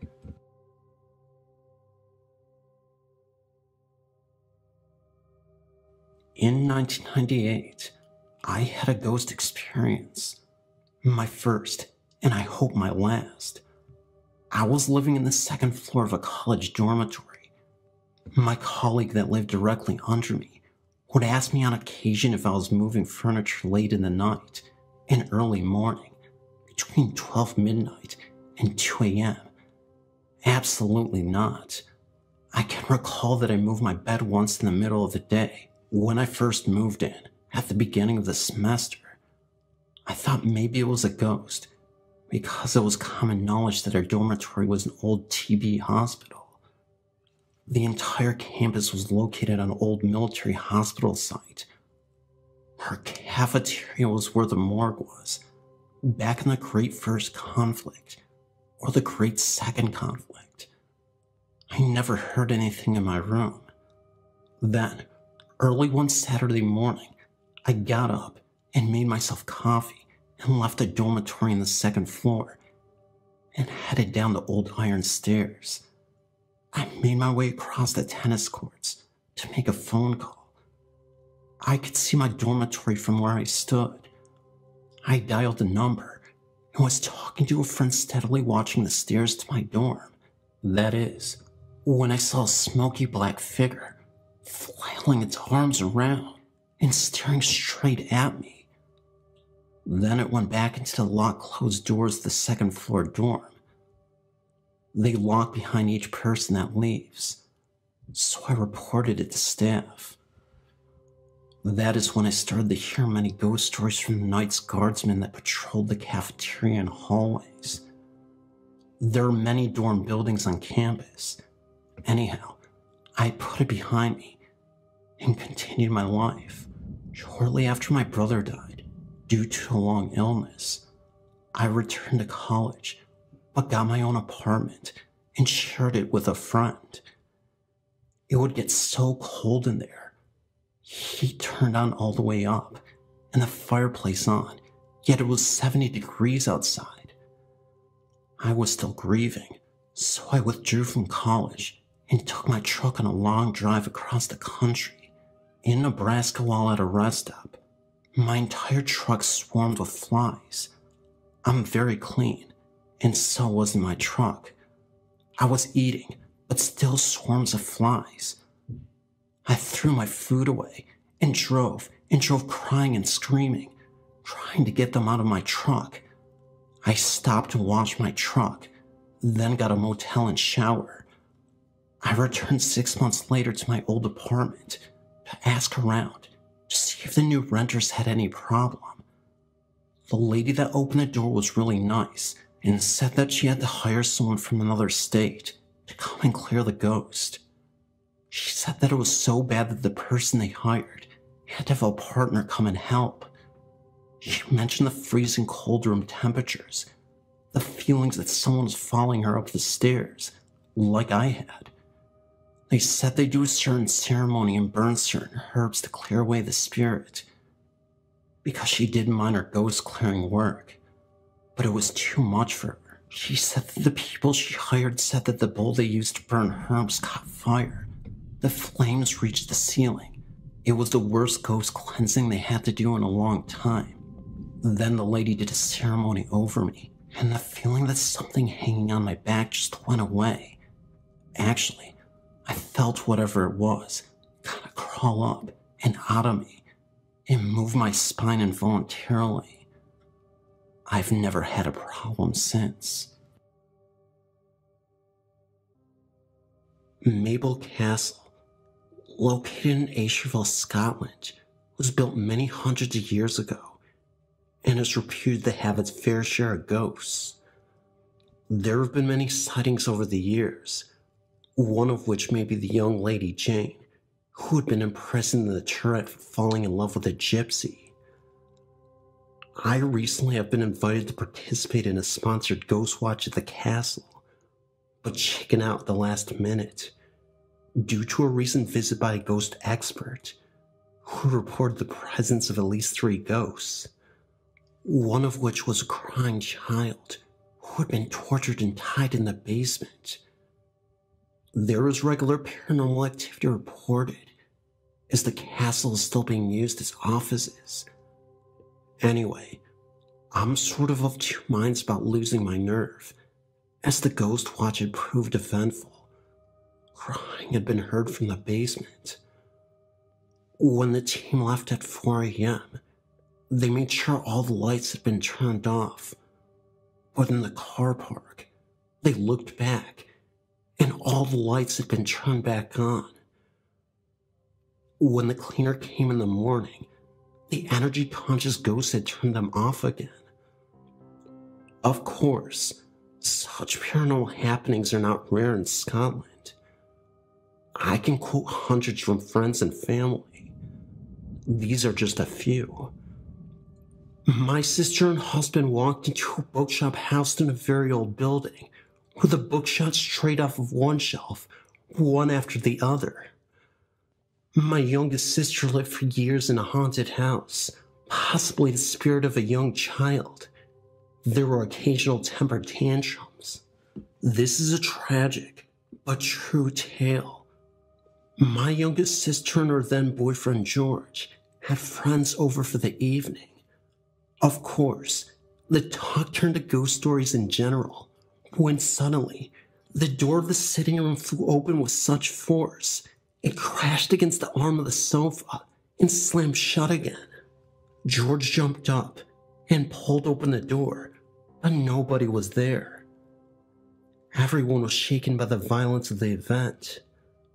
Later it was learned that at that precise moment in time, George's cousin and his friend had drowned in the River Irvine after a night of drinking and hijinks that went badly wrong. I remember reading about the drowning of these men in the local paper at the time, but did not learn of the connection to my sister's boyfriend until later. A friend heard the voice via baby monitor, which urged the baby to come.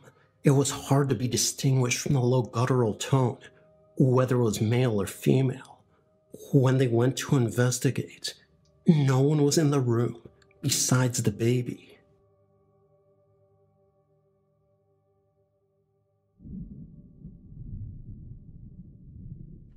My name is Trisha, and I'm writing about one of the many few ghost experiences I've had in my life. I'm fortunate to have found the site to talk to many of those who have experiences with the supernatural. I moved to Bemis Point, New York from Woodbridge, Virginia on May 1st, 2004, into a house which, as to this date, I still call my dream home, because all my life, I always wanted to live in a home so big and so beautiful. This house had 5 bedrooms, 1 bath, a basement, and a beautiful yard. I want to explain why I've chosen to talk about this particular experience in this home, in Bemis Point, New York. Of course, I wasn't the only person living in a 5-bedroom home. It was me, my fiance, and my 4-year-old son. My fiance's brother and father were going to live with us.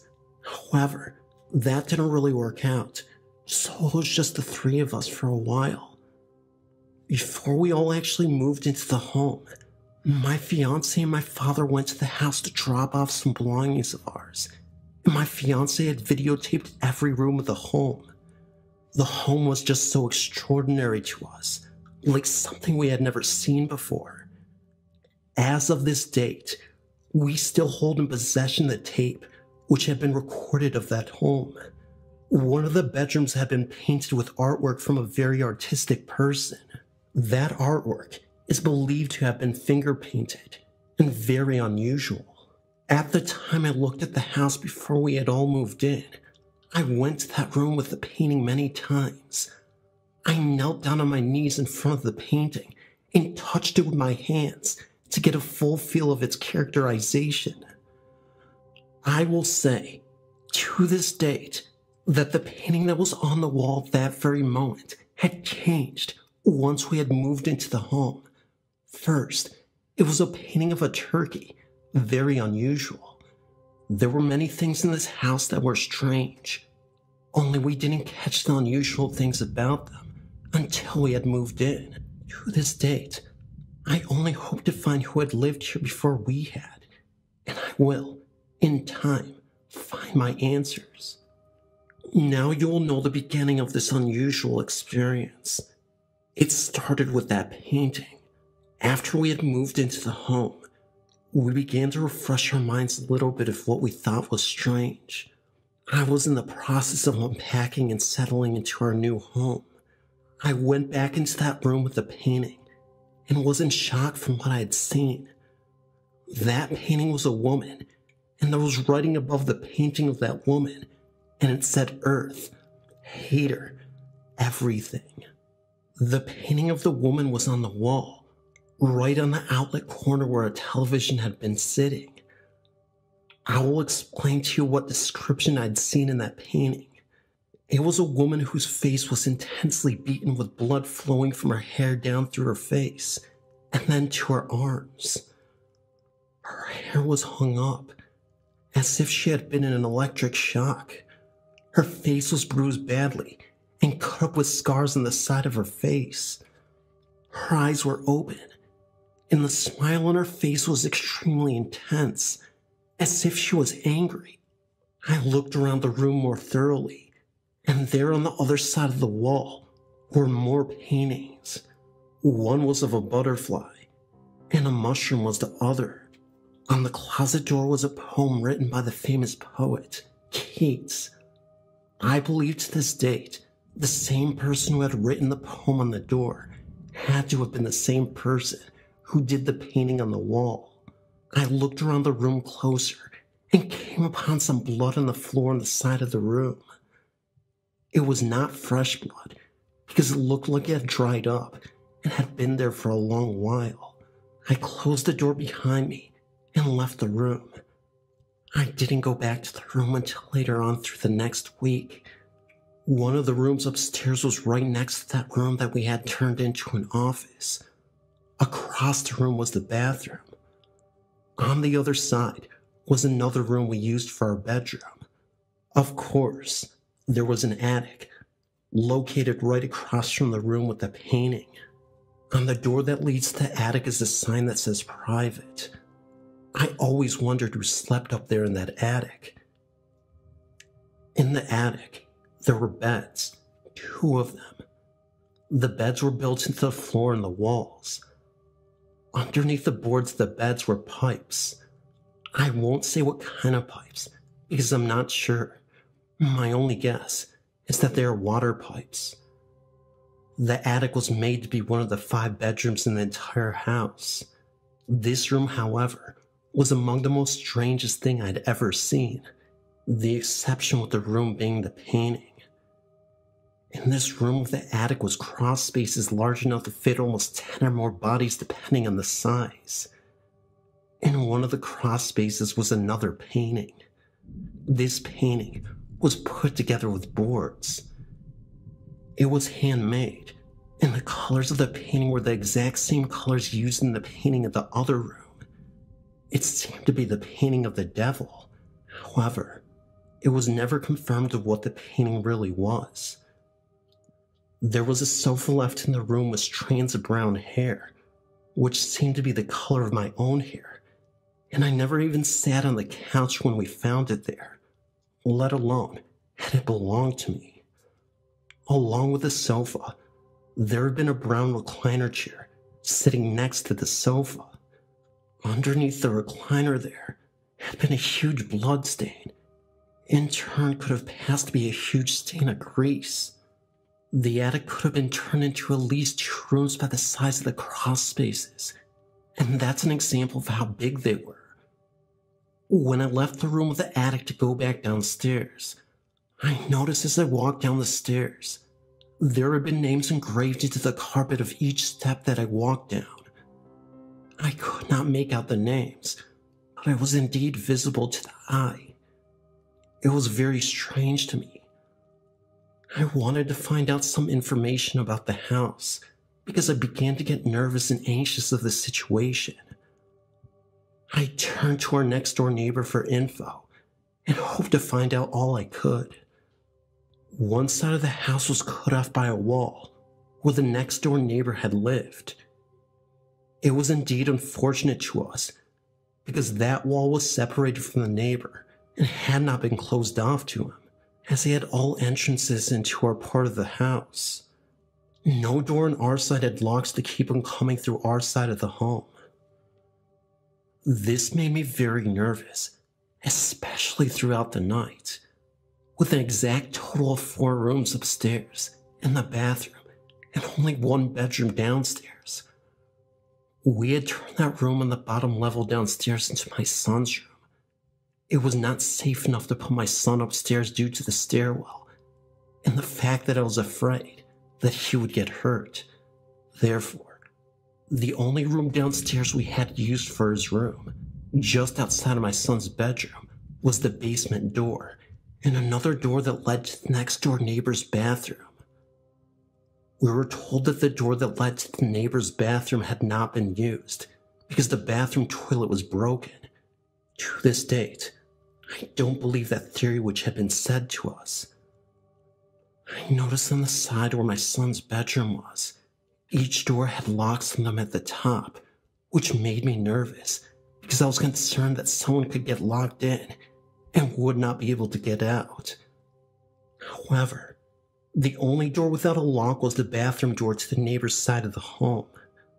That seemed a bit unusual to me, as if it was purposely set up that way, so that the next door neighbors could have entrance into our side of the home whenever he wanted to come on our side. Another entrance that our next door neighbor had to our side of the house was in the kitchen right where the pantry closet is. In the process of unpacking, I had sat some pictures against the door until I got around to hang them up. Other entrances the neighbor had to our side of the home were upstairs and in the basement. There was a storage place located right between the office and the bathroom, which had 2 doors inside the storage space that the next door neighbor could use on our side of the home. On our side of the storage space were locks. Therefore, we were fortunate for the matter. The doors to the storage space were made of glass, and therefore, it would have to take someone to break the glass or professionally remove the glass in order to enter on our side. As for the basement, the neighbor would have to break the chain on our side to come up the stairs on our side. Anyway, after having suspicions of what may have happened in this home, or what could have happened, I had to talk to someone and find out something. That's when I started questioning the next door neighbor. One day, I ran into our neighbor outside, not literally, and asked him about the painting that was on the wall. I asked him if he had known of the tenants who used to live in the home before us, and possibly all he could tell me about the painting and who stayed in the home where the painting was. The neighbor claims that a girl by the name Anna stayed in that room at one time, and told me that she was the one who did the painting. At that very moment, I felt that there was more that he had known that I need to know now. With having a few supernatural experiences previously, the feeling that someone would lead me to some kind of answer clung to me, to ask him more about what he could tell me. He told me that Anna was about the same age as me, and knew that she had been involved in many serious circumstances with others dealing with Gothic rituals, practicing witchcraft, and had camped out with others in the back of the house at a campsite where most of the rituals are being performed. He offered to take me back to the campsite one day, although I never was able to get around to it. Thereafter, I insisted on letting him take a look at the painting himself, as well as the poem from Keats that was written on the door in the room. We also went to the attic to look at the stain that was on the floor. He could not agree with me that it looked like anything like a blood stain. I showed him the names engraved into the carpet on the stairs to the attic. He couldn't make a vision of what I had been seeing. Therefore, he wasn't able to discuss that matter with me. As far as the blood in the room on the floor of the room with the painting, he did in fact agree with me that it appeared to be bloodstains. However, he could not give me any explanation of why or how it got in there. The neighbor explained that he rarely paid any attention to anything in the home and hadn't been in the home but a few times to do some work to it. I didn't agree with that theory at all. I knew there had to be a lot of info missing that he wouldn't tell me then. The neighbor insisted on finding someone to come look at the painting. I told him that it would be a good idea for someone to come out to take a look at everything I'd seen and to examine the home in case there was any signs of supernatural crisis. When the neighbor left, I assumed that what he intended to do was not going to happen only because I felt that he knew more than he was willing to tell me at that time. I left the matter alone long enough for me to stumble across anything else that seemed unusual to me.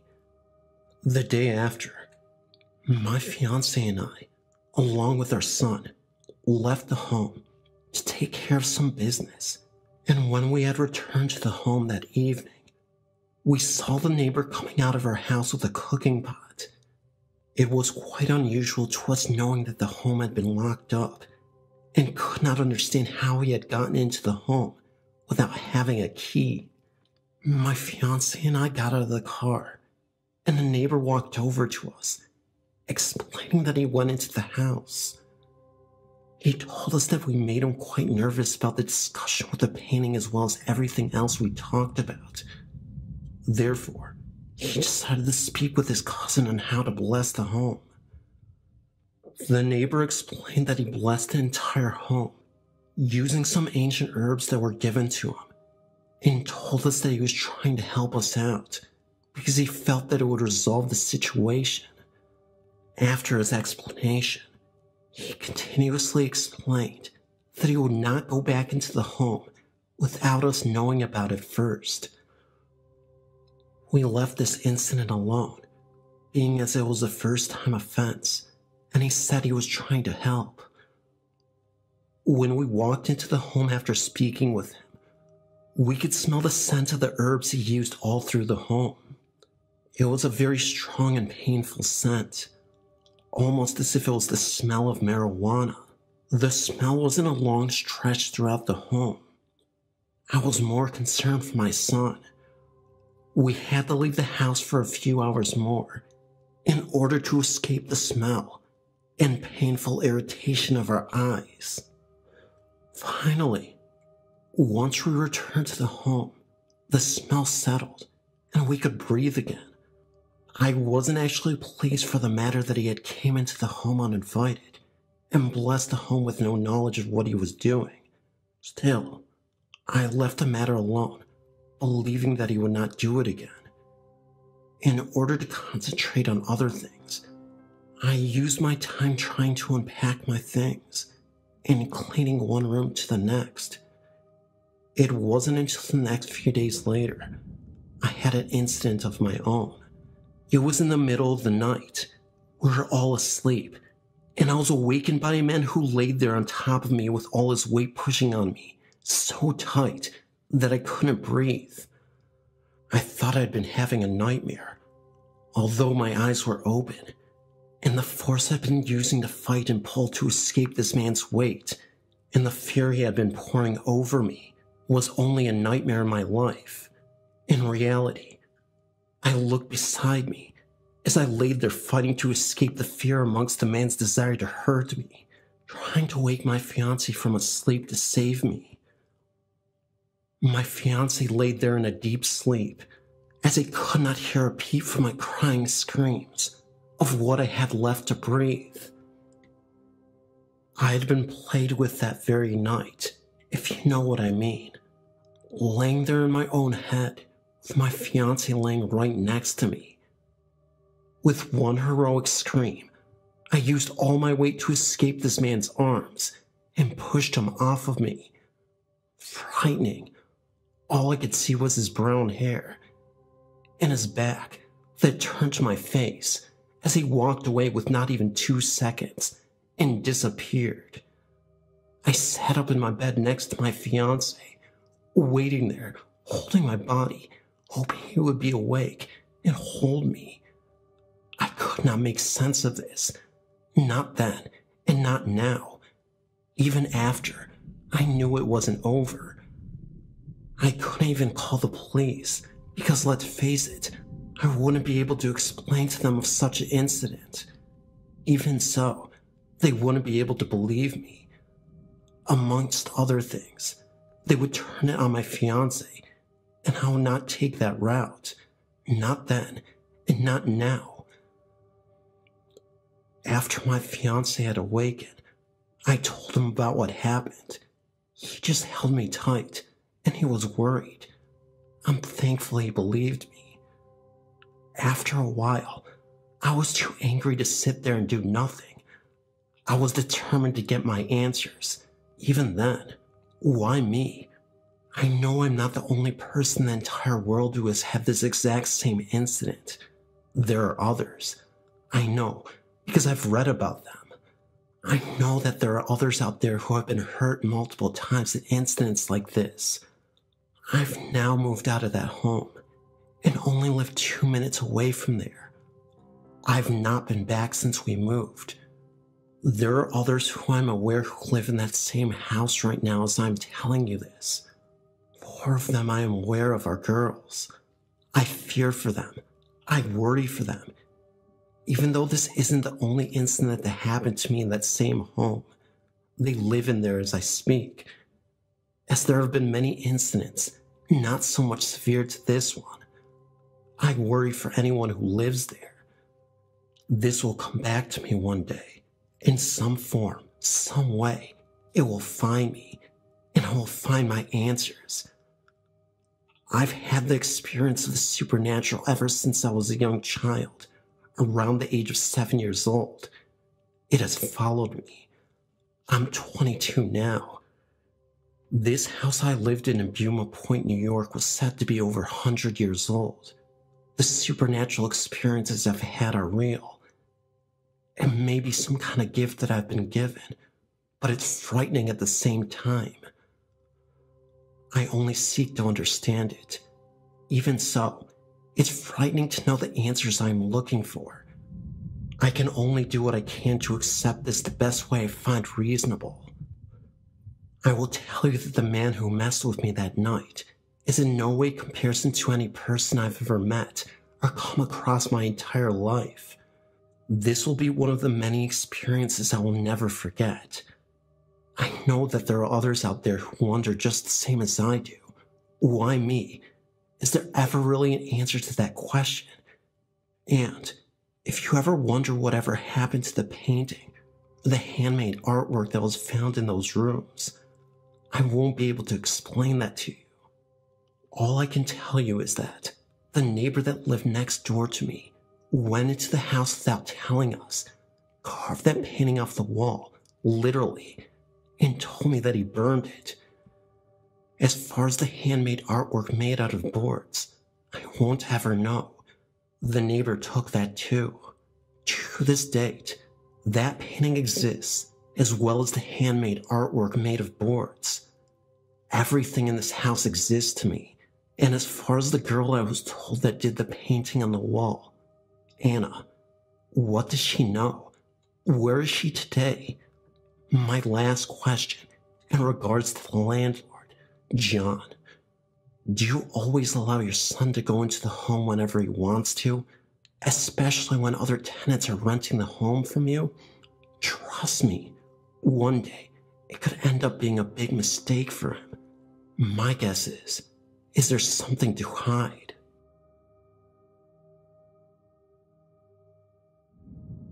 I live in Arlington, Washington. When I moved into my house, the forks started bending.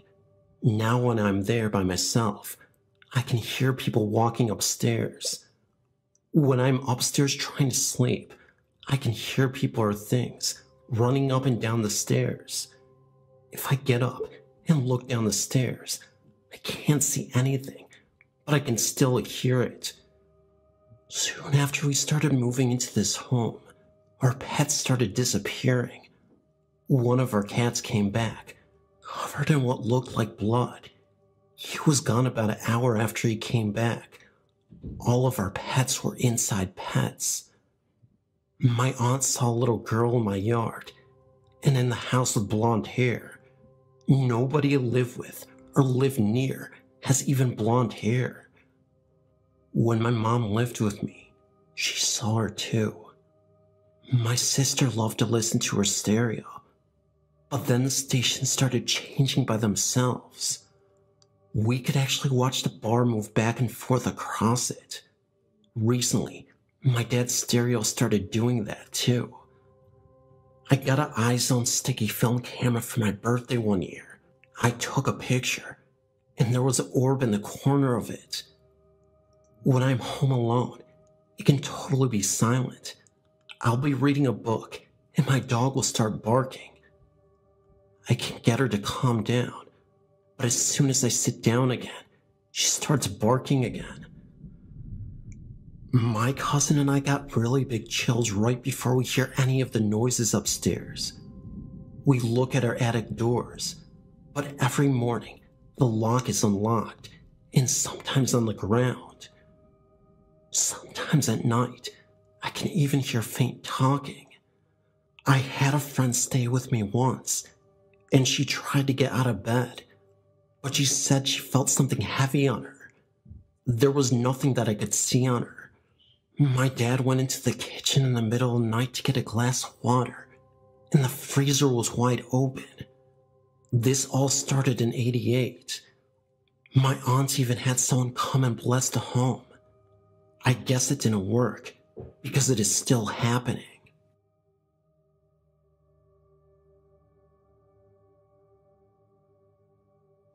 My name is Eric, and I have a couple of occurrences that are rather interesting. Nothing amazing, but definitely weird. I've always been interested by dark things. Like to dress in black, and I like to listen to extreme metal and such things like that, so I've always kept an open mind on such things. Well, anyways, when I was about 6 years old, me and some of my brothers slept in the floor of the living room for about a couple of years. Well, one night, I awoke for no real reason, I guess. I was still tired, so I didn't want to get up or open my eyes when I felt something unexplainable. It was the feeling that someone was near me that wanted to hurt me. I can't explain it. I just felt that. Well, being curious, I opened my eyes and I saw an older woman crouching down next to me, and her face was right in front of mine, as if looking right at me. I closed my eyes again in sheer terror, but I was still curious to see if it was still there, so I looked, and the woman's face was still there. I didn't actually see her body. I just assumed she had a body or something. I closed and opened my eyes several times, and she was still there. I was more scared than heck, but somehow I went back to sleep. It never happened again, and I never told anybody because I really thought it could have been my imagination. But I know what I felt, and I'll never forget that terrible feeling I got. Another interesting experience I had was the same year, a few months later. I woke up for no real reason, and when I opened my eyes, I saw an older looking woman standing on the base of my brother's feet that slept next to me. I didn't close my eyes because I wanted to see if it was real. At one moment, I felt that same threatening feeling, but not for myself. But I actually feared the well-being of my brother. I went to sleep again, and it never happened again after. I never told anybody for the same reason as last time, because I'm skeptical. So it could have been either a real apparition or just my stupid imagination. I guess I'll never know. I've been looking at your website for the last couple of weeks, and I've read some of the experiences people had with the supernatural. I've had several experiences in my life. The first one that I can really remember is when my grandmother died. I was 16 years old and lived most of my life with my grandma. The night she passed away from cancer, I was devastated since I never got to say goodbye to her. But the night she passed, she came back to say goodbye to me. I remember being in that state between awake and asleep. I remember her coming to my bed, sitting beside me, and telling me she was perfectly fine and so happy to be with my grandpa. I told her I loved her, and she left. The second thing that happened was about 2 months after I had my third child. We moved into a beautiful home in Northwest Ohio. It had been totally remodeled, except for one room upstairs, in which we made into a toy room for the kids. My daughter, who was 2 at the time, was in that room playing when she started screaming for me. I ran up the stairs to see what was wrong with her, and she was in a corner with her hands protecting her head and screaming for the bad man to go away. I did not see a man. I picked her up and headed back downstairs, and when I was on the 3rd or 4th step down, I felt as if someone was behind me and very angry with me. Needless to say, I ran the rest of the way down. Also in that home, I was in the kitchen washing my son's bottles, and directly behind the sink was our stove. I'd placed my son in the carrier by the stove. My daughters had brought in their stuffed animals that my mother had gotten them for Easter and laid them down beside the stove. Now, these stuffed animals were the kind that make noise, as in the duck quacked, the pig oinked, and the cow mooed. I know my son was just a little bit too young to be able to reach over his carrier and play with the toys, let alone make them talk. While I was washing his bottles, the duck started in. I thought nothing of it. I thought maybe it was just malfunctioning. But then the cow started in, and a few seconds after that, the pig. I turned around, and my son was just all smiles. Needless to say, I hightailed it out of the home. I always hated to go into the basement of that house. It just felt wrong for me to be down there. But one afternoon, I had no choice but to go down. I had to take a bag of old clothing down to be stored. I thought I would just leave them on the floor, right at the bottom of the steps. So I leaned down to retie the bag, and as soon as I looked up, I saw 2 little girls standing right in front of me. They were not my little girls. They looked about 7 and 5 years old, and let me tell you, I didn't waste any time getting up these stairs. They did not make me feel very safe. I did some research on the home and found that the house was built in the mid-1800s. A man and his family lived in the home, and he had 2 daughters. The man owed some money to a loan shark, and when he couldn't repay his debt, the loan shark killed the 2 daughters and buried them in the basement. My family and I didn't stay long in that house. The longer we stayed, the more evil it seemed to be. The most recent experience has been for the last 2.5 years. My father passed away, and I've had a very hard time dealing with his passing. I was made to make all of his decisions when it came to taking him off of life support. I felt and still feel guilty for letting him go. I know that my dad comes to visit me, and I hope he never stops visiting. I don't let anyone smoke in my home, and my dad hated it. He hated to go outside in the garage.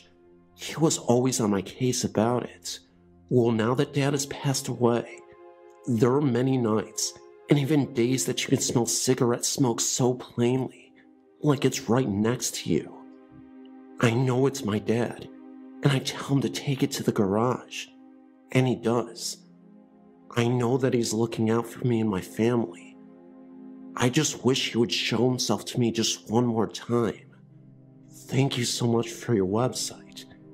It's a comfort knowing that I'm not alone, and definitely not crazy.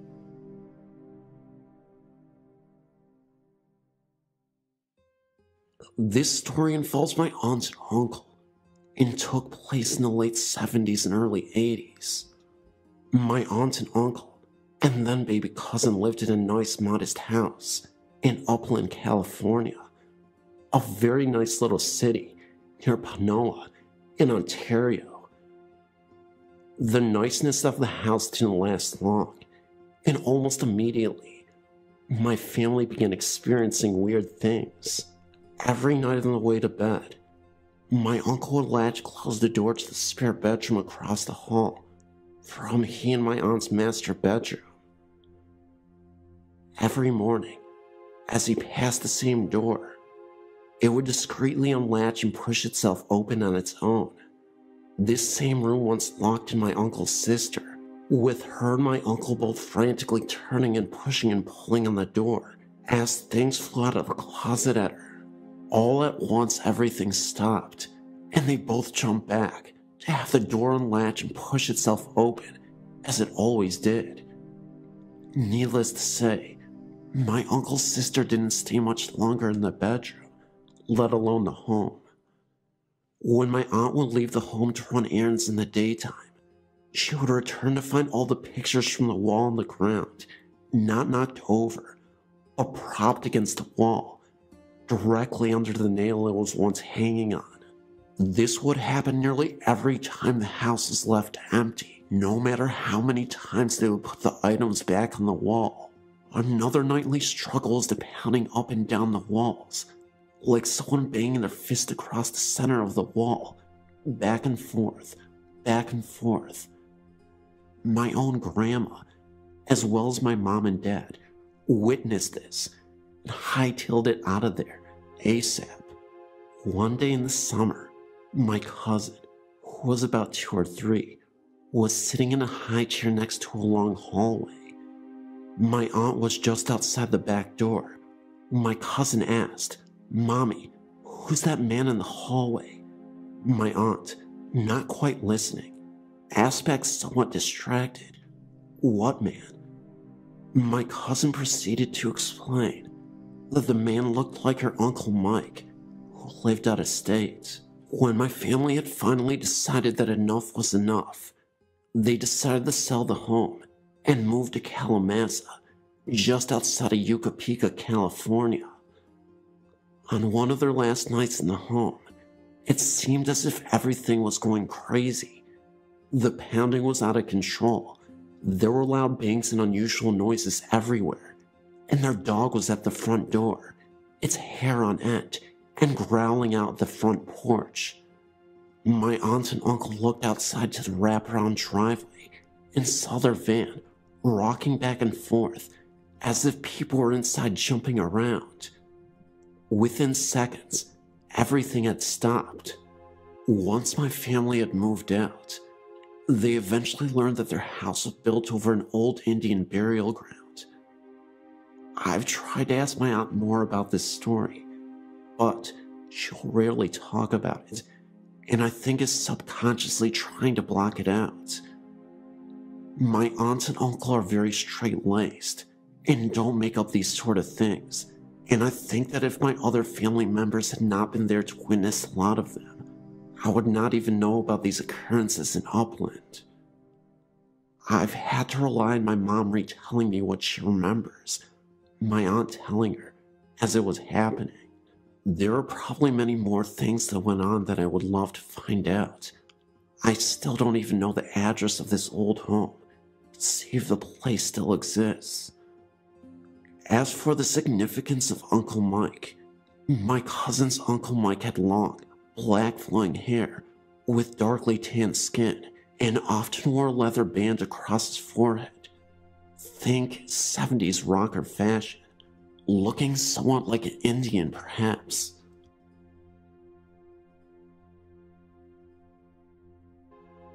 This happened quite recently. Well, a few weeks ago actually. Apart from what I think are a few cases of what I think are more likely sleep paralysis with resulting hallucinations, this is the only experience I felt that was truly, well, weird. A bit of background first. I live alone and rent an apartment in a newly built block, one of 3, of low-rise units. These were built on the grounds of an old public primary school, which is over 100 plus years old. The far end of the strip of where the school used to be is preserved, and still has the school hall, a beautiful sandstone building, and is used for public functions. My particular block is built where the playgrounds etc. used to be. I know this as I grew up in the area, and remember the school when I was a teenager, though I did not go there, and remember what it used to look like beforehand. I'm personally unaware of any hauntings in the area, nor am I unaware of the history of the site, as I've not researched it. There is a fairly modern funeral base directly across the road containing offices, a small chapel, and a large garage with several hearses. Whilst I assume bodies are prepared there, etc. there are no burials. The story. I had a very hard day at work, and have been under a lot of stress. It was a Friday night, fairly late, and I eventually decided to go to bed. I had a lot of trouble sleeping, as my mind was working 100 miles per hour. You know the feeling. I simply couldn't turn it off. After staring at the ceiling for an hour, I became frustrated, and finally, I thought I'd open my mind and try to meditate. It was an effort, but after almost half an hour of this, I drifted off. Shortly after, I had an odd feeling, and I woke up and opened my eyes. I immediately noticed a web of white mist floating above me. This network of yellow-white colored mist was basically sort of like a spider web about a meter above my bed, and almost stretching across the entire room. Actually, the whole room was a bit foggy in general. I blinked, and then did a I don't think so double take, and rubbed my eyes. No sleep paralysis this time. It was still there. I tried to focus my eyes on it, and it was not easy. But what I saw was what I thought were transparent faces, outlined in the mist. The effect was very like the outline of an invisible person in smoke. One moved through on my right side and looked directly at me. The fear started to hit me now, but I tried to calm myself down and think rationally. Just hold on here. I might be seeing things just because I'm so tired and stressed, and I've just woken up too. I forced myself to be distracted and take my attention away. I shifted position in bed, closed my eyes, rubbed them, blinked them several times, and looked over at my clock radio. It was about 1:10, I think. Then looked back up, and it was still there. I then started to feel a slight vibration in my bed. Not a strong one, just like you'd feel the ground at a station as a train went past. I remember thinking, what the? And thought at first it was just my body shivering because I was cold or I had a muscle twitch. My attention on this now, I flexed my muscles a few times and then tried to hold still and feel it was still there. The bed was definitely vibrating, even a bit more pronounced now.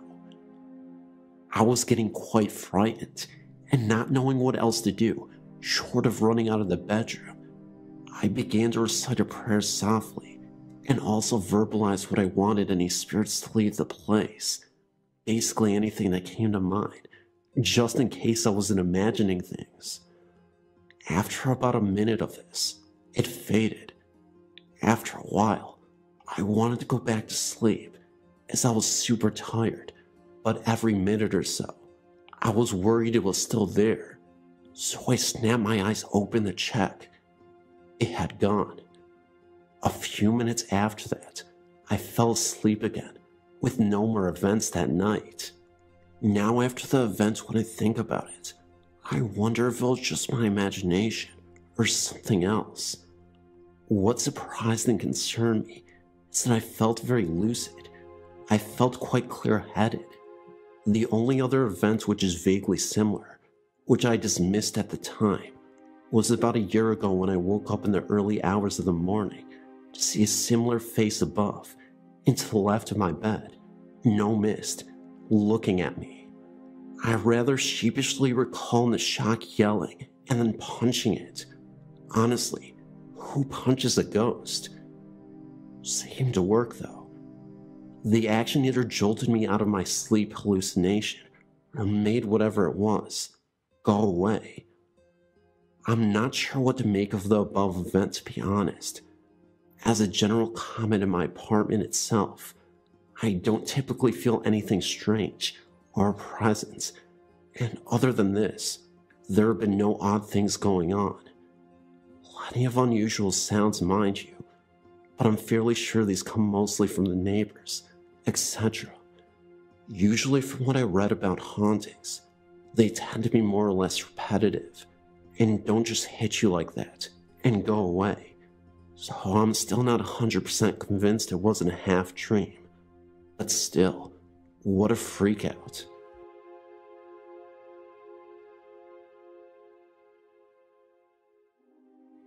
I now believe that I officially have a poltergeist in my home. At first, my live-in boyfriend thought I was nuts.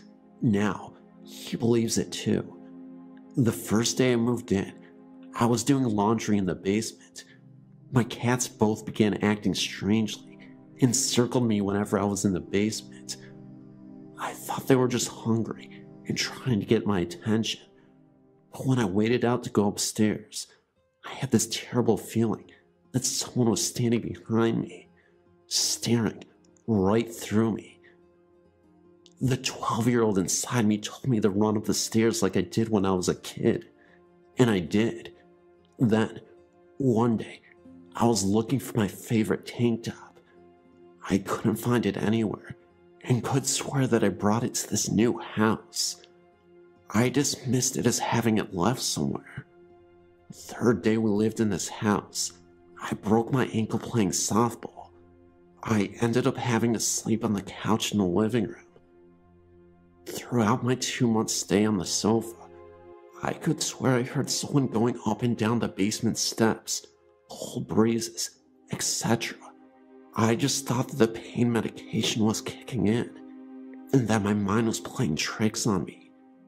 After I could walk again, and venture into the basement to do the laundry, I still had the same feeling that someone was standing behind me and staring at me. One night, I was getting ready to fall asleep in the bedroom when my boyfriend was out of town fishing. I had both dogs in the room, one on the bed, and the cats too, and the dog on the floor next to the bed. Out of nowhere, I heard a loud thump, like a book had just fallen off a bookshelf and onto the hardwood floor. Well, I don't have any bookshelves in the bedroom, nor was anything on the floor, except for clothes, when I turned the light on.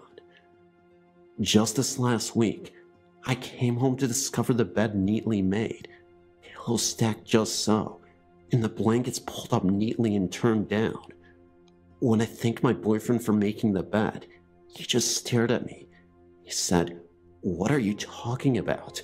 And I said that I didn't know what got into him to make the bed so nice, but it was a nice thing to do. He said though that I came home on my lunch hour and made the bed. He had been gone all day and didn't come home until I was already home. The basement lights continually go on and off. The light switches don't work, and the light bulbs are new. The circuits have been checked and everything is fine. I never know when they will work. The other night, the toilet handle in the bathroom jiggled for 10 minutes straight at 3 a.m., and we both heard it. The night before last, my boyfriend witnessed the light come on in the hallway outside our bedroom and had heard the light switch flip. The light faded, and later when he got up to go to the bathroom, the kitchen light was on, which had been off when we went to bed. Last night, I saw a light come into our bedroom from the hallway and then fade. I also heard a very loud thump at the foot of my bed. When I got up, only my tennis shoes were in the floor, hardwood floor, and nothing else had fallen off or was out of place. It was so loud, I physically jumped when I heard it. My boyfriend was sound asleep. I am convinced that someone or something is totally screwing with me. This is a very personal story to my family, but I think your readers might find it as fascinating as I do. My mother grew up in an infamous mental institution in Massachusetts, now closed, and I won't name the facility for privacy's sake. She was placed in state custody in 1948 at 6 years old because my grandmother, a Portuguese gypsy immigrant and closet psychotic, claimed she was mentally disturbed. In actuality, my grandmother was just not capable of raising her, so she successfully pawned her off on the state. My mother was not only a beautiful and innocent child, but was totally mentally capable and 100% sane. In those days, there was no system in place to accurately assessing a child's medical condition. They simply took the parents' word for it. After living at various orphanages and state facilities, she ended up at this institution just outside of Boston. The place is notorious for paranormal activity, even on the outer grounds where some of the buildings once stood. She was about 12 when she got there. She said that there were many physically and mentally incapacitated young people there, and the stories she told us about the school or institution were both heartbreaking and terrifying. There were mental abuses, deprivations, beatings, medical experiments on patients, and cruel punishments galore. So-called professional care was barbaric, and even the terminology was outdated. My mother's own records, which I've seen myself, showed her mental assessment as moron, even though she said she was never really tested by any mental health professional. When she was around 13, she began helping the patients whenever she could. She would bandage their injuries, break up fights, and speak to the matrons on behalf of those who could not speak. This created enemies among the staff, who knew she wasn't handicapped and who felt she was a threat to their employment. Therefore, whenever they could, they punished her severely. One such punishment led to a horrifying encounter with the supernatural. One dark, stormy afternoon, Mom had words with a matron, trying to tell her that certain handicapped children were frightened of the thunder and that they should not be forced to go outside to exercise that afternoon. The matron appeared to give in, then asked my mother to please go down into the cellar of the building to get to the rain gear for those who wanted to go outside. Mom was terrified of that cellar, and the matron knew it.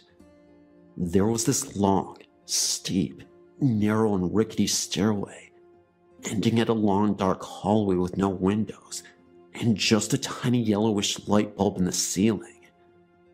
At the end of the hallway, there was a cabinet that contained raincoats, boots, etc. When my mother hesitantly stepped onto the stairway, the matron slammed a door, bolted it shut behind her, and shut off the light.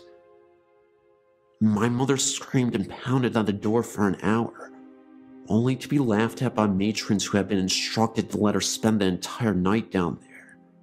The stairs being steep and dangerous, she decided that she would rather creep to the bottom and at least huddle on the damp floor. As she descended, she noticed a dim light coming from the long hallway beneath her. She came to the bottom of the stairs and looked around. She said she saw a man in a dark jumpsuit about 20 feet from her, leaping against a wall and just smiling at her. She thought he must have been a custodian, so she walked towards him, asking him to please let her out. But as she approached him, he kept getting further away. She realized he was not a sullen being, and that the dim light seemed to be coming from his outline. The light began to fade, and she found herself screaming again, only in the total dark of the dingy basement. She was disoriented and stumbled forward until she bumped into the cabinet which held the rain gear. As she squinted in the dark, she began to make out shapes forming on either side of the cabinet. What appeared to be a pair of detached hands forming a clawed shape were each coming from around opposite sides of the cabinet and heading for her. She turned and ran, faint with terror, until she tripped on the bottom step. Frozen with fear, she could only sit at the bottom step and cover her face with her hands. After a minute or so, she peeked through her fingers down the hallway. The strange dim light was back. She chanced to look down, and what she saw filled her with horror. One of the smoky floating hands were reaching for her skirt, as if to pull at it. She again screamed and ran back up the stairs, tripping and falling several times in the dark, convinced she was being chased. The air was cold, and she heard a strange rustling sound behind her as she frequently climbed. When she reached the top of the stairs, she pounded furiously on the door and found that it had been unlocked. She never found out who unlocked it, but she didn't care either. She ran all the way to her room and hid on her bed. She never told the school staff what had happened, fearing reprisals, and she never set foot in that cellar again, despite the punishment of defiance. She's fine today, despite her horrific youth. There were many other strange things happening during her stay, but I'm considering a book about them, and I wanted to reap the benefits of the sales if it happens. I'll save the creepiest stuff for that.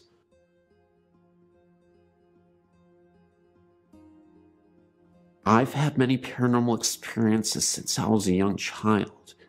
At the age of 4, my mother and grandmother would visit the graves of my father and grandfather, staying all day. I would play with the little girl there, while my grandmother and mother sat and talked. They believed I had an imaginary playmate. Both are now dead themselves. I decided to check the records of the cemetery, and had little trouble since it is a small place. I found one girl that could have been the one that I played with. Her name was Mary Jane Walker, and she died in 1866, at the age of 9 years of age. My husband and I decided to see if we could find the girl's grave. I told him to check the back of the cemetery because that was where we played. He found the grave. I asked Mary Jane if I could take her picture. I took 3 of the grave, and one of my husband, sitting on a tree stump not far away. I had the pictures developed. All the pictures were normal, except for the one of my husband where there appears to be a vortex in it. I've looked for all the usual problems, but can find no rational explanation for this. I now feel that I have proof of my friend's existence. My husband and I rented a home in southwest Detroit in the 1980s that was very haunted. The first thing that happened was when I was waiting for the gas company to come turn the gas on. I felt as though there was someone watching me, and I smelled pipe tobacco. I figured, okay, I'm alone in a strange place. I also thought that maybe the people who lived in the front part of the house used pipe tobacco. I found out later that these people were from India and were visiting that country. They moved out within a week of returning to the US. All the problems in the house seemed to originate in the attic. There was a log cabin built up there for children to play in. It was complete with glass in the windows and a drawstring latch for the door. I was only in there once, but the feeling of uneasiness I felt was real. We never allowed our children to play in it.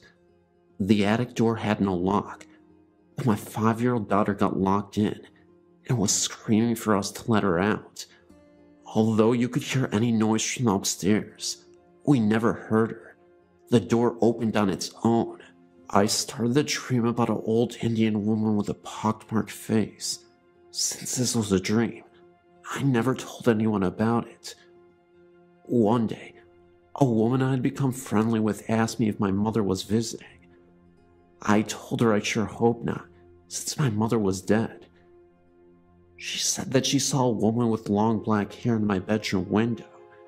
This sort of freaked me out, since I was dreaming of that Indian woman, and she had long black hair. One day this friend was visiting me, and we were sitting in the kitchen having coffee and talking about nothing really. She seemed to go into a daze, and was starting to go up to my attic. In fact, she was insisting that she was going. I got her back to the table and sitting down when something punched her head hard enough to leave a red mark. She left and refused to come visit anymore. My husband and I had cleaned out the basement, but yet my kids found a Ouija board down there. They showed us where it was, and we got rid of it right away. We don't mess with that thing. Things seemed to quiet down for a couple of weeks when the apartment in front of us was rented to a young couple.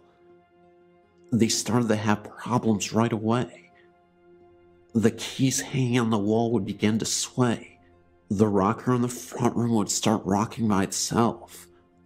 At first, things only happened at night, but people decided to contact this thing, and things got bad from then.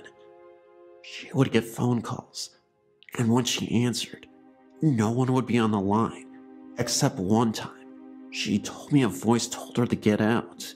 We are Christians, and decided enough was enough. We had to have help. I turned on the radio to listen to evangelical echoes, and called a prayer line for suggestions on what to do. This program wasn't on yet, but another one was, and someone on that program was praying in the spirit. Suddenly from the basement came an unearthly howl. Needless to say, this woman and I got out of the house and waited on the front porches for our husbands to get home. While all this was going on, my husband never noticed anything. One night, my nephew was spending the night, and while he was praying, this thing shot from our apartment to the other one, banging things in its haste to leave. My nephew refused to stay another night. One night, my husband was in bed sleeping, and I was on my way up when I asked the man in the next apartment to go wake him up and tell him to come sleep on the couch. He asked me what was wrong, and I told him I could see my husband in pieces. He did, and the couch was occupied that night. The only thing my husband noticed was that one night we were watching TV, and it sounded like a dresser was being dragged down the stairs. He heard that. We moved from there, and the next place was no better. Whatever was there caused arguments. My nephew and his then girlfriend were constantly fighting, and it got so bad that my husband and I started fighting as well. This was something we normally didn't do. We had the normal arguments that married people usually have, but this was getting serious. Even one of my children was being affected by this thing. It was appearing to her as a little girl talking to her. At first it was nice to her, But as time went on, it was starting to get mean. We had bought this one house, and it might sound silly, but the best thing that ever happened was that an arsonist burned us out, and we had to move. We have had no problems since. I don't believe this was a ghost, but rather a demon, and why it hasn't followed us, I have no idea, but I thank God that it hasn't. I have more stories, but I've taken up enough time as it is. I'm glad that I can finally tell this story without fear of people ridiculing me.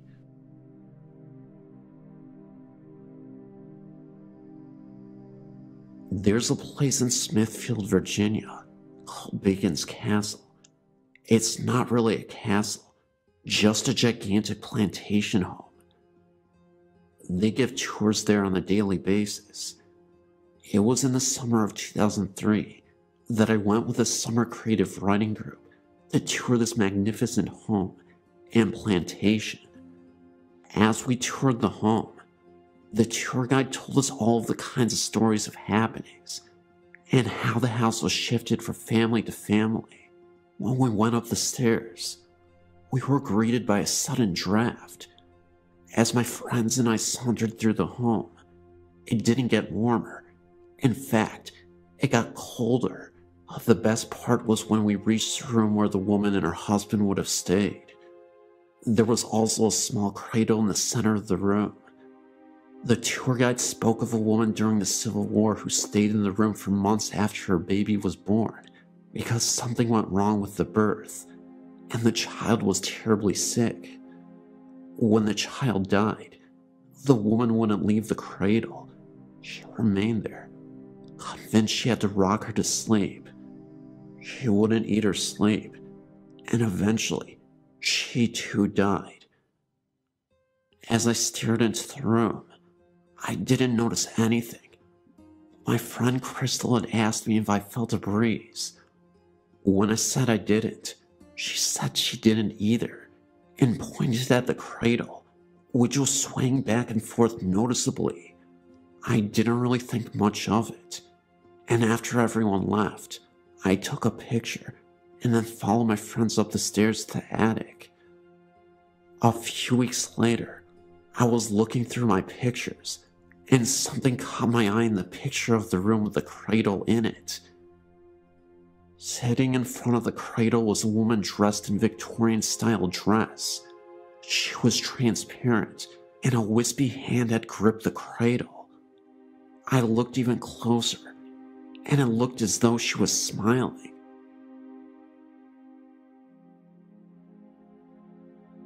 Hello, my name is Ray, and I would like to share with you the experiences that happened to my small family in 1996. We had been transferred to the Houston area from San Antonio and found a 2-story 4-bedroom home in the Clear Lake City area. A real fix-it-upper, and it was the worst looking home in a very nice community called Green Acres. My brother-in-law Robert and her sister helped us for 6 months in remodeling, cleaning up, and making the place a nice home. Robert had sold his own home 2 years earlier and lived in a travel trailer, but missed his home. He jumped in and was happy to do most of the work and was proud of the results. A month after the house was finished, we found out that Robert had terminal cancer and had less than 6 months to live. The trailer was small, and so my wife and I decided to bring Robert into our home for his final days. We put him downstairs in the formal living room, and with the help of hospice, we knew we could help Robert with a peaceful and quiet death. This was not the case. Robert fought hard for his life and was terrified of death because he had fought in Vietnam and had killed many. He didn't know what was waiting for him on the other side. The end came with Robert fighting to get out of bed. The look on his face was one of horror. As per his request, he was left in his room for 6 hours after his death, and then the funeral home was called and Robert left. Or did he? The week after the funeral, things started not being right. Odd bumps and sounds from downstairs. Late at night, our dog would not go downstairs after dark, and furniture being moved. One morning, the living room sofa was standing on end with all the cushions still in place. Dining room chairs would be taken and lined along the living room wall, and mirrors would vibrate. We called the hospice minister to the house, and he blessed every room, but Robert still didn't leave. We did. The house stood vacant for a while, and new people moved in, but their stay was short. Neighbors say 2 families came and left. It has been 8 years now, and just a while back I was in the area and went by the home. It sits vacant again with a sale sign in the front yard, standing in front of the window of the room in which Robert died. As I stood there, remembering our last few months at home, a chill ran down my back, and I quickly got into my car to drive away.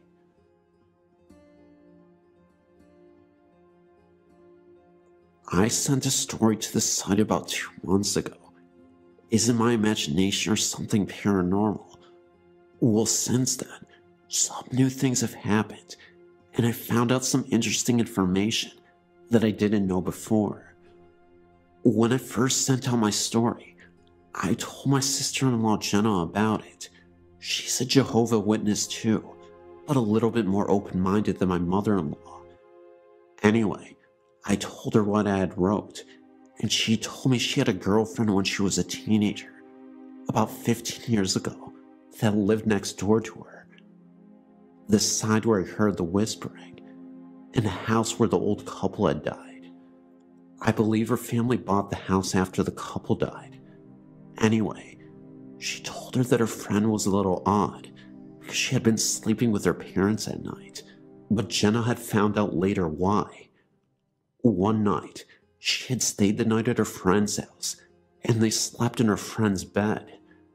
Early in the morning, Jenna had woken up for some reason and noticed that her friend was squirming a lot and moaning, almost like she was doing the deed with someone, but no one was there. Her arms were at her side. So Jenna thought maybe she was having a dream. Then she thought that maybe she had seen imprints in her friend's body. She got startled with this and woke her friend up and told her what she had witnessed. Her friend got so upset about it that she didn't want to talk about it at all and never did. To say the least, Jenna never got asked again to stay another night. Then there is the other story that my mother-in-law told me recently about my other sister-in-law's house, Linda, which is ironically across the street from my mother-in-law's, in the other house.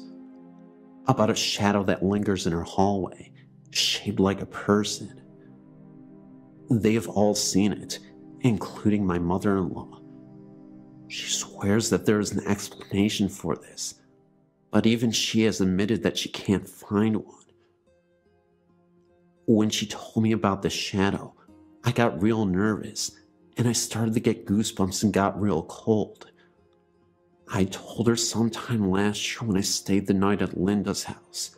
I was sleeping on her couch in the living room, my back to the hallway.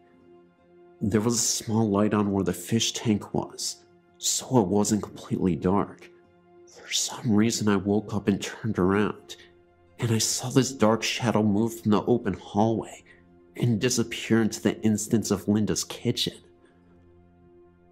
I was startled at first, but then got up to investigate things, to see maybe it was the shadow of the fish tank, but there was no way it could have been with the position where the tank was.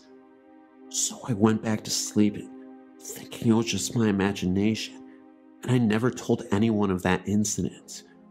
That was until my mother-in-law said something. She told me not to say anything about it to Linda because she gets freaked out about it, and she said she'll still be looking for a logical explanation for it. Good luck on finding one in all 3 houses, I was thinking to myself. But one last thing.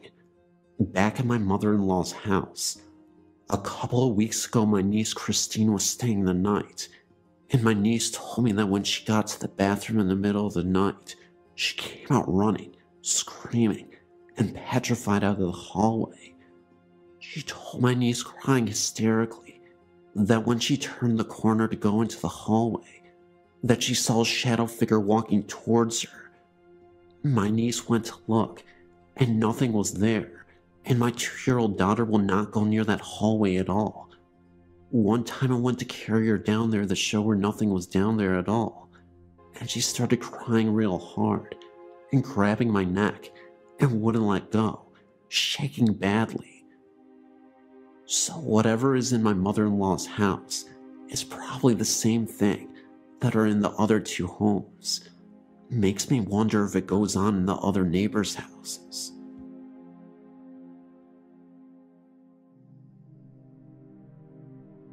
I was doing some just for fun ghost hunting with a couple of my friends one night in a cemetery on an old gravel road. 2 of my friends were out in the cemetery looking around, and my other friend decided to stay in the car. As the 2 guys were out in the far corner of the cemetery, I looked to the center of the graveyard and seen something that made me lose my breath for a few seconds. A blurry gray figure floated above one of the gravestones, and then looked to run through the air across 3 other stones, and then drop right behind another stone. After it disappeared, I asked my friend in the car with me if he had seen it too, and he said he did, and he was just as freaked out as me. It was not light that created this, because it was pitch black out there. It was my first, and so far only time I've seen something like a ghost. Thank you for letting me share my story. I know this one was kinda short, but I appreciate it anyway.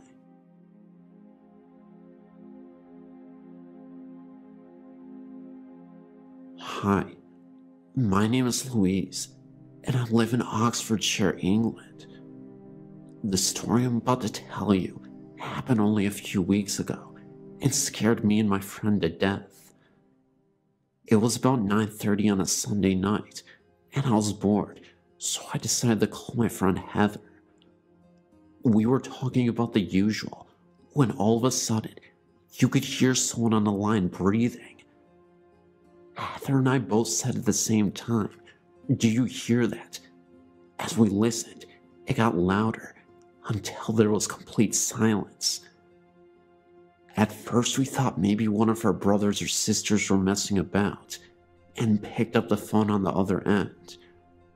We both checked our houses, and no one was in there.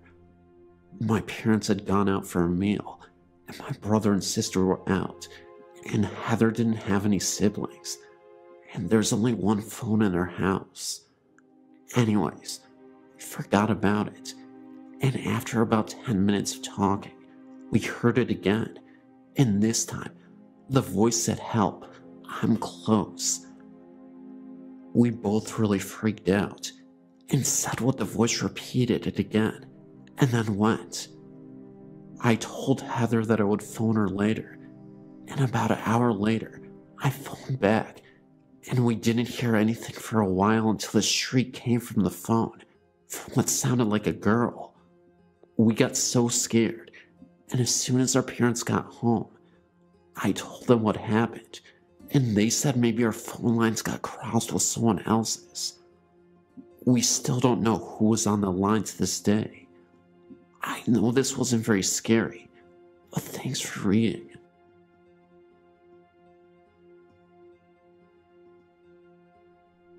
Well, I've been a ghost hunter for quite some time now. I've submitted a few areas under the California section of the haunted places. I recently moved to Arkansas and bought a home in April. 3-in-1 rock house with a huge pond on 1.6 acres in Boonville, Arkansas. I fell in love with this house as soon as I saw that it said "For Sale by Owner" sign right in front of it. I called the number, and they were selling it for $48,000. I thought, my God, this is cheap for such a beautiful home. I moved in, I have a 9-year-old son and 1 cat. About the end of July, I started hearing and seeing things. To begin with, I was laying in bed one night, and my 9-year-old and 6-year-old, who was visiting from California, were asleep in their rooms. All the lights were out. My bedroom door meets the living room. I was lying on my left side looking out into the black of the living room, and I heard what sounded like someone walking in it. Now, my sons sometimes wake up in the middle of the night and come sleep with me, so naturally I thought it was them. I called out their name. No answer. Then I thought maybe it was my cat, but then I noticed her laying at my feet on the bed. It really sounded like someone was walking from the kitchen in the living room entrance towards my room. Second, my television is hooked up to the stereo because the speaker on the TV is blown. Well, when I have to be at work at 11 p.m., I usually take a shower around 9:45 p.m., and my 9-year-old goes over to his father's house. One night, I turned my stereo on and put a disc in it. 5-disc CD changer. It was on disc 4, song number 11. There were 2 songs, and it should have switched to disc 5 after it was done with song 12. I took my shower and had the stereo loud enough to where I could hear it. All of a sudden, I didn't feel the vibration of the music anymore. I thought, well, maybe it's at a quiet part. When I got out of the shower, I still heard nothing. I put my ear to the door. Nothing. I went out and looked at the stereo, and it was not on CD anymore, but on FM radio on 100.1. And that is not a station at all. It's just fuzz. There was no one else in the house but me and my cat. That was on a Friday night. 2 days later, on a Sunday night, my son and I were watching television around the same time, between 9:45 and 10 p.m. In the middle of television, the radio goes from auxiliary to FM radio, 100.1, fuzz. My son says, "Mom, what did you do? I was watching that." I told him I didn't do anything. On a Saturday, my son was at his father's, and I was there alone with the cat, and she started going crazy.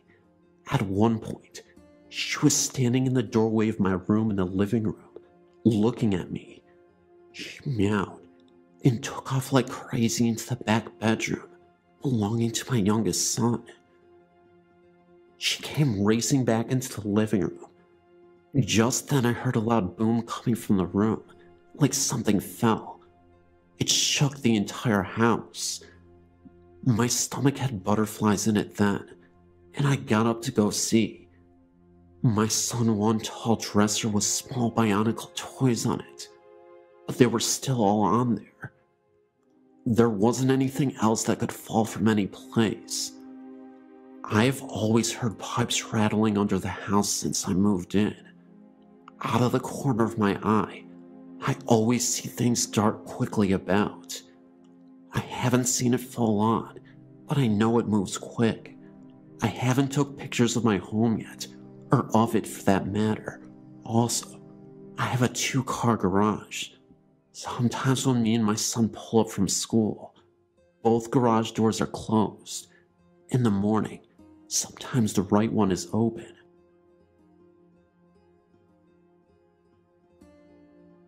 I've never really been a great believer, but for the past 8 or so years, since me and my mom moved from our old flat to our new house, I've experienced numerous experiences.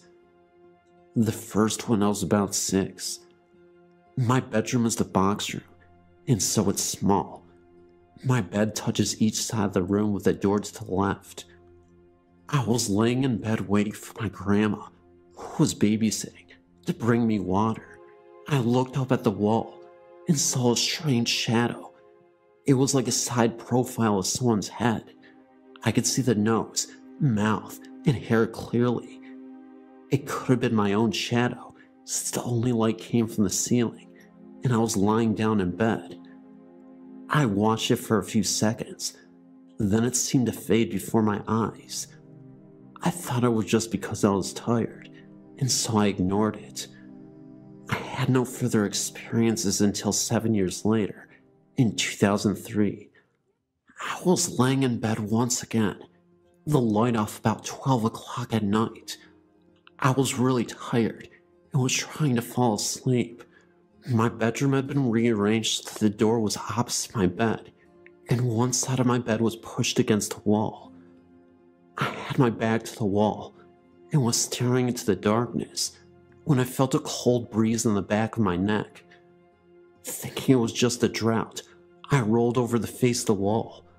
On the wall, probably 3 inches from my face, was another face. I could tell it was a man, and he had a black hood up. All I could see of his face was a pair of cold eyes, and what I can only describe as green paint, a face paint on his cheek. I closed my eyes for a few seconds, thinking I was just seeing things, and when I opened them again, the face was still there. I don't know how long I stared at it, but in the end, I fell asleep, and in the morning, I could find no trace of what was there the night before. These sightings carried on for weeks, always appearing on the wall at night. I didn't tell my mom about the face, but asked if I could move my bed back to the original place. We moved it, and I slept peacefully that night. The following night I went to bed about 2 o'clock, since I'd been up watching a movie on television. I got in bed as usual, and rolled over to face the radiator, like I'd done for years, but the face was there again. This time, however, it was more vivid and real. It seemed to be sneering in the dark, and more threatening than before. I rolled over so my back was to the wall, but I could feel the cold breeze that I had felt the last few weeks whenever the face appeared. I pulled the covers around me, refusing to look back at the face. The incidents got less frequent over the weeks, and I believed that the face was going. One night, I was sat at my computer in the corner of my living room.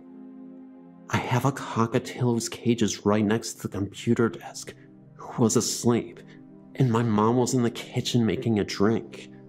I didn't really notice anything until I heard my bird start to hiss and back away into the corner of the cage. Wondering what frightened him, I heard a scraping noise. I looked to the side of the computer to see my glass moving towards the edge of the desk. There was no way it could be moving, because of our house being set on a rise, because it is where it should be sliding the other way. I lifted my hand to stop the glass from falling off the desk. When I touched it, the glass was cold, even though I hadn't had a cold drink in it. The strangest thing was when I went to push the glass back, I couldn't. Something was trying to push the glass. I had to shove it quite hard before I could get the glass to move. When I did, my bird came back to the front of the cage and looked as though nothing had happened. I had gone to bed earlier than my mom that night and must have been asleep when she came up. Once again, the face was there, but this time, the presence was really strong. My bedroom was icy cold when it normally is the hottest room in the house. Almost 1 o'clock, I wake up shivering and could feel something gripping my arm, but as I come to, it released its grip. I rolled over to see the face once again, but it looked different. The smirk had gone, and it looked more angry than anything else. I didn't sleep that night, and I couldn't sleep in the room, so I spent the night sat on my sofa with the lights on downstairs. When my mom came down in the morning, she was shocked to see me up, but I just said I had woken up early and came down. I didn't want her to know. Later that afternoon, we were having dinner when she asked if I had a nightmare last night. I couldn't recall anything but the face, and cold hand, so I asked why. She said she had heard me talking in my sleep, which I had never done before that. She said I was telling someone to get away and don't touch me over and over. Then after about 5 minutes, I was quieter and mumbling things like, "Why are you doing this?" and "just go away." When I asked her what time, she said it was about 12:30, just before I woke up, with a hand gripping my arm. I haven't seen the face or had any strange experiences since that night, and I'm not quite sure what happened after. I don't know if I did something to make it all go away, and that was why the man's face looks so angry, but I'm glad they're gone. I still expect to see the face every night, but so far I haven't. I finally told my mom about it all, and she asked if I wanted to have the house blessed, but I said no, although the scary face did no harm to anyone, and it's gone now anyway. I'm writing this story to let you all know that the paranormal is a very scary and real thing. Although it draws considerable skepticism, and I must admit, sometimes it does seem a bit far-fetched, you can't dismiss the millions of eyewitness accounts from people all over the world who've experienced something supernatural. My story is a little short, but it's further evidence, at least to me, that ghosts in fact are real and authentic. I was living with my wife in a house that we recently purchased. It was an old home from the Victorian era, and we lived in the countryside. The house was spacious and incredibly massive, and had one of the biggest basements I'd ever seen in my life. But this house also had a dark side to it.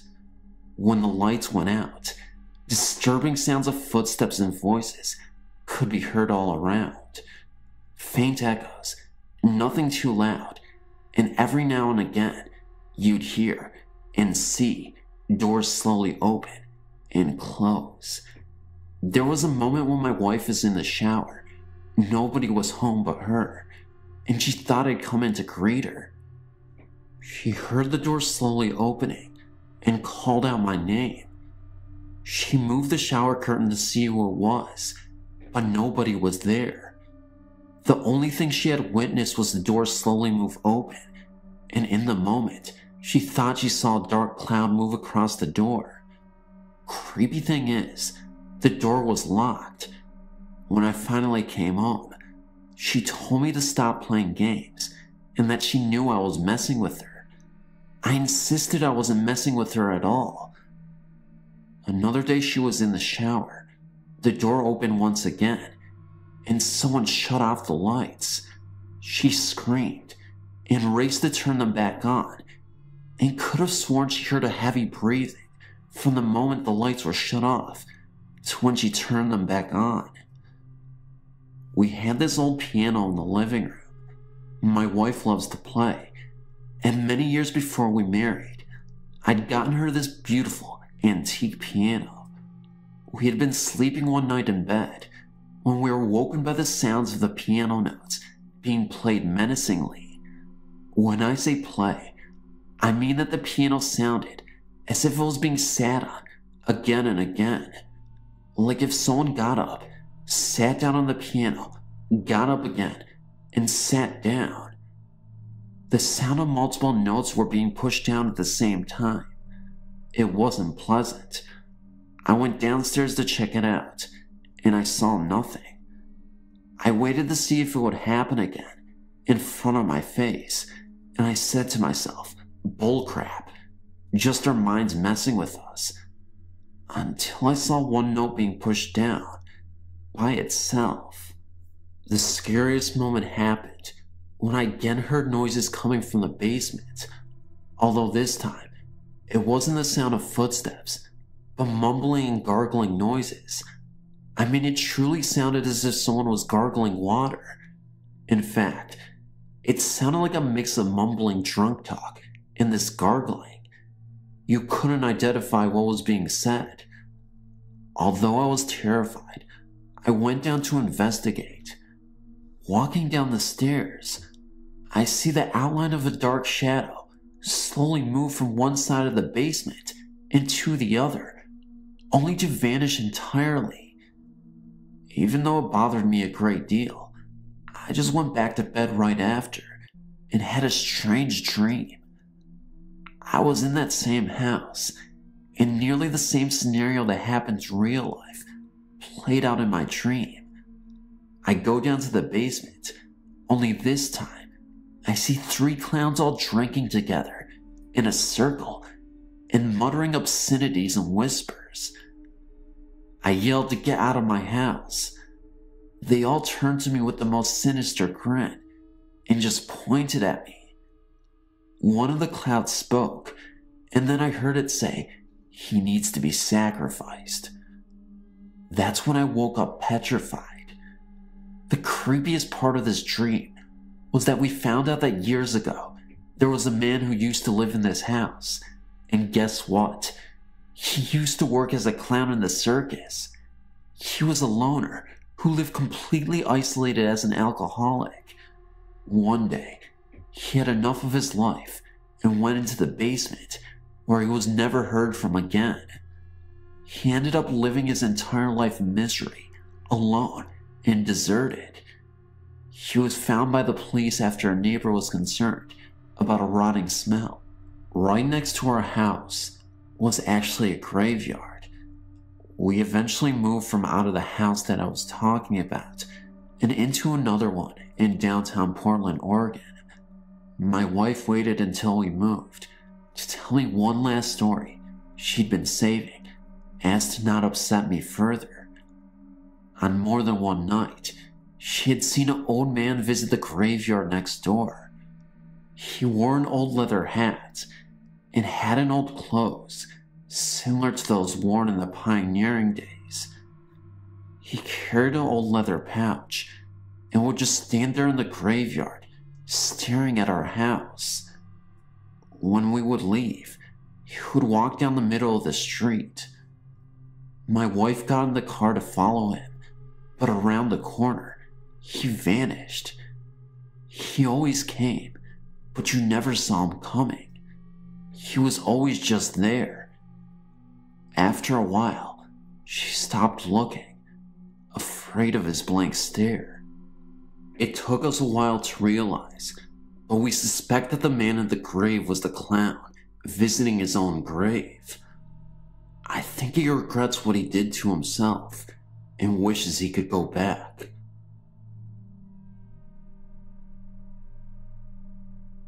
When I was a young man in my early 20s, I used to work at a hotel that had a grisly past. I always worked the night shift, and I was no stranger to the unusual sounds and disturbances at night. This hotel was built in the early 1930s, and people often reported seeing an older couple in Victorian-era clothing walking down the hallway on the 5th floor before ultimately disappearing. Long ago, a woman was drowned to death by her own husband after he caught her cheating on him with another man in the hotel. He ended up knocking her out while she was sleeping, filled the bathtub up with water, and suffocated her under the water. He then fell to his death by jumping out of the window. This was in room 455. There were times where I had to go by myself to get the room prepared for guests the night before, and I swear, I'd hear 2 people whispering every time I'd walk into the room. I even heard my name being called once before, and it sent shivers up my spine. I can remember an incident where I went up to the 5th floor. The door was opened, but nobody was in there. Scared but curious, I walked into the room and noticed that the bathroom light was on and the bathtub was running. I shut off the water and the lights go out by themselves, and I heard the door slam shut. I hear the sound of glass breaking. My heart starts racing, and I instinctively scream. I turn on the light, walk out of the bathroom, and I kid you not, there was a face print on the window in the hotel room for what seemed like 30 seconds, and it just slowly disappeared. I couldn't make out anything specific, whether it looked male or female, but it was definitely a face. I had a coworker once tell me that she went into that same room, and she swears to this day that she thought she saw a woman laying in the bathtub. As she got closer and walked up to the bathroom, nothing was there, but again, the light was on when nobody had been there at all. There is also something really creepy about the hotel elevator. People report seeing an old elevator operator just waiting for you to get in before disappearing completely. Usually, you would see the elevator open by itself, and the man would be staring from afar, and as you get closer, he fades away. I remember going in that elevator many times, and I'd feel like there was a presence right behind me. In the summertime, it always felt so cold in that elevator, and I feel like I've seen a face in the reflection of that elevator mirror. In the basement of the hotel, there is a storage room that once used to be a bar many years ago. Whenever anybody worked, they were always reluctant to head down to the basement because it always made you feel uneasy. People have reported chatter in the basement when completely alone, and at times heard glass shatter. Another employee claimed to have witnessed a dark cloud just standing in the corner of the basement. Anywho, I hope you enjoyed this short story about these hotel incidences. I'm really happy that I don't work the night shift anymore, because it's incredibly creepy.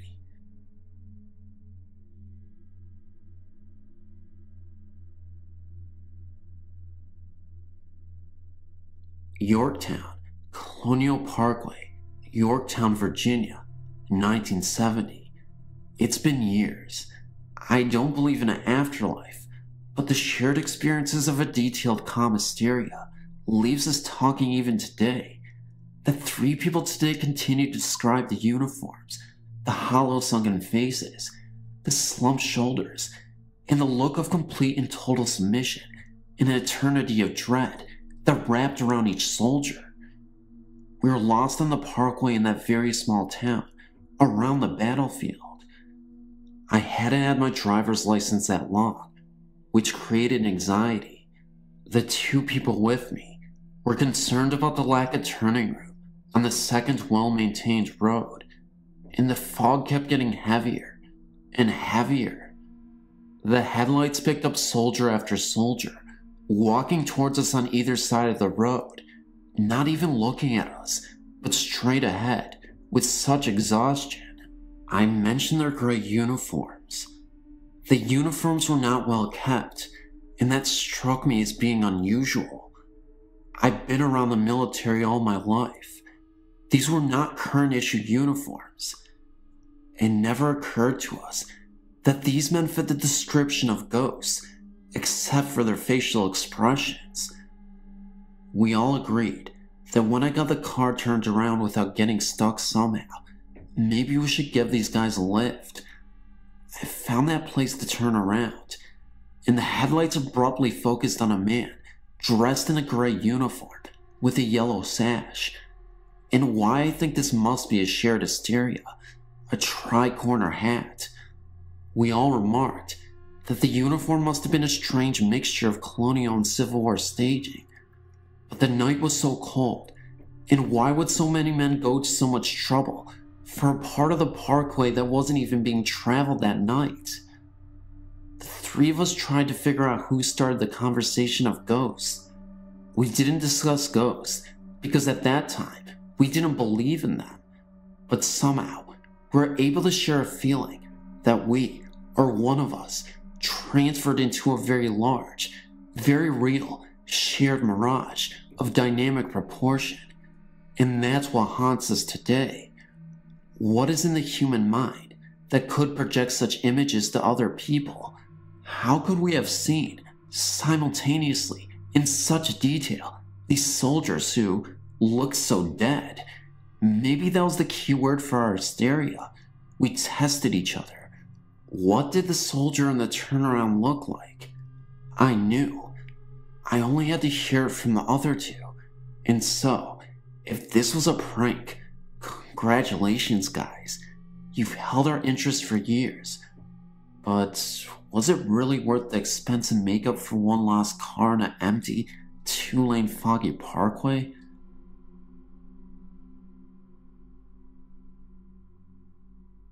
My husband has been cleaning this church for 3 years, and he, as well as the rest of our family, has experienced some very strange things. So has at least one other member of the church.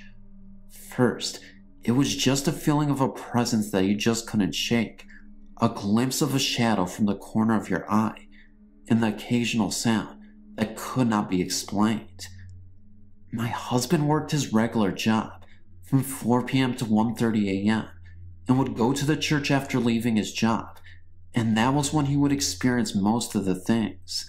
Then, it didn't seem to matter what time of day it was, and it even started happening when the kids would be there helping. Our 2 boys are now 9 and 12, and we never said anything to them for fear of scaring them. They were in the upstairs room where my husband was cleaning, and suddenly, the piano started playing one note over and over for a minute or so, and then it stopped. The boys were very frightened, but also very intrigued by the whole thing. I've been a victim of Henry, as we affectionately call him now. I've heard many things, little bumps and unexplainable noises. Our 19-year-old son took over the cleaning job for about 6 months this past summer, and he's also heard many things. Things like footsteps in front of him, doors on other floors slamming, and other little things like that. He also went to clean in the middle of the night, mainly because it is easier to do when no one is there to get in the way, or so he thought. When my husband took the job back over, it wasn't very long before he would start experiencing Henry again. Oh, did I mention that he would always seem to find dimes lying in the oddest places, sometimes as many as $2 worth in a few hours of cleaning, never finding them in places where people would frequent in the building. We never felt we needed to fear Henry, since his presence never seemed to be a threatening experience. But there was a woman who has been a longtime member of the church. She was there one day by herself doing the books, when she had heard moaning to the point of causing her to call the police, because she really felt that someone was there. My husband had arrived while the police were in the building. They had asked the woman to wait outside in case they found someone, but needless to say, that no one was there to be found. They kinda humored the woman, but my husband told her of his experiences, and she said that this wasn't the first time that things have happened to her there either. The most disturbing thing was when he was in the boiler room, cleaning some mops before he left, and me and my 2 sons were outside warming the car, and suddenly, he came running to the car with a horrified look on his face, and shaking tremendously. I could tell something was terribly wrong, but he didn't want to frighten the boys, so he waited to tell me after we were able to be alone. He had revealed to me that he actually saw 2 men walking down the stairs in the back of the boiler room, talking to each other as if he wasn't there at all. They were dressed in the style of the 20s and seemed to be almost floating down the steps. There isn't any way to enter the room from that door, since it is locked very securely. We have had many of the people we have told these things to try to explain them away, but there is no human explanation for these things. There's been times when we went there and left only after a few minutes because there is a sense of something just not being right. I come from a family that my mother and sister always had experiences. I also had times where I know the other side is present in my life. My 4-year-old nephew had come with us one day, and the children were all playing in the preschool room for about an hour.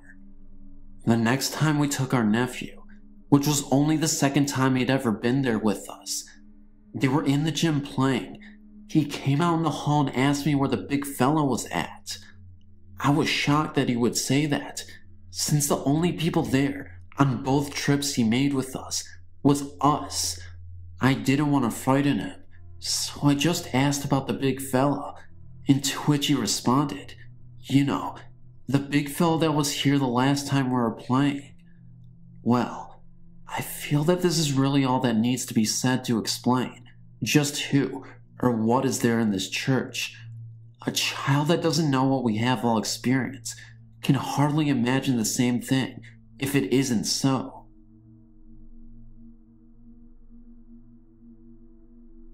Right before the Christmas of 1999, I had what I can only call a weird experience. I'm a firm believer in ghosts and the supernatural, and have been told I am psychic, as well as experience unusual things. However, I'd never seen anything until that night. For whatever reason, I woke up around 3 a.m. to see a man in my bedroom doorway. I live alone, and my 2 cats were asleep on my bed. My first thought was an intruder, and I remember quickly screaming and reaching with one hand for my phone, and the other for the reading lamp on my bed's headboard. The man was rather large and was wearing jeans and a green plaid shirt. Just as quickly as I saw him, he turned around and silently walked out of my room. After a minute, I got out of my bed with my phone and walked around my apartment. No one was there, and there were no unlocked doors or windows. What is so unusual is, if it was a true stranger, my cats would have darted under my bed, because they are not used to strange men. Maybe it was a dream, but I doubt it. This was too real and scary. I live in Williamsport, Pennsylvania, about an hour and a half north of Harrisburg. This story happened to Nancy, a coworker of mine. She was seeing a guy named Dave, who had heard stories about an old abandoned house north of the city where strange things were said to have occurred. It was set back at the end of a dirt road, quite a distance from the highway, next to an old railroad track. This old brick house was supposed to have been used as a temporary hospital for Civil War soldiers. I don't know whether these soldiers were Confederate prisoners or wounded Union soldiers on their way north. Word of mouth had it that a group of people went inside to look around. When someone commented on the view from the bathroom, his companion led him back to the room and showed him the same window, which was, in fact, bricked over. Dave convinced Nancy that they should check it out. They drove out to the road, over the railroad tracks, and parked in front of the old house. It looked so foreboding that Nancy, who was driving, decided she didn't want to go inside, so she turned around to head back. They didn't get far, because the car stalled on the railroad tracks. Surprised and half jokingly, Dave asked Nancy what she was doing. "Nothing," she said, as she frantically tried to restart the engine. "I'm not doing anything." Nancy turned the key over and over, but the engine wouldn't catch. Suddenly, they were surrounded by a fog so deep they couldn't see in front or in back of them. Nancy panicked and scrambled for the door handle, but Dave restrained her, saying, "You're not going anywhere." Then, they heard the train whistle. Nancy and Dave looked to the right and saw the glare of the single headlight coming directly towards them. Nancy put her head forward, closed her eyes, and gripped the steering wheel as tight as she could.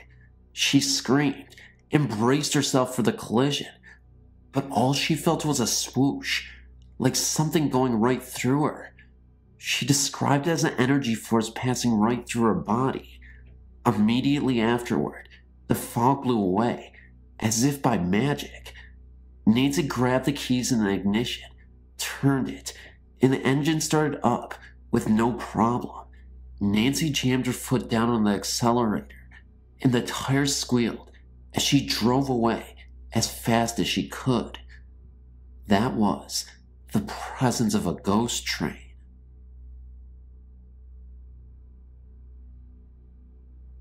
I'd been tormented, scared out of my mind, and had jokes played on me for years on end by what I and my friends and family believe to be some kind of entity or spirit. I don't wish to become anyone's school paper or test subject. I would just like some advice to maybe deal with the problem. It all started when I was 9 years old and my father sent me to bed. I was never really scared of the dark, so my father would allow me to tuck myself in at night. But this night, it was going to be different. My mom was on the top floor of a 3-story house, and I never made it to the 3rd story. I thought I saw something move in the darkness of the 3rd floor, and then I heard very clearly someone say my name. There was one particular moment on the stairs in the house where I would see the apparition of a fog just gliding through the stairs, up and down. And another time, I could have sworn I heard the voice of a little boy saying, "Come over here." I also got really bad sleep paralysis, and that same boy that I thought I heard would appear over my bed and choking me. I would resist. I would try to scream as loud as I could, but to no avail. Nobody could hear me, and the boy was just choking me. He had the look of evil in his eyes, and actually, his face was half disfigured. It really looked like his face was melted off entirely. And then I would awake, and I'd be lying in my bed, in my room in the dark. For the nights after that, I would constantly hear the boy whisper in my ear, over and over again. I was consciously awake. I could hear things. The voice was incessant, and it wouldn't stop at all. I couldn't stop hearing the voice of the little boy, and it just kept tormenting me. Every time I'd sleep in another room, I would never hear these voices or see anything.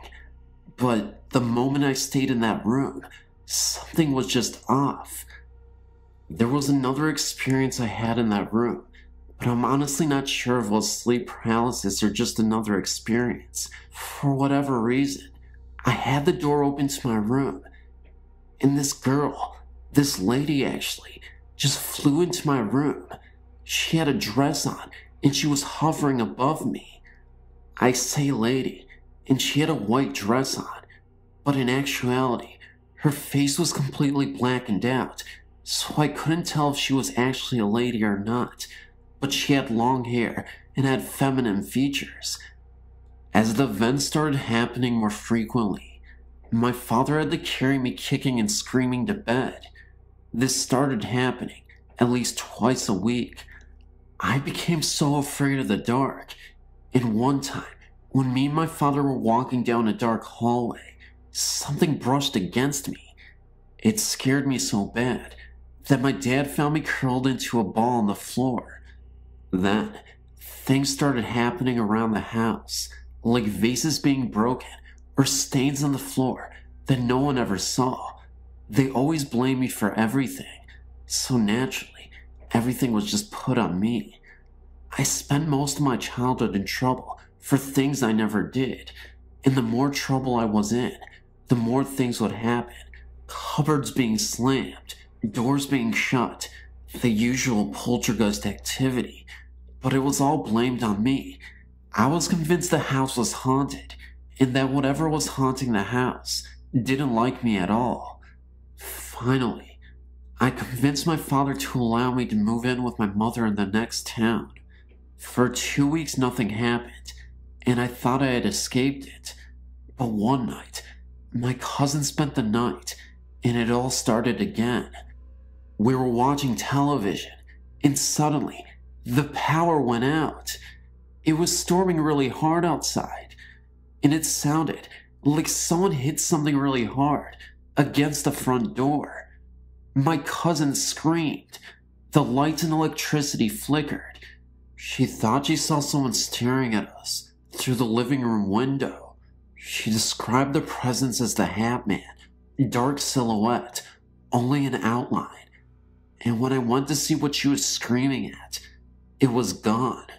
Whatever this thing is, the boy, the woman in the white dress, and the Hat Man, it's all following me, even into college, and it terrifies the hell out of me. I just want this thing away from me, whatever it is. I'm not making this thing up. I don't even know why I would make my life more difficult than it needs to be, but I really want a resolution. Thanks for listening, and I hope I didn't frighten you too much.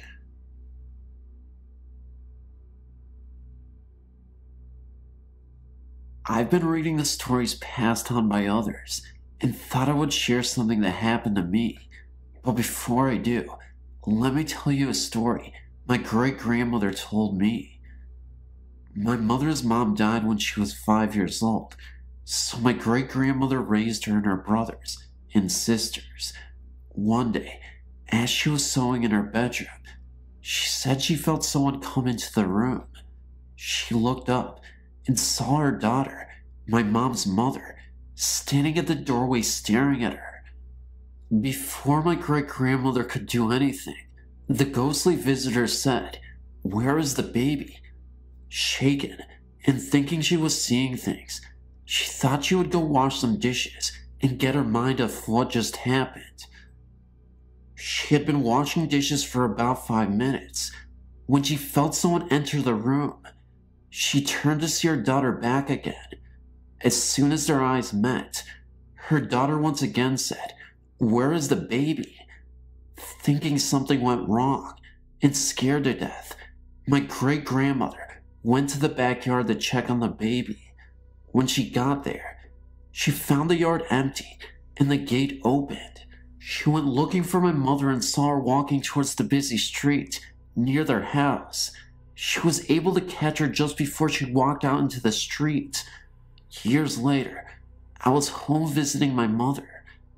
As I walked past the front room towards the kitchen to see my mother, out of the corner of my eye, I saw a woman sitting in the front room. She had shoulder-length colored hair and was wearing a black dress. I thought it was my sister-in-law, so I went on into the kitchen. I talked to my mother for a few minutes, then asked why Tony was sitting in the front room, all by herself. My mother looked at me funny and told me that Tony was at work. I told her she was nuts and went to the front room to get her. When I got there, I found no one. Thinking she may have went upstairs, I searched for her and found nobody. I told Mom that I really did see someone sitting in there. She asked what she looked like. I told her, and she said, "Oh, that was my mother. Before she died, she told me she would always be near me." I don't know if I saw her mother or not, but I do know I saw someone, and then they were gone. I really did see them. I know I did. Mom has since told other stories of when Mother was around, but I'll have to pass those along another time.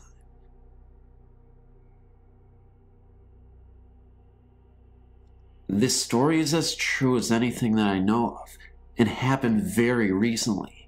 Tonight, to get technical, to give you a bit of background about my house, there's a hill to the right side of my house, which tends to give my friends a bit of a fright.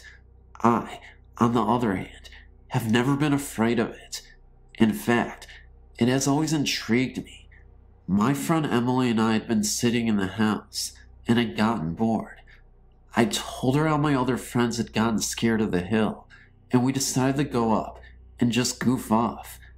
At first, we were joking around and laughing. As we got closer to the top of the hill, we quieted down for some unknown reason. We were looking into the woods, which rest at the top of the hill, and I saw a white figure. At first I thought it was just light through the trees. Then I realized that no light could go through them, and that no light was that bright outside. I was wondering if it was my imagination, but I looked to my friend and saw the look on her face. She had seen it too. When we blinked, it seemed to fade, and if we talked about it, it seemed to make itself more known. I think its energy source was running low. It didn't seem to take the image of a person, but it did seem to bend over and shrink just to get bigger again. We weren't sure if we were just seeing things, so we went up 3 or 4 more times to verify what we saw, and that we did see something. Each and every time, it was still there, and it was white and glowing as ever. For this story, I must give you a bit of background also. My boyfriend had been telling me of an experience he had. He was walking through a graveyard, and he felt a presence, and an evil one at that. He didn't tell me much of what happened that night, and I never really wanted to know. But one night, we were on the phone, and he told me that I was there with him, and I asked him what? He said the ghost from the graveyard. He started to ignore it, and it took his breath away, literally. I could hear him gasping for air. Later on, he told me that it made his heart stop for a second. He swears that this is true. Finally, he decided to go back to the graveyard.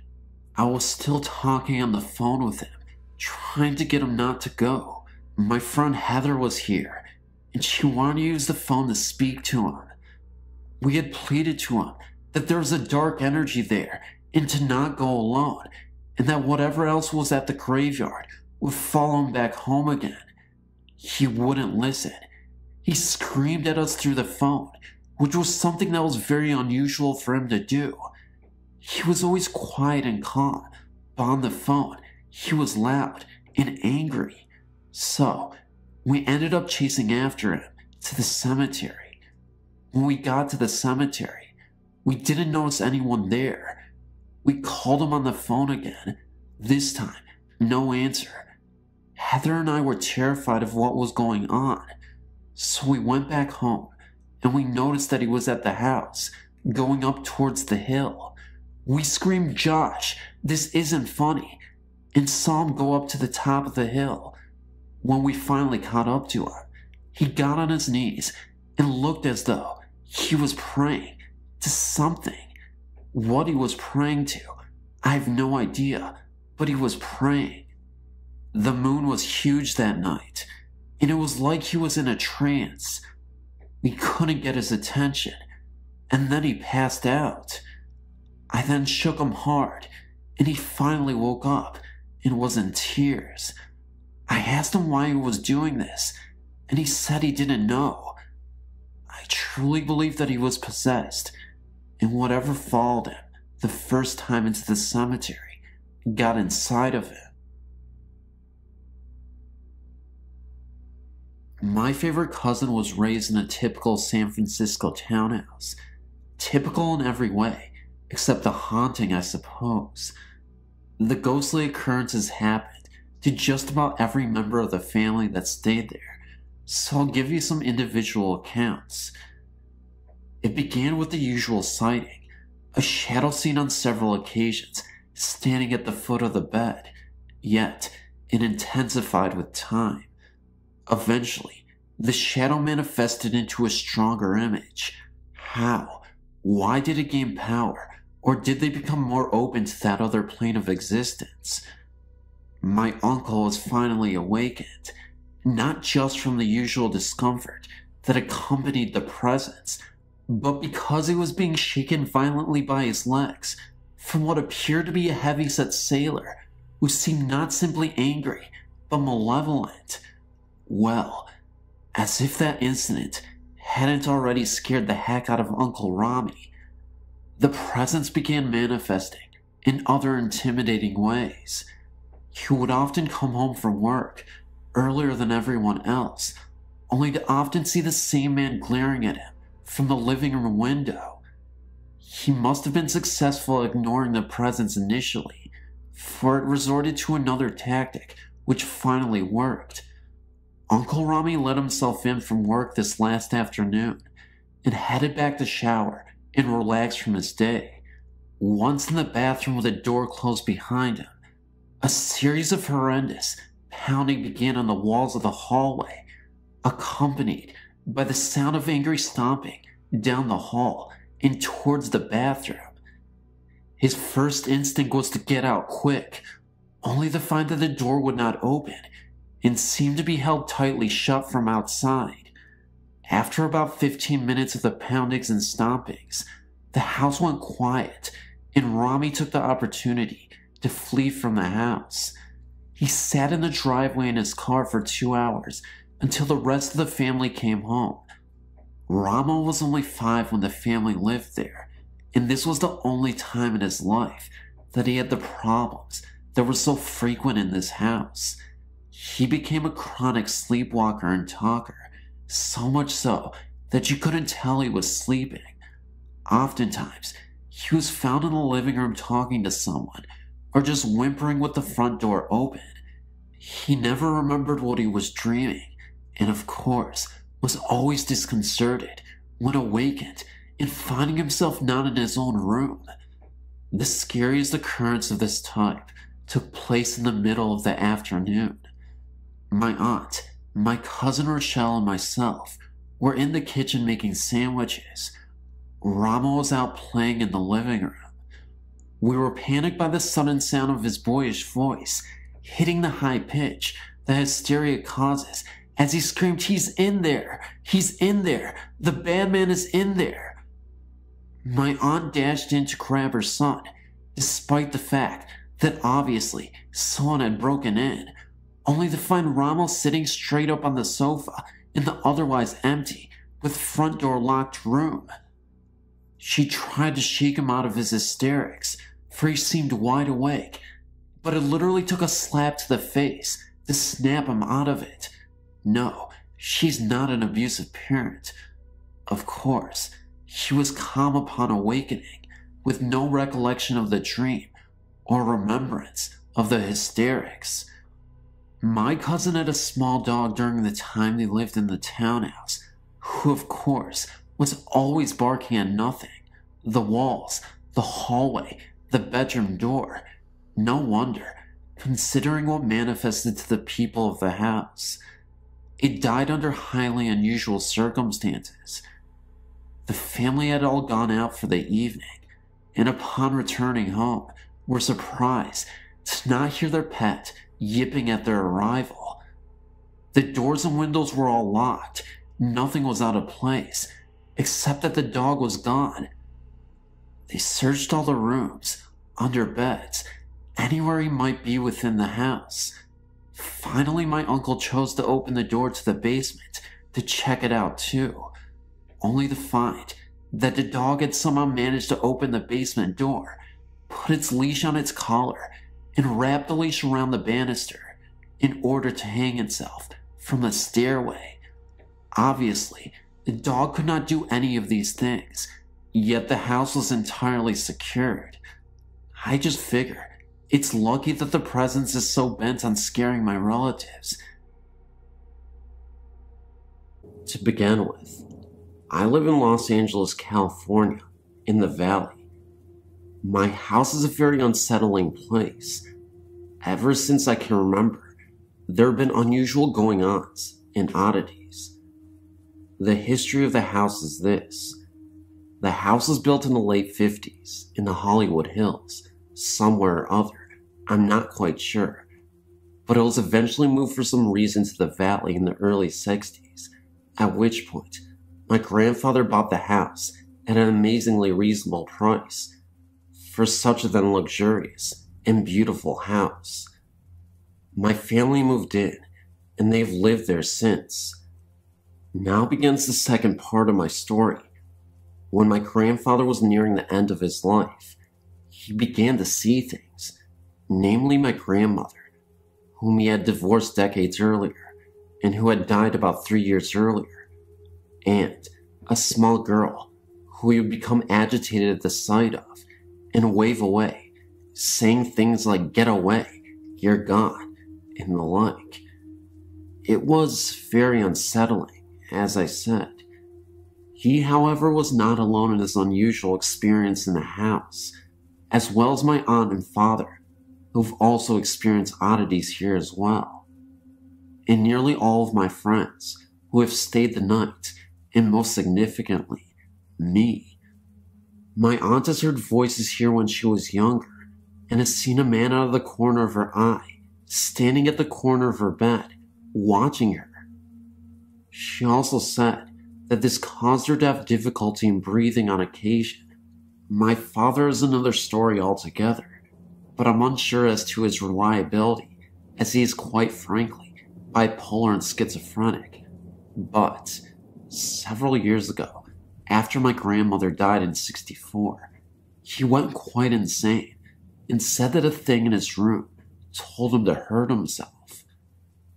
I would otherwise discount this as part of his psychosis or mania, but after that happened, I came into the possession of the house as part of my inheritance from my grandfather, and when I first moved in, as there was hardly any furniture and I was staying there, I had to stay at his old room at the end of the hallway.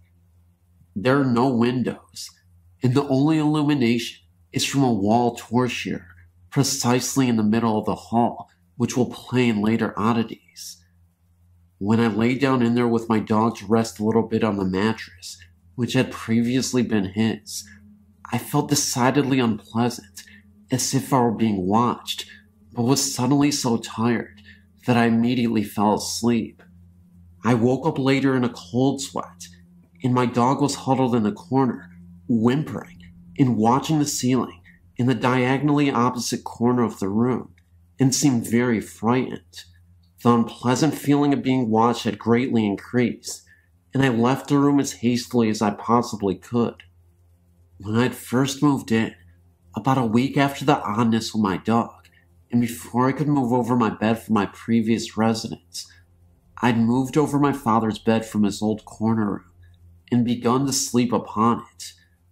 Things were fine for about a month or so, until one night, I awoke to see the silhouette of a tallish man standing in the doorway to my bathroom. There is a bathroom attached to my bedroom, and a door leading out from the bathroom into the entrance hall by the front door. The man was standing with his arms slightly bowed and head lowered with shoulders tense, and seemed angry for some reason, very angry. The man pointed at me, and I blinked, and he disappeared.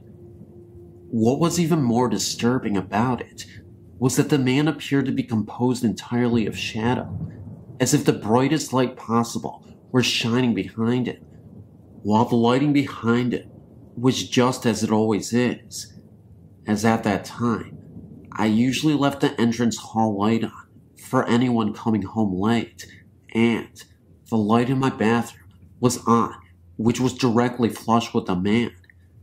Even more disturbing was that after I blinked, the man was gone, and when I looked to investigate, the door was once more closed, but the door was unlocked, which it never was, and the light in the bathroom was still on, which it also never was.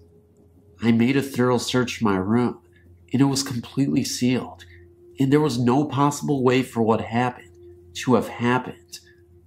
About a day or two later, and this is the weirdest, most terrifying part, and the most horrific, I was laying in bed, the one my father had shot himself on after my grandmother had died, although he did not die of it.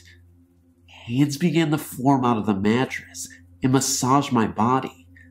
At first I thought it was a dream, as it was so absurd, but did not feel bad and was actually soothing, until the hands began to gouge and claw at me, trying to pull me into the bed, at which point I began to shriek and jumped out and off of the bed, and watched as the hands very silently melted, almost back into the mattress.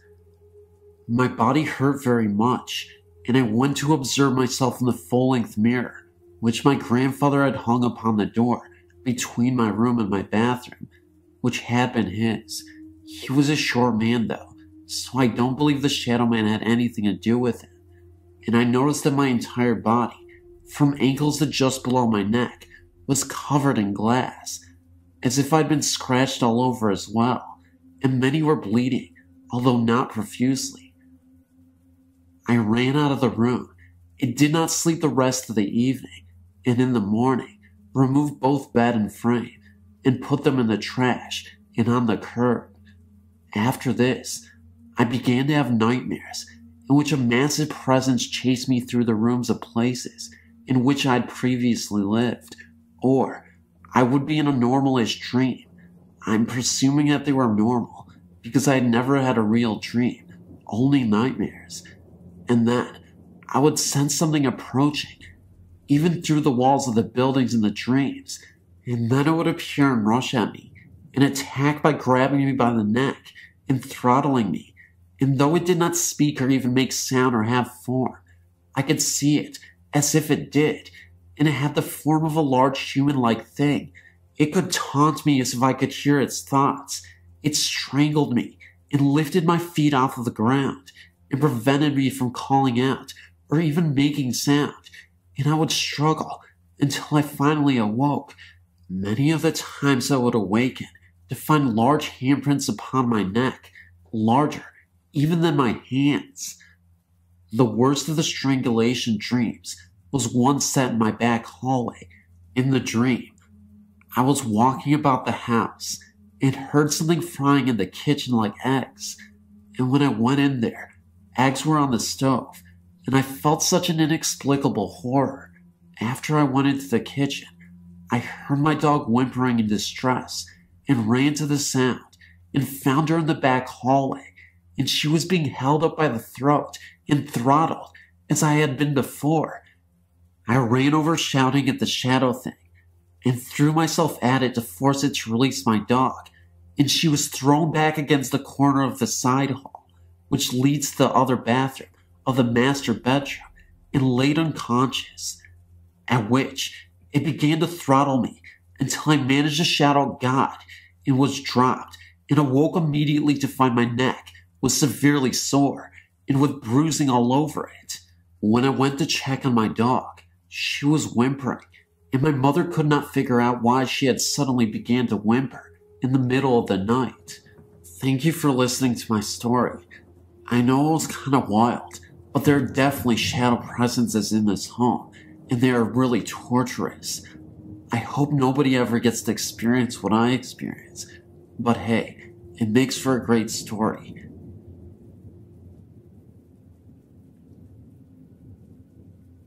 Being a kid from a large single-parent family, we moved around a lot. One of these homes was on 1864 Robinson. We were poor.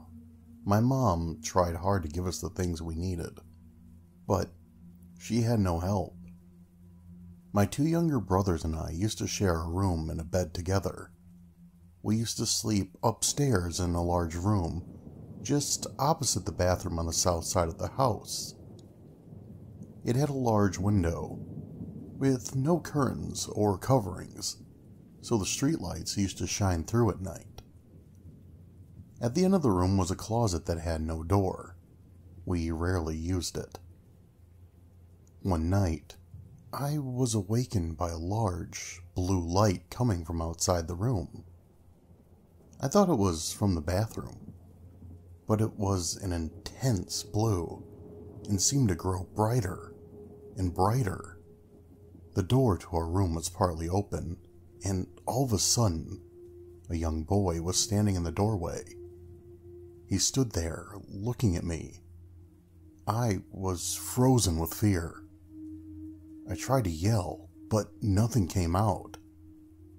He was bathed in a blue light that, to this day, I have yet to experience again.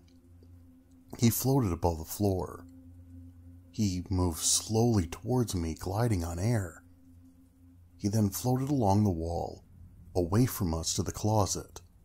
He stopped, turned, and floated in, the light disappearing. I couldn't move. I tried and tried. Finally, I slid off the bed and crawled to the stairs. I tried to walk down, but my legs gave way and I fell. My mom awoke and rushed to see what happened. She held me as I told her. She put me in her room and went and got my brothers. No one ever went in that room again. I used to go by there from time to time, until one day I went, and there now was a new home built there. Makes me wonder if anything strange ever happens to them.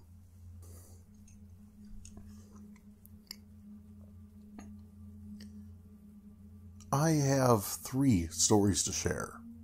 The first is an experience I had 20 years ago. My aunt, who lived with us, passed away.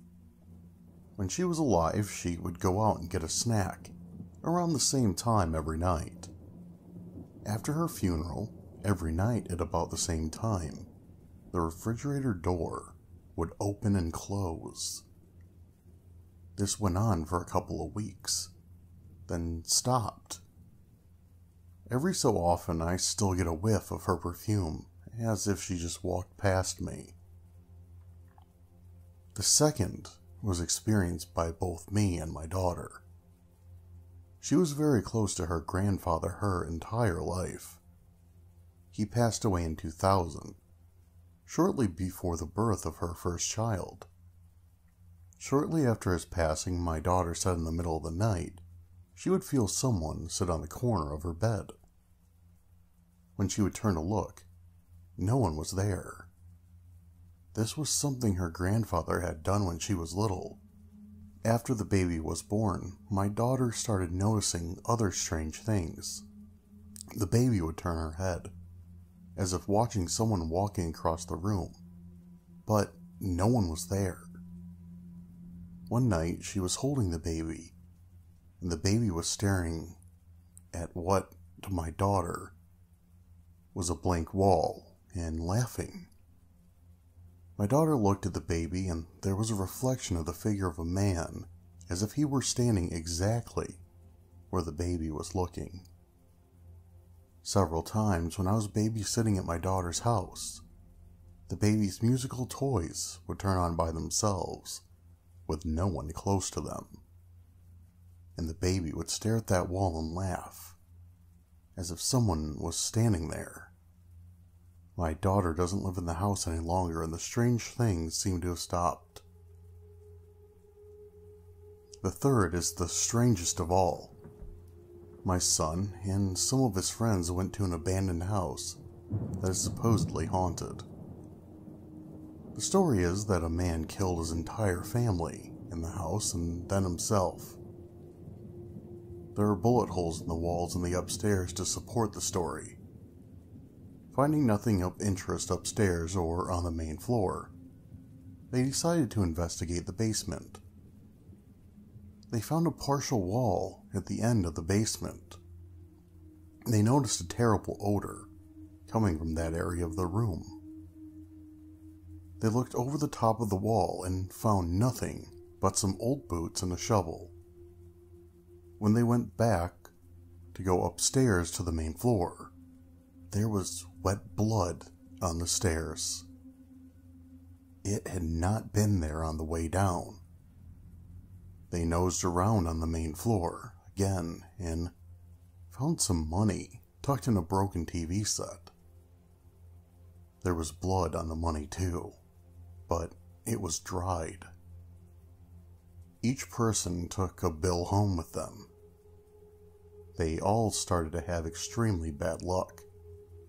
Car accidents and such.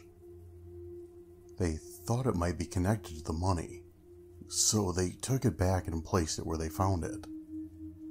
The bad luck went away. They checked the basement again, but nothing was there. Others say you can drive past the house and see lights on in the windows, even though there are no working lights, and there is no power to the house. Some say they've seen the figure of a child or a lady in one of the bedroom windows. My son and his friends have not been back since, and my son refuses to even drive past the house anymore.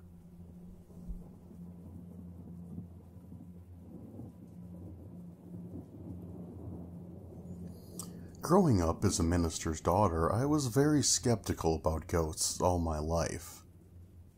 Then I went to a small private college in Tennessee. My first year was pretty uneventful, but the second year I moved into a new dorm. My room was a suite of 2 rooms with a bathroom in between, and my former roommate lived in the other room. The first year in the suite there was only one occurrence of what I now think was a supernatural event. Normally, the doors between the 2 suites were kept shut.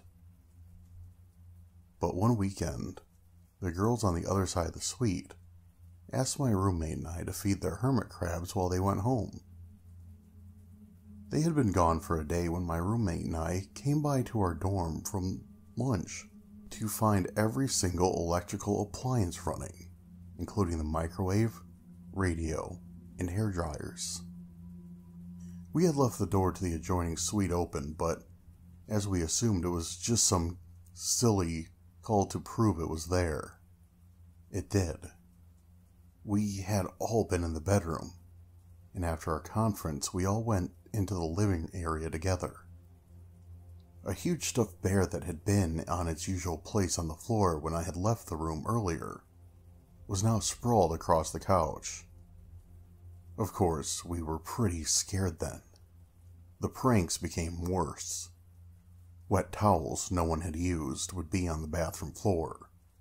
Breezes coming from nowhere would move the dust ruffles on the bed. Things would be taken out of drawers and left on the floor. On homecoming weekend, I was the only one who had stayed in town. I was in the suite alone, taking a shower, when I heard someone unlock and open the door to the living area and walk in. I heard high-heel shoes walk across the floor, through the bathroom, and through the other room and walk out the bedroom door. I thought at first that it was one of my roommates who decided to come home to homecoming after all, and I called out, "Hello?" But no one answered. The only other experience I have had is at the house in Vermont where Joe Walsh used to live. My husband's uncle is the caretaker there, and shortly after I met my husband, he took me up there to look at the house. I had not been told of any ghost stories connected to the house at this point. As we walked around the house, I became increasingly agitated. By the time we were upstairs, I was having trouble breathing. As we started toward the ballroom, I knew I had to get out fast. I was terrified and sensed just an overpowering feeling of evil there. I raced out, and I refused to even look at the house anymore. Later that day, my husband's uncle told me about all the different stories and encounters people have reported about the house. A man had hung himself in the very room that I had trouble breathing in. And at night, the uncle heard sound of people and objects moving frequently. I am now a true believer in ghosts, but I am also terrified of them. And I hope these are all the experiences that I will ever have. My name is Kirk. I'm about to turn 18, and I live in New York State. I apologize in advance for the length of my story, but I never get to talk to anyone about these things that happen. I'm looking for answers as to whether or not the house I live in is haunted. I don't talk to my friends about them because I always get the weirdest reactions when I mention them. You know, the kind of look someone makes when they think you're insane. Since I was a little kid, I'd always found the paranormal amusing. My mom believes in ghosts based on her own experiences, which I might say are quite frightening. I have 2 older sisters, and both have related their own personal experiences to me. So, in a way, I suppose I was influenced into finding the supernatural interesting. I live in a 2-family house that my family owns. We used to rent the bottom apartment out to people, back in the late 80s to early 90s. The tenants have said that the downstairs apartment is haunted, and a psychic my mom brought over one time said that the apartment was indeed haunted. In one of the rooms downstairs, my great-grandfather passed away. The house has been in our family for a while. Also, my mom's nephew who came over from Ecuador was living with us when I was about 7 or 8. Hard to remember. He died while living here in a car accident in Lake George. Is it possible he has unfinished business because his wife and daughter live in another country? Also, my mom's boyfriend of a long time ago, this is back in Ecuador, which was probably in the 60s, died on a hiking trip. My mom loved him and always insists that he watches over her.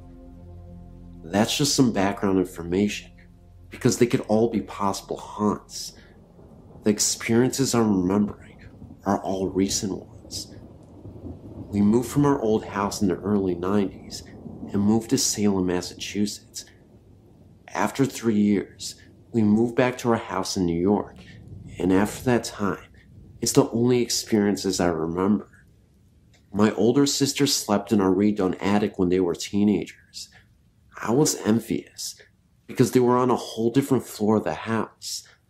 I used to think the attic was cool. Both my sisters have had stories about the attic. My sisters moved out long ago, which gave me the advantage of choosing a room up in the attic, being older and all.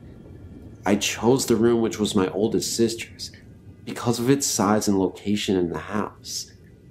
It was the last room and had stairs in the room going down and leading into the second floor apartment.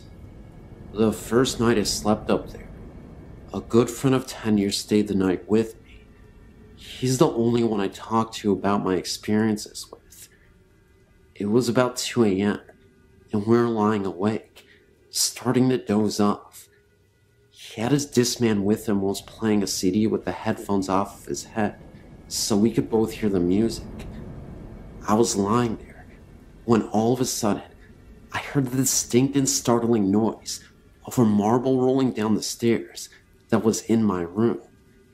It finally hit the bottom of the stairs, and I asked my friend if it was him that did that. I remember thinking, great, the first dang night I'm in here, and something weird has to happen. I definitely would have seen if my friend had thrown the marble down the stairs, but he didn't. By the way, this actually happened one more time before, not happening since. That story can probably be explained easily, but there are other weird ones. In the same room I was sleeping one night, I'm 95% sure I would have closed my closet all the way before I went to bed, because a thing like that would bother the hell out of me, and I wouldn't be able to sleep. I woke up suddenly in the middle of the night to a very strange noise. It was a quick and harsh boom mixed with a whoosh sound. I looked around my room to find the source, and my eyes focused on my closet door. The door was open. I sort of stood up and chuckled because it was 3 a.m.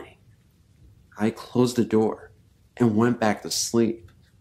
I later analyzed the sound because I remembered when I woke up, what it sounded like was the closet door being pushed hard from the inside and rubbing on the carpet as it opened, which would account for the whoosh. I was never scared, just sort of curious as to whether or not it was insane. The next experience was definitely an odd one. It was the morning. Morning is like 12 noon to me, especially in the summer. And I had woken up and was getting ready to take a shower. I made my way downstairs and was heading to my mom's room to get a towel. No one else was in the house at this time. My mom was working, and so was her boyfriend. As I was passing through our dining room, I felt something cold hit my right earlobe. Within a couple seconds, my fingers were up to my ear to pinch whatever was on my ear, because I thought it was a bug. I took my fingers away and realized that what hit my ear was a drop of some liquid. It didn't feel like water. It almost felt like oil. It had a strange smell to it, almost like a perfume oil smell. Very confused, I rubbed it in my fingers and looked around the ceiling for the source. But if you think about it, an earlobe is an awkward place for something like that to land on. If it was coming from above, it would have hit the top of my ear, right? But that's not the end. I shrugged it off, got my towel, and went into the bathroom. I took my shirt off, and splot, I felt a drop hit my chest. Now this was weird, because I was totally in a different part of my house. And again, the chest is an odd place if the drop is falling from above. Before touching the spot, I looked at it. It definitely splattered with some force, because it was spread out a little. I touched it and smelled it, and it was the same dang substance. Why is this relevant? One night, I awoke to hear a very disturbing noise coming from the bathroom. Nobody was up at the time, and I heard a very distinct gurgling noise. I walked towards the bathroom to see what it was, when the lights turned on by themselves, and the shower curtain was moving. Remember, nobody was up, the lights were off, and they somehow managed to turn themselves on. Curiosity got the better of me, and I decided to inch closer to the shower curtain. I had to know if something was behind it. I moved the curtain, and to my relief, there was nobody there. But then the lights turn off once again. I start to get really freaked out and rush to turn on the light. I look across the hallway, and I see what looks like an elderly man in a wheelchair with an oxygen mask on his face. He looked about as real as any living person would. Now, it wasn't like I saw this figure for a long time. I wasn't on meds, and I'm a sober person. I wouldn't even say I was tired. The encounter lasted about 10 to 15 seconds. It was fast, but it was long enough that I could see this man. I honestly felt like the liquid that I felt came from this gurgly elderly man. I found that very interesting, and later, I told my mom about it. She thought I was joking and laughed it off, then grew very concerned after I insisted that this was something I saw. She thought I was having hallucinations and wanted to take me to the doctor, but I urged her that I was of sound mind. Although she did later tell me that something similar happened to her, where she could have sworn she felt the presence of an elderly man, but she never saw anything. Lastly, there was an unexplained experience that happened in my room. One of my cats was sleeping on my bed, and I was sitting in this love seat I have, watching TV. My lights were off, so I couldn't see anything clearly other than the TV. Something startled me when I heard something hit my wall, as if being thrown, like a hammer hitting a wall. I then started to notice that my cat uncharacteristically started hissing at the window and moaning. She's usually a very quiet cat, but something really seemed to bother her, and she wouldn't keep quiet. She kept meowing for what seemed like 5 minutes. I didn't see anything in the window, and the cat for the next week persisted to meow in terror before she just gave up. She never did that ever again, and it was quite bizarre. It really started to scare me. On a separate day, I've heard cabinets opening and shutting. These things terrify me because I still have no explanation for them. Is my house haunted by a timid spirit who wants to know that it's there? Any comments or advice would be appreciated.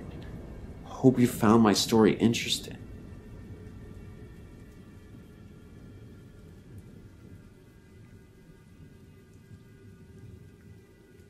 During the summer of 1976, my mom, older brother, and I decided to accompany my aunt and her family to West Virginia and North Carolina to work in the tobacco fields.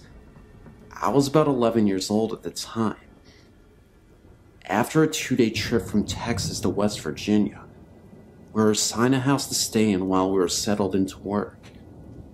There were several of us, 10 in all, and we were tired from the trip, so everyone just basically picked a spot in a place and readied ourselves for bed for that first night. It was not a restful night. At about 3 a.m., we were awakened by the sounds of a woman crying and wailing in the room with us. Looking around the room, we could see that everyone was accounted for and no one was crying. The sounds increased in intensity and lasted for about 10 minutes. When I say wailing, I mean just that, a horrible, low sound, very similar to some of the sound effects heard in the old Scooby-Doo cartoons. I realize that sounds somewhat funny, but I swear it's true. I'm not sure if my eyes were just playing tricks on me, but in the darkness of the room, it really looked like there was a figure kneeling down. You could see it well enough in the dark to know that it was a gray outline of some figure. Interestingly enough, after the 10 minutes of sobbing, I noticed that this gray cloud ended up disappearing as well. Thankfully, we weren't to stay in that house for very long. Another house, with more room for 10 people, was assigned to us. That was not an improvement. The next house was a 2-story one, located somewhere between Hendersonville, North Carolina, in a small town known as Soul City. It was situated about 200 yards off a road, with a long driveway and a set of railroad tracks that ran along the other side of the road. There was a large white house off to the north of our house, about another 300 yards away. The house had a large open field in front, and was surrounded by woods on the other 3 sides, and a shed, and an old open water well in back. Spooky enough setting during the day. At night, things would happen, such as lights turning on by themselves, footsteps heard upstairs, when everyone was in plain sight downstairs, the sounds of something heavy being all dragged through the house late at night, after everyone had gone to bed, knocking on the walls, and my brother swears he's seen what appeared to be a black hooded figure at the foot of his bed. I remember I had my window open once while asleep at night, and I could have sworn I heard the sounds of a horse running across the field outside. Nobody in our area owns any horses at all, and you could hear the sounds of neighs. I ended up looking outside and saw absolutely nothing, but there was definitely a horse that I heard. I swear to anyone reading this, these events really happened. I know people often make claims like that, which make it seem like it's fabricated, but I really want to put an emphasis on the validity of these stories. All I have is my word, but I'm telling you, these events are so real. I'm 36 now, an Army veteran, college educated, and I have an interest in ghosts and the supernatural. If anyone has any clues about the house, the one near Soul City, North Carolina, its owners, or perhaps even its history, please email me.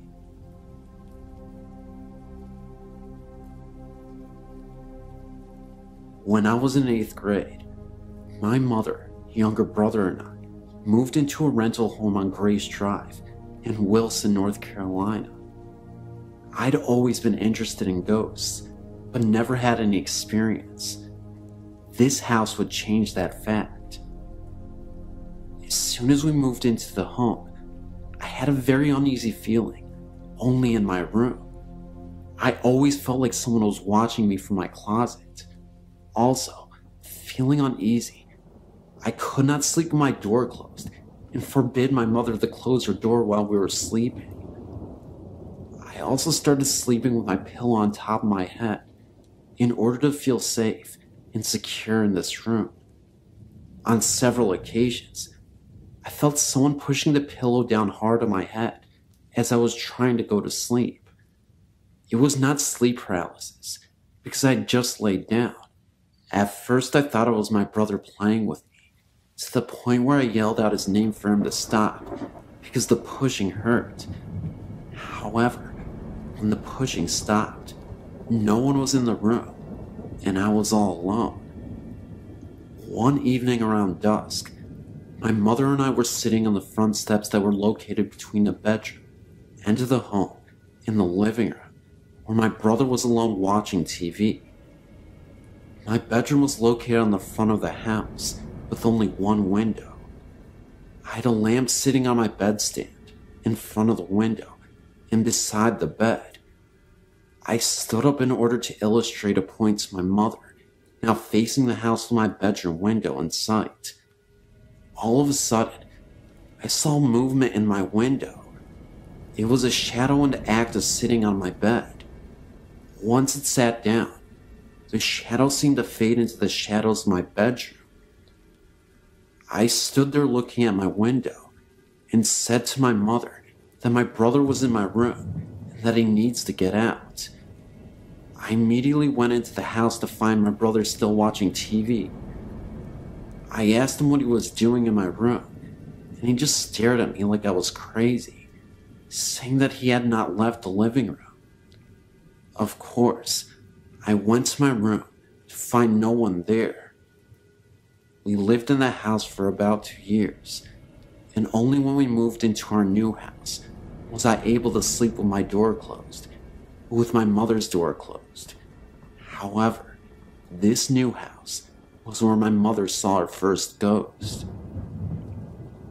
This happened about 2 months after we moved into the house. She said that she was laying in bed one night, unable to sleep because the streetlights in the city were so bright.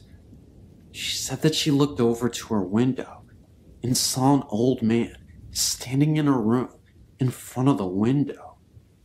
The old man walked over to the bed and looked down at her and then backed away, only to disappear.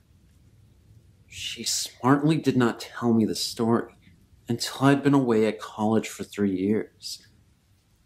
We are assuming that the old man was Mr. Barnes, who we think may have died in the house and was just checking in on the new occupants. That was the first and last incident that occurred in that home.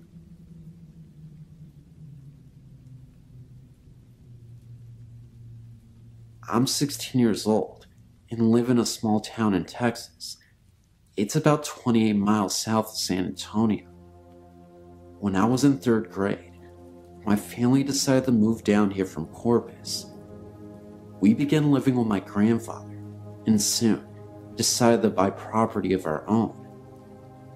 My mom and dad bought the property located right next to my grandfather's, which just happened to be the entrance to a coal mine that was very active about the 1900s. We built our house right next to the entrance to the coal mine. Our back door opened right on top of the entrance. By the time the house was built, I was about 13 and finally had my own room. One night, I was struggling to sleep and heard footsteps.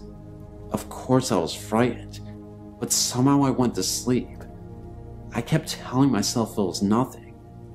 While I was sleeping, and this part of the story doesn't make sense at all, I had a dream that I was part of a well-known Jewish family in Europe in the Great World Conflict. I saw soldiers take my husband and I to a ditch in the middle of nowhere, where they got rid of my husband. In my dream, I understood German. Next, they got rid of me also. As I died in my dream, I woke up in real life.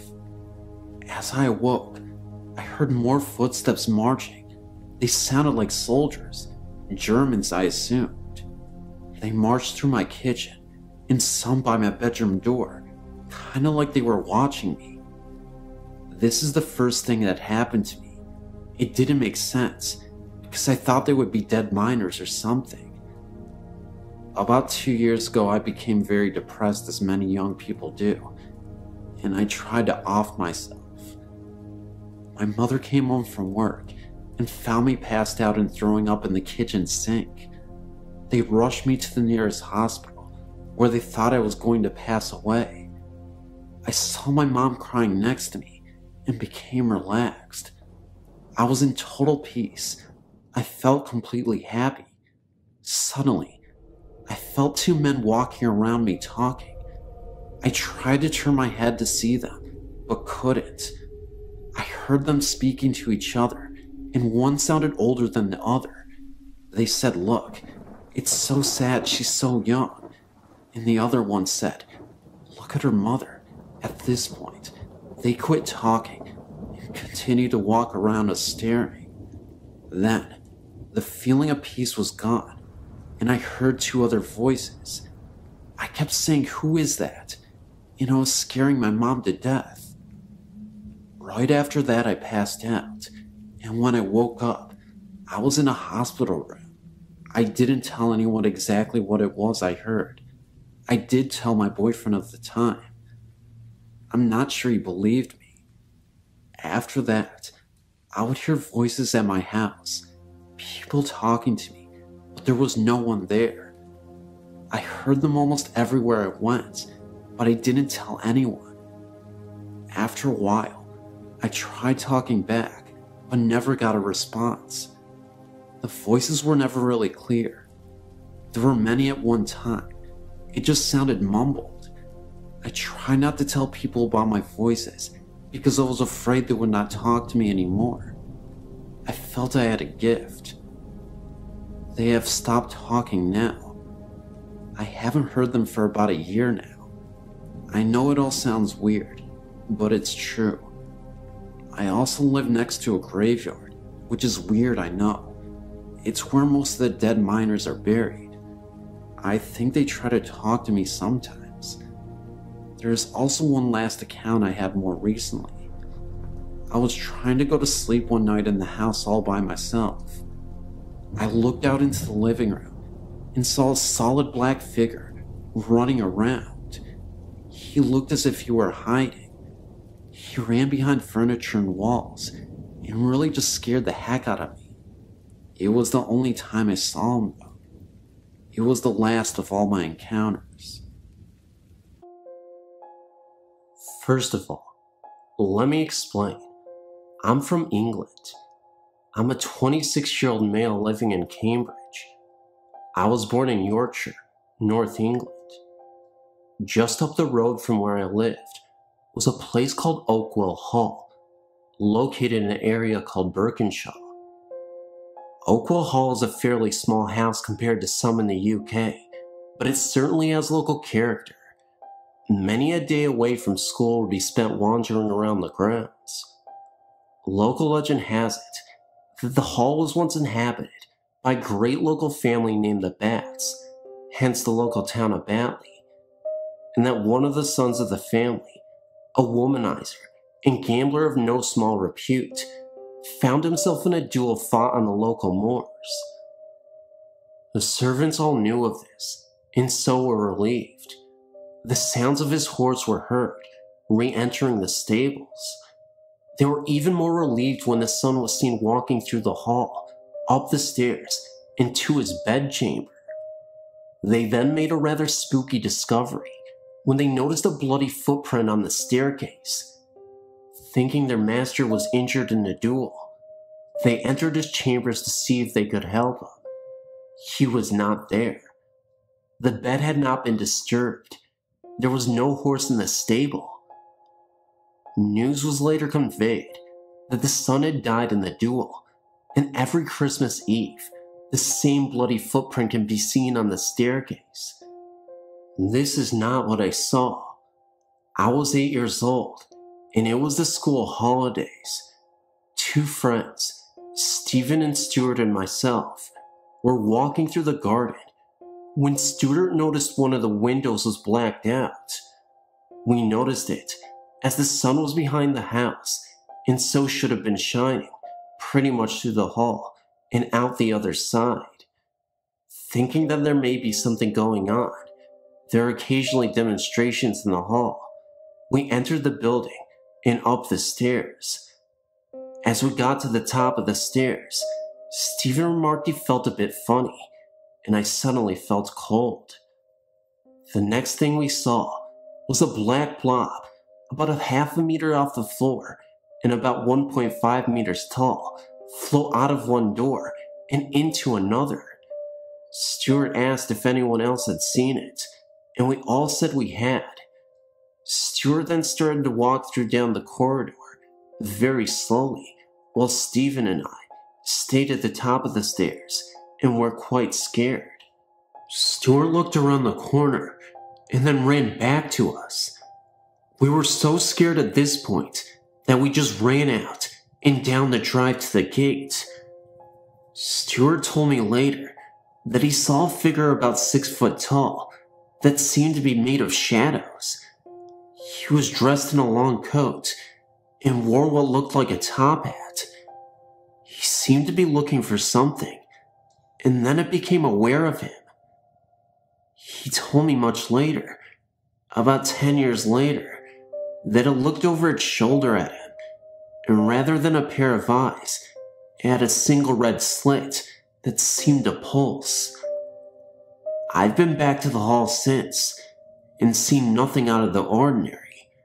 However, I felt very uneasy about certain rooms. Oh well, there you go.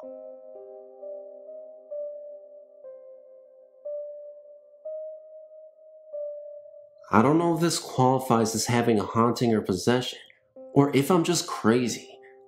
I've read several stories on your site, which is great by the way, and haven't come across anything similar to one of my experiences, which I'll tell below. My father is suffering from advanced rheumatoid arthritis, along with hepatitis C. Not a good combination. Anyway, I've been living with the pain of knowing he would be sick and in pain for the rest of his life since I was 16. I'm now 22, and watching him suffer and struggle with his diseases. Because of this, I've become increasingly interested in whether or not there is another phase of existence after we leave this world. I've been asking, both mentally and out loud, for some type of proof of this, mostly for my own comfort. Anyway, I've recently been hearing noises that sound like a lot of people talking at once in my house when I'm home alone. It doesn't bother me or scare me, and it's so faint that it could be my imagination. Along with this, I've heard walking on my ceiling. My rooms are in the finished basement. In thinking my fiancé was home, went upstairs to greet him, only to find myself still alone in this very house. Since I've been asking for proof, I wonder if it's only my imagination, but this next part was scary. I heard the voices. Sounds like a crowd of people all talking at once, but this time, I wasn't hearing them externally, with my ears, but originating from inside my head. I had this weird feeling that they were all talking directly to me, rather than just overhearing things like the other occasions. Anyway, the voices in my head just kept getting louder and louder, and all of a sudden, I was laughing uncontrollably for no reason. Probably doesn't sound too scary to you, but the whole time I was laughing, about 5 minutes, I was having thoughts like, why am I laughing? Why can't I stop laughing? There's nothing funny about this, and such. I was scared and physically willed myself to stop laughing, which didn't work. The voices started fading after about 5 minutes, and my laughing reduced to giggles, and then to shocked silence. I've never told anyone about these things. I even think I sound crazy. And no, I was not on any mind-altering substances at the time this happened. Has the voices, laughing thing happened to anyone else out there? Or am I just crazy? If this has happened to someone out there, please email me.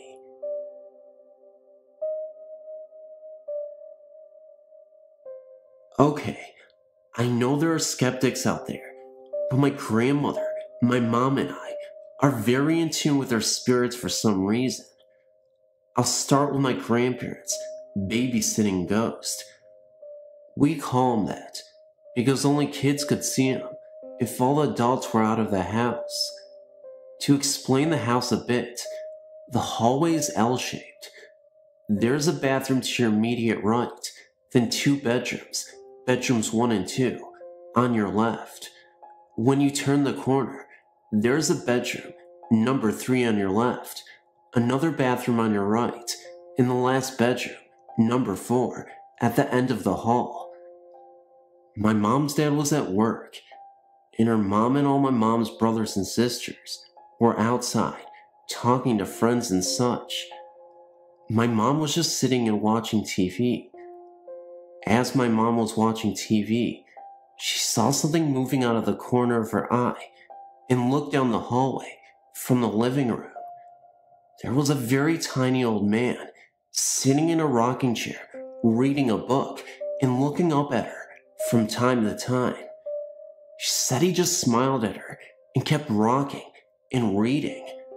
When the adults came back into the house, he disappeared. 2 of my cousins have seen him also. The one thing that totally freaked us out was after my mom and I moved in with my grandparents.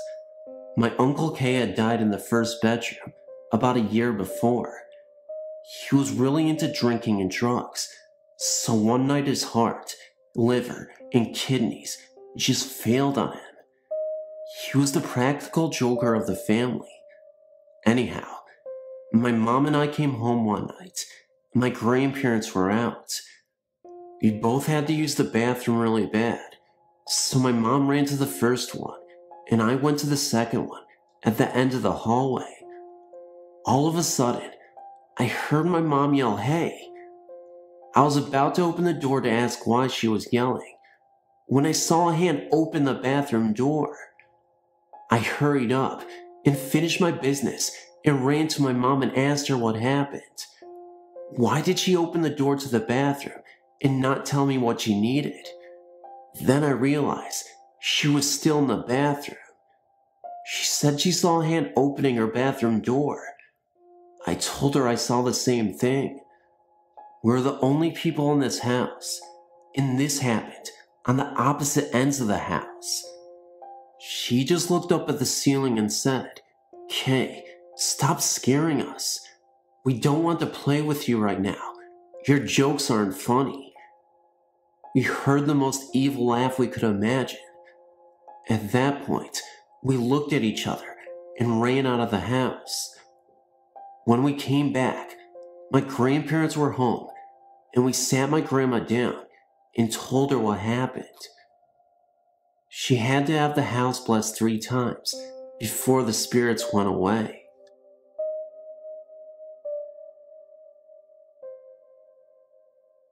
I was visiting some relatives in Denton, Texas, in early July of this year when this strange event took place. My relatives live in a trailer park, and some of the trailers are sitting close together. One late night, when I was there, my nephew left his cigarettes in his car, so he went out to get them. I went with him. As we were walking to his car, we noticed that next door, there was someone rummaging around in a trash can that was in the back of the neighbor's truck. We thought nothing of it, thinking it was just one of the neighbors looking for something they threw away. As it was dark near where the vehicles were parked, we couldn't make out who it was. Well, my nephew got his cigarettes out of his car, and we were walking to the front of his trailer, where there is a bench you can sit on. We were walking towards it, when we noticed whoever it was that was walking through the garbage can was now walking up to the next door neighbor's porch, which was a good 20 to 30 feet from us. For whatever reason, just the sight of the person made both of us freeze, while this figure just stood at the foot of the next door neighbor's porch steps with its back to us. It was almost as if this figure knew we were looking at it, but it wasn't even facing towards us. It just stood there, and we felt that somehow it was looking at us. Somehow. In the light of the porch lights, we could make out the details of this figure. The figure was of a small boy, but what was weird was that his head was shaven on both sides of his head, and in the middle was a blonde mohawk type haircut, except it wasn't the short type, but more of the longer hairstyle mohawk. This kid had 80s style clothes on. The shorts, multicolored and unbuttoned, light blue shorts, and white tennis shoes. This kid just stood there for a few moments and began ascending the next door neighbor's steps in a stiff, awkward way. Its arms were close to its sides, and as it went up the steps, it just continued staring straight ahead, not once looking down or in any other direction. Then, the view of the kid was obstructed by the neighbor's porch, so we could no longer see him. The weird thing is, we never heard the next door neighbor's front door open or anything that would indicate this person went in. My nephew and I, very unnerved and chilled, ran into his parents' trailer. We sat in his living room for a while, trying to rationalize what we had seen. He told me that the neighbors had 2 girls, but looked nothing like what we had seen. We asked my nephew's mother, my sister, if she knew if the neighbors had some relatives over, and if so, if they had a boy that looked like what we described. She said, not that she knew of. Well, the next day, we go over to the neighbor's trailer and asked them if they had anyone over that looked like what we saw. They said no. We've had no visitors in 2 weeks, and no, we have no boys or children like what you described. My nephew and I then noticed there were 2 girls in the living room. We confirmed that that was the only children they had. So, who or what could have been? Where did it go? We didn't hear it go in the neighbor's home that night, so maybe it was just a strange neighborhood kid and went through their backyard to where they were going. Well, that would have been very difficult, since the neighbors have one of those extremely high wooden fences with no doors on it in their backyard. Besides, why would it go through the trouble of going up into their porch when they could have gone around?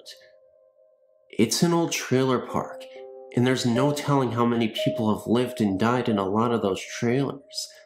I'm just glad I don't live there.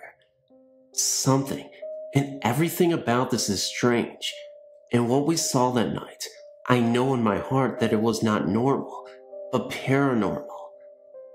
I'm just glad the figure never turned around to look at us. I don't know what would have happened then. I'd hate to find out.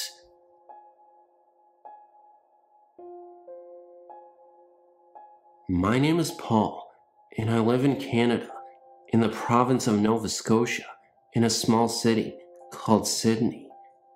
This small city was at one time an industrial center with coal mines and a large steel plant that employed thousands. This area's past employment promises has drawn in many foreigners to settle here, and we have a rich history of superstitions and beliefs. I should say that I'm not exactly a believer in ghosts, although I have an open mind to the idea that there may be something to it at all. Anyway, on with my story. I think I was 17 or 18 when this happened, which was around 1987. I was working for my local McDonald's restaurant and was working until 2 a.m. It was shortly after midnight when I took a break and called my girlfriend to say goodnight. As we talked, she stopped to see if someone had come down the stairs from the second level of her parents' home because she thought she had heard footsteps. She checked the stairs twice, but nobody was there. The conversation turned to the fact that at times, she would hear sounds in the house as though someone was walking the stairs. Our topic then returned to the normal teenage babble until she happened to look into the adjacent room. She thought she saw someone sitting at the end of the sofa. She put the phone down momentarily, while she turned on the light in the darkened room. It was only a sweater and a jacket laid over the backrest of the sofa, so we resumed our conversation once again. I can tell you that she had no thoughts of anything paranormal. She was thinking that maybe someone else was home, other than her sleeping parents, as she had a number of older brothers still living at home. I can remember that as we talked, she stopped dead in mid-sentence and started to weep. I was wondering what was wrong, thinking that I had said something to upset her. When I got her to speak, she told me that there was someone there, standing in the doorway of the room where she had just been. She sobbed that she was trying to sit very still, in the hopes that this apparition would not see her and just go away. I tried to talk to her and settle her down, not quite sure if this was a joke or not. I think that the figure stood in this position for at least 5 minutes. Then, just when my terrified girlfriend calmed down a little, the figure moved into the hallway and assumed a sitting position, legs crossed. I again had to try and calm her down by talking to her and asking her to describe what she was seeing. The figure, she said, appeared to be a boy of about 8 or 10 years old. He was wearing a modern-looking winter jacket and a winter hat. She said that although the facial features were not plain, the eyes could be clearly seen and were blue. The hands and feet area of the figure faded out of sight. This boy sat on the floor, not 10 feet from her, and looked right at her. Another minute or two passed, and then my girlfriend started weeping again. I remember her whispering, "Oh, Paul, it's a girl." She told me that the figure had reached up and pulled a hat off its head, and long blonde hair flowed from under it. The figure sat and stared in my girlfriend's direction a few minutes more, and then appeared to stand up and go back into the room where it came and disappeared. My girlfriend stayed on the phone just long enough to be sure it was gone. Then she hung up with me and ran for her parents' bedroom. That was the end of the experience, and had lasted about 15 minutes. She asked her parents the next day if they could think of who this may have been. They had no ideas and probably didn't believe her. I wasn't quite sure if I believed her either, and I kept asking her if she was playing a joke on me. She insisted she saw what she saw, and she wasn't comfortable talking about it for fear that it may reappear. I'm now married to my girlfriend, and she still swears every word of this is true. She still doesn't like to talk about it. No one has ever seen a ghost in that house before, or since, that I'm aware of. My wife over the years has gotten spooked, and came running to me saying that she felt uneasy, and was afraid she was back, but she hasn't been. I don't know if you respond to these letters or not, but if you do, write me a note to tell me what you think. Thank you for reading.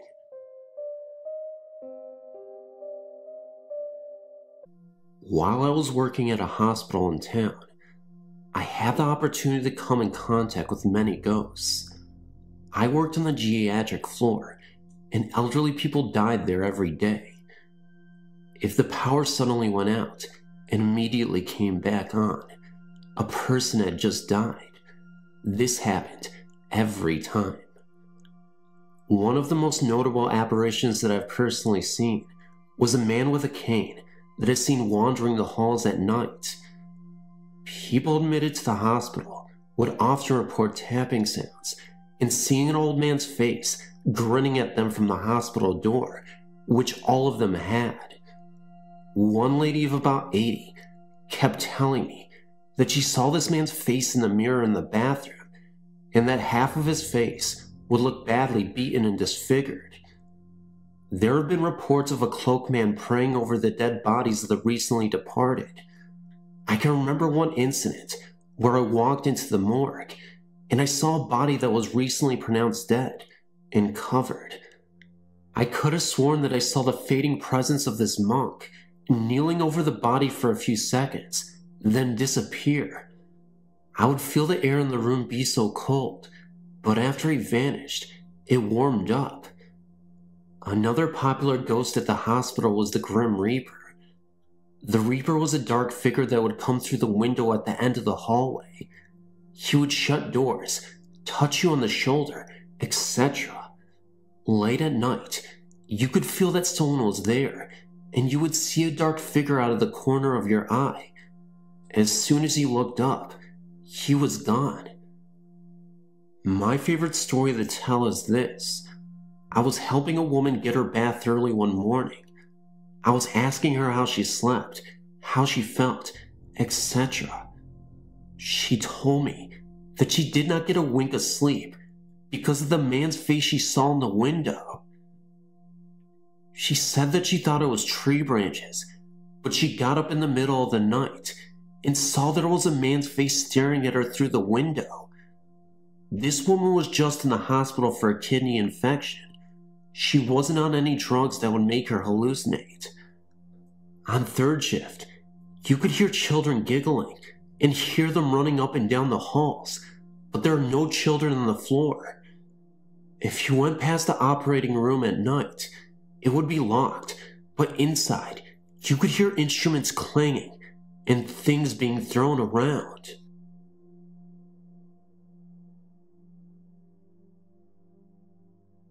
Haunted church stories seem to be popping up frequently lately, and I'm here to say that I have a brief story that will involve just that. There's this Catholic church that I used to constantly clean. This was in Vermont, and the church had to have been built in the late part of the 19th century. Very beautiful windows, looked immaculate. Anyway, I used to work as a janitor cleaning the halls late at night, when I would be the only one there. There were many times when I would hear the organ notes playing repeatedly. I would hear the echoes of human voices speaking together, like whispers, and sometimes even clear words. One night, I was cleaning around the church once again. I was all the way at the end of the church when I heard the organs going off. It wasn't the usual sound either. It sounded monstrous, as if someone was literally stomping on the organs. I looked immediately in the direction of where the organ sounds were coming from, and I could have sworn I saw a cloaked figure at the organ and playing it. It was the typical transparent-looking apparition, and when I walked even closer to get a better look, the figure had seemed to disappear. That was, of course, the worst of what I had witnessed, but there were times where I would see the organ once again playing by itself. I'd see a note or two being pushed down by itself when nobody else was in the room, and it was quiet. Anyway, that's all I have to report. I don't work at this church anymore, I'm happy to say, but I thought it was worth sharing. I wish I could say that this wasn't a real experience, but unfortunately, I can't. At least this will always make for an entertaining read.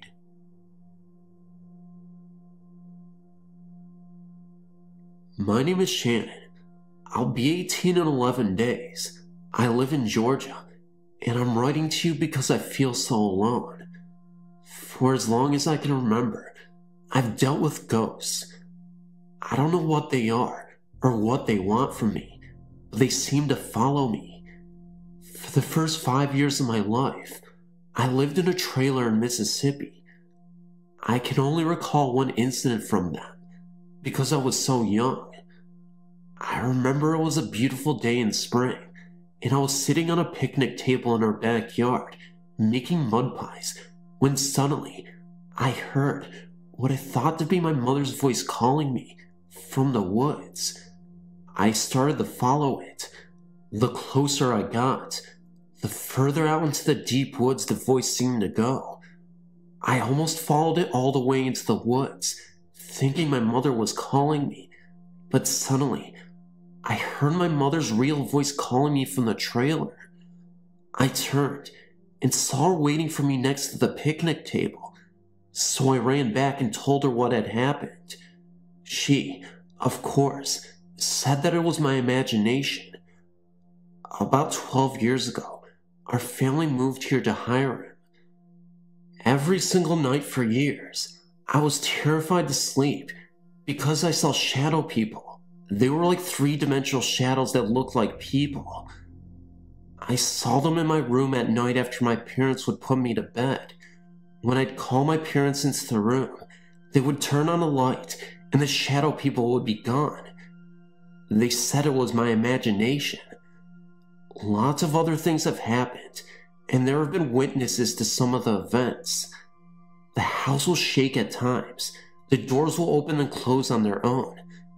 I've seen dolls move on their own. A glass has exploded in my hand for no reason. I know glasses will explode from temperature changes, but there was no change in temperature at all. There was a music box that music would play in other rooms of the house when the music box wasn't around. I've heard footsteps when no one was home or awake. I've heard voices. The list goes on. I thought maybe that there was something wrong with me, so I went to a psychiatrist. She said that there's nothing wrong with me. I've learned to verify that I'm really hearing something, because even my cats notice something and hear a lot of things. If they hear it too, their ears perk up. I've tried talking about it before, and they either don't believe me and think I'm making it up, or they think I'm crazy. I really feel alone, and it would be nice if you could give me some sort of guidance. What should I do? Should I do anything? Well, I apologize for the long email. I'm sure that you get a lot of mail every day, and I hate to add to the pile. Thank you for your time.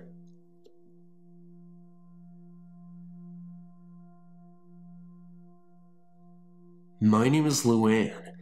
I'm 19 years old and live in a little redneck town in Virginia. I live with my grandparents and have lived all my life.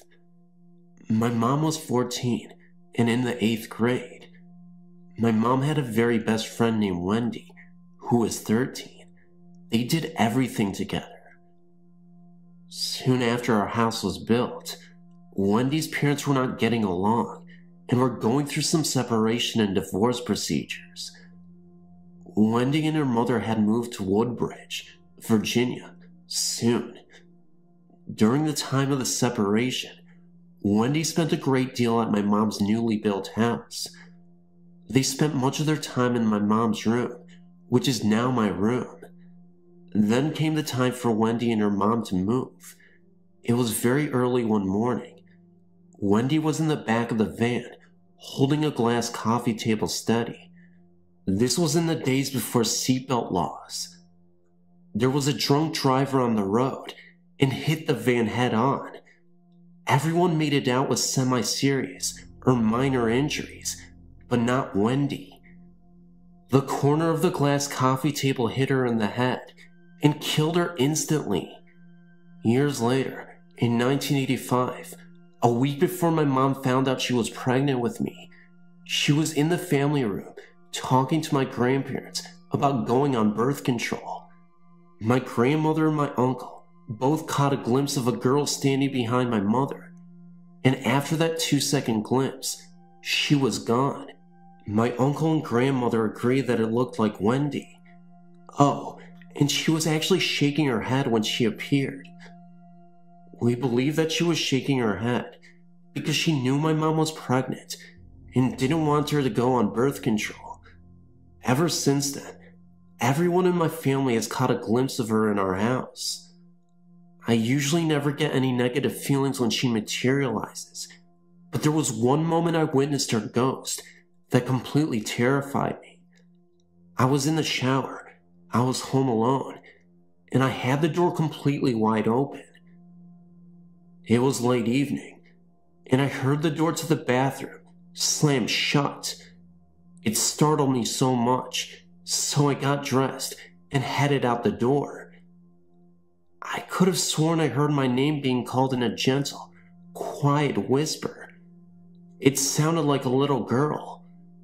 I go downstairs and walk into the living room, and then I see the lights flickering.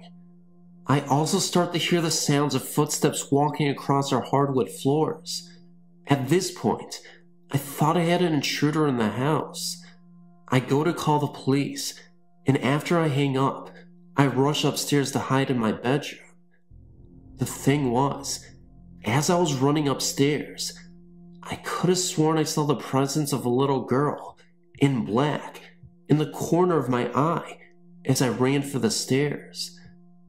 It was only for a couple seconds, and of course, my mind was just thinking about hiding from this intruder. I could have just been seeing things, but I swear, I saw a girl for a second. The police showed up, of course, couldn't find anyone, and all was quiet. My parents came home, and I told them what happened. They were just happy that I was safe. It wasn't until a few days later that I realized it could have been Wendy. Because my room used to be my mom's room, she's in my room most of the time. I feel her presence there a lot.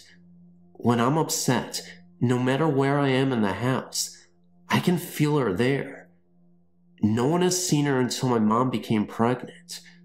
My family believes that she was sent to watch over her best friend's daughter.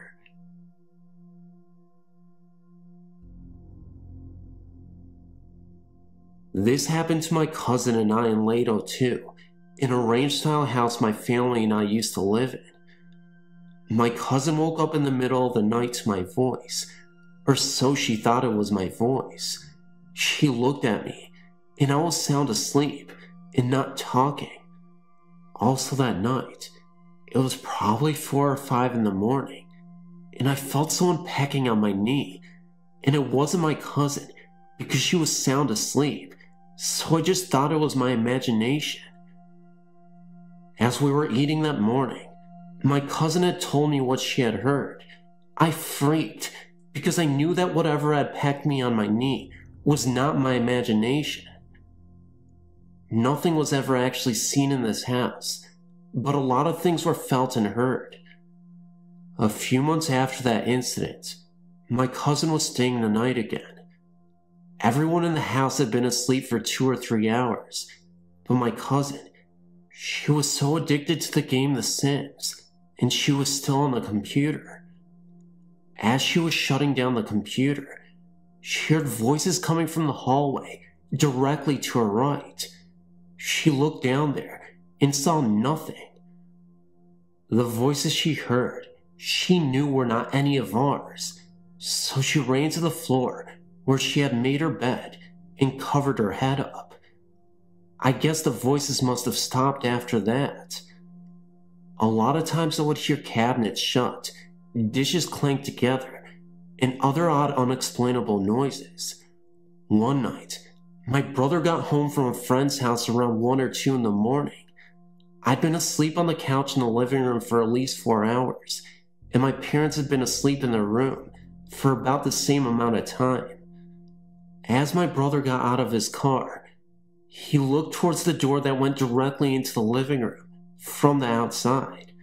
It had a little window on it. He could see the light from the TV that I always left on at night, but he also saw a black figure looking at him from the inside. He ran in the house and noticed I was on the couch sound asleep. Then he went into my parents' room and asked if they'd been up, and they hadn't. What is scary is that the thing was in the same room with me. The next night, I slept on the couch again. Do not ask me why. My brother was not home yet, and my parents had went to bed. I was watching TV, and I got kind of uneasy, so I laid down and covered up my head. After a while, I heard the glasses in the kitchen sink clanking together. I started to sweat. Then I felt as if someone was coming into the living room, where I was, when my brother arrives home, and the noises stop.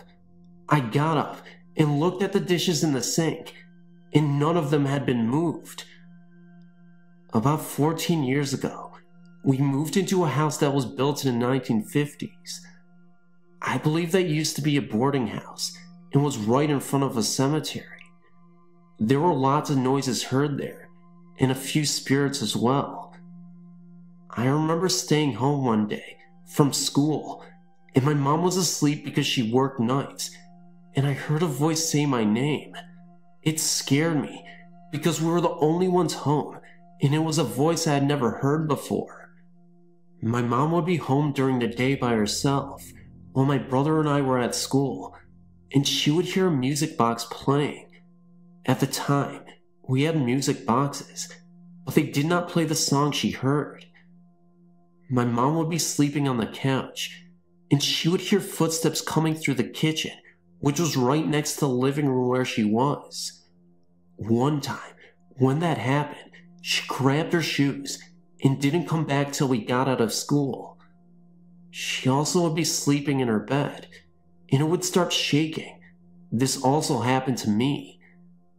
The shed in this house was directly behind my parents' bedroom, because their bedroom used to be a garage. Well, anyway, my mom would be lying on her bed, and she would hear someone or something walking in there. The odd thing was, it sounded like boots on wood, but the floor in there was concrete. We had a little dog out there at the time, but there is no way it could have sounded like that when it walked. One night, my mom, dad, and brother, we were all sleeping in my room because we put the air conditioner in there in the summer. Well, anyway, it was a cool night, so they had turned the air off and left the door open. My mom, for some reason, looked at the doorway and felt as if there was a presence there. She just put her face into my dad's back and went to sleep. The next day, she found out that her beloved dad had died, who lived in Kansas, and hadn't been found for a few days. She believes that it was him in the doorway. My brother saw a ghostly head in his bathroom one night. It was in a mist and was bald on top with hair around the edges of his head. We believe it was my great-grandpa. This happened at my grandma's house on September 2nd, 2004. It was my grandma's birthday and my mom, my little cousin, and I went there to have cake and ice cream. Well, my little cousin decides she wants a Miracle Whip sandwich. She pressed up against the door frame, asking my grandma if she could have a sandwich, when all of a sudden, she looked towards the microwave in the kitchen and screams, drops the jar, and runs to the couch where my grandma is, and my little is crying hysterically. We were all like, what just happened? For some reason, I became very cold and got goosebumps and had the urge to sit up. My little cousin wouldn't tell us what she saw. My grandma tried to tell us it was a mouse or a bug, but I highly doubt it, because she wouldn't have acted like she did. My grandma believes in ghosts, but I think she said that to make herself feel better, because she knew she was going to be there alone when we left. My little cousin, I believe, has forgotten about the incident, so I did not know what happened. Other things have happened at the grandma's, like something kicked her bed very hardly one night, and she also seen the spirit of a young girl dressed in white one day while lying on her couch in her living room. She's seen a shadow-like figure outside her window, which she knows wasn't a human because her cat started hissing and acting weird, and there's probably been other things that happened that I do not know about. I don't believe I've actually ever seen a spirit, but I know I felt them because in certain places, or sometimes when I talk about the spirits, the back of my neck starts to hurt and feels weird, and sometimes my head will start hurting. I have so many stories to share with you, but I will send them at a later time.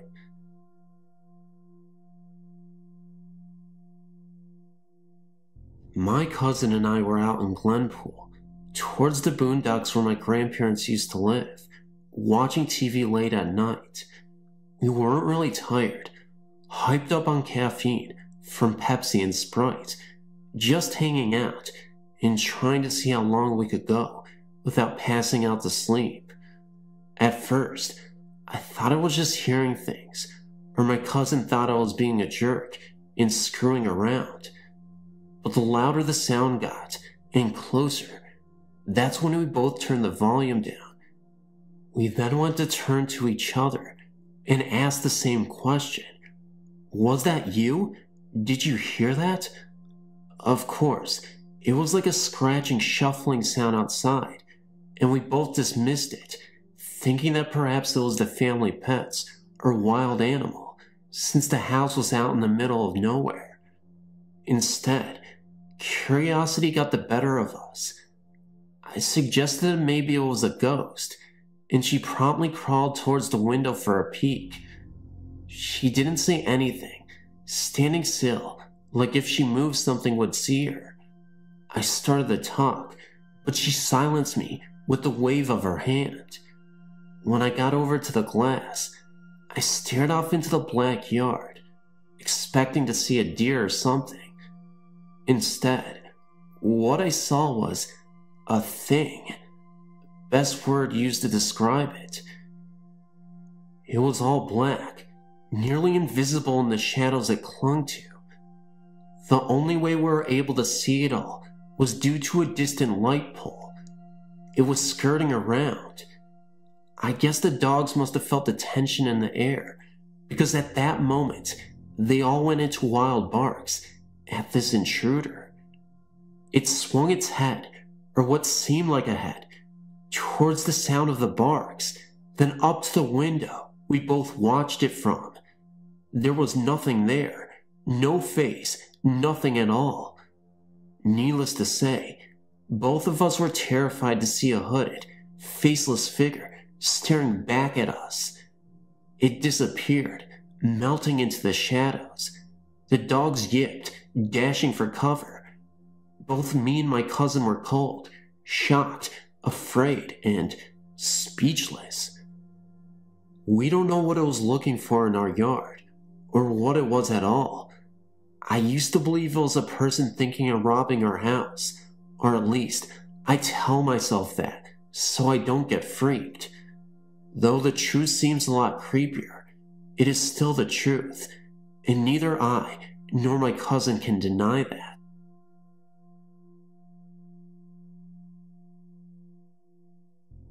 When I was 11 years old, at about 3 o'clock in the morning, I woke up to hear the sound of my dad plowing our driveway. He soon left for work, and I couldn't fall back asleep. After all was quiet, I got out of my bunk bed and climbed down my stairs and walked into the hallway. I went to the bathroom and then back to my room. I climbed into bed and crawled over towards my pillow. It was then that I turned around and was about to pull my blankets over me when I noticed two bright green lights in the corner of my room, directly in front of me. They were glowing and hovering in the same spot I just walked through.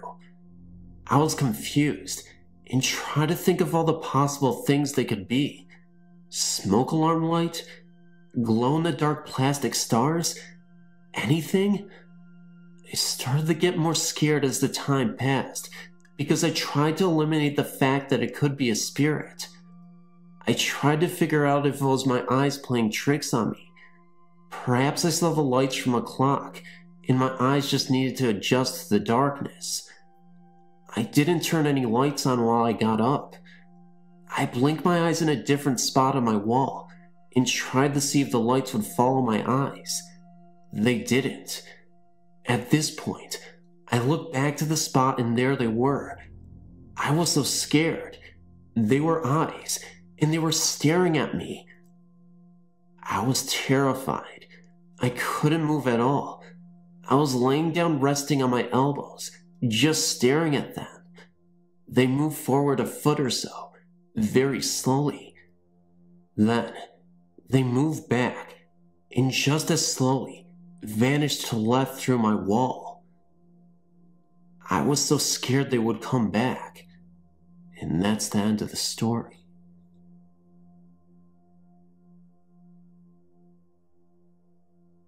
Riverdale Road has a lot more than just that certain place by 132nd. Riverdale Road is spooky throughout the entire road. It's weird. Sometimes the road stretches and shrinks. The bad side of the road actually starts on 104th, North Glen, and goes all the way to the end of the Highway 7, Boulder. But anyway, from 104th to Highway 7 is approximately 13 to 15 miles. I was paying attention to the mileage, and I was going about 35 to 40 the entire time. I started at 104th, and by the time I got to Highway 7, I had only gone 9 miles when I turned around to go back the other way towards 104th again. When I got there, I went 16 miles. Now tell me that isn't creepy. If you pay real close attention to the road, you could almost see it stretching. There's also this turn called Dead Man's Curve. It's a real sharp turn. The recommended speed is 25, but easily done at 40. There's a cement block wall bordering one side of the turn. If you turn that corner around 2:30 a.m., you will see a woman in the middle of the road, holding her hands up, waving for you to stop. When I went around that corner, I didn't have time to stop because she's right there after you do a half 90-degree turn. I ended up hitting her. I got out of my car and looked all around. Absolutely no one was around, but there were handprints on the hood of the car. Also, if you turn onto Riverdale from 112th and turn left, there will be a huge line of trees on the either side, and it just looks like a dark cave of trees. And there's a very mean jogger spirit that hitchhikes and jogs around there. My sister and I were driving around on that road and went through that little cave of trees, and she said she first got a glimpse of the light on his shoes on the left side going away from 104th, and as you get closer you can see that it's a person, and he was holding out his hands for hitchhiking. Then all of a sudden knelt down in the running position, and as soon as we got close enough, he jetted out in front of us. My sister said that there were bodily fluids and body parts all over on the windshield, and she blinked, and it was all gone. She said as soon as he knelt down getting ready to run, she saw that his face was just a skull, and his hand was bones. So yeah, it's not just that spot right by 132nd. There are millions of ghost and spirit stories for that road, believe me. I've gone up and down that road billions of times. I used to do it about 5 to 7 times a day for about a year, so I know that road pretty well.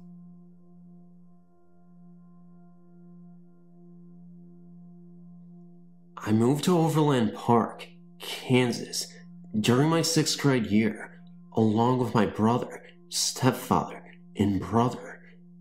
The 5-story house we lived in was in a new neighborhood, and I never took the time to research the land on which our neighborhood was built.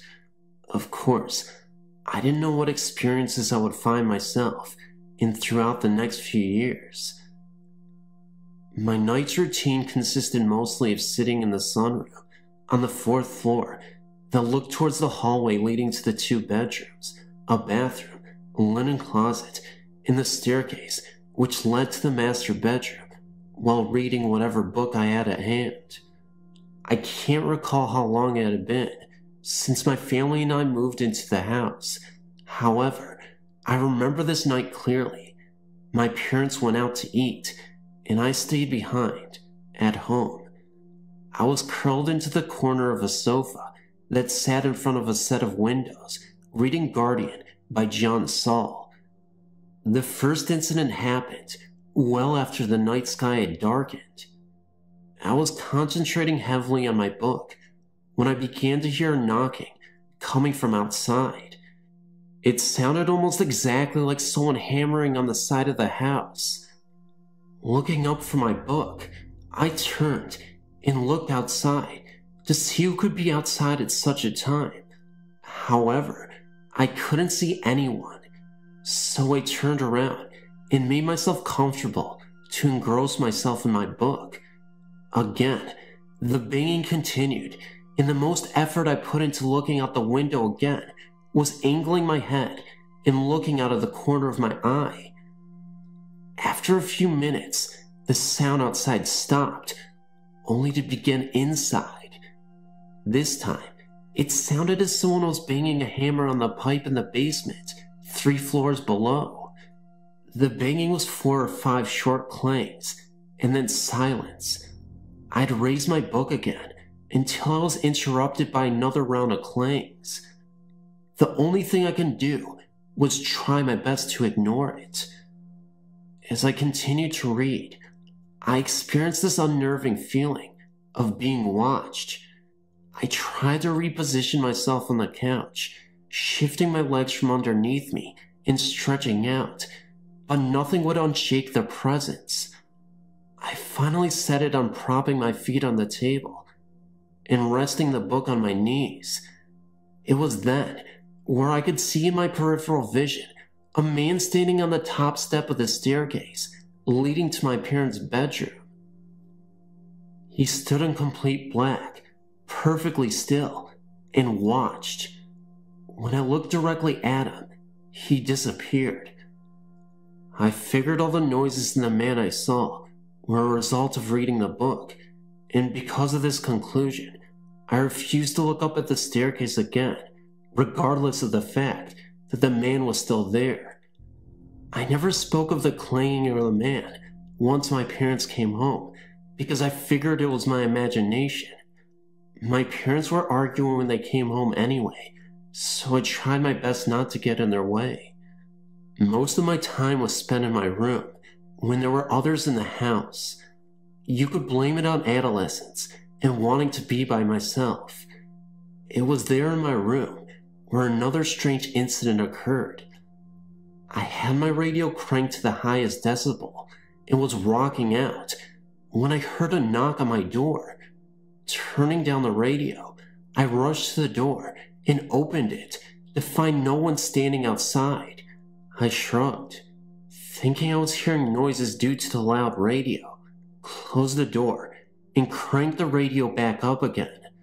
A few minutes later, I heard the knocking again, but this time, instead of turning down the radio, I opened the door while the radio blared. Again, no one stood at my door. I walked into the bathroom, which was immediately to my right, and checked behind the drawn shower curtain because my mother would love to hide and jump out behind me as I walked down the hallway.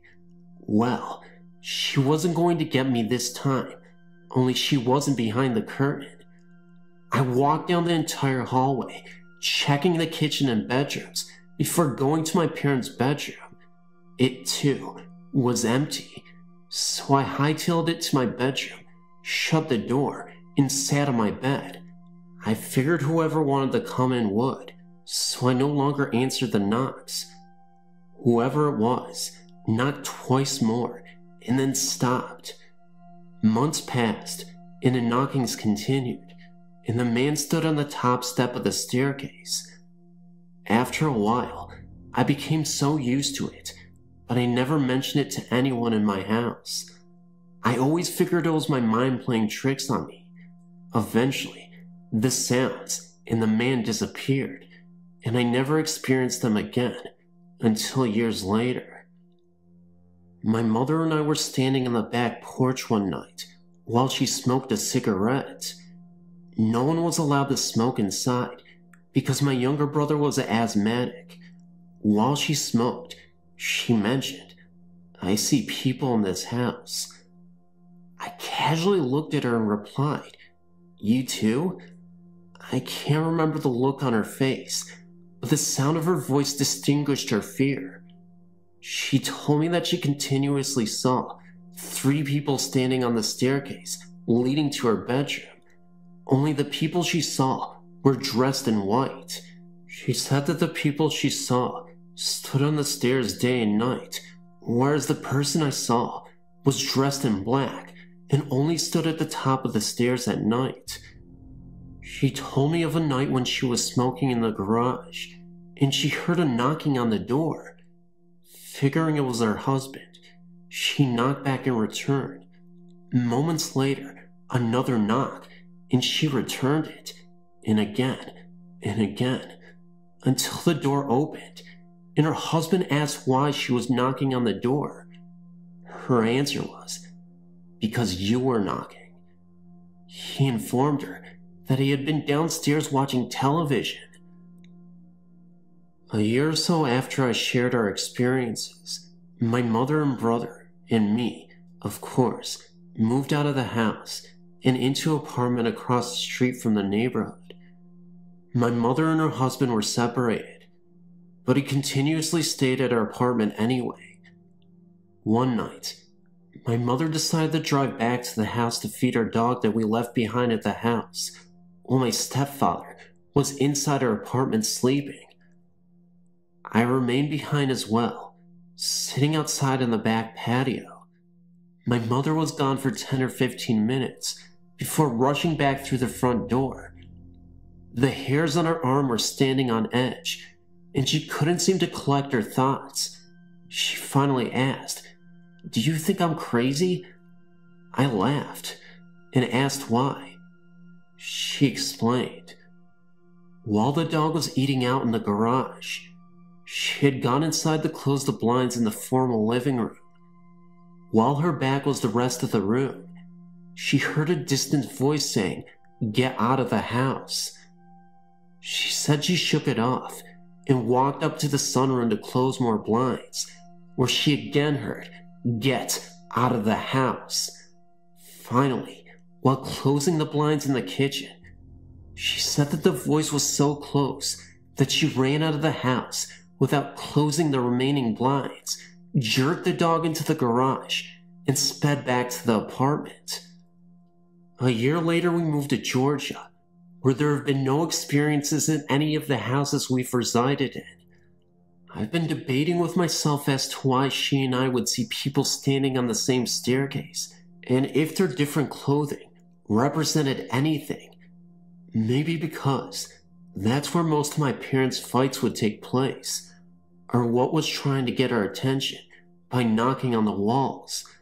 What I do know is that now that my mother is no longer married to the same man, we haven't experienced anything of the like since.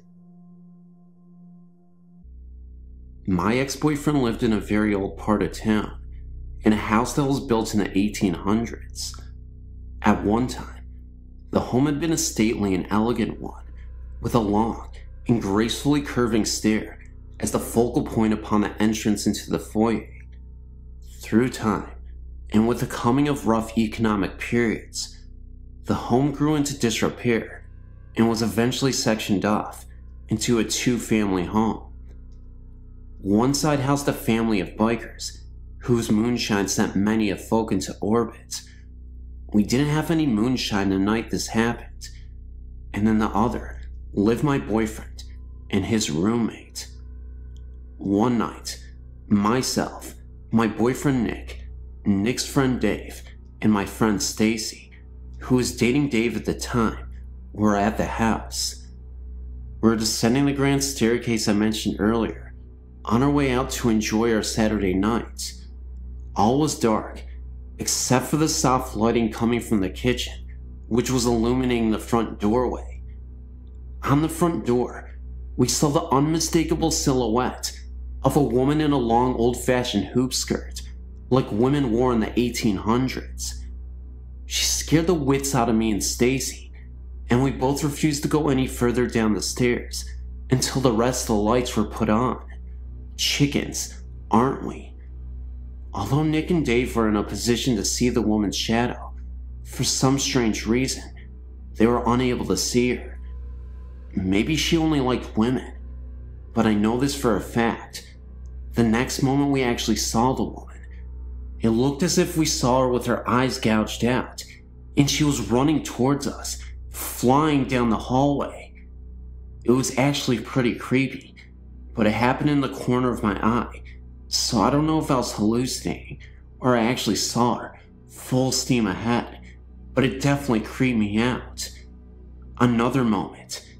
My friend Stacy was upstairs, and the door was completely wide open, the bathroom door that is, and she saw that same woman in Victorian-era clothes just laying in the bathtub with, again, her eyes gouged out. I honestly don't understand what happened to this woman. At first I thought it was pretty innocuous, but now I understand. She must have been murdered. There's no other explanation I had than that. Thanks for reading, and I hope you enjoyed the story.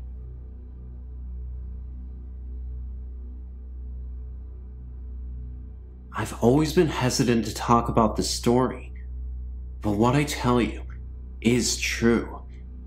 In 1992, when I was separated from my wife for the first time, I was living at Old Farm in an apartment.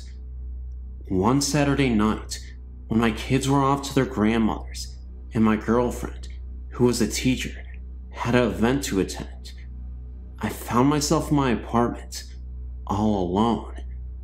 I rented a couple of movies, ordered a Pizza Hut, went on over to the whirlpool for a while, and sat down to enjoy a peaceful night, alone at last.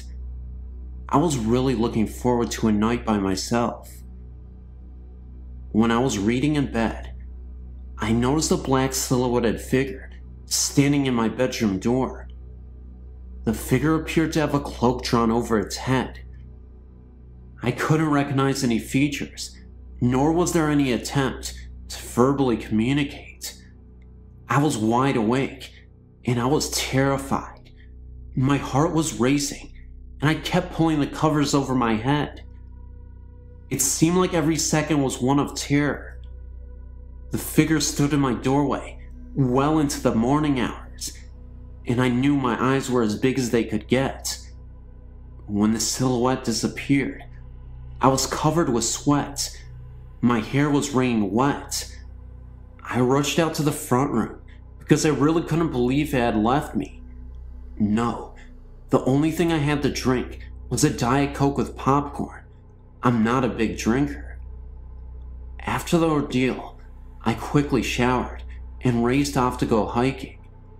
I can honestly tell you that no communication with the figure was made. When I would ask who you are, there was no response. This went on all night until, by the grace of God, it went away. This event has always affected my life. I know of another person who had a similar experience like mine. Can you tell me what was standing in my door, why there was no communication, and why me? Have you ever had any stories like this reported to you? Until now, the only person I ever told this story to was a good friend who is a Catholic priest. It still scares me to tell this story. Why was there no attempt to communicate? And yes, when I checked my doors, they were all bolted and locked.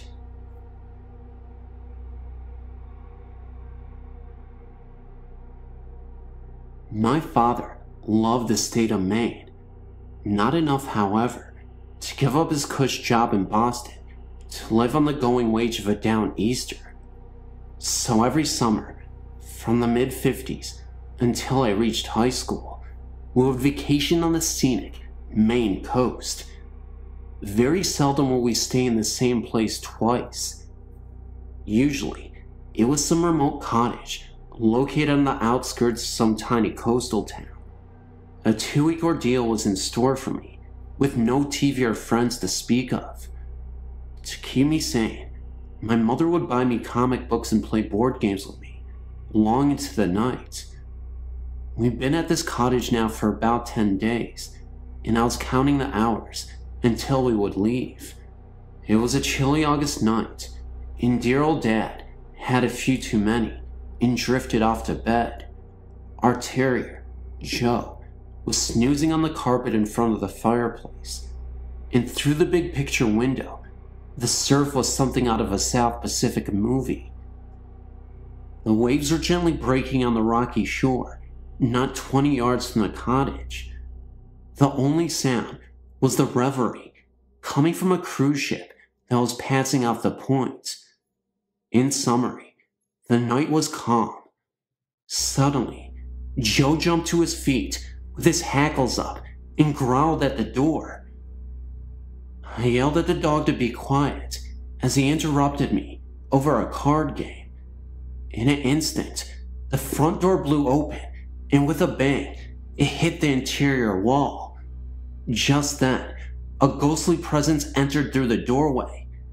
He looked as if he was from the colonial era, had a musket in his hand, and seemed as though only half his face was visible, even though the figure itself had a blur to it.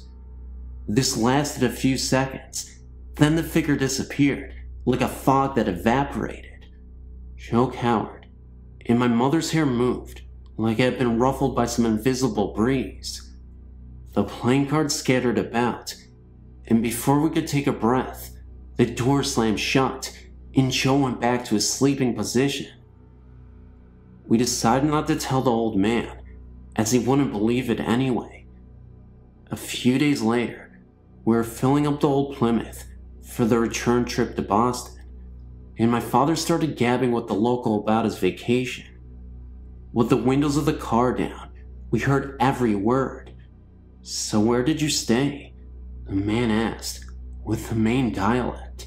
"Oh, down on the point at the Jensen cottage," my old man answered. "Folks around here know that place well," the man said flatly. "They refer to it as the front door."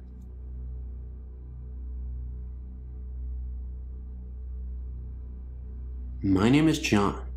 I'm 41 years of age and currently live in the city of Lincoln, England. During my life to date, I've seen several ghosts, and whilst I still find them surprising and of course fascinating, I'm no longer afraid of whatever they are or appear to be. I saw my first ghost at around the age of 8 whilst having in my childhood home, a large Victorian house on the edge of Manchester, England. The ghost was one of a young boy of a similar age to mine at the time. He was leaning over the banister rail of the stairway landing outside my bedroom as I was making my way up to bed. The shock and surprise of seeing him sent me flying downstairs into the front room of my house. Needless to say, that none of my family appeared to believe what I told them I had seen. Although over the years, I've experienced strong sensations of ghostly presences, my next positive encounter was not until I was 22, whilst living and working in the city of Newcastle. I'd obtained the keys to a vacant industrial building, which my firm was taking over. My job was to assess the work involved in converting the building for its future use. I'd locked myself in the building and was therefore sure that no other person was on the premises, and was proceeding up some steep and narrow stairs when I felt a hand touch me on the top of my head and give my hair a friendly ruffle, rather like an affectionate parent may give their child. I immediately turned around, only to find the stairway completely empty. Surprised, but not afraid this time, I continued my inspection of the building.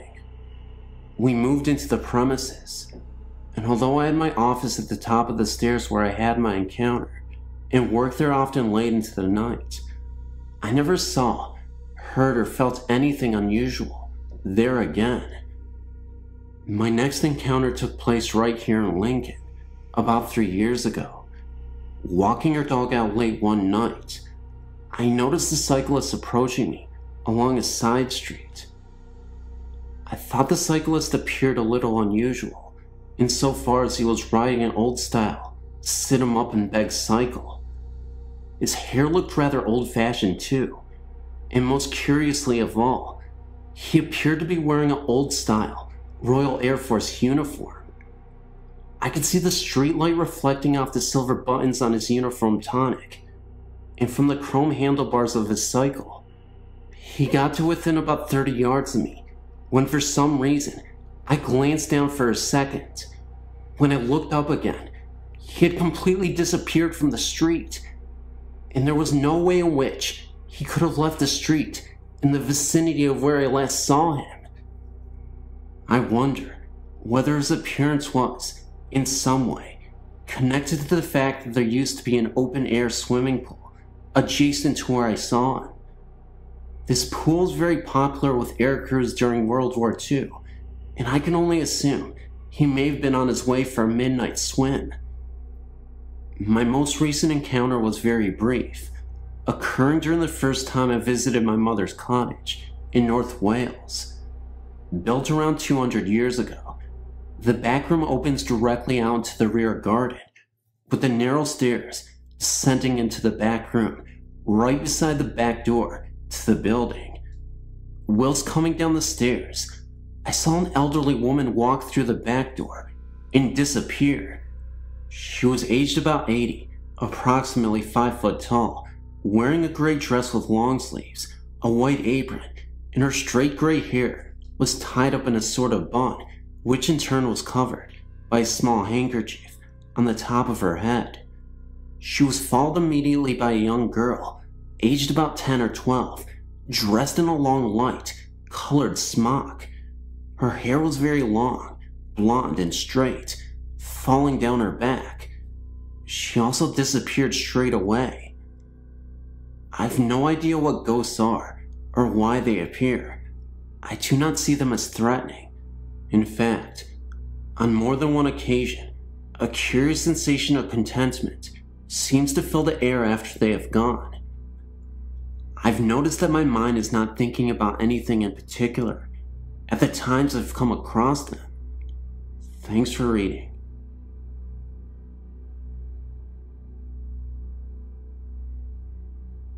I grew up in Western New York and knew the local legends of ghosts. The Rochester Durant White Lady, for example. I never really put much faith in them. I never had an experience until I left New York. In October of '99, I was transferred to Elmira, Ohio. After a few weeks, I was asked to work in Sandusky. I accepted the promotion, but having just settled into a new apartment, I decided to commute rather than move again. Halfway between Elmira and Sandusky, there was a rest stop on I-90, Route 2, just outside Vermilion. I would stop sometimes on the way home for a bathroom break, or rest a bit. It's a funny design. You drive around and park in back of the building, between the building and wooden walking trails. I usually got off work after about 11 p.m., but it was usually pretty busy, so I never gave much thought to stopping there late at night. One night, in March of this year, I'd stopped for a bathroom break. I noticed that there was only a few cars in the lot. It was a warm spring night. I wondered why more people weren't out. As I returned to my car, I had this urge to walk into the wooded area. A stupid thing to do, as it would be easy for a human assailant to hide on the trails. I walked in about 10 feet, and the path split to the left and straight ahead. I walked a little further straight ahead and felt something in there with me. I turned and started to walk out when I heard a noise, kind of like a lumbering sound. Feeling foolish and thinking there was probably an animal, like a hedgehog or deer, walking through the woods, I looked back and saw a pair of yellow eyes on the path quite a whiles back. I knew it could not be an animal, as only the parking area was lighted. The only light in the woods came from the ambient light and the moon. I quickly closed the distance between myself and the parking area, keys in hand. To my relief, nothing pursued me, and the eyes were gone, or at least, I couldn't see them anymore. I went straight home. The next day, I felt rather silly. Thinking about the matter during the day, none of it seemed like it should have scared me. I rationalized the whole thing. That night, I stopped for a bathroom break. Feeling brave, I decided to once again check out the woods, and dispel my fear once and for all. This time, I walked out only halfway to the fork, and I felt an overwhelming sense of dread. I was not afraid in the usual sense, rapid heartbeat, sweating, etc. I just had this feeling of not being able to walk any deeper into the woods. It was like the air got heavier the further I walked. As I walked out of the woods, the feeling went away, just as it had come. I decided to come back on my day off and investigate during the day. I'd never been in the day, and I didn't know where the trails led or what was in the woods that attracted people to them. I returned a few days later with my jogging shoes, ready to explore. The trails wrapped around to each other and only totaled a mile loop. There was a ledge, a cliff area, but it was fenced off and there was no way to get down, but I could see a stream in the distance. I didn't feel anything strange at all. Nonetheless, I made it a point not to stop there after dark. A few months later, I was transferred to Newcastle, Pennsylvania, which leads me to my next story. But we are still looking into it, and it's AM now, so I need some sleep. And this is a true story. This happened to me when I was 8 years old. I'm now 28, with 3 kids of my own. It happened in my hometown of Soak Village, Illinois, which is known to be a place that Indians pass through, using South Trail to get to other destinations. At least, that's what the official story is. There are others, like myself, who believe more. We believe that Indians actually settled there, if only for brief periods of time. There's always been talk of bones being found when a pool was dug up or a garden was put in, but most say it's just that. Talk, not me. I believe it. I also not only believe, but know that the ground the Soak Village is residing on is sour, cursed, beyond anybody's wildest dreams. And I have many stories to support that belief. But for now, I will start with my first story of proof. It was a cold, normal night in the season of autumn, cold enough to keep you inside your house and snuggled under a blanket. I was doing exactly that. An 8-year-old can only do so much during these times, and I chose to do my homework so I could read later. I'd been listening to a Rick Springfield album on 8-track. I was playing it on my 2XL robot toy.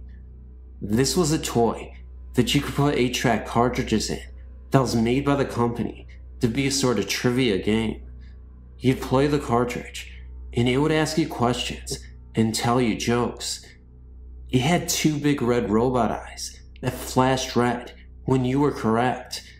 It had 3 buttons you could push to answer your questions. 2XL could also play normal, 8-track music, and of course, its red robot eyes flashed in time with the music. So it was doing exactly just that on that cold autumn night, flashing its eyes to Rick Springfield, and I was quite contented. My bedroom was on the 2nd floor of my house and faced north, along with my bed. I had a window north of me and east of me. Of course, it was dark outside, but it was so warm inside and so very comforting. Every now and again, I'd look up from my homework and just look out into the darkness. No reason. It was just something I did. Well, this was the last time I ever did that again in that house. As I was sitting there, all of a sudden, I felt instantly cold, and every single hair in my body was raised. My blood felt like it had ran cold and decided to just stop pumping through my body. My heart was racing. I was perfectly terrified, and I didn't even know why.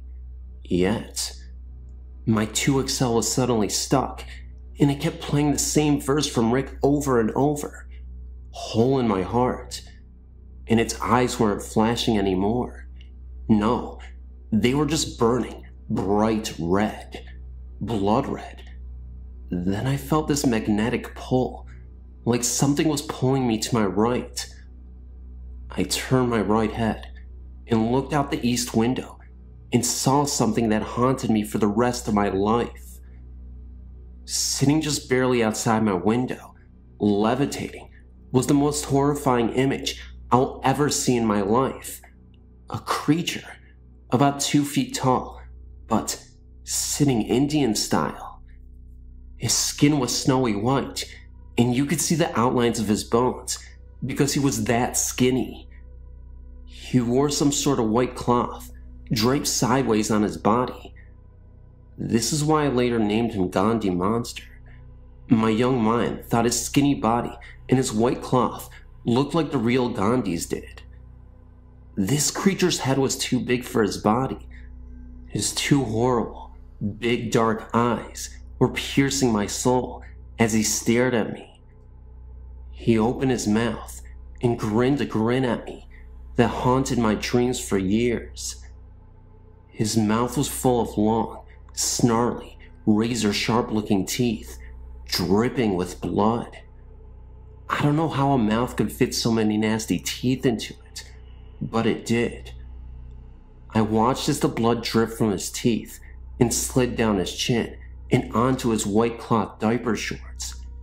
He raised his hands and reached for me.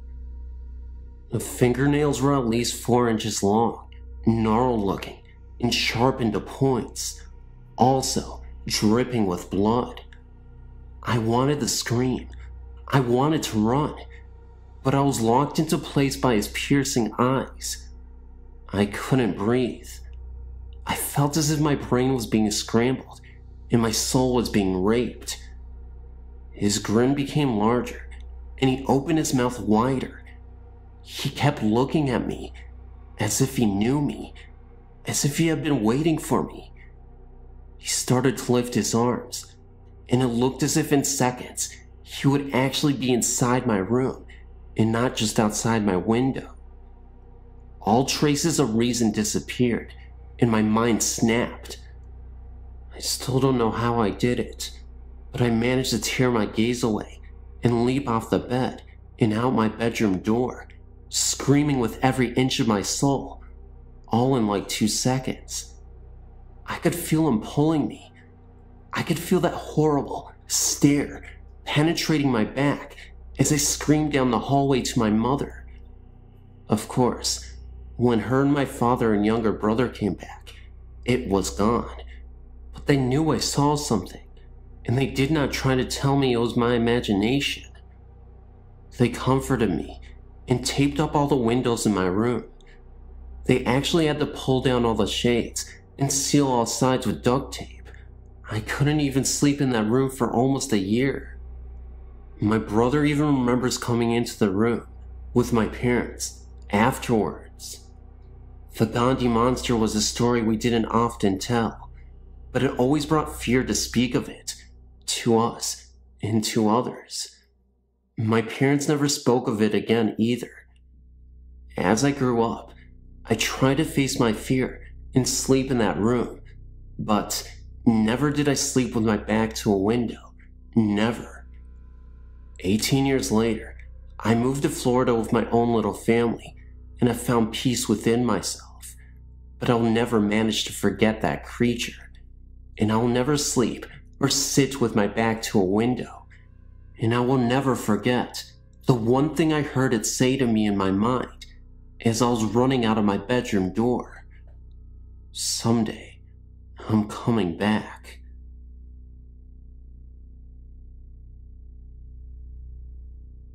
Hey, I'm in my mid-teens, and I've experienced ghostly encounters.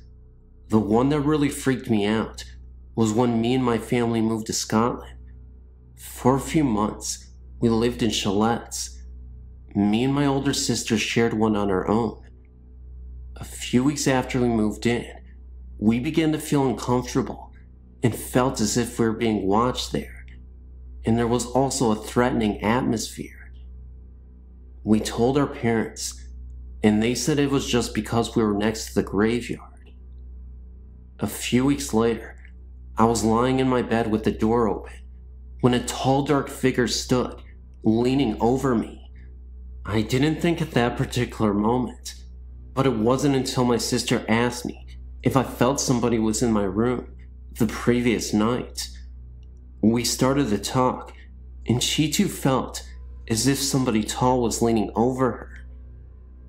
I then started to sleep in my sister's room, and the figure didn't return, so I moved back into my own room. But then again, the figure returned this time. It was kneeling beside me. The next morning I told my sister, and again, she felt the presence of a tall man. Our dad told us that the large house next to us was where the Vikers used to stay until the house was sold. One night, my mom came in, and she was holding 2 necklaces with crosses on it. Me and my sister aren't religious, so her mom thought it had something to do with that. So we went to bed, holding the crosses. That night, it was very uncomfortable in both rooms. After that, we haven't felt the presence of the tall man. The figure that visited did so on a few occasions. Each time, it felt as though it was getting closer and more angry. When the crosses were given to us that night, the figure seemed very angry. Its face was literally pressed into mine, and it felt as if he was gritting his teeth at me. My sister also had this very uncomfortable, menacing figure who was pressed into her face. All you could do was hide under the guilt, closing your eyes really tight, and hope you'd fall asleep quick. Since that last visit, nothing has returned, and we've since moved then, and nothing. We don't even use the crosses anymore. Other things that we didn't think of as being connected at the time now do seem connected, such as the chalet that Mom and Dad were in, although the same, was different in feeling. Because Mom and Dad's chalets always had a comfy feeling, yet ours didn't. Whether it was because there was just me and my sister alone in there, and it was our imaginations or not, we don't know. Although in Mom's and Dad's chalet, there was only one more person over there. From the moment we stepped into the chalet, it was always cold, even with the heaters on. Plus, there was often a bad smell wafting around, a lot like fish, rotten. This was only in my bedroom, possibly me, my sister says. Also in my room, there was a strange noise of scratching, as if someone was sketching or writing. This noise accompanied the presence of another figure, smaller in stature and of the female sex. My sister also felt the smaller presence, but not the noise. She only came once, very different, not menacing, quiet in nature, and much older. She was almost a comfort. But it's still not nice to be watched over at night by ghostly figures. It's strange, because we didn't actually see anything, yet you get so much from these feelings, the sex, age, angry, happy, etc. Plus, we get almost exactly the same feelings. But is it just our imagination? Are we certifiably insane? Are we demented?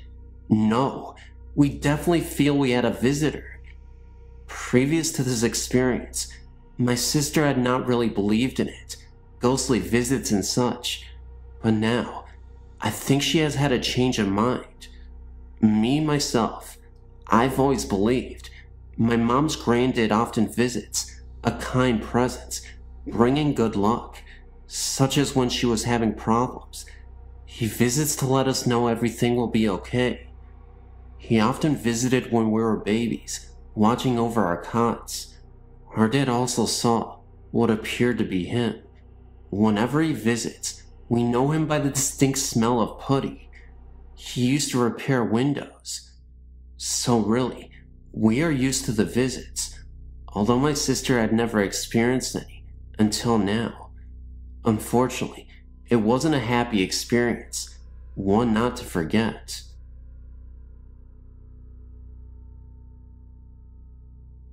Happened to surf onto your website, and I just wanted to let you know that I saw Resurrection Mary in Justice, Illinois, back in October of '92. After getting off of work at 3 a.m. from a chemical plant, Whitco Corporation, near 51st and Central in Chicago, I was driving by that particular cemetery at about 3:30 a.m. on my way home from work. Driving by, but initially not thinking much of this site, as there was a nightclub with women of ill repute nearby. I saw a woman in a light blue or white palm dress standing by the trunk of what looked like a black park limousine at the front SW Cemetery driveway off Archer Avenue to the cemetery. I slowed down quite a bit to get a better look at the odd sight, but then drove off. I thought it was probably a prostitute with her John. However, looking back at my mirror, maybe a second later, the woman and the limo were gone. Let me reassure you that there was no way that I would have missed the limo driving off in that second that it took me to look back in the mirror. They weren't on the road or in the cemetery because I looked for taillights. The cemetery gates are pretty large, and it would have taken a great effort and time to open both of the cemetery gates for the car to get through. I did not think much of the incident until a few days later. I was talking with some of my employees that lived in the area near the cemetery. Two of my employees mentioned that I'd probably seen a ghost called Resurrection Mary. I didn't much believe in ghosts until that incident, and I'm still somewhat skeptical, but I cannot fully explain what I saw that night. That incident is still vivid in my memory, and kinda creepy to think about it, to this day.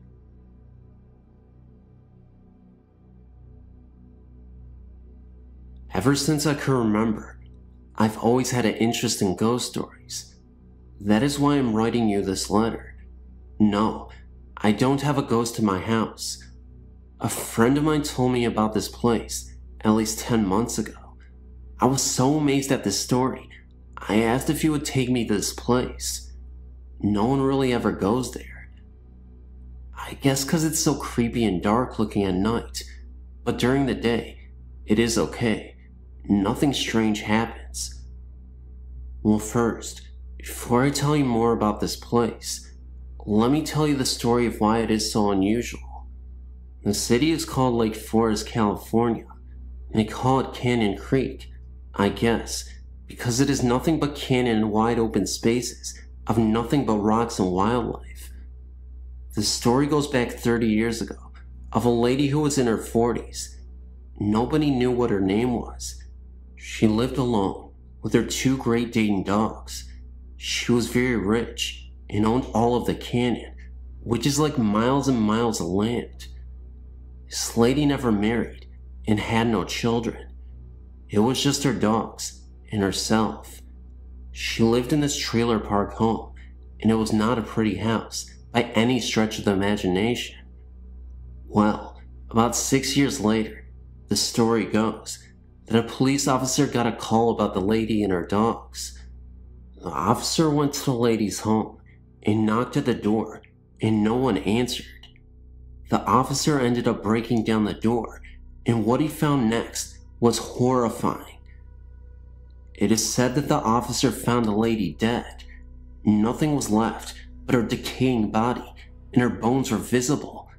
Worst of all, laying right next to her were her dogs. They had both died as well. Now, on to the paranormal part. People who have never been to this place don't know what to expect if they come into this place. It's unpredictable. Sometimes, when you go back to the area where she passed, you'll notice paranormal phenomena. Other times, you won't. A man was driving alone on the canyon by himself one night, and the story goes that he saw the presence of the lady standing at the side of the road with her two dogs. The man did not stop at all to give the lady a ride. He just kept going. This other story was told by my friend. My friend told me that his ex-girlfriend and her boyfriend went up there one night to check it out. They stopped where the lady's house was. They were only there about 15 minutes away when they were just talking and listening to music. Then, all of a sudden, they heard a knock on the side door of the driver's seat. They both turned to look, and they saw the lady standing there, knocking on the window. She was dressed in all white and covered in blood. They also saw the dogs nearby as well, far off into the distance, appearing as silhouettes. They sat there in shock for 3 minutes, horrified by what they just saw. For some reason, the lady was still knocking at the driver's side of the window, but in reality, it was really not that long. They both said that she must have been there about 40 seconds. After that, my friend said they never returned back there. That was not the only story that happened to anyone. There are far more. What I would like to know is who is this lady and why is she doing this? There's something more to why she has to haunt people who have done nothing to her. Maybe it is because she does not want anyone on her land that she loves so much. What could it be? Here's my email address. If you have any questions, please feel free to get a hold of me. I would like at least some kind of feedback on this story. Please, I beg you. I'm so confused, and I'm scared. Please let me know what is going on. I find this intriguing. I never shared this story before, but this seems like the right place to do it. When I was born, my parents rented a portion of a 3-family house. The house was huge and previously owned by an old German woman. Apparently, the house belonged to the same family since the early 1700s when it was built. After the old German lady died there was no one left in the family to take on ownership of the house. Someone new took the house over and rented it out to 3 other families. As soon as we moved in, my parents had odd things happening on a daily basis. The TV and all of the lights in the house would constantly turn on in the middle of the night. One night, my dad had some friends over to watch a football game, and all of the power in the house kept going on and off. His friends were so freaked out that they left. What bothered my mom the most was that all the rooms in the house stayed warm, except for mine. My room was always like ice, and being a newborn, my mother was concerned. She would turn the heat way up, and still my room stayed cold. One night, she heard a woman's voice coming from my room. As she neared, she could hear an old lady singing a lullaby. When she opened the door, the rocking chair was swaying back and forth, and my room was warm. After this occurrence, my room remained warm. This became an ongoing thing in the house. The rocking chair would constantly rock, no matter where in the house my mom moved it to, and oftentimes she would hear a soft voice coming from my room. The lights continued to go on frequently in the middle of the night. As I got a little older, into the toddler years, I can still remember certain things happening. My parents found it odd that I am able to remember things so clearly. I can describe my bedroom in distinct detail, as well as the other rooms in the house. I only lived there from newborn to 2.5 years. One night, I woke up and felt absolutely terrified. I remember climbing out of my crib onto the little table and chair set, and stepped onto the floor and dodged for my parents' room. As soon as I climbed into bed with my mom and dad, I heard my aunt, who was asleep on the couch, screaming. My mom woke up and ran into the living room to see what all the fuss was about. My aunt kept crying, I saw her, over there by the lamp." Apparently, my aunt says that she saw the old lady standing at the foot of the couch by the lamp. When my mom reached over to turn the lamp on, she disappeared. All of my parents' old friends remember the house, and everyone has a story of something that they experienced there. We know that the old lady died in the house, probably in the section where we lived. At first, I think she was angered that the house no longer belonged to anyone in her family. She was harmless and just wanted to make her presence known. We only lasted there for 2.5 years. Sometimes we drive by the house and contemplate stopping in to see how the current owners are making out, but I never had the courage to go back. Here's some spooky experiences that I remember from my childhood. The first one didn't happen to me. It's something that my mother told me about. Her mother died in 1959. A few years later, she remembers waking up in the middle of the night and hearing her mother calling her name. This always gave me the chills, especially if I thought about it at night.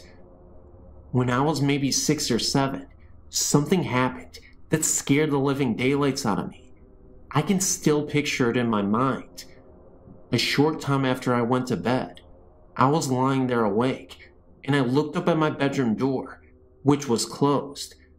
There was a window across the room from the door. The curtains were open, and the moonlight was shining through the window, making a square of light on the door. In the middle of the square of light, I saw the shadow of a hand slowly moving back and forth. I was so scared that all I could do was just stare at it. I was trying to scream, but no sound would come out. Finally, I managed to get my voice to work, and I yelled as loud as I could, "Mom!" My mother came running in, and I told her what I saw. I don't remember if she saw the shadow too. Probably not. She didn't see anything outside, and she shut the curtains. Now, there were no trees right outside my window that were close enough that they would make a shadow. Not to mention that this did not look like a tree branch. It was definitely the distinct shape of a human hand. Looking back on this as an adult, I realized that this was most likely not anything supernatural at all, but someone actually trying to break into our house, which, quite frankly, is more scarier than a mere ghost. When I started screaming, the person heard me and ran away. Shortly after the previous incident, I asked my parents if I could move into the room across from that one. Gee, I wonder why. My new room had a little trap door in the closet, leading to an attic of sorts. My parents never used it for storage, as it was too hard to go up there through the trap door, and it most likely wasn't even high enough to walk upright in. When I was about 10 or 11, my best friend and I were playing in my room, and we noticed that the trapdoor was open about an inch or so. We slid it closed. Every once in a while, I'd look up there and find that it was open again. I'd keep sliding it closed, and then a few days later, it would be open. My friend and I naturally assumed that we had a ghost in the attic. I really don't remember if I actually heard anything up there or not. Around the same time, this same friend would occasionally spend a night with me. Several times, we'd be lying in bed and hear the sound of a newspaper or some sort of paper being crumpled up in the living room when we knew no one else was up. We called this the newspaper ghost. Another time, I think I was about 7, I was riding my bike around in circles in the street. This was in a housing development where there was very little traffic. My aunt, uncle, and cousins were visiting, and I recall looking at the bathroom window on the side of our house and seeing my aunt's face looking out the window. Later, I mentioned it to my aunt, and she said she hadn't been looking out the bathroom window, and neither had anyone else. Now, I realized that this could have easily been a reflection of something in the window, but at the same time, it seemed pretty spooky to me. In the summer of '69, I was about 13. We had some relatives staying at our house for about a week. One evening, after everyone had gone to bed, I was still awake. As a child, it always took me a long time to get to sleep. I was always too wound up, I guess. Anyway, all of a sudden, there was this loud crash that came from my closet, like something metal or aluminum falling on the untiled floor. The thing that came to mind was a metal vacuum cleaner hose. There was no vacuum cleaner or any other large metal object in my closet that could have fallen and made such a noise, and even if there was, what would have made it fall off the shelf? I was too scared to get up and look in my closet or go and ask anyone if they'd heard it. Now, this was a small 3-bedroom house in Levittown, Pennsylvania. If anyone is familiar with the houses, if a loud noise occurs in any part of the house, it would be impossible not to hear it all over the house. The next morning, I asked my parents, aunt and uncle and cousins if they heard a loud crash in the night, and no one else had heard it. And by the way, I looked in my closet in the morning, and nothing was out of place. This has always puzzled me. Here are a few things that have happened in the last few years, in the house I live in now. Nothing blatantly scary, just weird. I thought I'd share them just for the fun of it. One night, I was asleep, and all of a sudden, I screamed and woke myself up. My husband came running in, and I couldn't for the life of me remember what I had dreamed that had scared me. But I had a vague memory of looking beside the bed, and seeing something in the form of a human being, made up of little points of light. There have been a few occasions where I've woken up in the middle of the night and heard a kind of electrical humming that sounds like it's coming from our bedroom closet. My husband said he could hear it too. I could never figure out what's causing it. It sounds like it could be the refrigerator running, except that the kitchen is not right next to the bedroom. And if it was the fridge, wouldn't I hear the noise every night, since obviously the fridge runs all the time? I haven't heard it in over a year. Just as well, it gives me the willies.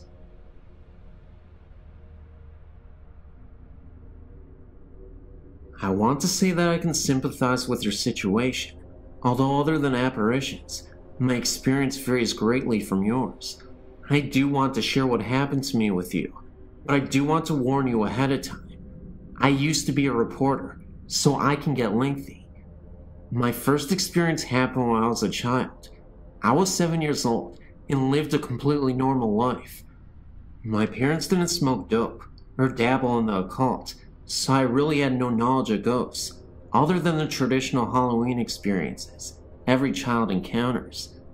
When I turned 7, my family moved from Metro Memphis, Tennessee, to rural Independence, Mississippi. We moved into a house that my father renovated. Rather than trying to draw a diagram that may get scrambled in transmit, I'll try to describe the layout of the rooms involved. The way the home was originally laid out, you walked in the front door into the living room. To the left was the kitchen, open without walls to the living room. To the right was a bedroom door. Straight ahead was a hallway leading to other bedrooms, laundry room, and bathroom. After my father was finished, the front door was added onto a new wing of the house. The living room was enclosed into a bedroom. The bedroom now directly led out into the hall, which now led to the kitchen also, and had a new doorway to the bedroom that previously opened up to the living room. Is that confusing enough? We moved into the house, and I immediately was terrified of my sister's bedroom, the one that had previously opened up into the old living room. I just felt that something was there, and it was watching me. I felt like it wanted to possess me or something stronger than a mere presence. Also, I never found out why, but hers was the only room with security bars on the window. No other family member noticed anything strange in the house. I ended up in the new bedroom, and sometimes at night, I'd hear noises. Being so small, I don't remember exactly what they were, but frequently, I'd see an incandescent, glowing form in the shape of a human walking across my room. What made me know that it had to be a previous occupant of the home was that it would walk from the bedroom I was so scared of, through my room, into the kitchen, the way the house used to be laid out. Once when my grandmother came to visit, my parents forced me to sleep in my sister's bedroom. I was so terrified, but I finally went to sleep. When I woke up, I saw what appeared to be an ectoplasm swirling above my head. I spent most of my childhood years terrified of sleeping. Being a middle child of an older sister and a younger brother, I'd hide my prized possessions, jewelry, money, whatever I thought I didn't want them to get a hold of. Almost every time I hide something, it would disappear and reappear later in a different location. Thinking my siblings had discovered my hiding place, I'd find a new one, each time to have them disappear and reappear once again. The really strange part came later. We sold the house when I was 13 to another girl's family I went to school with. After she'd moved in, I'd asked her one day if she noticed anything weird in the house, and she said no, but her sister refused to go into the bedroom. That scared me. Sister's explanation was that someone was watching her, and she was a middle child also. I guess there must have been some connection to middle children. I said something years later about the house being haunted in front of my aunt. She said she'd always had a feeling that something was wrong with the house. I'd appreciate your input as to what you think my experience meant. I had a person tell me one time I was a demon that wanted me, but I'm not even sure.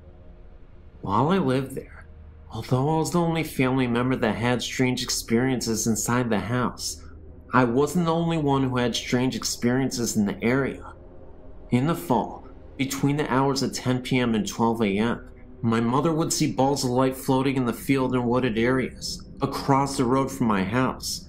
She would always ask me to come look, but I had enough terror inside the house, and as far as I was concerned, the woods were my only safe haven while at home. So I never looked and never witnessed the lights myself, but both my sister and my mom did. When I was 19, I started dating this guy who was friends with a neighbor from that house I'd lived in. Basically, he lived catty-corner from me, with their house backing up to the woods mine faced. My new boyfriend asked me if I ever saw anything strange in the woods. I said no. He told me that his neighbor's kid, who was a friend of his, told him that he'd seen balls of lights in the woods. I then told my boyfriend about my mother and sister's experiences. So apparently, it wasn't just restricted to my family. Another experience I had was when I was in my early 20s, when my grandfather passed away.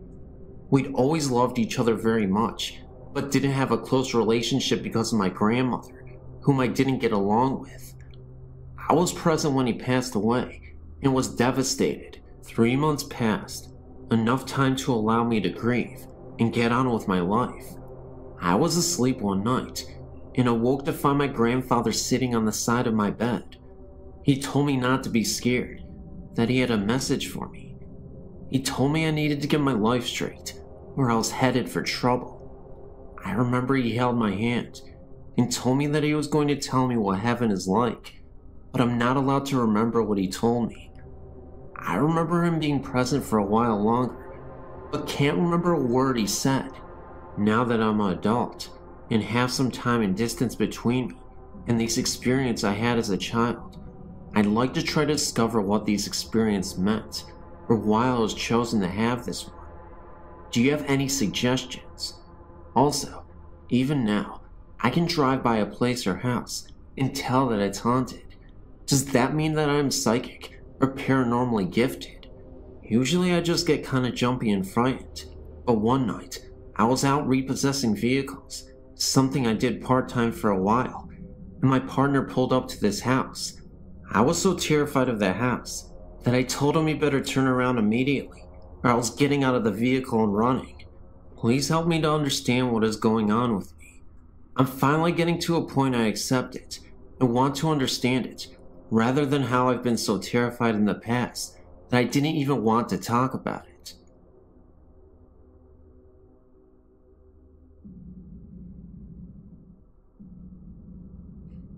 In 1983, when I was 18 years old, I was severely ill. I woke up one morning and my face was badly swollen. My mother took me to the emergency room. I was placed in the ICU the next day as I went unconscious. It would take a team of doctors over a week to finally diagnose me. It was a rare disease. There was only 2 case histories. They both died from it years before. That's why my doctors had no idea what it was. It was from a sinus infection that had backed up behind my brain. From this, I developed a brain abscess. The night before they would make the decision if I needed brain surgery to remove the abscess, I was lying in my hospital bed, praying that the abscess would have shrunk a little. I felt someone standing beside my bed. I was sure it was a nurse, as it was very late, too late for visitors. When I turned to talk, it wasn't a nurse at all. It was my grandfather, who died 1 year earlier. At that moment, I wasn't afraid. He said to me, "You'll be fine." When I asked if you were sure, he then replied, "Do you doubt me?" I replied, "No." He then said, "Everything will be fine. You will be alright."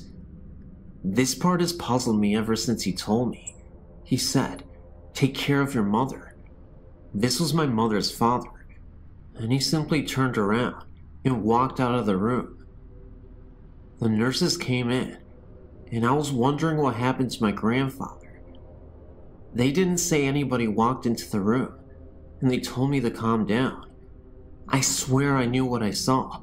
I knew it was my grandfather, but the whole situation was just weird, and it gets weirder. I thought he meant that I would do fine through the surgery, my grandfather. Now here's the kicker.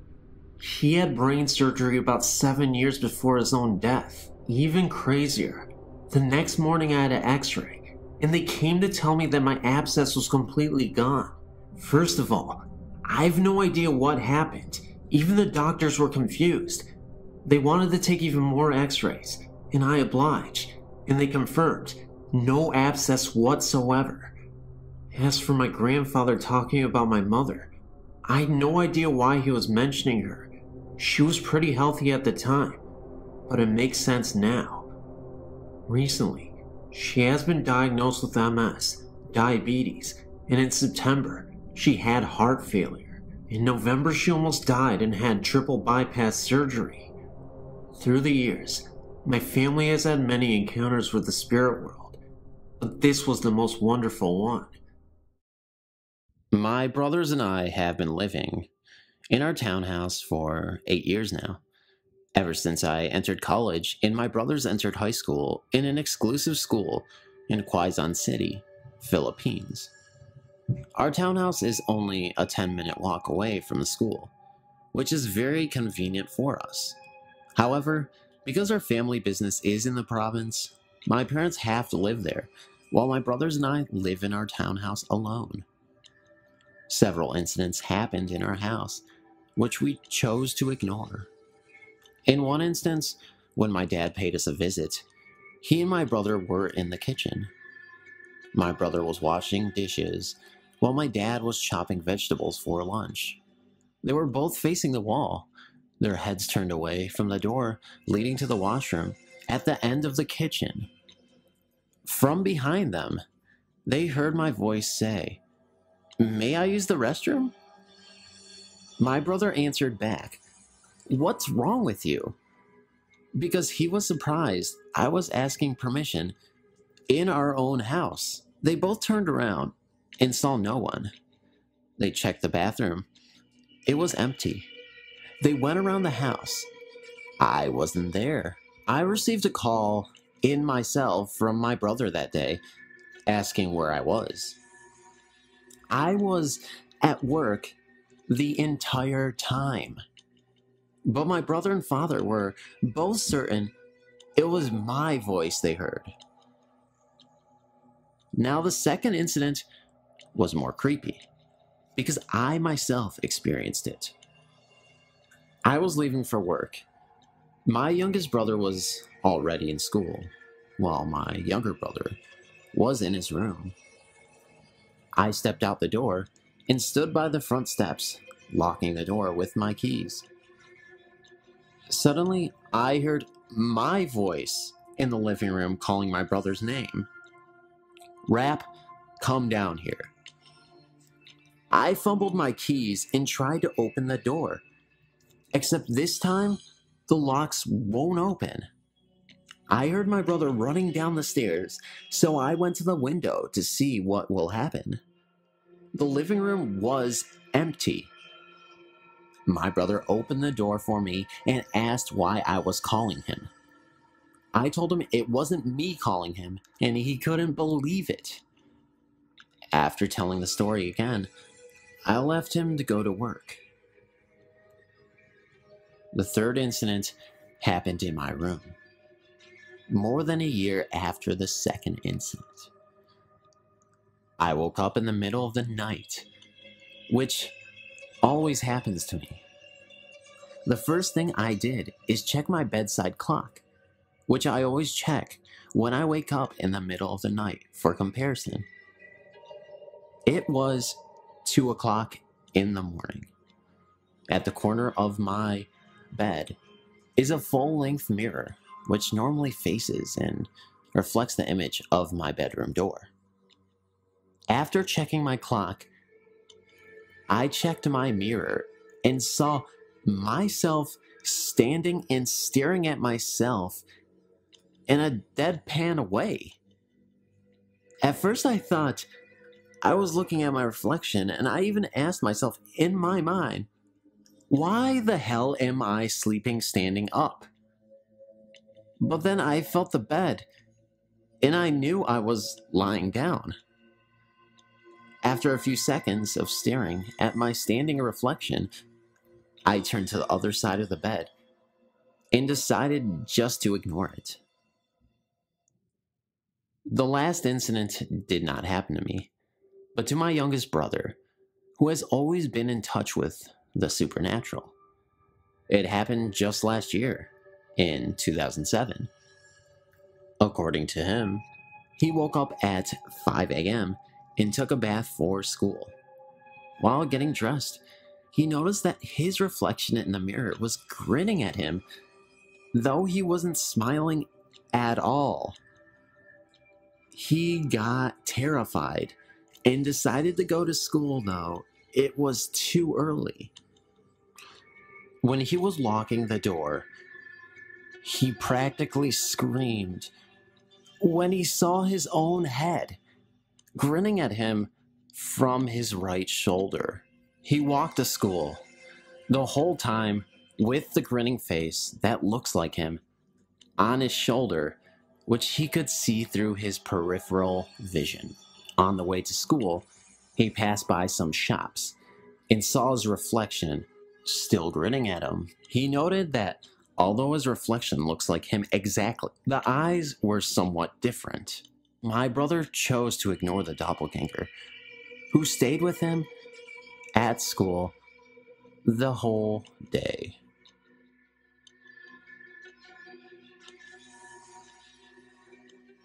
A doppelganger of my classmate. It was Saturday morning.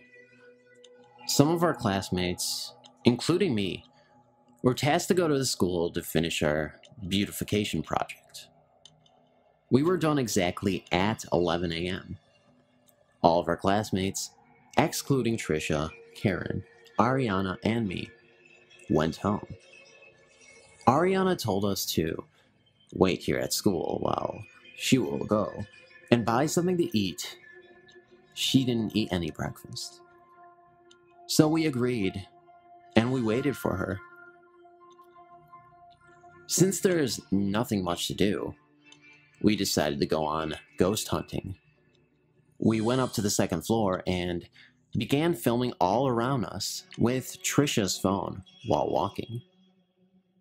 As we passed by the library, we all felt a very cold wind around us. Trisha screamed, "Run!" Then we ran outside the gate and we saw the guard. The guard is very angry with us, and so he tells us to go home. We text Ariana to go to my place after she is done eating. At my place, we replayed the video. As the film passes by the library's glass window, we saw Karen's reflection wearing a blue t-shirt in front of Trisha. Trisha was so shocked and said, "Wait, you're at my back, right? And are you wearing a white t-shirt back there?" Karen said, "Yes. Why will I be in front? Clearly you're the one who is in front, right? And I'm still wearing the exact same white t-shirt." We tried to replay it again and again, and still the same. I really want to know what you think, because I'm still baffled by this whole situation. If anybody has any idea as to what this could be, please put it in the comments below. D, is for doppelganger. As would be expected, a lot has happened since I was last on here. In due time, I'll explain my absence. But for now, I'll start with what is troubling me the most. I have been with my partner, we'll call Michael for privacy reasons, for nearly a year now, and this started happening in November of 2012. Now, before I delve into it, at all times when these sightings have occurred, he has not been on any medication, drugs, of any kind, nor had he been consuming alcohol. To better understand the story, I better give you a layout of the house. Walk through the front door, you are greeted by the dining room, with an open-plan kitchen at the end of it. Take 4 steps forward, and to your left you have the lounge, which is connected to the dining room by 2 doors which are kept open at all times. Next to the lounge is a small extension of the house, which is Michael's little sister's playroom. The playroom is separated from the dining room by a glass wall and a glass door. Keep walking straight from the front door, and to your right is a door leading to the garage and laundry room. Next to the laundry door is the hallway. The hallway is L-shaped, and the first room to your right is his mother's and sister's room. Go to the corner of the L, and you'll find the main bedroom, which his grandmother resides in. At the corner of the L, and slightly off to the right, is Michael's room, and at the very end of the L is the bathroom. Michael has been seeing my doppelganger. The appearances have been happening generally once or twice a month, and it was usually just out of the corner of his eye. My doppelganger has usually been seen in and around his room and up and down the hallway. After grilling him for details, I found out that before these sightings, he would always get a whiff of my perfume that I tend to always wear. Now, the sightings have only ever been at his house, and no one in his family has my perfume, and none of my clothing is actually at his house. Doppelganger seems to have my sense of style down to a fine art, as it has always been seen wearing my usual attire. Michael has always picked up a feeling of sadness every time he's seen my doppelganger. Now, here's where it picks up a notch. A few months back in June, I was on the phone with Michael when he suddenly stopped mid-sentence and everything went dead quiet. Thinking something happened, I immediately got worried and asked what was wrong. All I got in reply was very frightened whispers. Getting slightly frustrated, I asked yet again what was wrong. Michael finally told me he was seeing my doppelganger. I then got very worried as he was very frightened. I asked Michael what happened, and he said he had been walking around the dining room table talking to me when out of the corner of his eyes, he saw someone sitting on the couch in the lounge. All his family had retired to bed for the day, so he was very surprised. As he turned to face it, he saw that it was my doppelganger, clear as day, casually sitting on the couch. Scaring the bejesus out of him, he ran into the playroom. My doppelganger then proceeded to get up from the couch, walk towards the kitchen, and, from what Michael heard, as he couldn't see at this point, get a glass of water. No glass was ever found as proof of this, by the way. As I calmed him down over the phone, I asked him if he got any vibe from the doppelganger. He said he picked up an obvious negative vibe, not in a menacing way, just down and unhappy. He also said it looked like my doppelganger was in pain. Can doppelgangers even feel pain? Now, I definitely know Michael wasn't bluffing to me, as this happened over the phone, and no one can fake the kind of fear that was in his voice. Another thing to note is the doppelganger had brown hair, Whereas I have dyed my naturally brown hair blonde. That seems to be the last sighting of it he's had for a while. What happened? Help would be greatly appreciated here, as I am going out of my mind with questions. What is this thing? What does it want? Why imitate me? No one else in his family has seen it other than Michael. Thank you for reading. Doppelgangers, oh my. I can't say I've ever seen a doppelganger. However, some of my family members have. 2010. At this time, the family members residing in our home were our oldest daughter and her husband, our youngest son, and our youngest daughter. My husband saw the first one sometime in 2010. He came home from work at midnight. I was asleep on the couch in the living room. He was on his way through our room to the bathroom to take a shower when he saw our youngest daughter sitting at my computer. He called out to her. She didn't answer or even move. He assumed she had earphones in and didn't hear him. He realized he had forgotten to grab a towel from the laundry room, so he turned around and headed that way. Our bedroom is on one end of the house. The laundry is on the opposite end. He walked down the hall, though the dining room and the kitchen were in between. Just as he was about to open the laundry room door, Em, our youngest daughter, stepped out. My husband asked if she had just been on my computer. She said no. She had been in the laundry room this entire time. We all picked at him about getting old and seeing things. That's before I did some research on doppelgangers. Shortly after my husband saw our youngest daughter's doppelganger, our youngest son saw mine. This happened about 6 o'clock on a Saturday evening. I had just finished cooking dinner and was waiting for my family to come home, except our youngest son Z, who had gone into work about an hour before. I decided to do some laundry while I waited. I always had to keep myself busy when I was home alone. I still had the notion that if I was doing something there, was less of a chance for me to encounter anything ghostly. Plus, staying busy made the time go by faster. I was in the laundry room when the door shut, when I felt or maybe heard someone come into the house.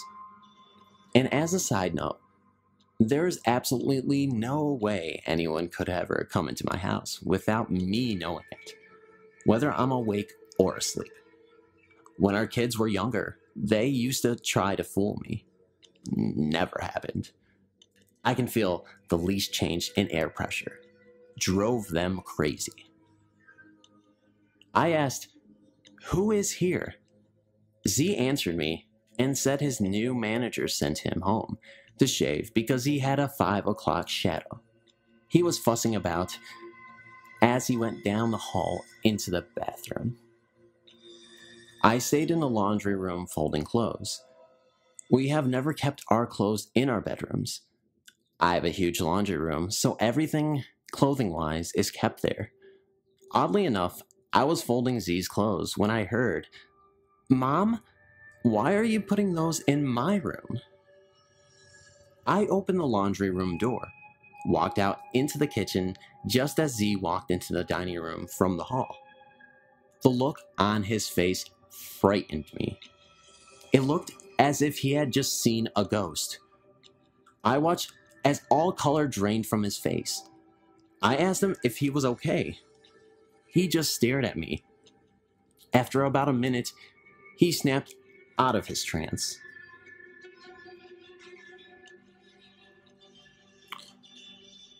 The following is what he told me.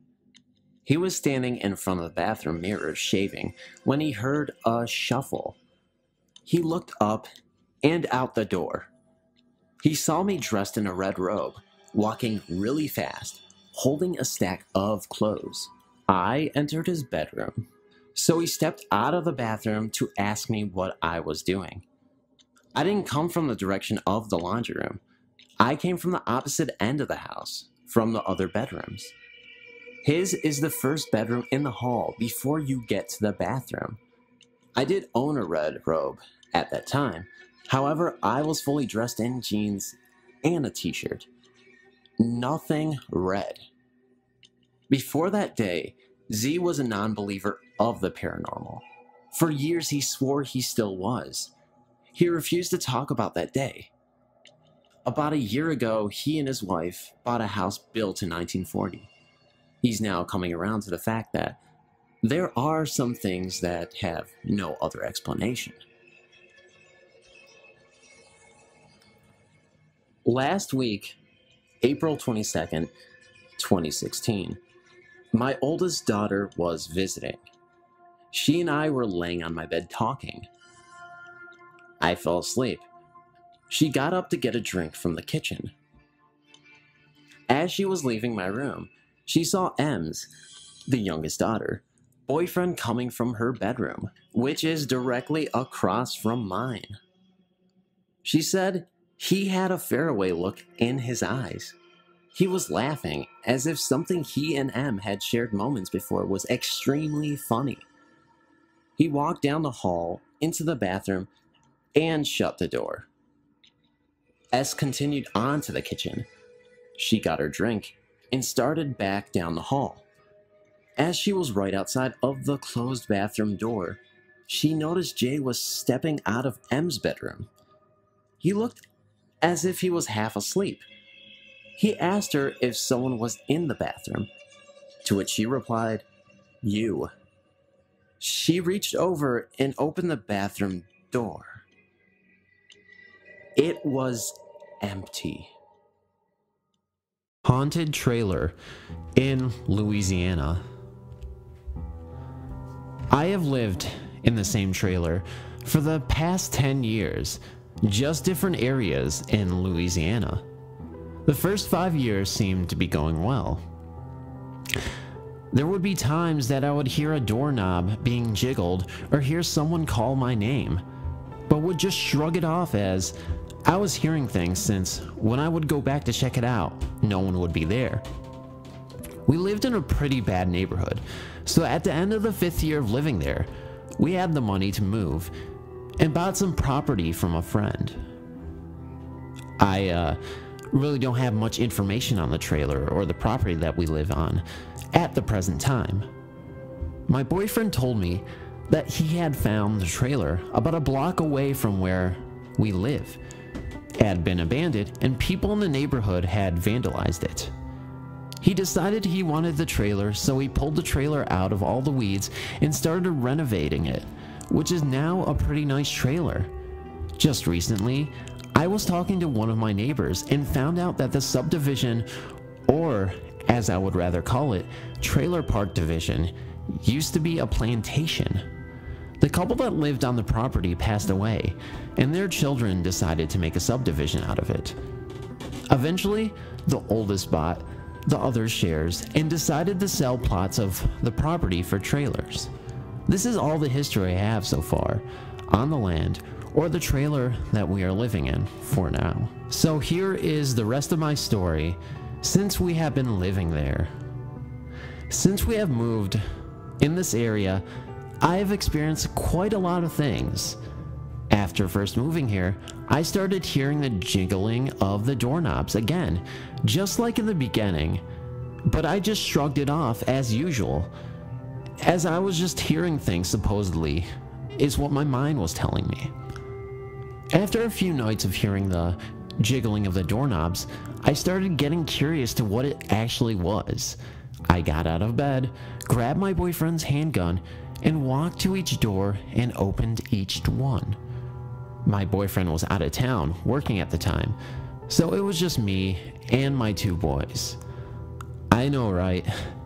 Maybe not the safest situation for a mother to be in. After opening all the doors and no one jumping out at me, I walked around the trailer and nothing was there. This went on for a few months, then it stopped. A couple of weeks later, after the deal with the doorknob stopped, I decided to mess around on the computer after the boys had gone to bed. I was talking to some friends in a chat room, and out of nowhere, a nickel fell on the top of the desk. I looked around the room, looked back at the door, which was still shut all the way, and couldn't determine where the nickel even came from. So I guess I just said thank you. I needed that, and went back to what I was doing. A couple of days later, I was watching TV, waiting for the boys to get home from school, and felt someone pull my hair. I turned around thinking I was going to see one of them standing behind me, but no one was ever there. The most recent thing that has happened a couple of weeks ago. We usually get season passes to a water park every summer for the boys. It's the last weekend that they would be open. I wasn't feeling so good, so we ended up not going. I had put my shoes under the coffee table and had my purse in a bag I used to carry my son's insulin and stuff in on the side of the couch. After running bathwater for my son and sending him to take his bath, I walked to the kitchen to fix lunch for everyone the next day. I finished fixing the lunches and cleaning the kitchen, and so I went to sit down to watch a little TV. My shoes were on top of the coffee table. My purse in the bag was sitting on the couch. I know my son didn't do it, and my boyfriend didn't do it either. He was on the computer at the time. I just shook my head and said sorry, but no one is going anywhere, and put everything back like it was.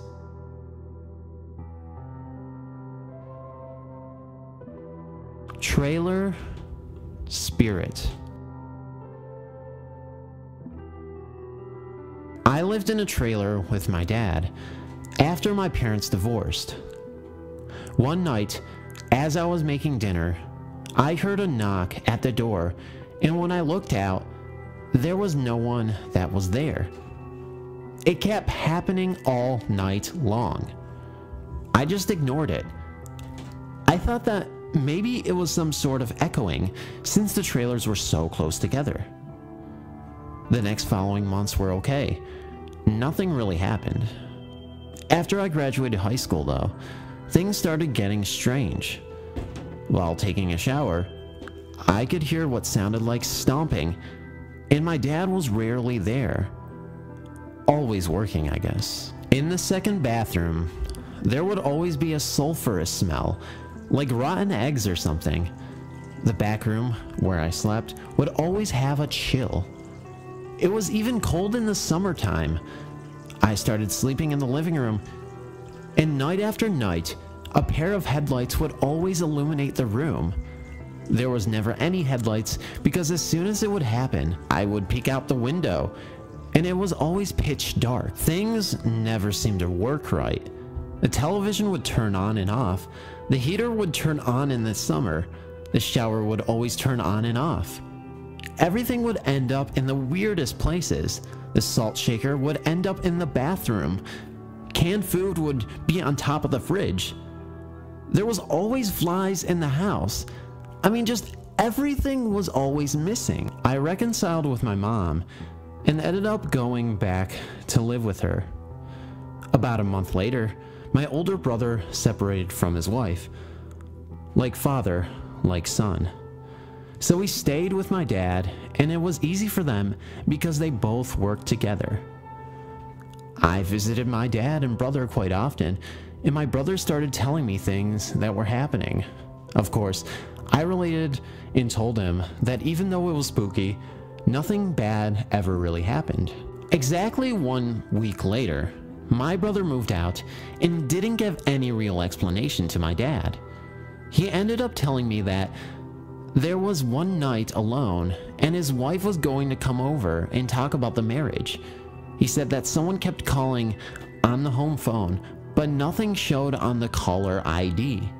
There was whispering and static noises. He said that he could kind of hear a man and woman arguing, and that each time he could hear the woman say, "You don't even love me." He said that's what she would say over and over again, barely above a whisper. As soon as his wife got there, it stopped. He said that when she came home in the trailer, she felt like she couldn't breathe, and that she felt this sense of overwhelming sadness. He just ended up leaving because he said that it scared him. I think the phone ringing was what made him really leave.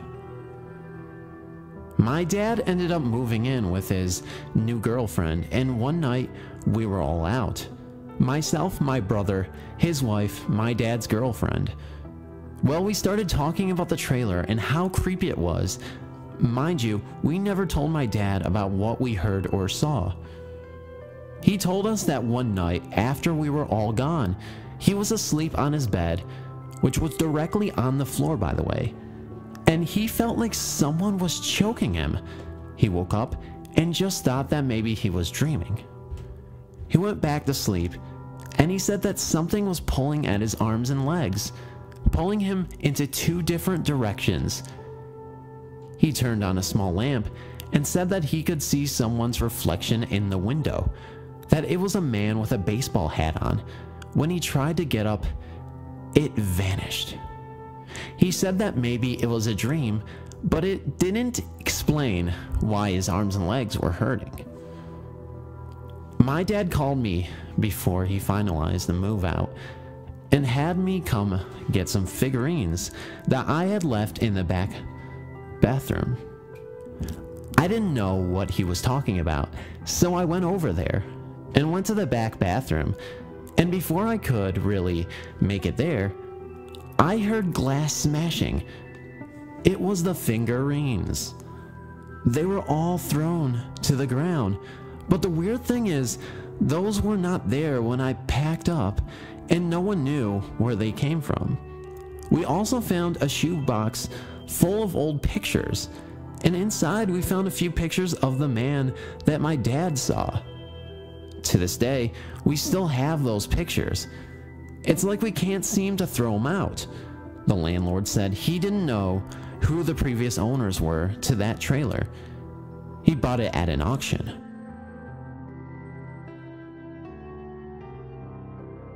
Ivy, the trailer park ghost. My second encounter started back in 4th grade. Keep in mind, I am 18 now and graduated last June. Me and my parents were tight on money, so we moved into an old trailer. My dad fixed up the trailer, but got it running.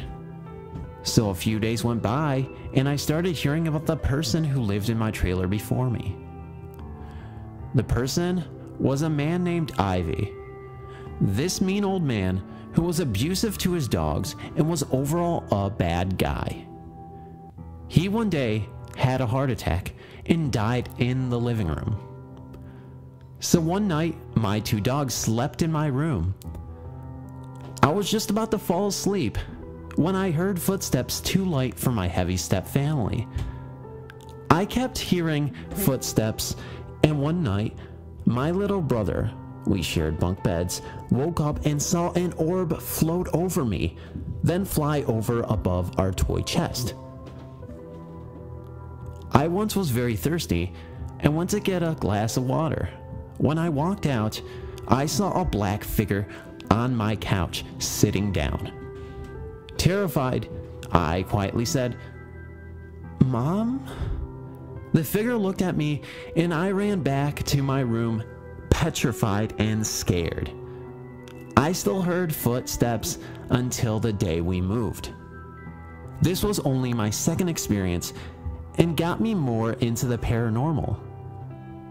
I'm not sure if the people who live in that trailer have ever seen Ivy's ghost. Maybe the legend spooked me into seeing and hearing things. I believe I saw something, and my brother would back me up. But one odd thing is, it only seemed to happen at night. Not sure why, but I only got a weird feeling during the day, like I was in someone else's house. My younger dog and my older dog barked so much they had to be in my room at night. Even in a different instant, I was outside playing with my dog. I saw a black figure in the shadow from a distance. It scared me, so I decided to throw a snowball at it. Maybe he learned not to mess with me, or maybe that was just a warning that I gave him. I don't know. I guess I was just a kid and it was just a reaction of some sorts. That stupid ghost. I don't care about him. Clearly, he was an asshole.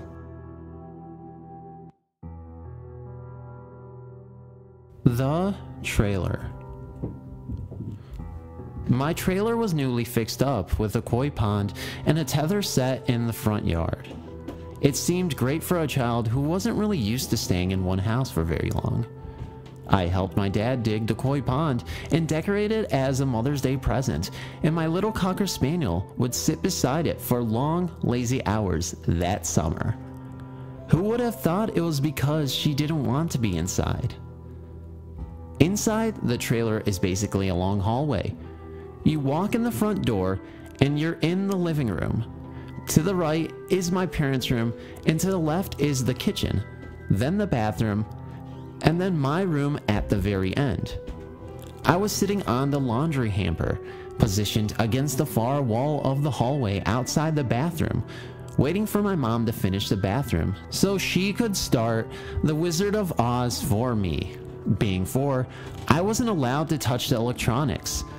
I was easily bored, so I ran from staring at the closed bathroom door to my bedroom door, just a couple of feet away. I was in for a shock that day. Instead of what I thought I would see, I found myself staring at a little boy. Well, a vague outline anyway.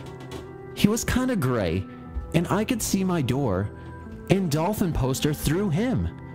I stayed where I was for a couple of minutes, my mind trying to process what exactly was going on. Without warning, the boy disappears, and I charge into the bathroom. My mom plays it off to my overactive imagination, and my older cousin, Valerie, playing tricks on me. But Val wasn't even in town that day. She was in Kendrick with her dad. I didn't know it at the time, but Mom was experiencing stuff too.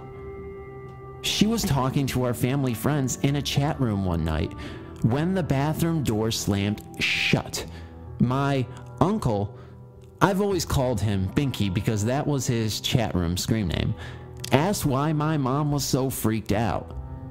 It's probably just Ash. Alan, she's spending the night with her grandma, and John's out on the road. She was alone in the house. I'm going to see what made the door slam. Despite Binky's protest, she marches down the hallway with a pistol in hand and opens the door so hard it swung back and hit the washer with a loud bang. The light in the room was on, but no one was in there to have it turned on. There was one window in the bathroom, but it doesn't open. After that, the lights began to flicker on and off, but only on days when Mom was by herself, with no one else to witness it. For my 6th birthday, I got one of those dolls that talked when you plug one of its little accessories in its hand.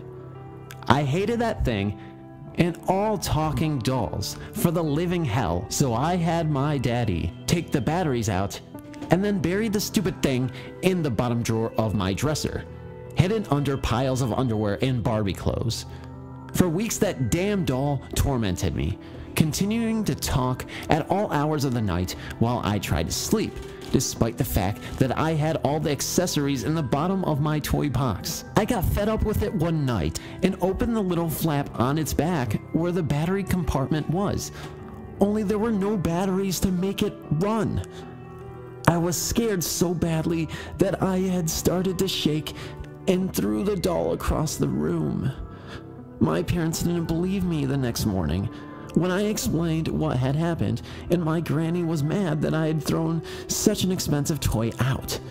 To this day, the only dolls allowed in my room are Polly Pockets, and loving family. I was 8 when my parents had their first New Year's Eve party in our trailer. Our only guests being a married couple and their 2 youngest kids, Josh and Kyle. Josh is 2 years older than I am, and Kyle is my age. He and I were born 15 hours apart in the same hospital, and our dads were best friends in high school. Us 3 kids got bored and decided to go outside to play a game that was a mix between hide and seek and tag. It was dark out, but as long as we stayed in the yard, our parents didn't mind. It was my turn to be it. So I was walking around the trailer, whistling to myself when I heard an echo. That was weird for me because there was nothing around for my pathetic whistle to echo off of. I turned around thinking Josh was being a butt and mocking me.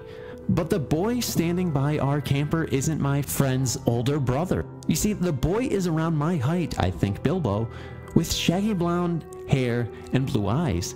He seemed to smile at me, giving me a wave. I'd never seen him before, and first thought that came to my mind was stranger danger.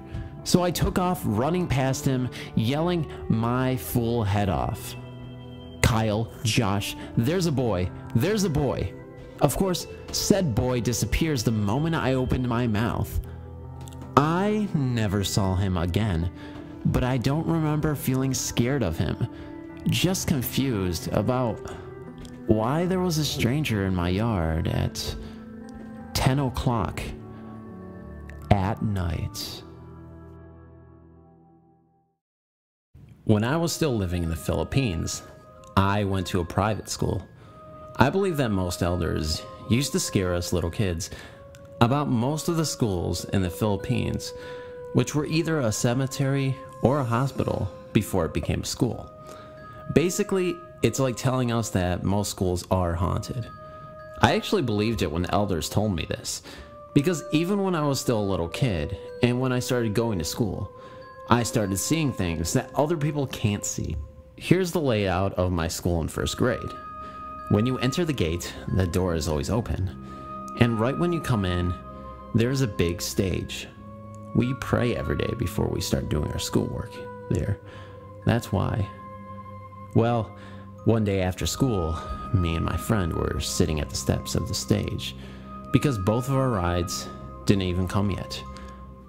There was no one else but us in the building because most of the teachers were in a room having a meeting. While we were sitting there, nothing to do, we started talking about random things until it got to the point where we started talking about ghosts. Oh yeah, in the back of the school, there is a Catholic church, by the way. All of a sudden, something passed by the big door. At first, me and my friends didn't really notice what it was because we were too busy with our conversation. Then, all of a sudden, a big wind just hit us. But it was a sunny day. And then when we looked by the door, I saw a man who was dressed like a priest. It was headless, but the man was holding its own head. I thought I was hallucinating, but when I looked at my friend, he himself saw it too and was terrified.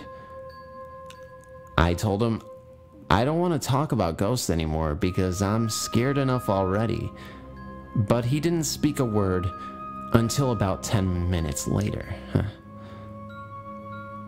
When he was calmed down, he whispered to me, "Do you see anything pass by the door? Something that's not really usual to you?" I was shocked. I told him I saw it too. I was thinking, what if someone was pulling pranks on us? But I didn't really think so. When you get out of the building through the door, if you look on your right, there is our cafeteria. Me and my friend were so anxious about what we saw, we decided to ask the cafeteria lady. But when we asked her, she just looked at us startled and jokingly, and continued to ask if me and my friend were insane or on drugs for us to be talking such nonsense. So it was only me and my friend who was there. I should mention there's more stuff that happened to us at this school, by the way. This wasn't the first time that I experienced something like this, or my friends.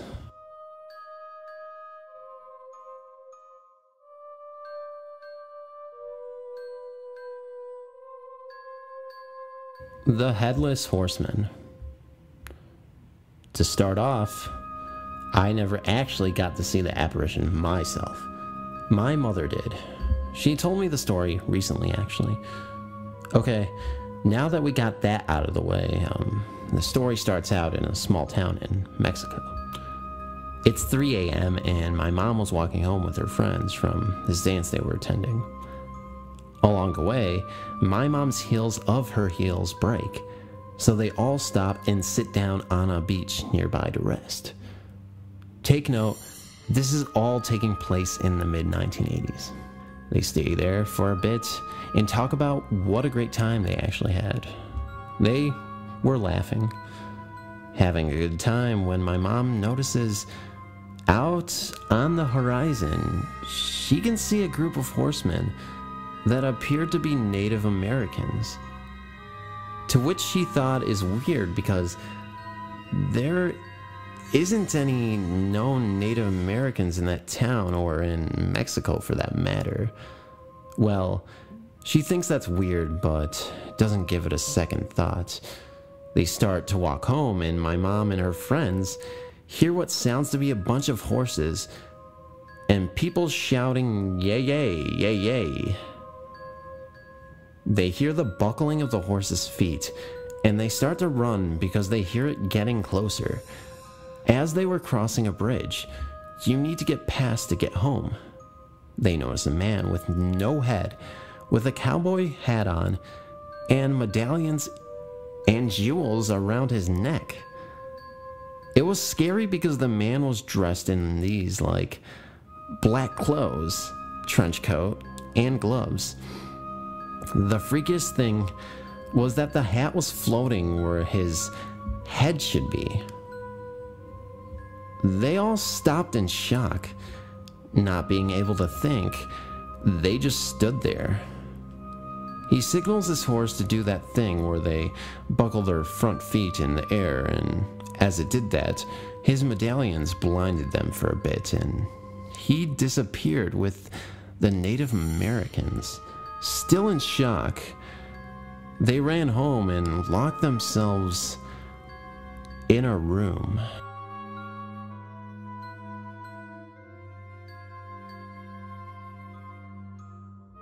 The Headless Biker. This is a story related to a cousin of mine. This is about a place called the Casara Ghat.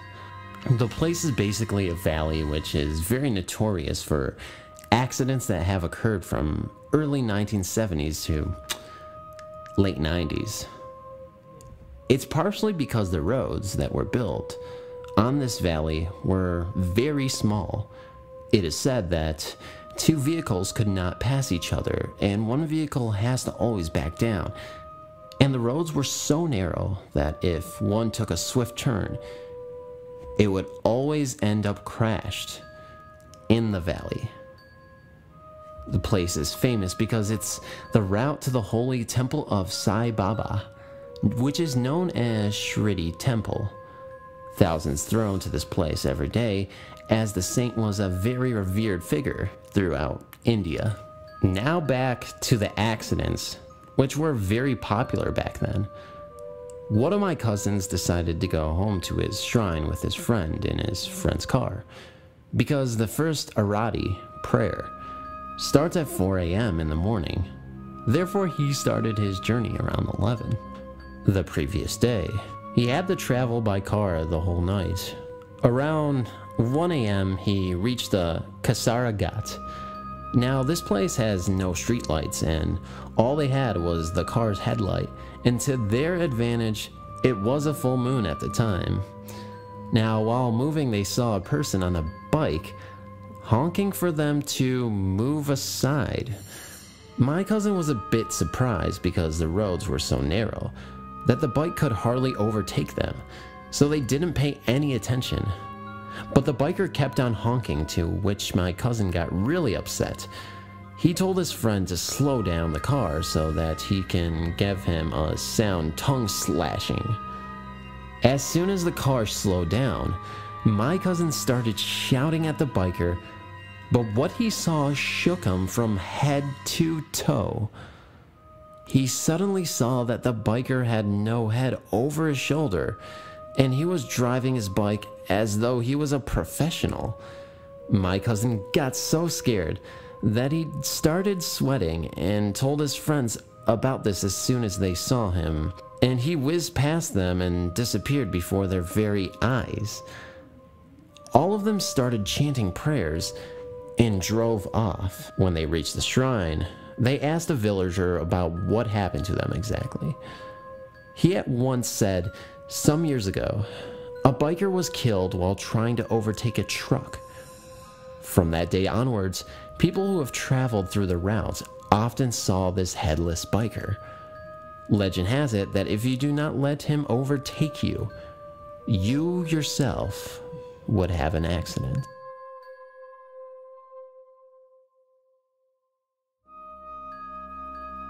I live in a village in Antipolo, the Philippines. This is where the generals and other high-ranking soldiers retire to. This happened when I was just around 14 years old. My friends and I were having a camping trip in an empty lot that night, and we love ghost hunting together. Just beside our village is a haunted village where only a few houses are there, and not at all are occupied. Inside this village is a long street surrounded by trees and weeds. We decided to go there this time. While walking through the street, we saw a white figure behind us. I asked them if they see the white figure behind us. One of them looked back and ran as fast as he could. Surprised and terrified, we ran as well. Outside the village, I asked the guy what did he see, and he said that the figure he saw is a white lady and already started moving towards us. After that incident, we never came back to the same street again. Back at the camp, everyone already started sleeping. I'm the only one who is still awake at this point. I can't sleep. So I decide to go home and check if someone is already awake to open the door for me. I checked the door and peeped inside the house, and everyone is still sleeping. So I stayed outside and waited for the sun to rise afterward.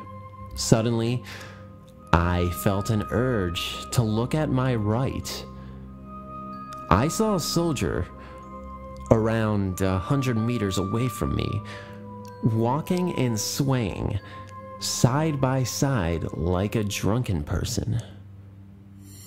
It is unusual to see a soldier drunk that still has his uniform on because it's a disgrace to his superiors. I wanted to know who the soldier was, but I can't see his face. I blinked to make my sight more clearer, and not more than a second later, he moved from 100 meters to 70 meters from me. His body movements were faster this time. His sway had gotten even faster. Curious about the soldier, I managed to walk close to the soldier.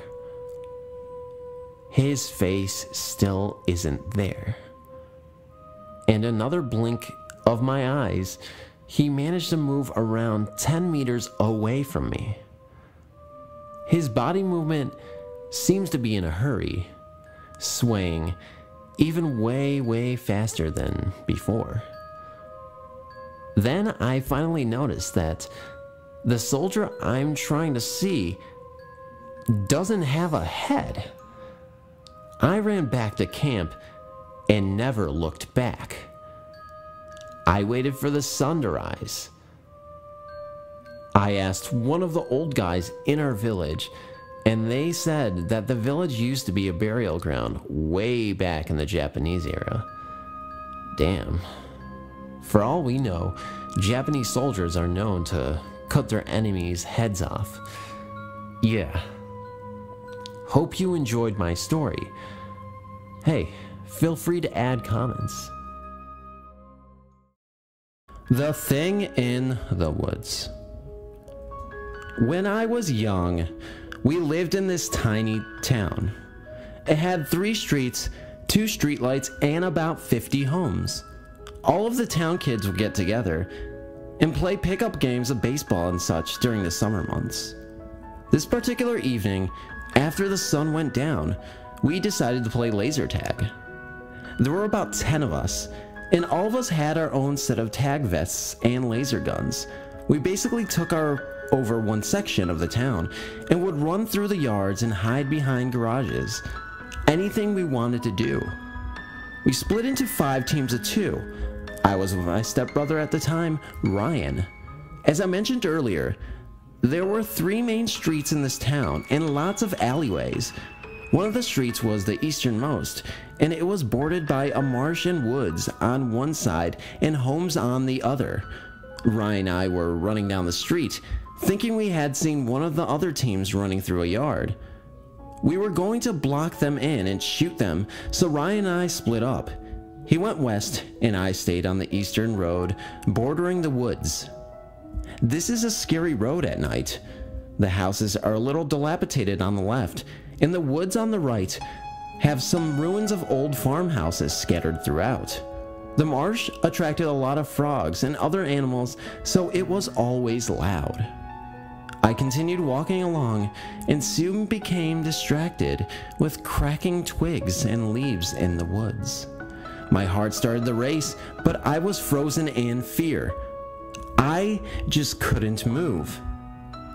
I looked to my right, and there was an old dead tree, and I swore that I saw a movement behind the trunk.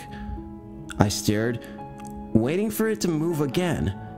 I saw the tall, dark figure lean its head around the trunk of the tree. I could not see any features in detail because it was nighttime, but I could make out the dark, solid figure. It was standing upright. This told me it was time to leave. I ran home and stayed inside the rest of the night. I didn't even bother to tell my stepbrother. He later came in mad because I had abandoned him. Today, I wonder if this was the same thing that chased my dad. I have posted that story as well.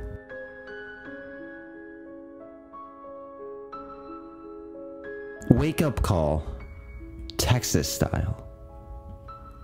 A little background before the story. It was the summer that I turned 10 years old. I was spending the summer working with my grandfather. He was retired. In his life, he had been a soldier from World War I, farmer, mechanic, carpenter, salesman, general handyman, and anything else that needed to be done to make a living for his family. A true burly man. He and my grandmother lived in a house in Mineral Wells, Texas, that he, my dad, and uncles had built on a small farm at the edge of town. His farm was about 10 acres and covered in fruit trees and garden plots. There was a man-made pond, or tank as they are called in Texas, right outside the kitchen window. The house was small and utilitarian. It had a living room, kitchen, bathroom, and 2 bedrooms, granny and granddad's, and off-limits to the grandkids, and a small guest bedroom that I was staying in that summer. Someone had given my grandfather an old house for the materials in it if he would tear it down and haul it off. So my dad and uncles tore the house and hauled all of the material to Granddad's backlot. Granddad was going to use the lumber to build a workshop guest house for all of his kids and grandkids to make use of, and my job was to pull and straighten nails and sort the lumber that was stacked out back. Summers in Texas are brutal. Granddad would get up early, before it was light outside, then wake me up. Granny always had a breakfast ready for us. We would eat and then get to work. We would work until around 10, or until Granddad thought it was warm enough. Then we would go inside, cool off, have lunch, maybe take a nap or play dominoes or cards, then go back out and work some more in the evening when it had cooled off outside. To make a short story long, one morning I woke up before Granddad had called me to get up. I had the feeling that he was in the room just staring at me. I was lying there wondering why he hadn't teased me about being a lazybones or slug-aped as he usually did. Finally, I opened my eyes to see what he was up to. When I opened my eyes, I noticed that the room was completely lit up, like the sun was coming through the windows. Then I heard a loud voice yell, "You peeked! You're dead!" Then an explosion of light. Then the whole room went dark. I was lying there with my eyes squeezed shut, scared out of my wits. I was thinking, "Holy crap, I'm dead," or something along those lines. I don't know how long I lay there thinking that I was really dead and that this was indeed a very strange experience. Finally, Granddad came into the room, flipped on the light, yelled at me to quit burning daylight, and I realized that I was still alive. After a couple of days, I asked Granddad if anything weird had ever happened to him or Granny in the house. He said, "Don't worry about it," and would change the subject whenever I tried to bring it up. When I would ask Granny, she would say that she didn't understand and change the subject. Could have been a dream, but if it was the most intense, terrifying dream that I have ever had. With Granny and grandkids' responses, I think that there was something going on, but they didn't want to scare me or any of the others. Granny and Granddad lived in the house for about another 10 years before moving into a trailer on my uncle's ranch in West Texas. Until they moved, I never slept in that room again, and if I had to go into it for any reason, would get in and get out as quickly as possible. The Shadow Man is back. It's been a while since I posted anything on here, since I only had one experience whilst I was a child. So the spirit demon creature that I have dreamed and deemed the Shadow Man has come back into my life. Now, before I say what has started happening, I will explain a bit about what happened when I was a kid. Basically, when I was younger, I had a spirit stalk me wherever I went. I always felt like I was being followed whenever I went outside when it was getting dark. I would always see it out the window, but whenever I saw it, it would run away. I believe that it increased my anger issue when I was a kid. To put it simply, when I was younger, I had anger issues that were never really tied to anything. I had a short temper, but I don't remember doing as much as people said I did. Throwing things at people's head, trying to hit people with metal bats, etc. Since I can remember, I had anger issues, and since I can remember, I saw the Shadow Man following me, and after a certain point, I stopped seeing him, and my anger issues subsided sometime around the end of elementary school.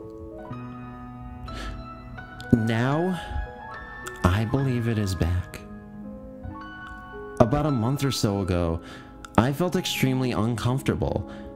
I was at work around 8 and it was dark outside. I work at a fast food joint and don't usually have the later shifts, and I felt like something was watching me from outside the dining room windows. The dining room walls are pretty much all windows, by the way. And I kept feeling the need to look out the windows and look into the darkness of night. And for the second time in my life, I was extremely uncomfortable in going out into the dark because I knew it was out there.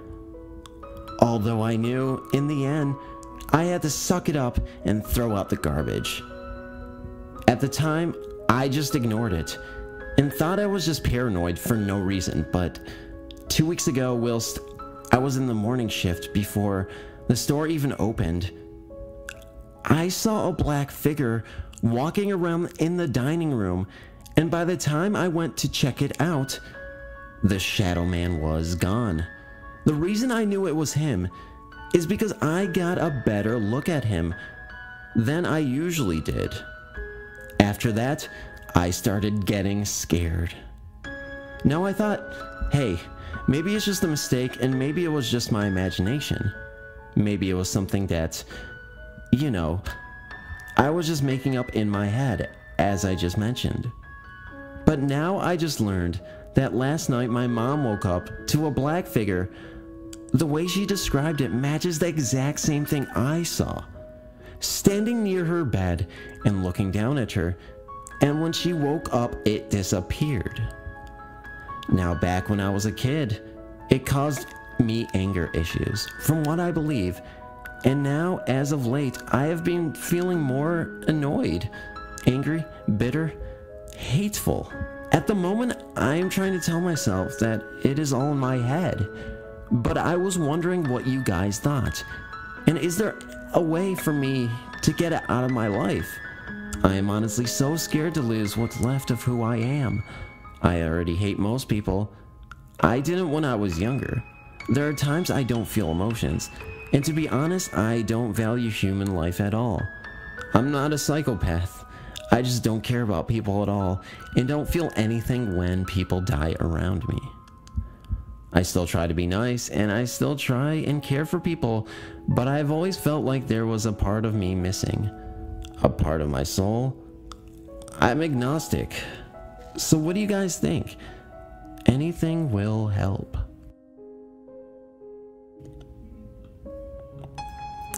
Real experience with Bloody Mary. I was only 7 at the time. A few friends and I went to a bowling alley. Now our parents belong to a bowling group, so we just chilled at the arcade part. One of the other kids told us a story about Bloody Mary. My friends and I didn't believe them. So me and 2 of my friends went to the men's room. All we had was a flashlight. We turned off all the lights and chanted, "Bloody Mary, Bloody Mary, Bloody Mary." My one friend then flashed a flashlight on and quickly off. I looked at the mirror and there was a girl. She looked like she was in her early 20s. She was looking the other way, yet started to turn towards us. My friend and I bolted out of there before she attacked us like the legend says. After this experience, I feel like someone's always watching me. I haven't tried contacting any other spirits after this. A few months after my friend did this, my dad died. Could she have driven him crazy enough to kill himself? Could the spirit be so full of rage, it drives people to shoot themselves? Now, ever since this happened, my moods are different. I'm 15 and sometimes I'll just suddenly go into depression. Some days I just want to curl up and die. Could this be revenge for summoning her all these years ago? My friends who did this with me all stopped talking to me. I met one recently and she seems okay. Could I have been the only one who's seen Bloody Mary? Could she only be after me? In the 90s, I worked as a security guard, and one of the businesses that contracted us was the local hospital. On top of the usual drunks, addicts, etc., We were also responsible for checking the guest list in the morgue. Every 2 hours, we were to go through the drawers and the meat locker and check each toe tag against the inventory sheet to make sure everyone was always accounted for. I worked night shift there for almost 2 months, and nothing weird happened, except for a call button that liked to go off in an empty room. On what ended up being my last night there, I had a college interview in the morning, so had to get off work a half hour early.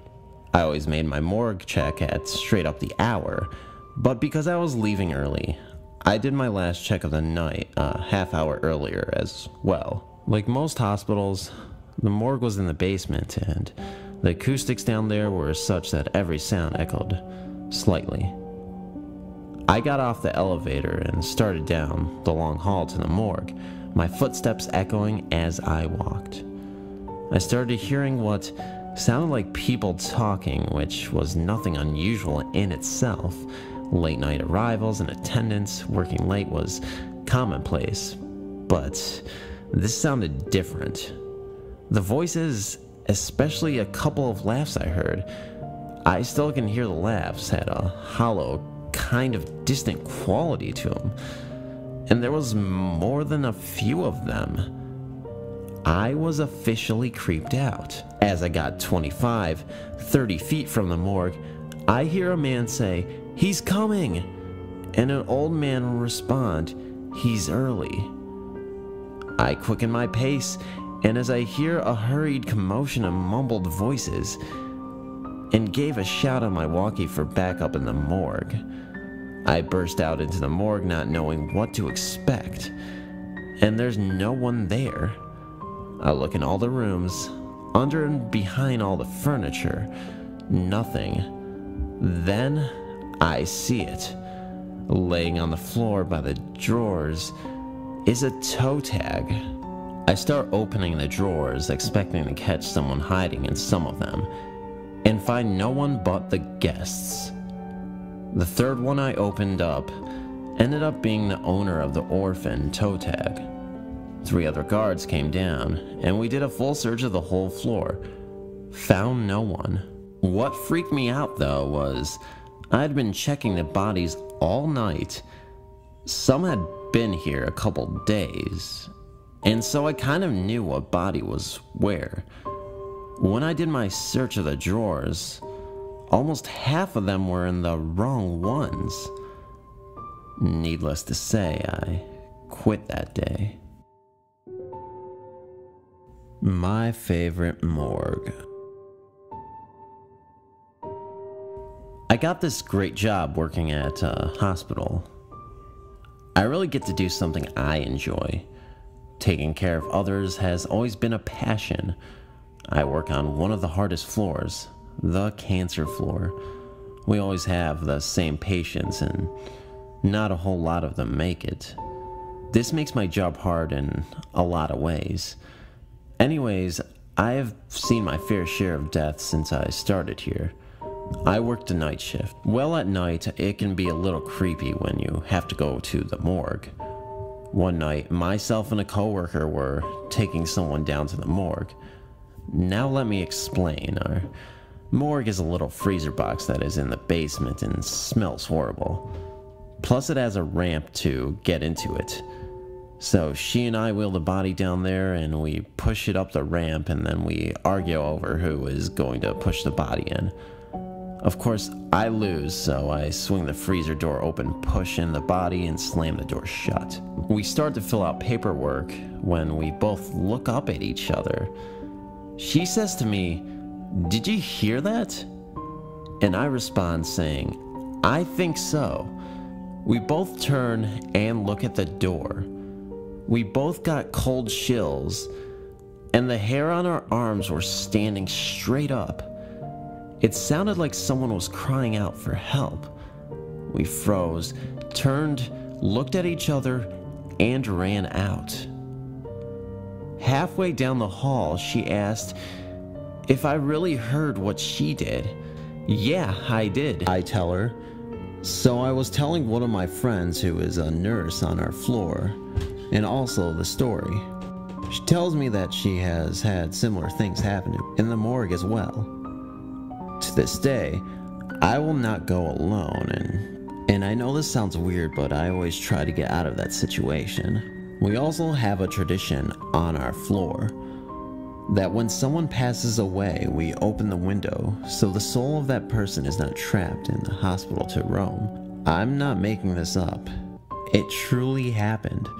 If you don't believe me, I don't care. I know who does, and so does everyone else who works there with me. Thanks for reading. If you like scary stories, then you've come to the right place. Phantom of Darkness offers you the scariest ghost stories that's ever existed in the history of humanity. Well, that's kind of a huge I gotta talk. I'm gonna leave that in because, I'm an authentic person. I don't want to leave out any disingenuous edits that are not like me. So, anyway, guys, as I was saying, if you could please leave a like, leave a comment, share the video all across social media. It would really help me immensely. Let me know what you want to see in this video for future uploads and stuff like that. Definitely not this video because it's already been uploaded and I can't really go back and re-edit everything and add more stories in because it's already been posted. But if you need a helping hand in sleeping or narrating, I can be your buddy. Anyway, guys, love you so much. And in the end, in the comment section of the video, that way I know you got to the end of the video, please write the keyword buddy. And that's really all I have to say. Wow, I'm all over the place. Love you guys. I'll see you in the next video. I love you so much. Mwah, and kissy faces and all that good stuff that comes with being a narrator. That sounded weird. Anyway, love you guys. See you in the next video.